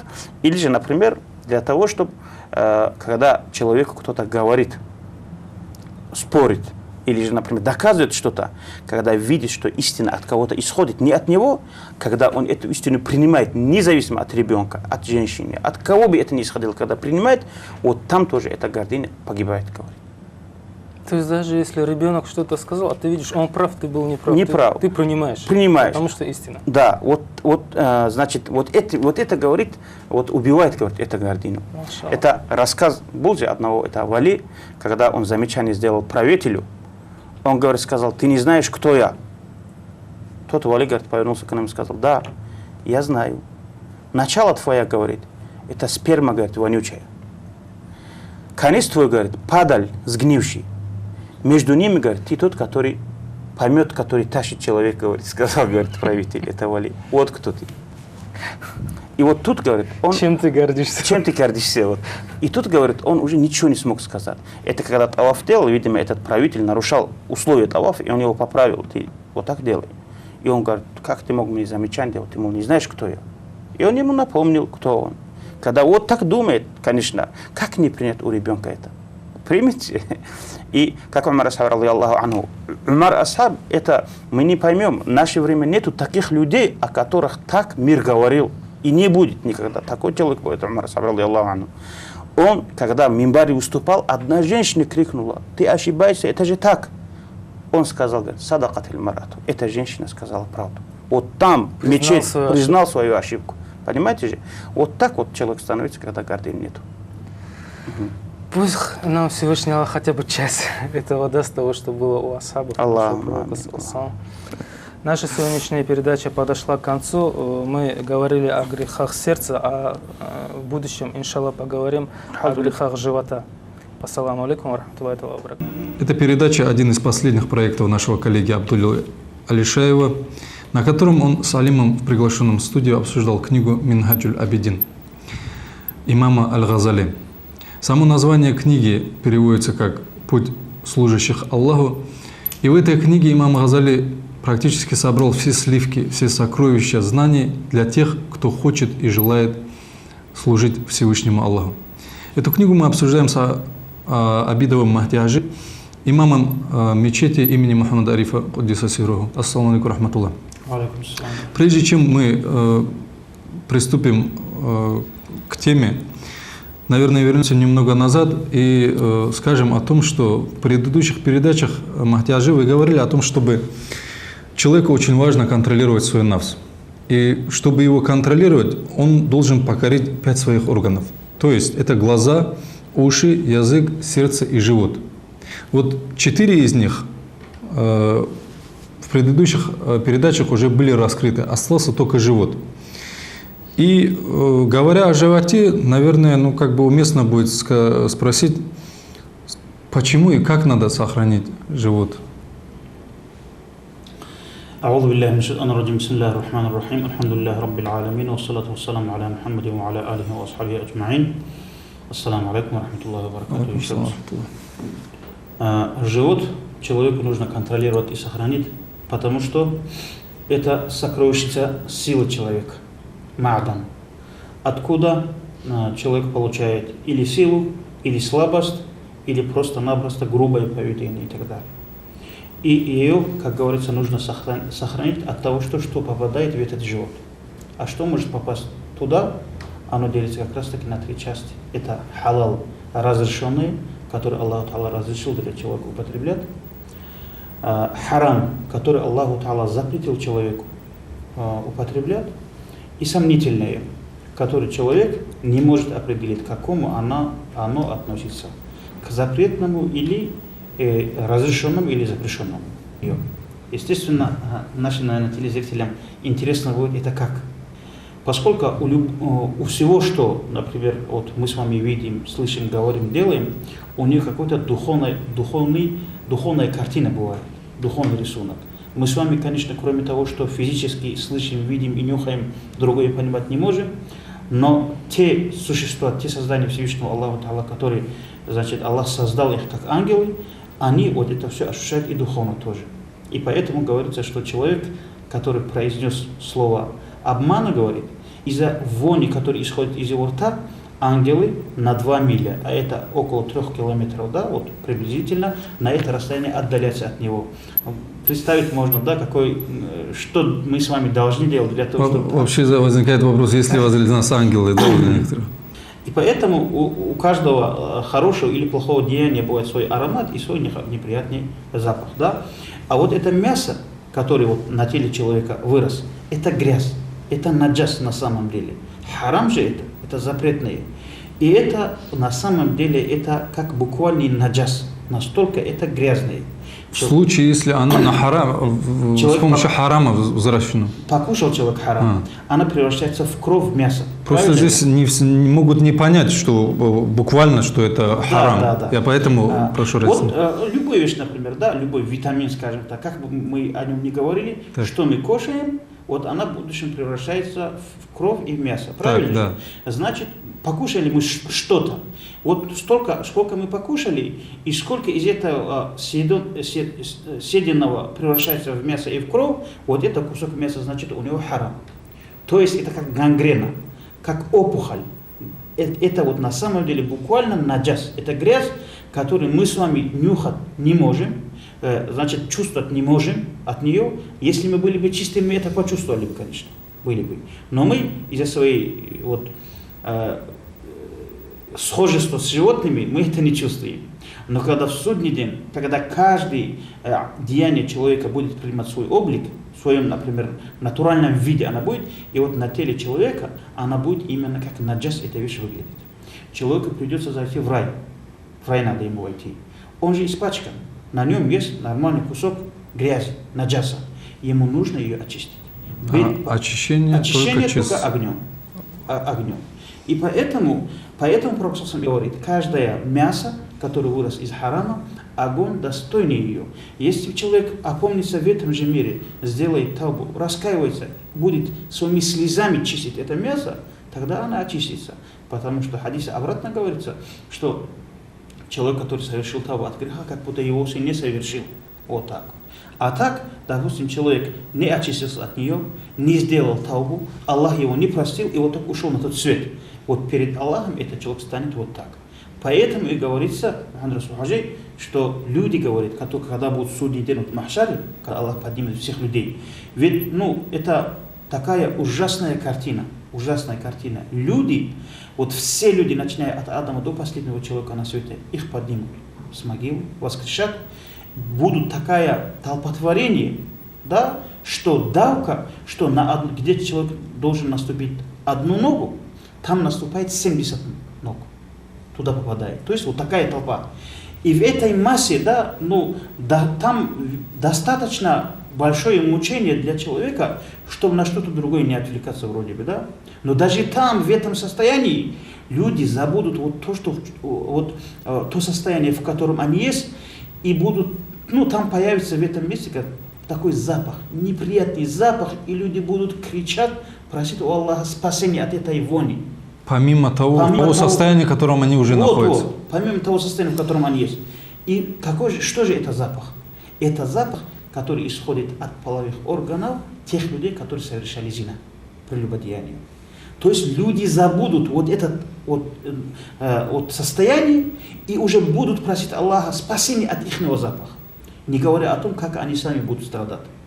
Ведь в этом мире люди, которые совершают этот грех, значит, они же с наслаждением делают. Я думаю, что они такого наказания не испытывают при этом и трудности тоже. Поэтому вот беда человека в этом. И это маленький отход, конечно, чтобы наши телезрители поняли на самом деле, что да, вот как и вот эти грехи, вот так же то, что мы с вами кушаем, оно тоже в это превращается. Даже могу, Мухаммад Расул, привести такой пример, если можно. Вот маленький ребенок, независимо от того, у каких родителей появляется, хоть это у бандита рождается ребенок, или же, например, у темнокожего, у краснокожего, разницы нету. Любой ребенок, маленький ребенок, он по-своему бывает красив. Даже хищника, вот детеныш хищника, да? Даже возьмем, например, вот этот львенок маленький, тигренок, они маленькими, но на них даже хищникам их назвать не хочется. Их хочется гладить, в руках держать. Почему? Например, животных-то оставим, человека тоже так же, правильно же? Потому что у них нет греха. Вот в нем нет вот этой вони, духовной вони. Вот этой грязи на них нет. То есть именно это как бы притягивает. Поэтому эти дети такие красивые на самом деле. Если вот в этом состоянии они выросли бы, они, будучи 40-летними, были бы такими же приятными и такими красивыми, как и есть на самом деле. То есть вот это как бы можно, если я правильно понял, вот даже если мы видим вот это заир сторону явную, да?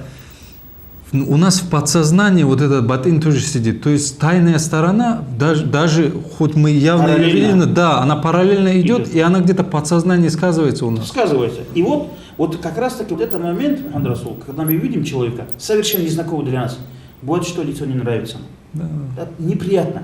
Какой-то покой мы теряем. Да? Это вот наша душа чувствует, что под ним что-то есть, какой-то грязь, какое-то что-то есть. Бывают люди, мы причину не можем, да, не понимаем причину, почему он нам понравился. Он сразу мы любим его, хочется его приглашать на чашку чая, появляется желание с ним знакомиться, например, да. Это все из-за того, что он далек от грехов. И вот маленький отход получился у нас, но это для того, чтобы раскрыть этот момент. И вот эти люди, которые покушали харам, вот их лицо будет так изменяться. Их лица будут неприятными, вот такими неприятными, ненавистными, но на самом деле в том состоянии, в котором они есть, на самом деле их вот этот 100% кто они, мы увидим в судный день. Вот этот момент проясните, пожалуйста. Харам, который употреблял как бы намеренно, он знает, что это харам, или как бы неосознанно он его употребляет? Видите ли, Мухаммад Расул Хаджи, то, что касается имущественных грехов, эти грехи, то есть не как грех за совершение, а вот этот долг даже на детях остается. Маленький ребенок, то, что покушал, да, вот то, что взял деньги или испортил что-то, хоть грех ему не записывается за совершение действия, но на самом деле, когда вырастет, и если ему скажут, что он, будучи маленьким, кому-то что-то сломал, он ее должен возместить. Даже так? Даже так. Поэтому здесь это очень осторожно надо. И бывает, например, да, грех не только, если вот наш вообще судебный, по судебному, да, вот разбирательству, если смотреть с точки зрения нашего современного суда, скажем так, тут бывает, например, приговор бывает определенно за совершение действий, и еще возмещение ущерба тоже бывает вместе.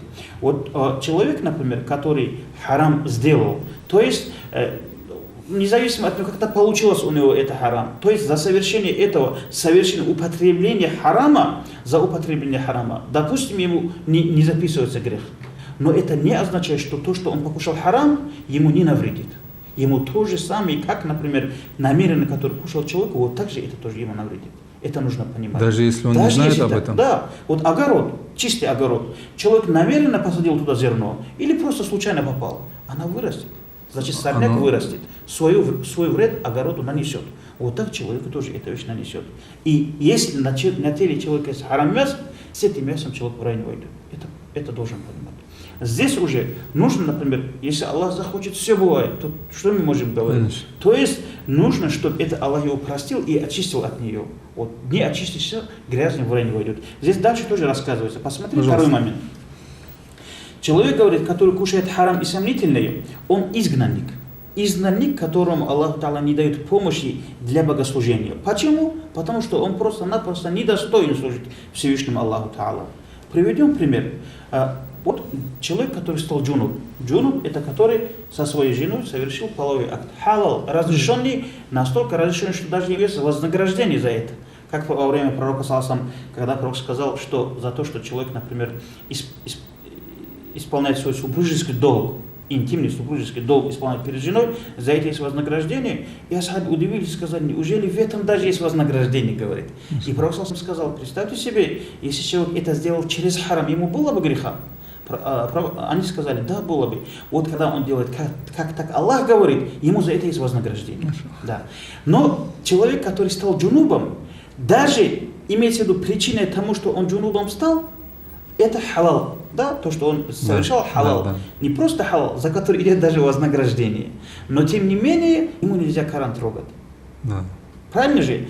У него обратно такие руки, ноги не испачканы. Так, в нем есть духовная такая. Он занялся тем, что духовно он не готов. Отдаляет от Корана, запрещает. Да, запрещает ему.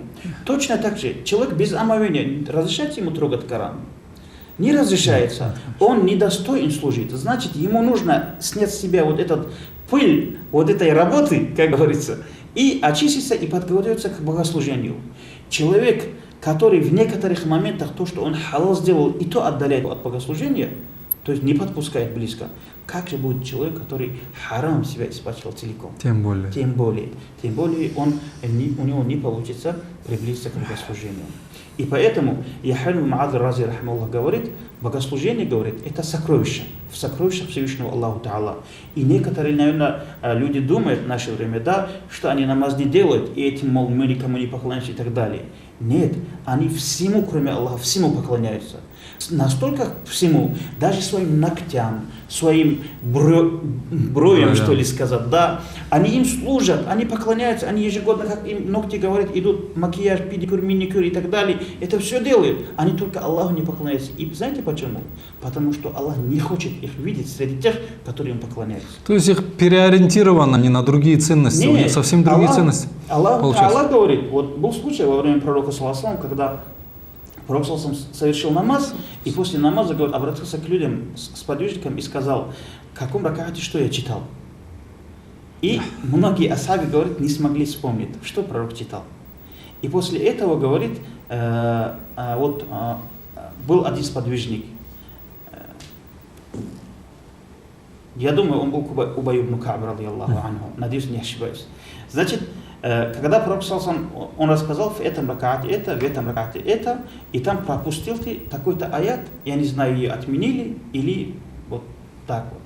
И пророк ему похвалил этого сподвижника, и после этого, обратив внимание своих сподвижников, пророк сказал, что же люди делают, что же делают те люди, которые стоят перед Всевышним Аллахом, перед ним ихний пророк, и не знают, что они говорят. Аллаху Та'ала послал ангела, говорит, к пророкам Бану Исраиля и сказал, вы, говорит, стоите перед ним, даете мне свои тела и прячете от меня ваши сердца. То, что вы говорите, это не существует, нету того, что вы делаете. И также, говорит, Аллах Та'ала приказал Муса пророку, скажите своим насильникам из Бану Исраиля, чтобы они мое имя не произносили. Каждый раз, когда эти люди будут произносить мое имя, я буду проклинать их, пусть не произносят. Вот так вахи послал. Поэтому эти люди, которые просто-напросто Аллах, который не дал им служить Всевышнему Аллаху Та'ала. Поэтому богослужение это не просто так, это шукру надо делать, благодарить Аллаха за то, что Аллах знает человек, кому удался какое-то служение, хоть маленький, но служение удался, это человек, которого Аллах Та'ала запустил в свою сокровищницу и сказал, выбери хоть что-нибудь, но он, видимо, мало взял. Вот на это похож этот человек. Поэтому Яхья ибн Ма'адh Рази говорит, таат, говорит, это сокровищница Аллаха. Ключи таата – это дуа. А зубцы на ключах – это халал лухма. То есть куски хлеба. чистые куски хлеба. Машаллах. Человек, который не кушает халал, значит, у него вот эти зубцы неправильно сточены. Не так. То есть он не попадет не туда. попадет. Попадет, не откроет просто-напросто. Значит, код не тот. Значит. И поэтому без этих ключей он не сможет, даже если в руках ключ, он не сможет открыть. А если не сможет открыть, он не возьмет богослужение, не получится у него ибадат делать. Поэтому, значит, вот второй момент, который человек должен. И третий, который хотел кушать.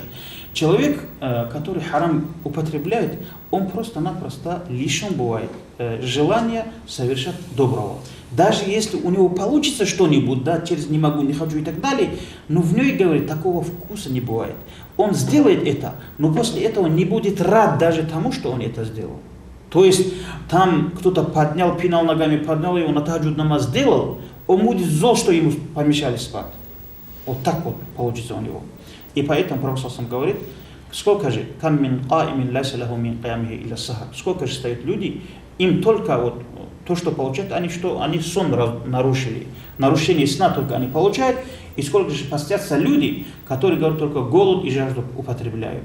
И поэтому в другом хадисе Ибн Аббас, который передает, Пророк сам говорит, человек, Аллаху Та'ала не принимает намаз человека, в животе которого харам. Значит, от харама, от сомнительного нужно спасаться из-за того, что вот эти причины для того, чтобы от этого спасаться. Поэтому наше время, вот неудивительно, что у людей нету такого желания к этому. Любого спроси в городе, никто нам не скажет, что он не мусульманин. Все скажут, мусульманин, конечно, меня зовут Мухаммад, мой бабушка намаз делает и так далее. Каждый второй скажет. Но почему? Вот у них вот то, что на мусульман их похожим делает, вот этого амал мы в них не видим. Почему? Потому что внутри двигатель не тот, не туда их толкает этот движок, который внутри. У них на другой настроен эти струны, и поэтому другую музыку тело тоже играет. Махтяжи, с харамом так вроде все понятно. Теперь мы сказали о том, что и от халала должен человек остерегаться, когда сохраняет свой живот. Вот это как должен понимать, как надо понимать? И почему? Если от халала сказать, конечно, Мухаммад Расул, получится, мы с голоду помрем. От излишнего халала будет правильно, то есть чрезмерно употреблять халал. Это было, конечно, это то, что на самом деле человеку нужно остерегаться. И в этом, в том, что человек чрезмерно употребляет халал, то есть излишний, именно вот настраивает свой желудок и так далее на еду, в ней есть 10 балахов. 10 бед. 10 бед. В первую очередь, это сердце черствым это делает.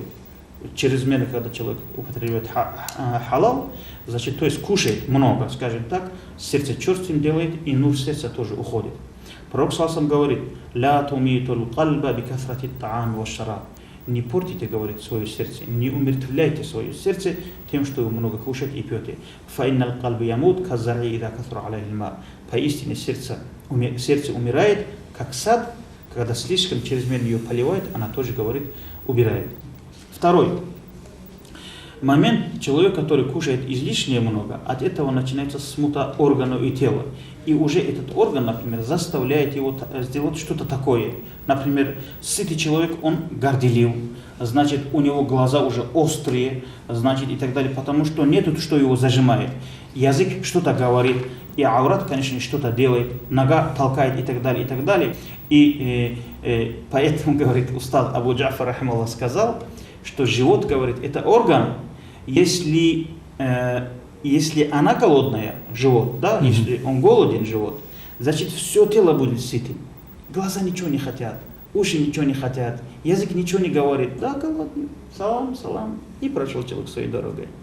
А если, говорит, она сытая будет, то все тела, все органы голодают.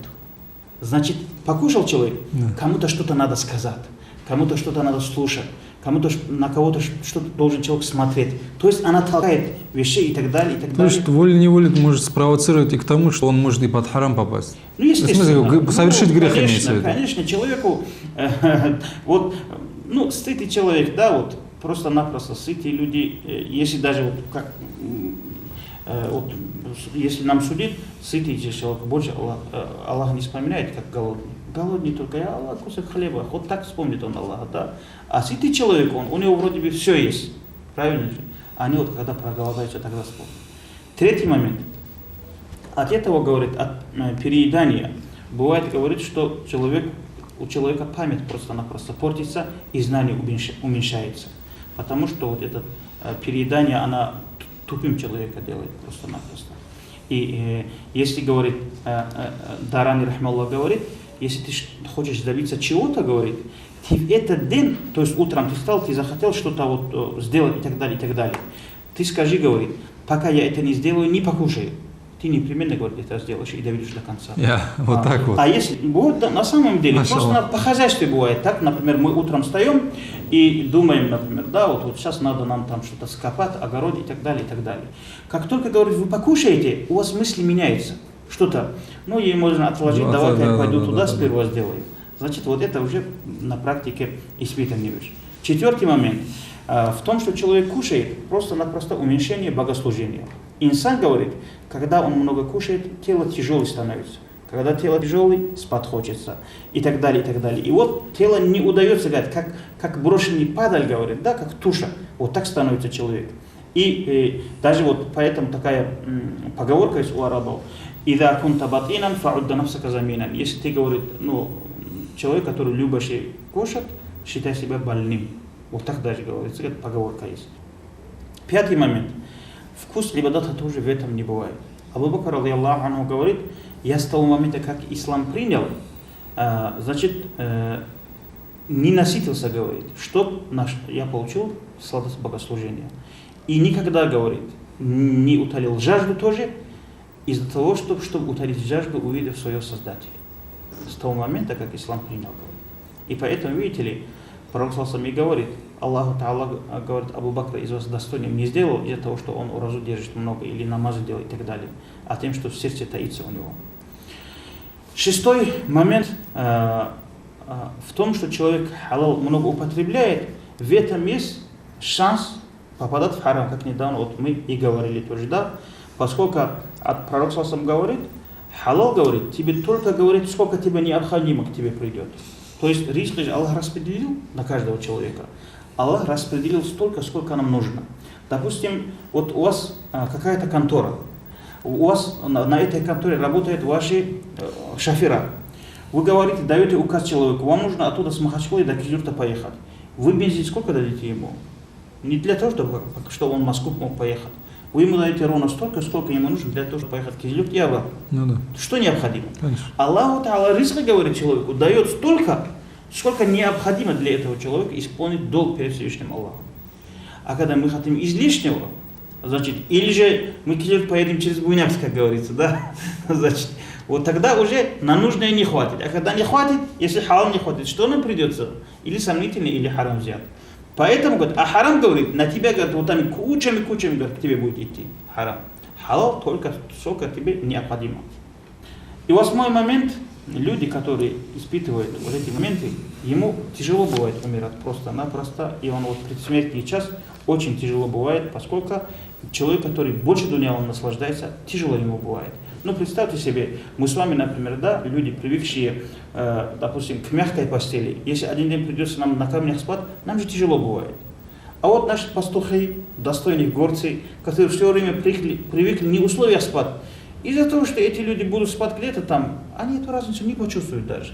Мы это в хаджи видим, например, да, вот на Арафа, на Мина, бока болят, там, не знают, как делать, там аж спина держит, хандрит. Вот это из-за того, что мы дома хорошо спим, хорошие постели. Этих условий там нету, нам уже больно. Люди, которые наслаждаются этим миром, им тяжело бывает оставить это, приходить дальше. Хвостов много. А если люди, у которых нечего брать, а им же это намного легче будет. Как вот историю можно привести, Рабиат аль-Адави, это так поучительная история. Видимо, она же святая Рабиа, надо будет довольно ее Аллах. Она же вела такой отшельный образ жизни, да? И один день, говорит, к ней забрался вор ночью. И она вот никогда, вот далеко, видимо, от города жила, и люди, не каждый к ней заходил. Раз это вор зашел, она спокойно, тихо сидела, говорит, что мог, раз издалека человек пришел, что спокойно мог там ее доме смотреть и нужные вещи взять и спокойно выйти там. Если, зная, что это вор. Да. Если вор будет знать, что там кто-то есть, он же торопиться будет и не выберет, что необходимо и так далее. И вот он, видимо, искал у нее, бедная Рабиа, искал, ничего не нашел. В итоге и уходит обратно. Уже видел, что он без ничего уходит, жалко стало ей. Говорит, уже уходишь, что ли, говорит он. Без ничего, что ли, уходишь. Издалека тоже пришел. И вор возразил, говорит, такой, ну, естественно, злой же. А что взять, говорит, если у тебя нечего взять? Вор говорит. Рабиат аль-Адави говорит, ну, раз издалека тоже столько дороги тоже оставил, раз для дуняла не получилось тебе что-то взять, хоть для ахирата возьми, вот коврик, вот кувшин, омовение сделай, 2 раката намаз сделай, говорит, хоть вознаграждение этого намаз забери, говорит, что пустым не уходит. Тоже подумал, вор не вор же, много бегал, знаете, что там пустым уходить это нехорошо. Но тоже правильно сказал, говорит, значит, взял кувшин, сделал омовение, встал, намаз начал делать. И ей так жалко было ее, вот этого вора, который вот забрался к ней издалека и пустым уходил. И она, говорит, от души обратилась к Аллаху и сказала, я Рабби, говорит, этот человек, говорит, пришел издалека. И вот так, говорит, с поломанным сердцем уходит от меня.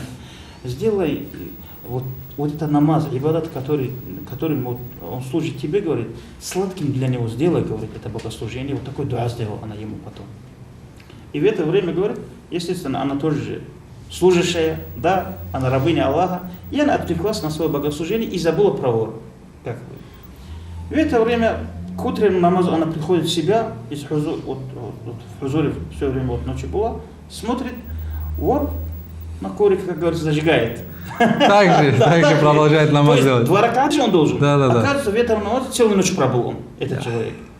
И после того, как он салам дал, она говорит, ты не устал, хоть говорит, вот столько, до утра делал намаз и так далее.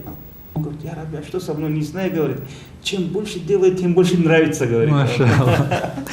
И тогда, говорит, она поняла, что Аллах ответил ей молитве, и она обратилась к Аллаху, мне тоже, говорит, Аллах, дай то же самое.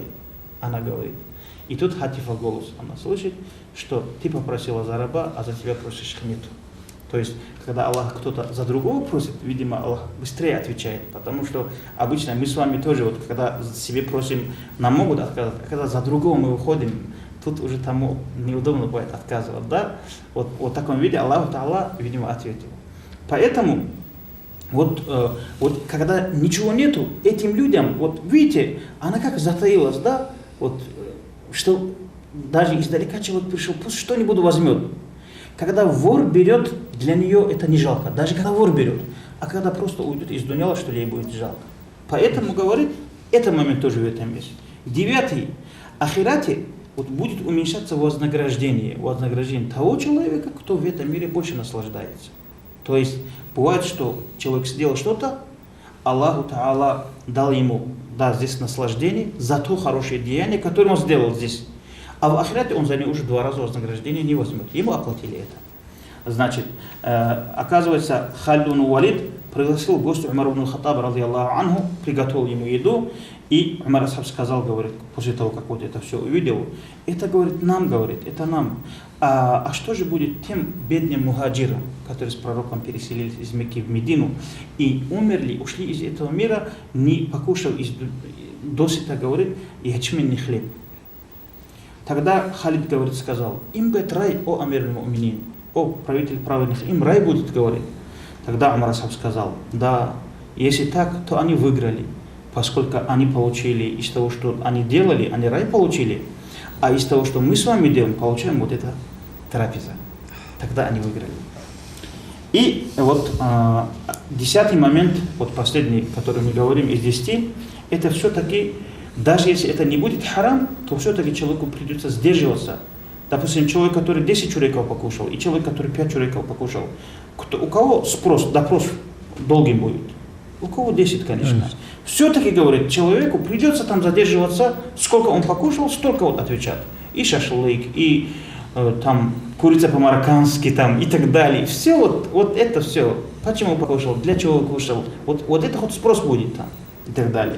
И поэтому говорится, ад-дунья халалуха хисаб, ва харамуха азаб. Да, дуня, если халал, то хисаб, то допрос. А если харам, то азаб, то наказание. Один из двух это тоже будет. Поэтому... В принципе, Махтиаджи, уже я даже не знаю, этот вопрос сейчас мне задавать или нет, ну, задам я все-таки. Вот в ходе перечисления вот этих 10 бед. Вы назвали одной из бед то, что человек любит кушать. Чрезмерное употребление кушать – это одно, а любит кушать – это совсем другое. Вот. Как надо любить кушать, да, чтобы это не вызывало, не то что гнев Всевышнего не вызывало, чтобы как бы не мешало богослужению? Нужно знать, что то, что человек кушает, эта еда целью не является. Наша с вами ошибка, когда мы целью жизни ставим еду. Значит, кушать, рестораны, вот это все, вот целью, когда берем, это уже, это как цель коровы, которая видит гору зеленую, там, траву, и вот идти туда кушать траву. На самом деле это так. Китайцы даже говорят, я слышал, не живи, говорят, для того, чтобы кушать. Кушать для того, чтобы жить. Еда – это всего лишь навсего, на самом деле, так должно быть, по крайней мере. Я и говорю, не из-за того, что мы все так соблюдаем, мы все такие чистые и хорошие. Просто человек, который знает, что-то делает, он в конце концов поймет, кто он такой вообще в этом месте. И поэтому целью есть человек. На самом деле это же некрасиво, когда человек целью жизни ставит это. Один из сыновей хороших, больших алимов, говорит, переел и пришлось врачей вызвать. Не из-за того, что он харам кушал, он халал кушал, он разрешенный кушал. Но пришлось врачей вызвать, его откачали, еле-еле. Значит, и после этого отец сказал ему, если бы ты от этого умер бы, клянусь Аллахом, я на тебе джаназа намаз не сделал бы. То есть, и на самом деле хадис пророка существует, такой хадис есть, самый ненавистный мешок просто, да, вот из тех мешков, которые на свете есть, на этом мире есть, для Аллаха, это живот полный из халала. Полный, переполненный из халала. То есть, когда забита она халалом, да, разрешен, забита, и то Аллах ее ненавидит. Почему? Потому что вот забитый живот, она отдаляет раба от Всевышнего Аллаха. Еда, она дана для человека так, чтобы через эту еду мы наоборот служили Всевышнему Аллаху Та'ала, а не стала преградой между рабом и Аллахом. И поэтому, на самом деле, вот золотые слова, пусть Аллах Та'ала нас не лишит его бараката, Сааду Хасан Мухаммад Афанди, шейх из Батлуха, да, он говорит, цена человека, который думает только о том, что заходит сюда, равно тому, что выходит. Это на самом деле его золотые слова. И когда человек целью жизни ставит это, кушать, жрать, на самом деле его цена бывает такой, ровно тому, что выходит. Махтиаджи достаточно хорошо, подробно, по-моему, раскрыли эти темы. Возможно, какие-то вопросы остались. В любом случае, наши телезрители могут нам звонить или присылать эти вопросы в письменной форме или в качестве СМС-сообщений.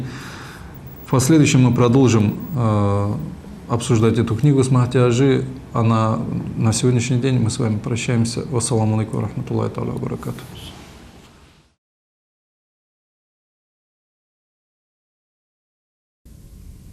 Ассаламу алейкум, уважаемые телезрители, вы смотрите передачу «Исламский вопрос». Передачу, на которой мы с Алимом, приглашенным в студию, обсуждаем книгу «Минхаджуль Абидин» имама Аль-Газали. Это книга, в которой имам Газали собрал сокровищницу для всех тех, кто решил себя посвятить служению Всевышнему Аллаху. Разбираем мы ее вместе с Махтиаджи Абидовым. Махтиаджи, ассаламу алейкум рахматуллах. Итак, на предыдущей передаче мы немного коснулись причины, по которым человеку необходимо воздерживаться от харама, халала и шубха. Давайте, наверное, естественно будет здесь задать вопрос, а вообще что такое конкретно халал, что такое харам и что такое шубха? أعوذ بالله من الشيطان الرجيم بسم الله الرحمن الرحيم الحمد لله رب العالمين والصلاة والسلام على محمد وعلى آله وأصحابه أجمعين السلام عليكم ورحمة الله وبركاته. И вот поправляя ведущего, могу сказать от излишнего халала, потому что если харам, халал и шубха сказать, там уже ничего не остается. Поэтому будет не говорить от излишнего. Естественно, человек, который хочет воздерживаться от чего-либо, он должен знать, что это такое. Алимы говорят, харам это то, что мы знаем, что оно является собственностью другого человека, который шариат запрещает. Вот это чистый харам. А когда человек не знает, то есть 100% человек не может говорить, что эта вещь, данная вещь по шариату харам, значит, но все-таки у человека сердце неспокоен, он больше склоняется, может быть, харам к этому, значит, вот эта вещь является шубха, сомнительная. Другие алимы говорят, что чистый харам это, конечно, не обязательно для того, чтобы что-то считался харамом, чтобы целиком 100% он знал, что это харам. Даже, говорят, хватает, если вот больше 50% он считает, что это, больше склоняется, что это харам, значит, вот это уже решение выносится, как будто это харам. Можно вопрос, Махаджи? Вот человек, когда вы сказали, если человек предполагает, что это может быть харам, к шубха можно относить. А само понятие халал, харам, если человек не знает, и вот как сказать, незнание освобождает его от ответственности? Может быть, если он понятие, что такое харам, что такое халал, не знает, естественно, он не будет искать в нем можно или нельзя вообще. У него ни к чему не будет появляться этот вопрос. Но если человек знает, что такое харам, что такое халал, он знает, но данную вещь употребляет харам или халал, он вообще не знает, тогда, конечно, с этого спроса этому человеку не будет, если есть какие-то причины. Допустим, шариат каждого человека обязывает, когда он с чем-то связывается, заранее же узнавать, что в этом ему необходимо или запрещено и так далее. Допустим, вы собираетесь делать намаз. Вы же должны знать, что портит намаз, что в намазе необходимо делать. Или же вы собираетесь заниматься торговлей. Вы должны узнавать условия торговли, что запрещено, что разрешено и так далее. Вот так же во всем, каждый раз, с чем человек связывается, он должен изучать. А если этот человек, допустим, новообращенный, просто-напросто даже не предполагал, что такое может быть запретным, потому что вот с этого, для этого человека спроса не будет, но вместе с этим нужно знать, но вот это харам ему навредит так же, как будто он покушал, как зная. Допустим, вот человек, который совершает преступление, ему, конечно, возмещать ущерб тоже надо, но вместе с этим его накажут за совершение преступления тоже. В данном случае за совершение его не накажут, но обратно такие, вот это конфискация и так далее, этому все его действия подлежит. И поэтому, как зерно, которое человек бросил, будут, обязательно будут, без этого не бывает.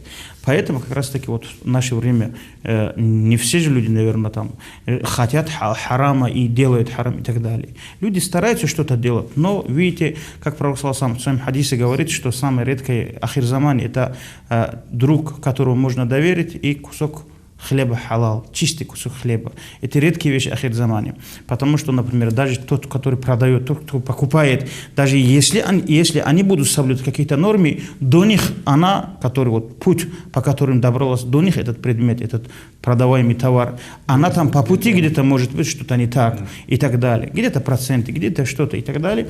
Поэтому вот этот момент. Значит, тут, видите ли, как-никак, вот алимы, разногласия в уме пророка Мухаммада, это же рахмат, это милость, поэтому, значит, вот это разногласие нам тоже чуть-чуть, наше сердце тоже успокаивает, поскольку, значит, одни алимы говорят, чтобы харамом что-то посчитать, необходимо, чтобы он 100% знал, что это харам. Так?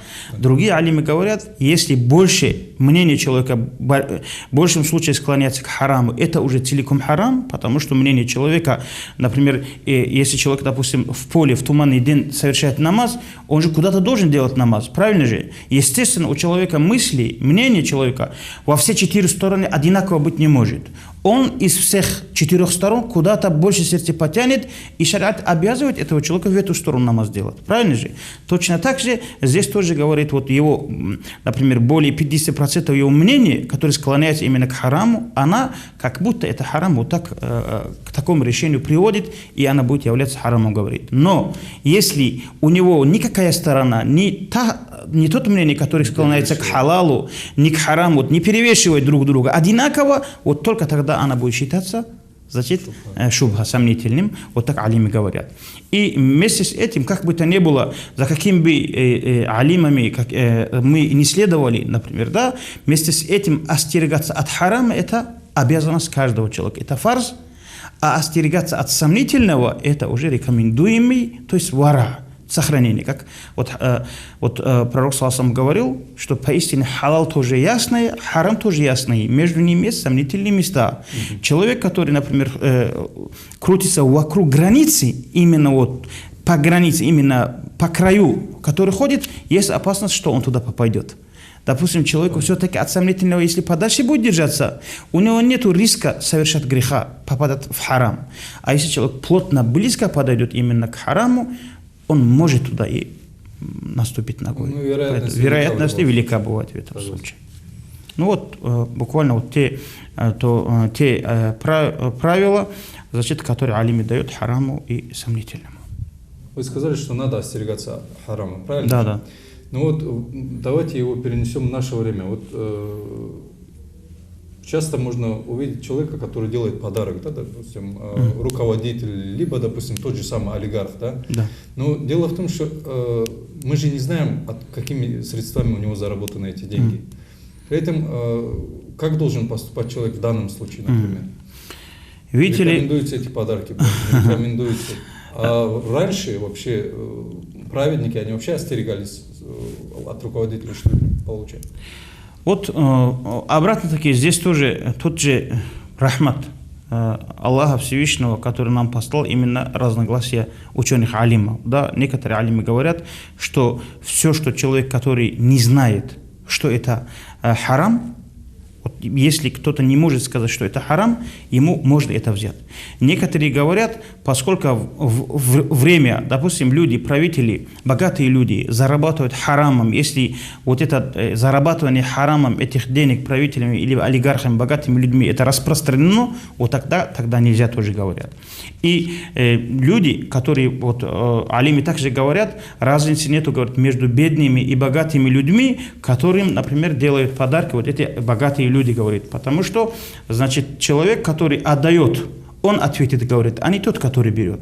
Если у них в руках, говорит, это харам, значит, ему кое-как избавиться от этого харама. Естественно, шариат его не обязывает сжигать деньги. Например, у человека мешок сахара купленный на харам деньги. Например, да, человек заработал где-то там и вот запрещенным трудом, да, вот, и получился, он купил сахар. Шариат его не говорит ему, что этот мешок надо пропасть бросить, там, чтобы никто не получил, никто не достал.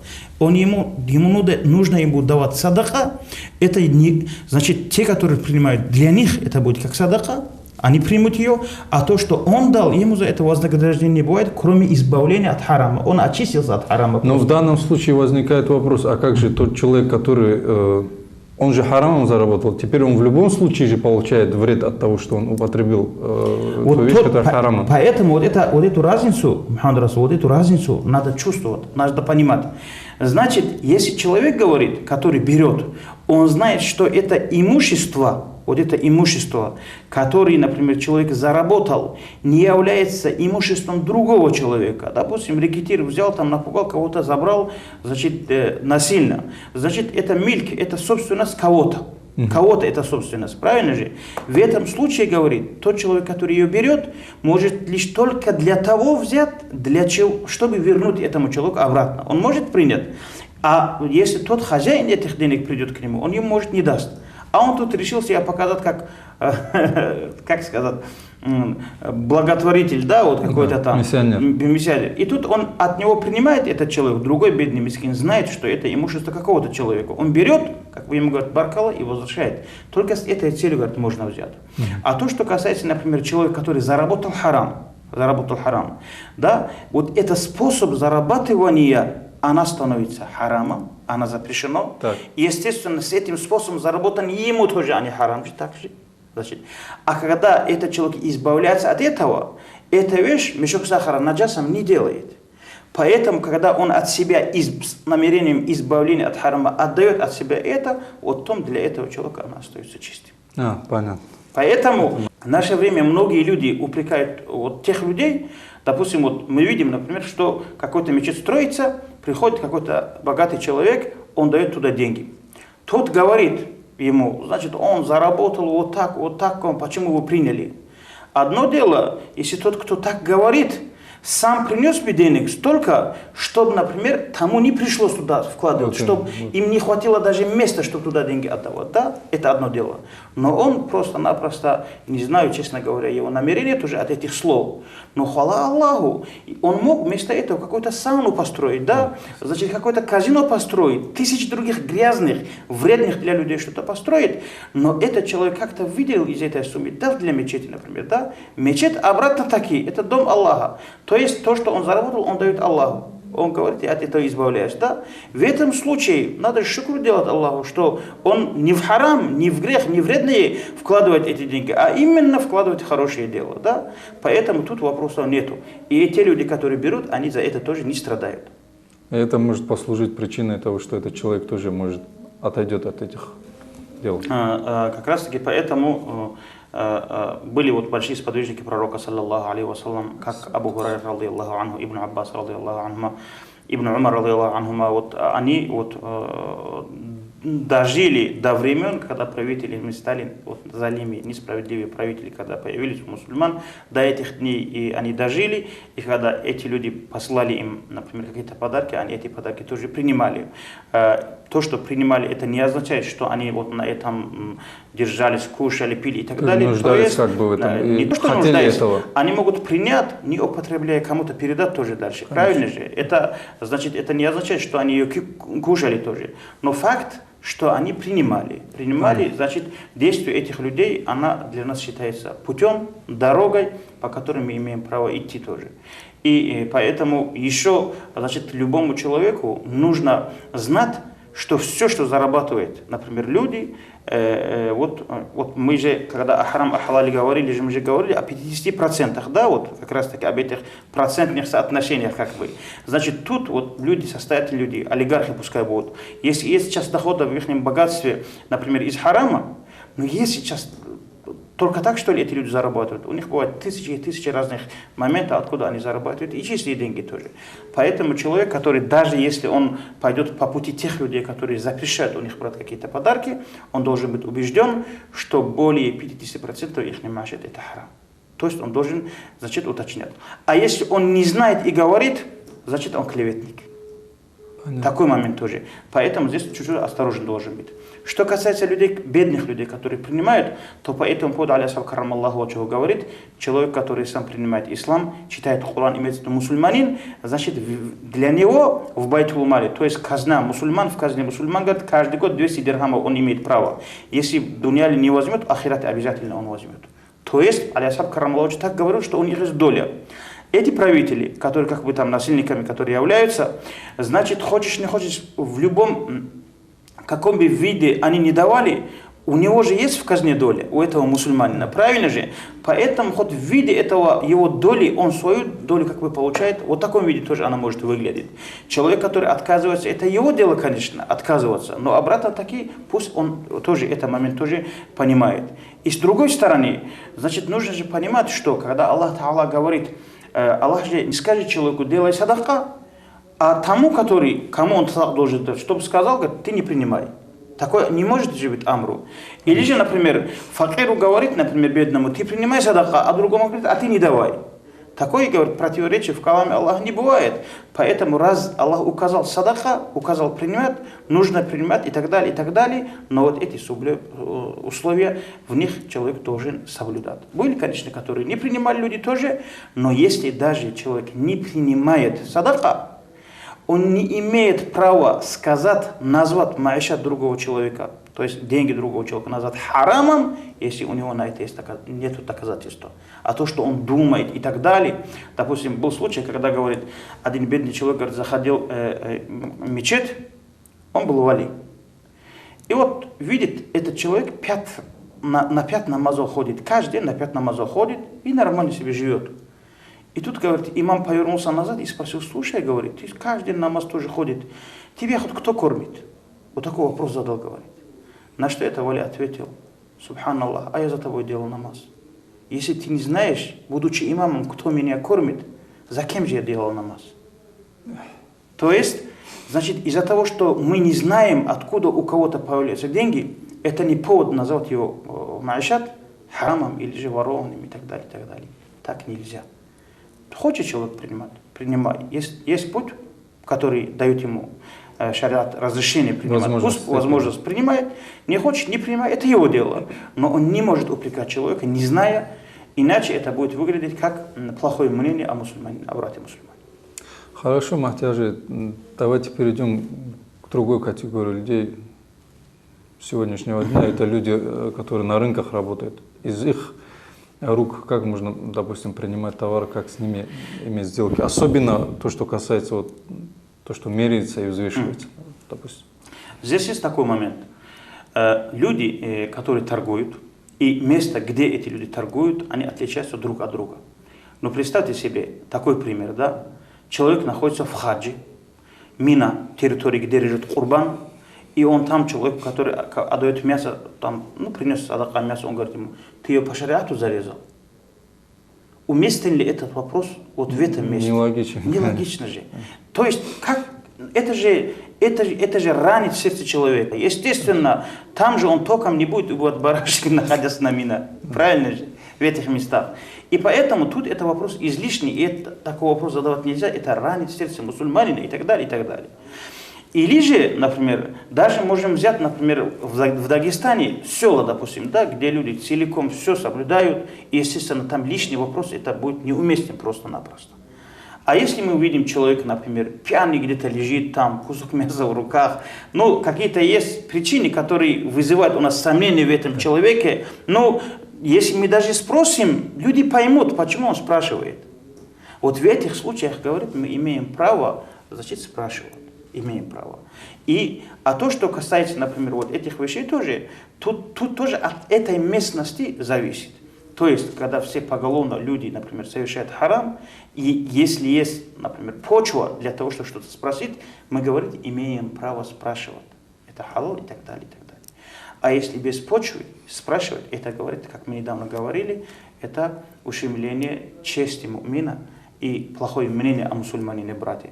Там, говорит, этот вопрос, говорит, неуместен бывает. И тут же мы должны знать, что в любом, например, во всем, что мы берем, покупаем, продаем, или нам, которые дарят вещи, там вот бывает шариатский хукм, говорит, и хукм вара. То есть просто-напросто есть, например, есть люди, которые сугубо для них на две категории делится все.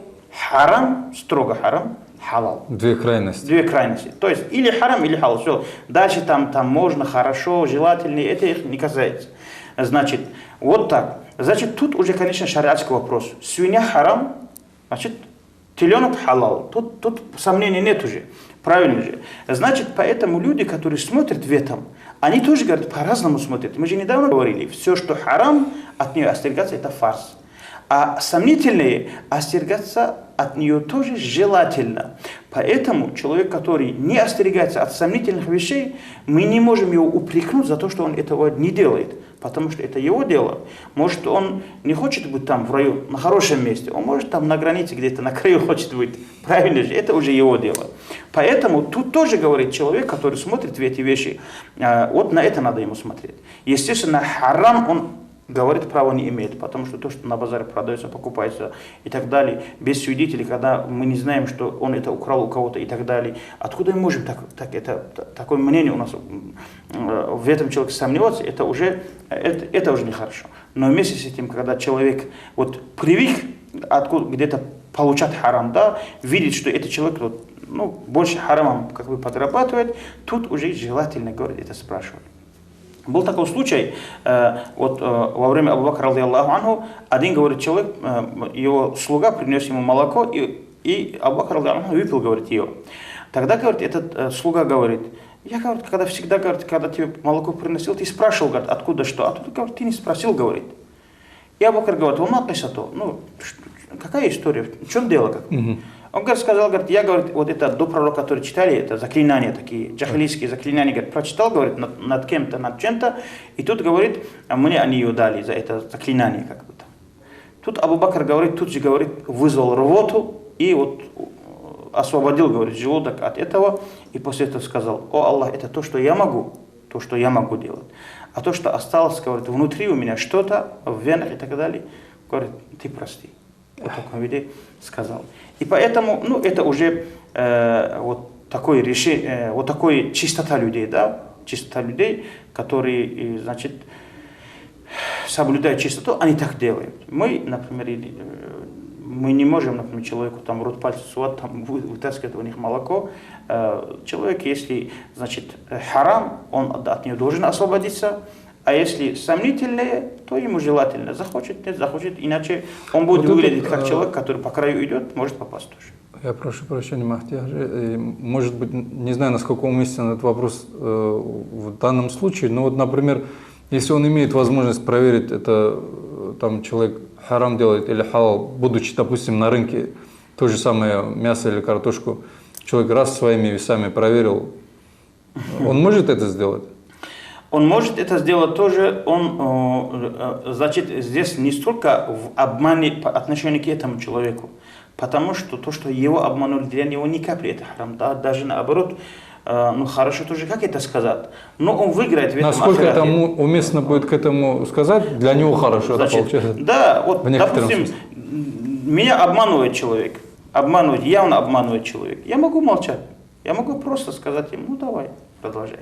Он думает, меня обманывает он, а в итоге себя же обманывает. Конечно. Если я его люблю, он мне близкий человек, да, мне его жалко, я скажу ему, друг, мне судный день тебя жалко будет, не делай так, ведь ты погибнешь.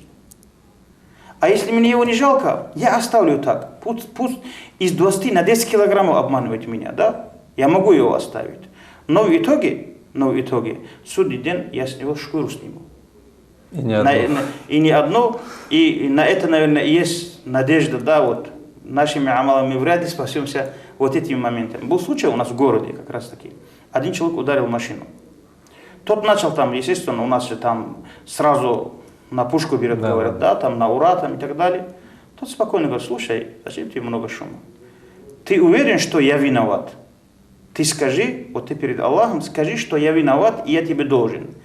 Если ты так думаешь, да, если ты так думаешь, я даже не буду смотреть, на самом деле ли я не виноват и так далее. Я тебе дам, но если ты не будешь прав, судный день возьму.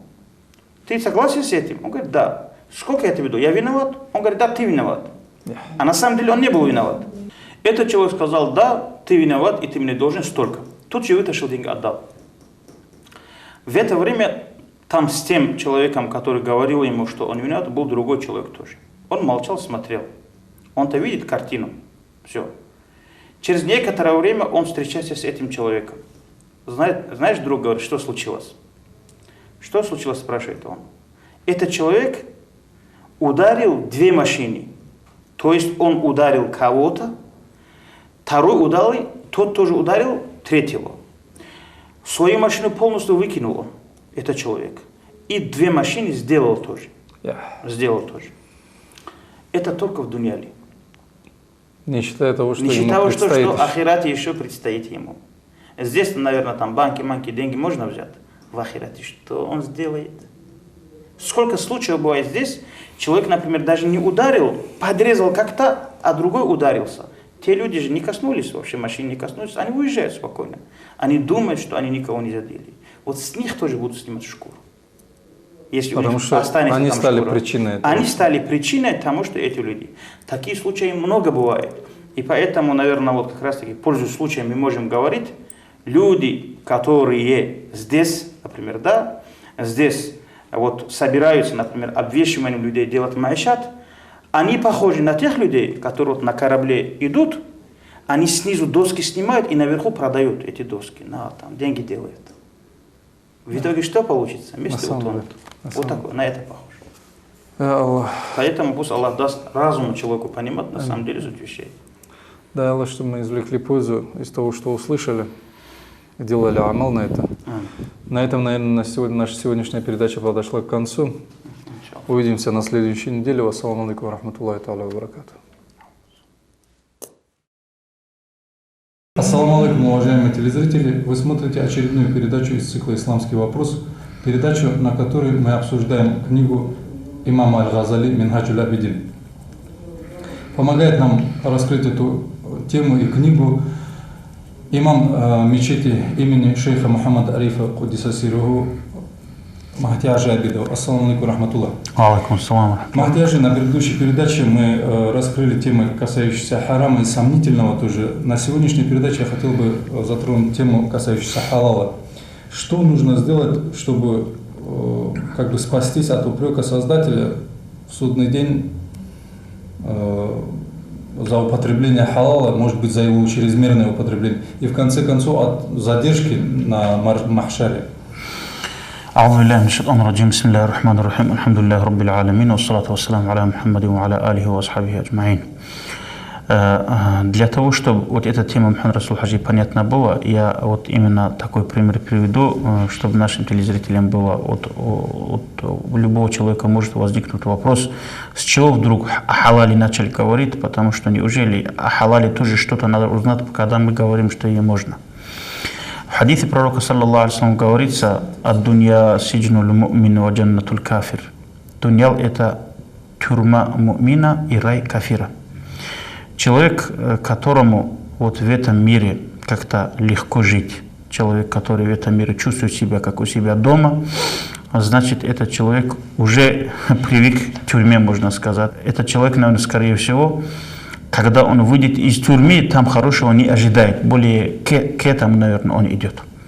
Почему? Потому что, на самом деле, как человек попал на эту землю? Адам, алейхиссалам, наш отец, первый человек, Хава, наша мать, когда Аллах Та'ала им приказал воздержаться от плода. Это же вот их изгнали из рая на этот свет. Так же это. И просто-напросто Адам, алейхиссалам, говорит, когда вот изгнали, сколько лет он плакал, он рыдал. И Адам, алейхиссалам, говорит, только когда он оказался на земле, вот именно, вот только как оказался на земле, потерял, если я не ошибаюсь, конечно, надеюсь, не ошибаюсь, где-то 40 суток, говорит, не приходил в себя, потерял сознание из-за вони, которая исходит из этого мира. 40 лет. 40 лет. Значит, дело не в количестве, дело в том, что после того, как с рая человек пришел вот на эту землю, от нее исходил такой ничтожный запах, что он потерял сознание.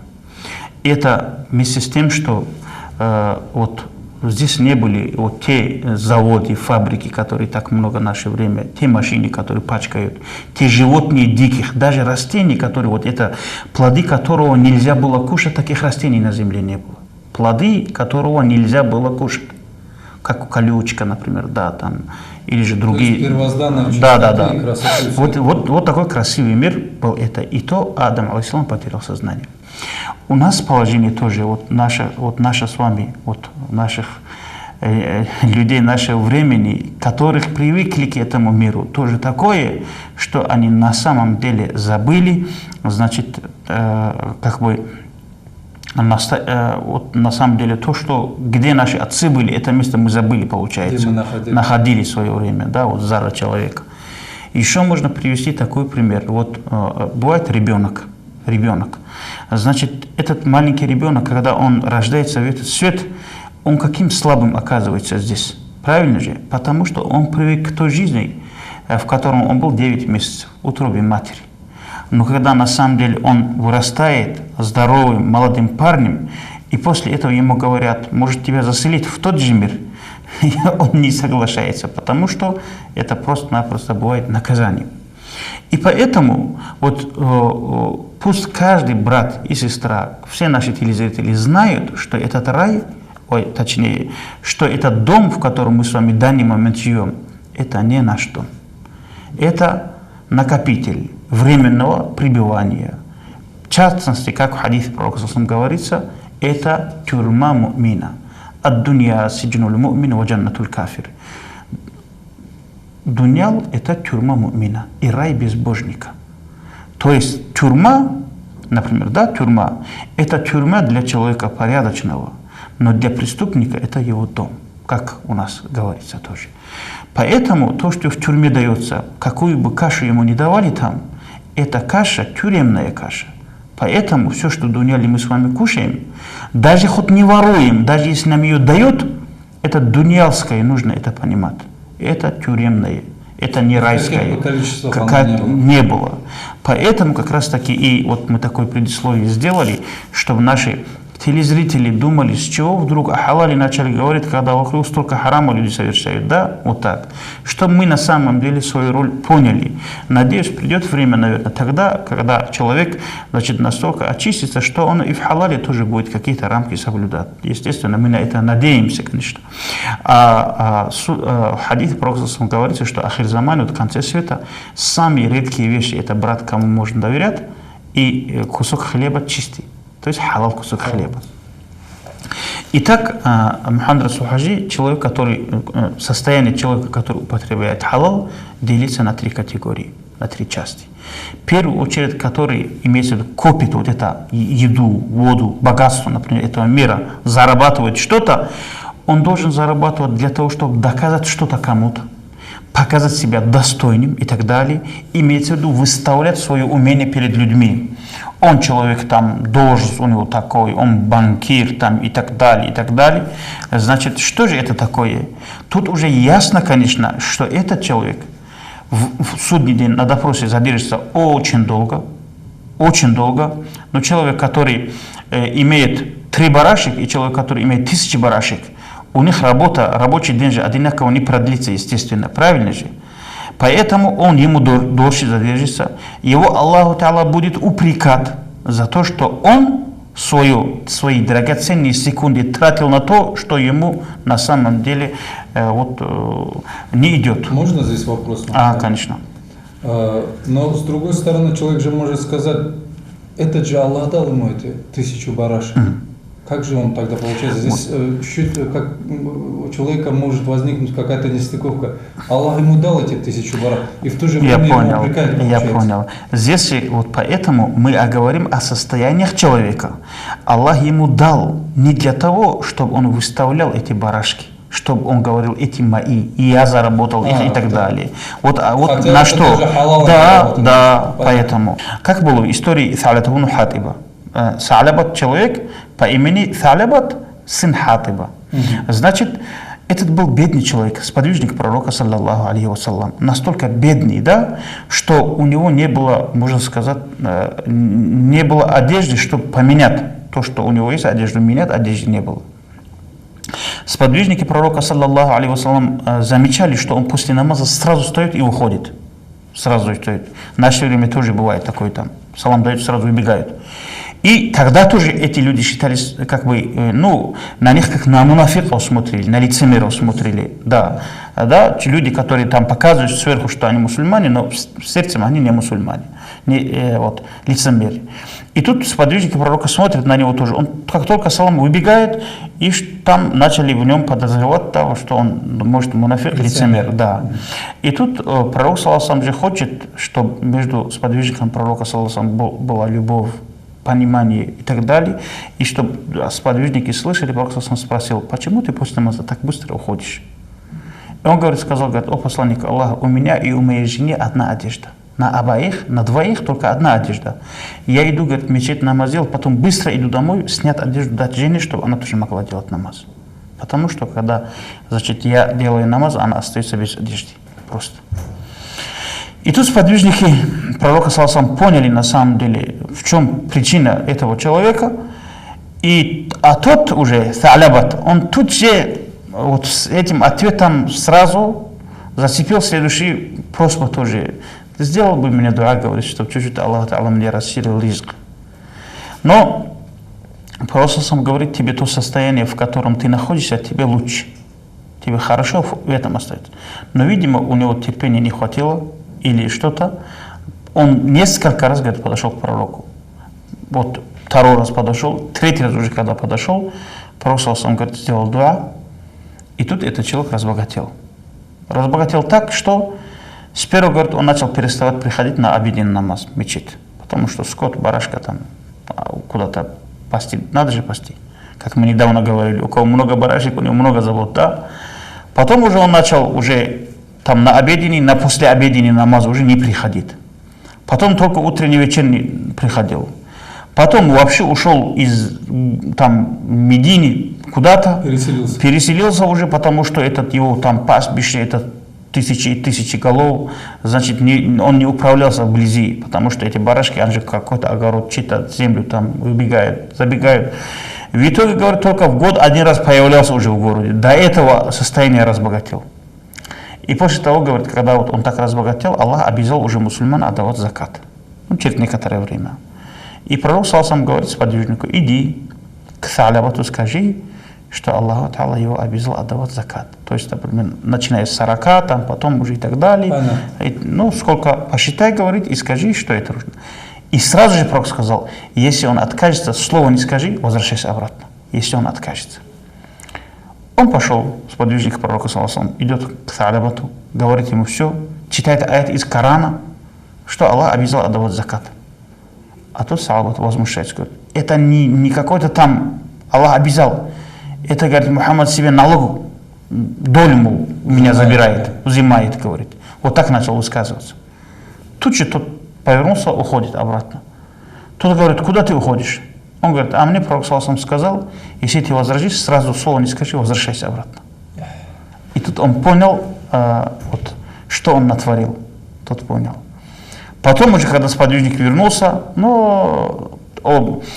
когда тот уже сподвижник появился, пророк саллаллаху уже сказал: о, горе Салябату, говорит, горе Салябату за то, что он вот так поступил.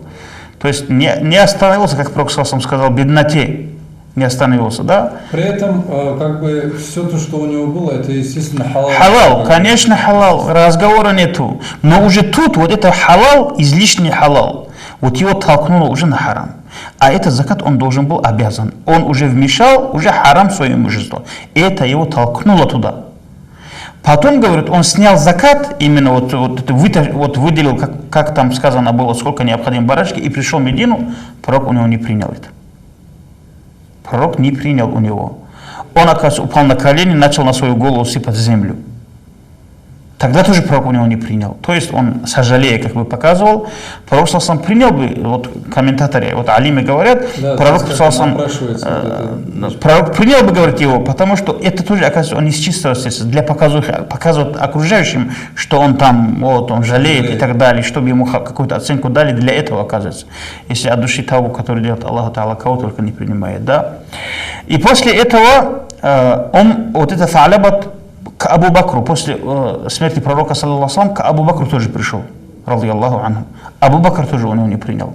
К Умар асхаб, радийаллаху анху, пришел, он тоже не принял. К Усман асхаб, радийаллаху анху, пришел, он тоже не принял, и в его время он умер тоже. Вот, пожалуйста. Поэтому, значит, видите ли, как получается, человек, который именно показать свое богатство, который копит, даже если это халал, судный день ему придется, вот сколько у него голов, столько задержаться, упрек тоже ему будет за это тоже, значит, и вот даже это может его толкнуть, например, да, в зависимости от намерения, даже к тому, чтобы, например, вот, к адскому наказанию тоже. Бисмиллахи рахмани рахим. Аллах Та'ала говорит: اعلموا أنما الحياة الدنيا لعب ولهو وزينة وتفاخر بينكم وتكاثر في الأموال والأولاد كمثل غيث أعجب الكفار نباته ثم يهيج فتراه مصفرا ثم يكون حطاما وفي الآخرة عذاب شديد.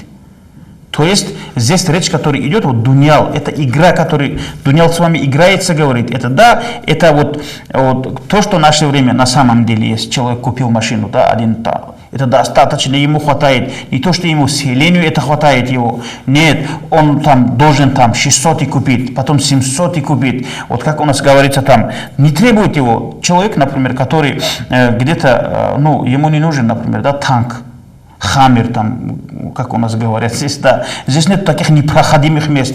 Он берет ее, покупает, например, да. Вопрос возникает: для чего? Для чего? В зависимости от намерения, вот тогда только так дается оценку тому, что он это делает. Например, вот человек, допустим, зарабатывает деньги халал путем для того, чтобы совершить харам, допустим, да, вот Мухаммад Расул. Человек занимает деньги для того, чтобы купить, например, водку или открывать винзавод. Он-то метод зарабатывания халал, но для чего он это делает в итоге? Вот с этого намерения, вот это все тоже у него харам. Видите, как получается? Человек, например, сажает виноград. Плохо, что ли, виноград сажать? Но сажает для того, чтобы отдавать винзавод, вино делать.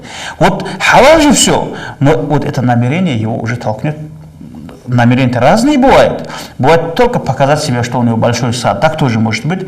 В зависимости от намерения она может повернуться в харам. Это раз. Второй момент. Человек, который ищет халал, он может халал искать чисто для своего, страсти, да, для употребления своих таких телесных таких удовлетворений, да, чувств, да, например, да. Человек хочет там где-то в бассейне искупаться, построить дом, кушать, жарить, варить, ему нету до людей дела, сам наслаждается и так далее, и так далее. Обратно таки, бисмиллахир рахманир рахим, thumma латус'алунна яумаидин анин наим. То есть обязательно Аллаху Та'ала говорит, не оставлю и еще раз не оставлю, не спросил за ни'маты, которые я вам дал. То есть спрос будет. Как вы ими пользовались? Да, именно. Значит, просто есть из ни'матов, которых Аллах дал, есть большой дом, например, да? Ага. Аллах же дал. Конечно. Все Аллах дал. Аллах глаза дал, Аллах уши дал, Аллах язык дал. Вот именно. Хорошо. Поэтому халялуха хисабун. Вот поэтому идет хисаб просто. Значит, вот допустим, отец дает сыну 100 рублей. Он вечером идет. Он, естественно, спрашивает: сынок, куда ты истратил деньги? Он скажет: купил маме там что-то, потом брату это купил, хлеб купил, соль купил и так далее. Ну, если он ничего плохого не сделал, но спрос есть. Спросили его. Но представьте себе, Мухаррасул, человек, который за 100 рублей отвечает, и человек, который за 1000 отвечает, им сколько надо будет сидеть, считать. И человек, который миллиарды имеет тоже. Это тоже. Поэтому, говорит, один человек подарил одному алиму, говорит, тулуп из баранины, да? Значит, бараньей шкуры. Значит, тогда, говорит, тот принял сперва. Потом говорит: извини, говорит, на, возьми обратно. Не хочу, говорит, я. Почему тут, говорит? Потому что, говорит, он, пока до этих шкур дело дойдет, твой хисаб суал дойдет, мне там ждать, что ли, говорит он, судный день. Пока всех твоих барашек посчитает, куда их мясо распределили, ну, видимо, у него много барашек было. И пока дойдет до этой барашки, с которой сняли эту шкуру, пока до нее хисаб суал дойдет, мне что, тебя ждать, что ли, говорит там. Поэтому, говорит. Третий раздел. Третий раздел – это халал, который человек именно по причине, который берет. Этим он ищет силы для служения Всевышнему Аллаху Та'ала, для исполнения обязанностей Всевышнему Аллаху Та'ала. Человек, который голодным желудком утром вышел, далеко не пойдет. Аллах обязал его семью кормить. А для того, чтобы кормить семью, надо работать. Для того, чтобы работать, надо силы. И вот так взаимосвязано, да? Вот с этими намерениями, которые выходит человек, уже тогда Аллах Та'ала его хвалит. Не то, что упрек, там речи нет об упреке. Наоборот, за каждый шаг, за каждую вещь идет вознаграждение. Бисмиллахир рахманир рахим. Улаика лахум насибум мимма касабу. То, что они вот творят, за это доля тоже идет. Пророк ﷺ говорит: «Ман талаба дунья халалан истифафан аль мас'ала». Человек, который ищет халал, говорит, защищая себя от попрошайничества, ва та'аттуфан аля джарихи. И вот пожалея своего соседа, да, голодного, который начал зарабатывать, ва сa'ян аля иялихи. Вот именно для того, чтобы семью кормить, джаа яум аль-киямати ва ваджху кал-камар лайлатил бадр. Человек сегодня день идет, и лицо его будет сиять, как луна по луне. Вот в таком виде, сияющим лицом. Уже вроде бы, вот, если посмотреть, вот наши телевизоры тоже видят, да, все то, что в 3 категориях делается, у них одинаковая, похожая работа. Они оба ищут халал, но отличаются намерения. Для чего и так далее, и так далее. Правильно? И тут уже, вот естественно, результат от Всевышнего Аллаху Та'ала, им вознаграждение, наказание тоже отличается. Конечно. Хорошо, Махди Хаджи, тогда давайте, наверное, остановимся на том, об условиях халала поговорим, чтобы она стала добром и за которым, вот третьим разделом сказать, да, чтобы не стыдно было перед Аллахом. Вот именно, вот как раз таки о третьем разделе, чтобы мы с вами попали в третью категорию людей. Для этого человека должен быть состояние. В первую очередь, третье намерение. Что такое состояние? Человек, например, да, вот человек, который, вот у вас, например, допустим, 3 сына, 3 дочери. И вы построили для них 3 дома, для сына 3 дома для взятия тоже будущих построили. Вот сейчас вы идете зарабатывать на следующий дом. Вопрос, для чего? Правильно же? Вот вы все, что должны были делать. У меня намерение. Да, какое же намерение должен быть? Вот у человека возникает вопрос, да? Вот то есть, когда говорим состояние, когда человек что-то ищет, у него должен быть состояние, которое оправдывает его это действие. Когда человек ищет, например, когда человек голодает и готовит еду, понятно. А когда человек стыд и готовит, это непонятно. Но если у него есть гости, тогда понятно. Правильно же? Вот это хал, в котором он находится, у него должен быть такой хал, прежде чем вот в судный день его спросит Аллах, пускай этот человек говорит, сам себе задает вопрос. Вот вы выходите на работу утром. Для чего вы выходите? Вопрос.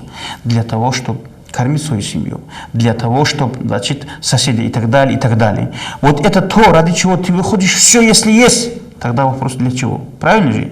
Если нету этой причины, которому ты можешь говорить вот ради этого и так далее, тогда у тебя нету причины. А если есть, тогда это уже состояние у тебя положительное.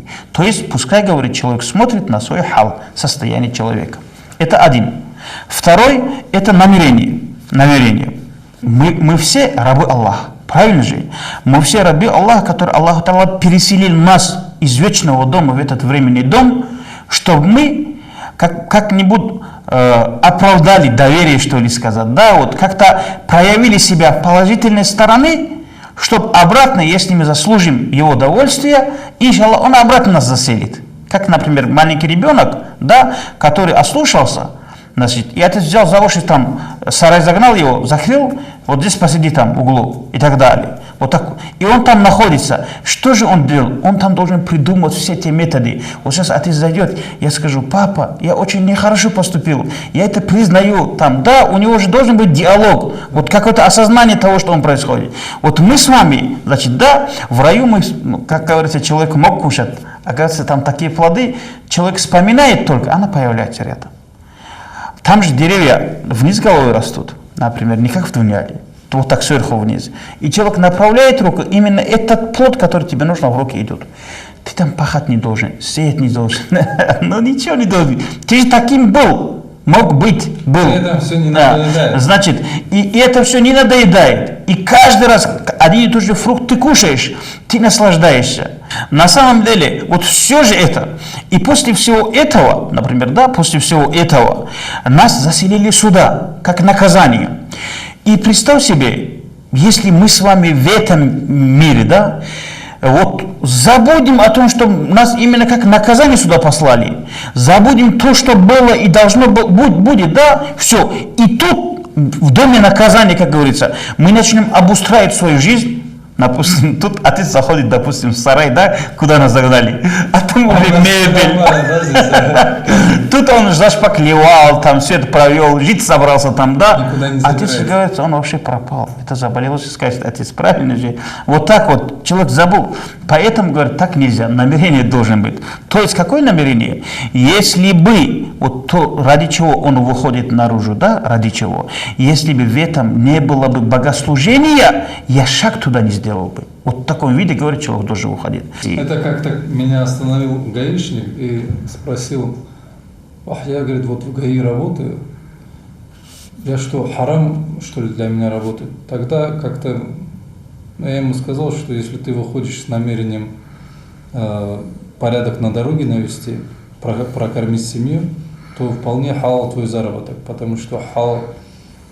Не то, что халал, богослужение. Да, человек делает эту работу или харамной, или халалной. Поэтому вот как раз таки это намерение тоже необходимо делать. Вот после всего того, как человек, например, вышел на работу, вот мы о состоянии рассказали, да, о состоянии тоже рассказали о намерении тоже. После того у человека, во-первых, был такое состояние, которое толкает его идти на работу.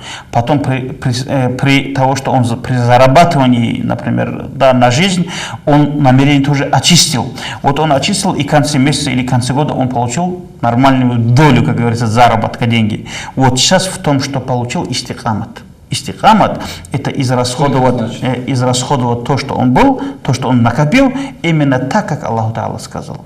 Это тоже. Как, например, где-то в России, да и в Дагестане тоже, люди там, вот, как говорится, ломая себе горб и хребет, вот, зарабатывают, например, да, целый год где-то работают, потом раз на Новый год все израсходовали. Потом с опухшими глазами там через 10 дней просыпаются и обратно идут работать. Вот все, что копили, это чтобы пропивать это за это 10 дней. Так же нельзя. Вот. Человек, который зарабатывает, вот, вот куда он расходует, вот это тоже оправдывает его действия предыдущие, в зависимости от того, как он их использовал. Ну, вот. допустим, зарабатывая эти деньги, да, допустим, заработал человек, у него дом, ну, хочет он теперь бассейн небольшой, или фонтан, скажем, просто чтобы радовал глаз этот фонтан. Любую вещь, когда его спросят, вот за это должен быть ответ. Вот допустим, вас спрашивают, Мухаммад Расул, вот зачем вы строите бассейн? Вот, допустим, вы построили бассейн, я вас спрашиваю, зачем вы строили бассейн? Ну, бассейн, чтобы время от времени плавать. Да, допустим. Ну, это для здоровья, чтобы плавать, чтобы... Ну, видите, вот пока у тебя есть... наслаждение, естественно, тоже. Плавание – это не наслаждение же. Это наслаждение, это одна сторона, другая сторона – это физическое здоровье и так далее, и так далее. Вот, например, вот ты... В том числе, это все вкупе идет. Их как бы разделить тоже тяжело. Вот мы будем разделять. Вот бассейн, например, да, в наше время, человек, который хочет строить бассейн для купания, он может ее построить, например, за 20 тысяч рублей, за 30 тысяч рублей. А мы знаем людей, которые бассейны строят за 200 тысяч рублей. Или человек взял там, такой из бронзового чего-то, построил у себя дома, например, да, фонтан, обратно такие.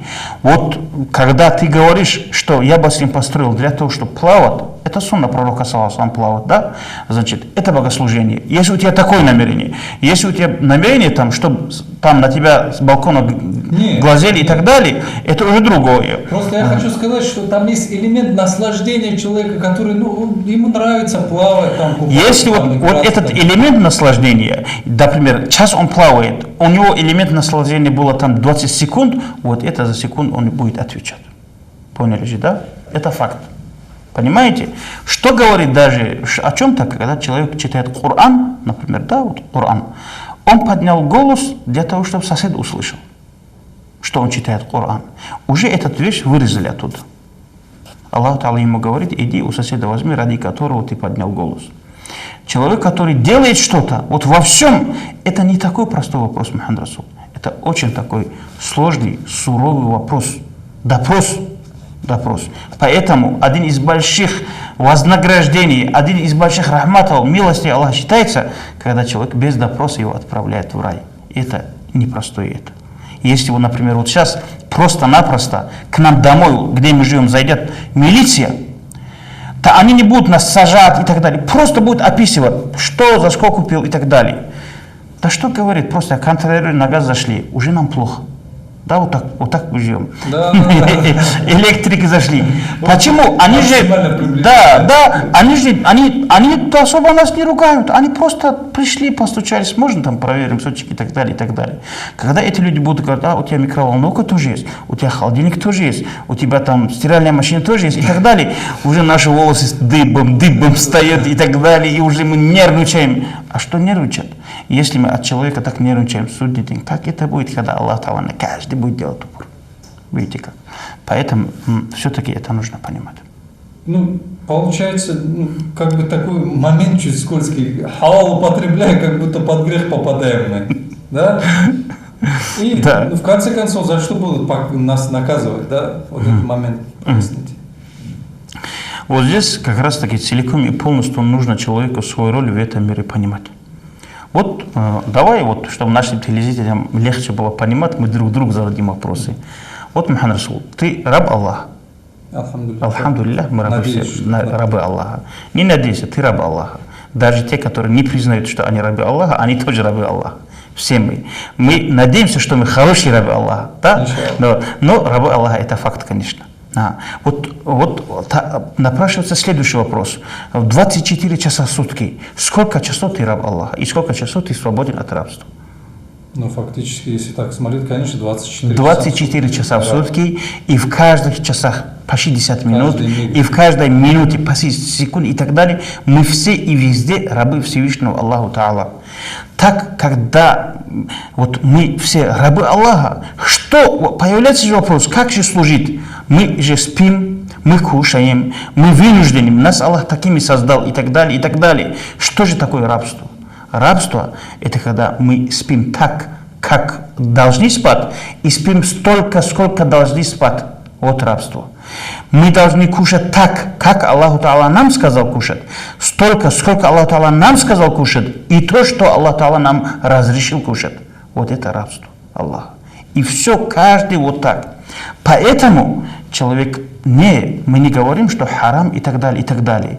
Вот тот момент, когда человек, например, отвлекается от того, что ради чего он, например, какую работу указал для человека, вот это время, как же его не упрекнуть за это? Тем более то, что мы говорим, это не путь грешников, это путь, который хочет быть войти в среди рабов, от которых Аллах доволен. Правильно же? Человек, например, вот обычно человек, который вот здесь по проспекту Шамиля, который шагает, да, и человек, который у правителя, да, у там короля, как очень достойного, хорошего, справедливого короля, который на приеме сидит, у них же обязанности одинаковые не бывает. Значит, раз он приближается к чему-то, вот это приближение к чему-то его обязывает уже. Ответственность больше возлагает. Да. Если человеку, например, который идет вот по этому тротуару, который шагает, если гаишник скажет, а ну иди там на другую сторону, там проходи, он там, ему там особо не, да какая мне разница, где шагать? Главное, чтобы по этой улице шел я куда-то, да?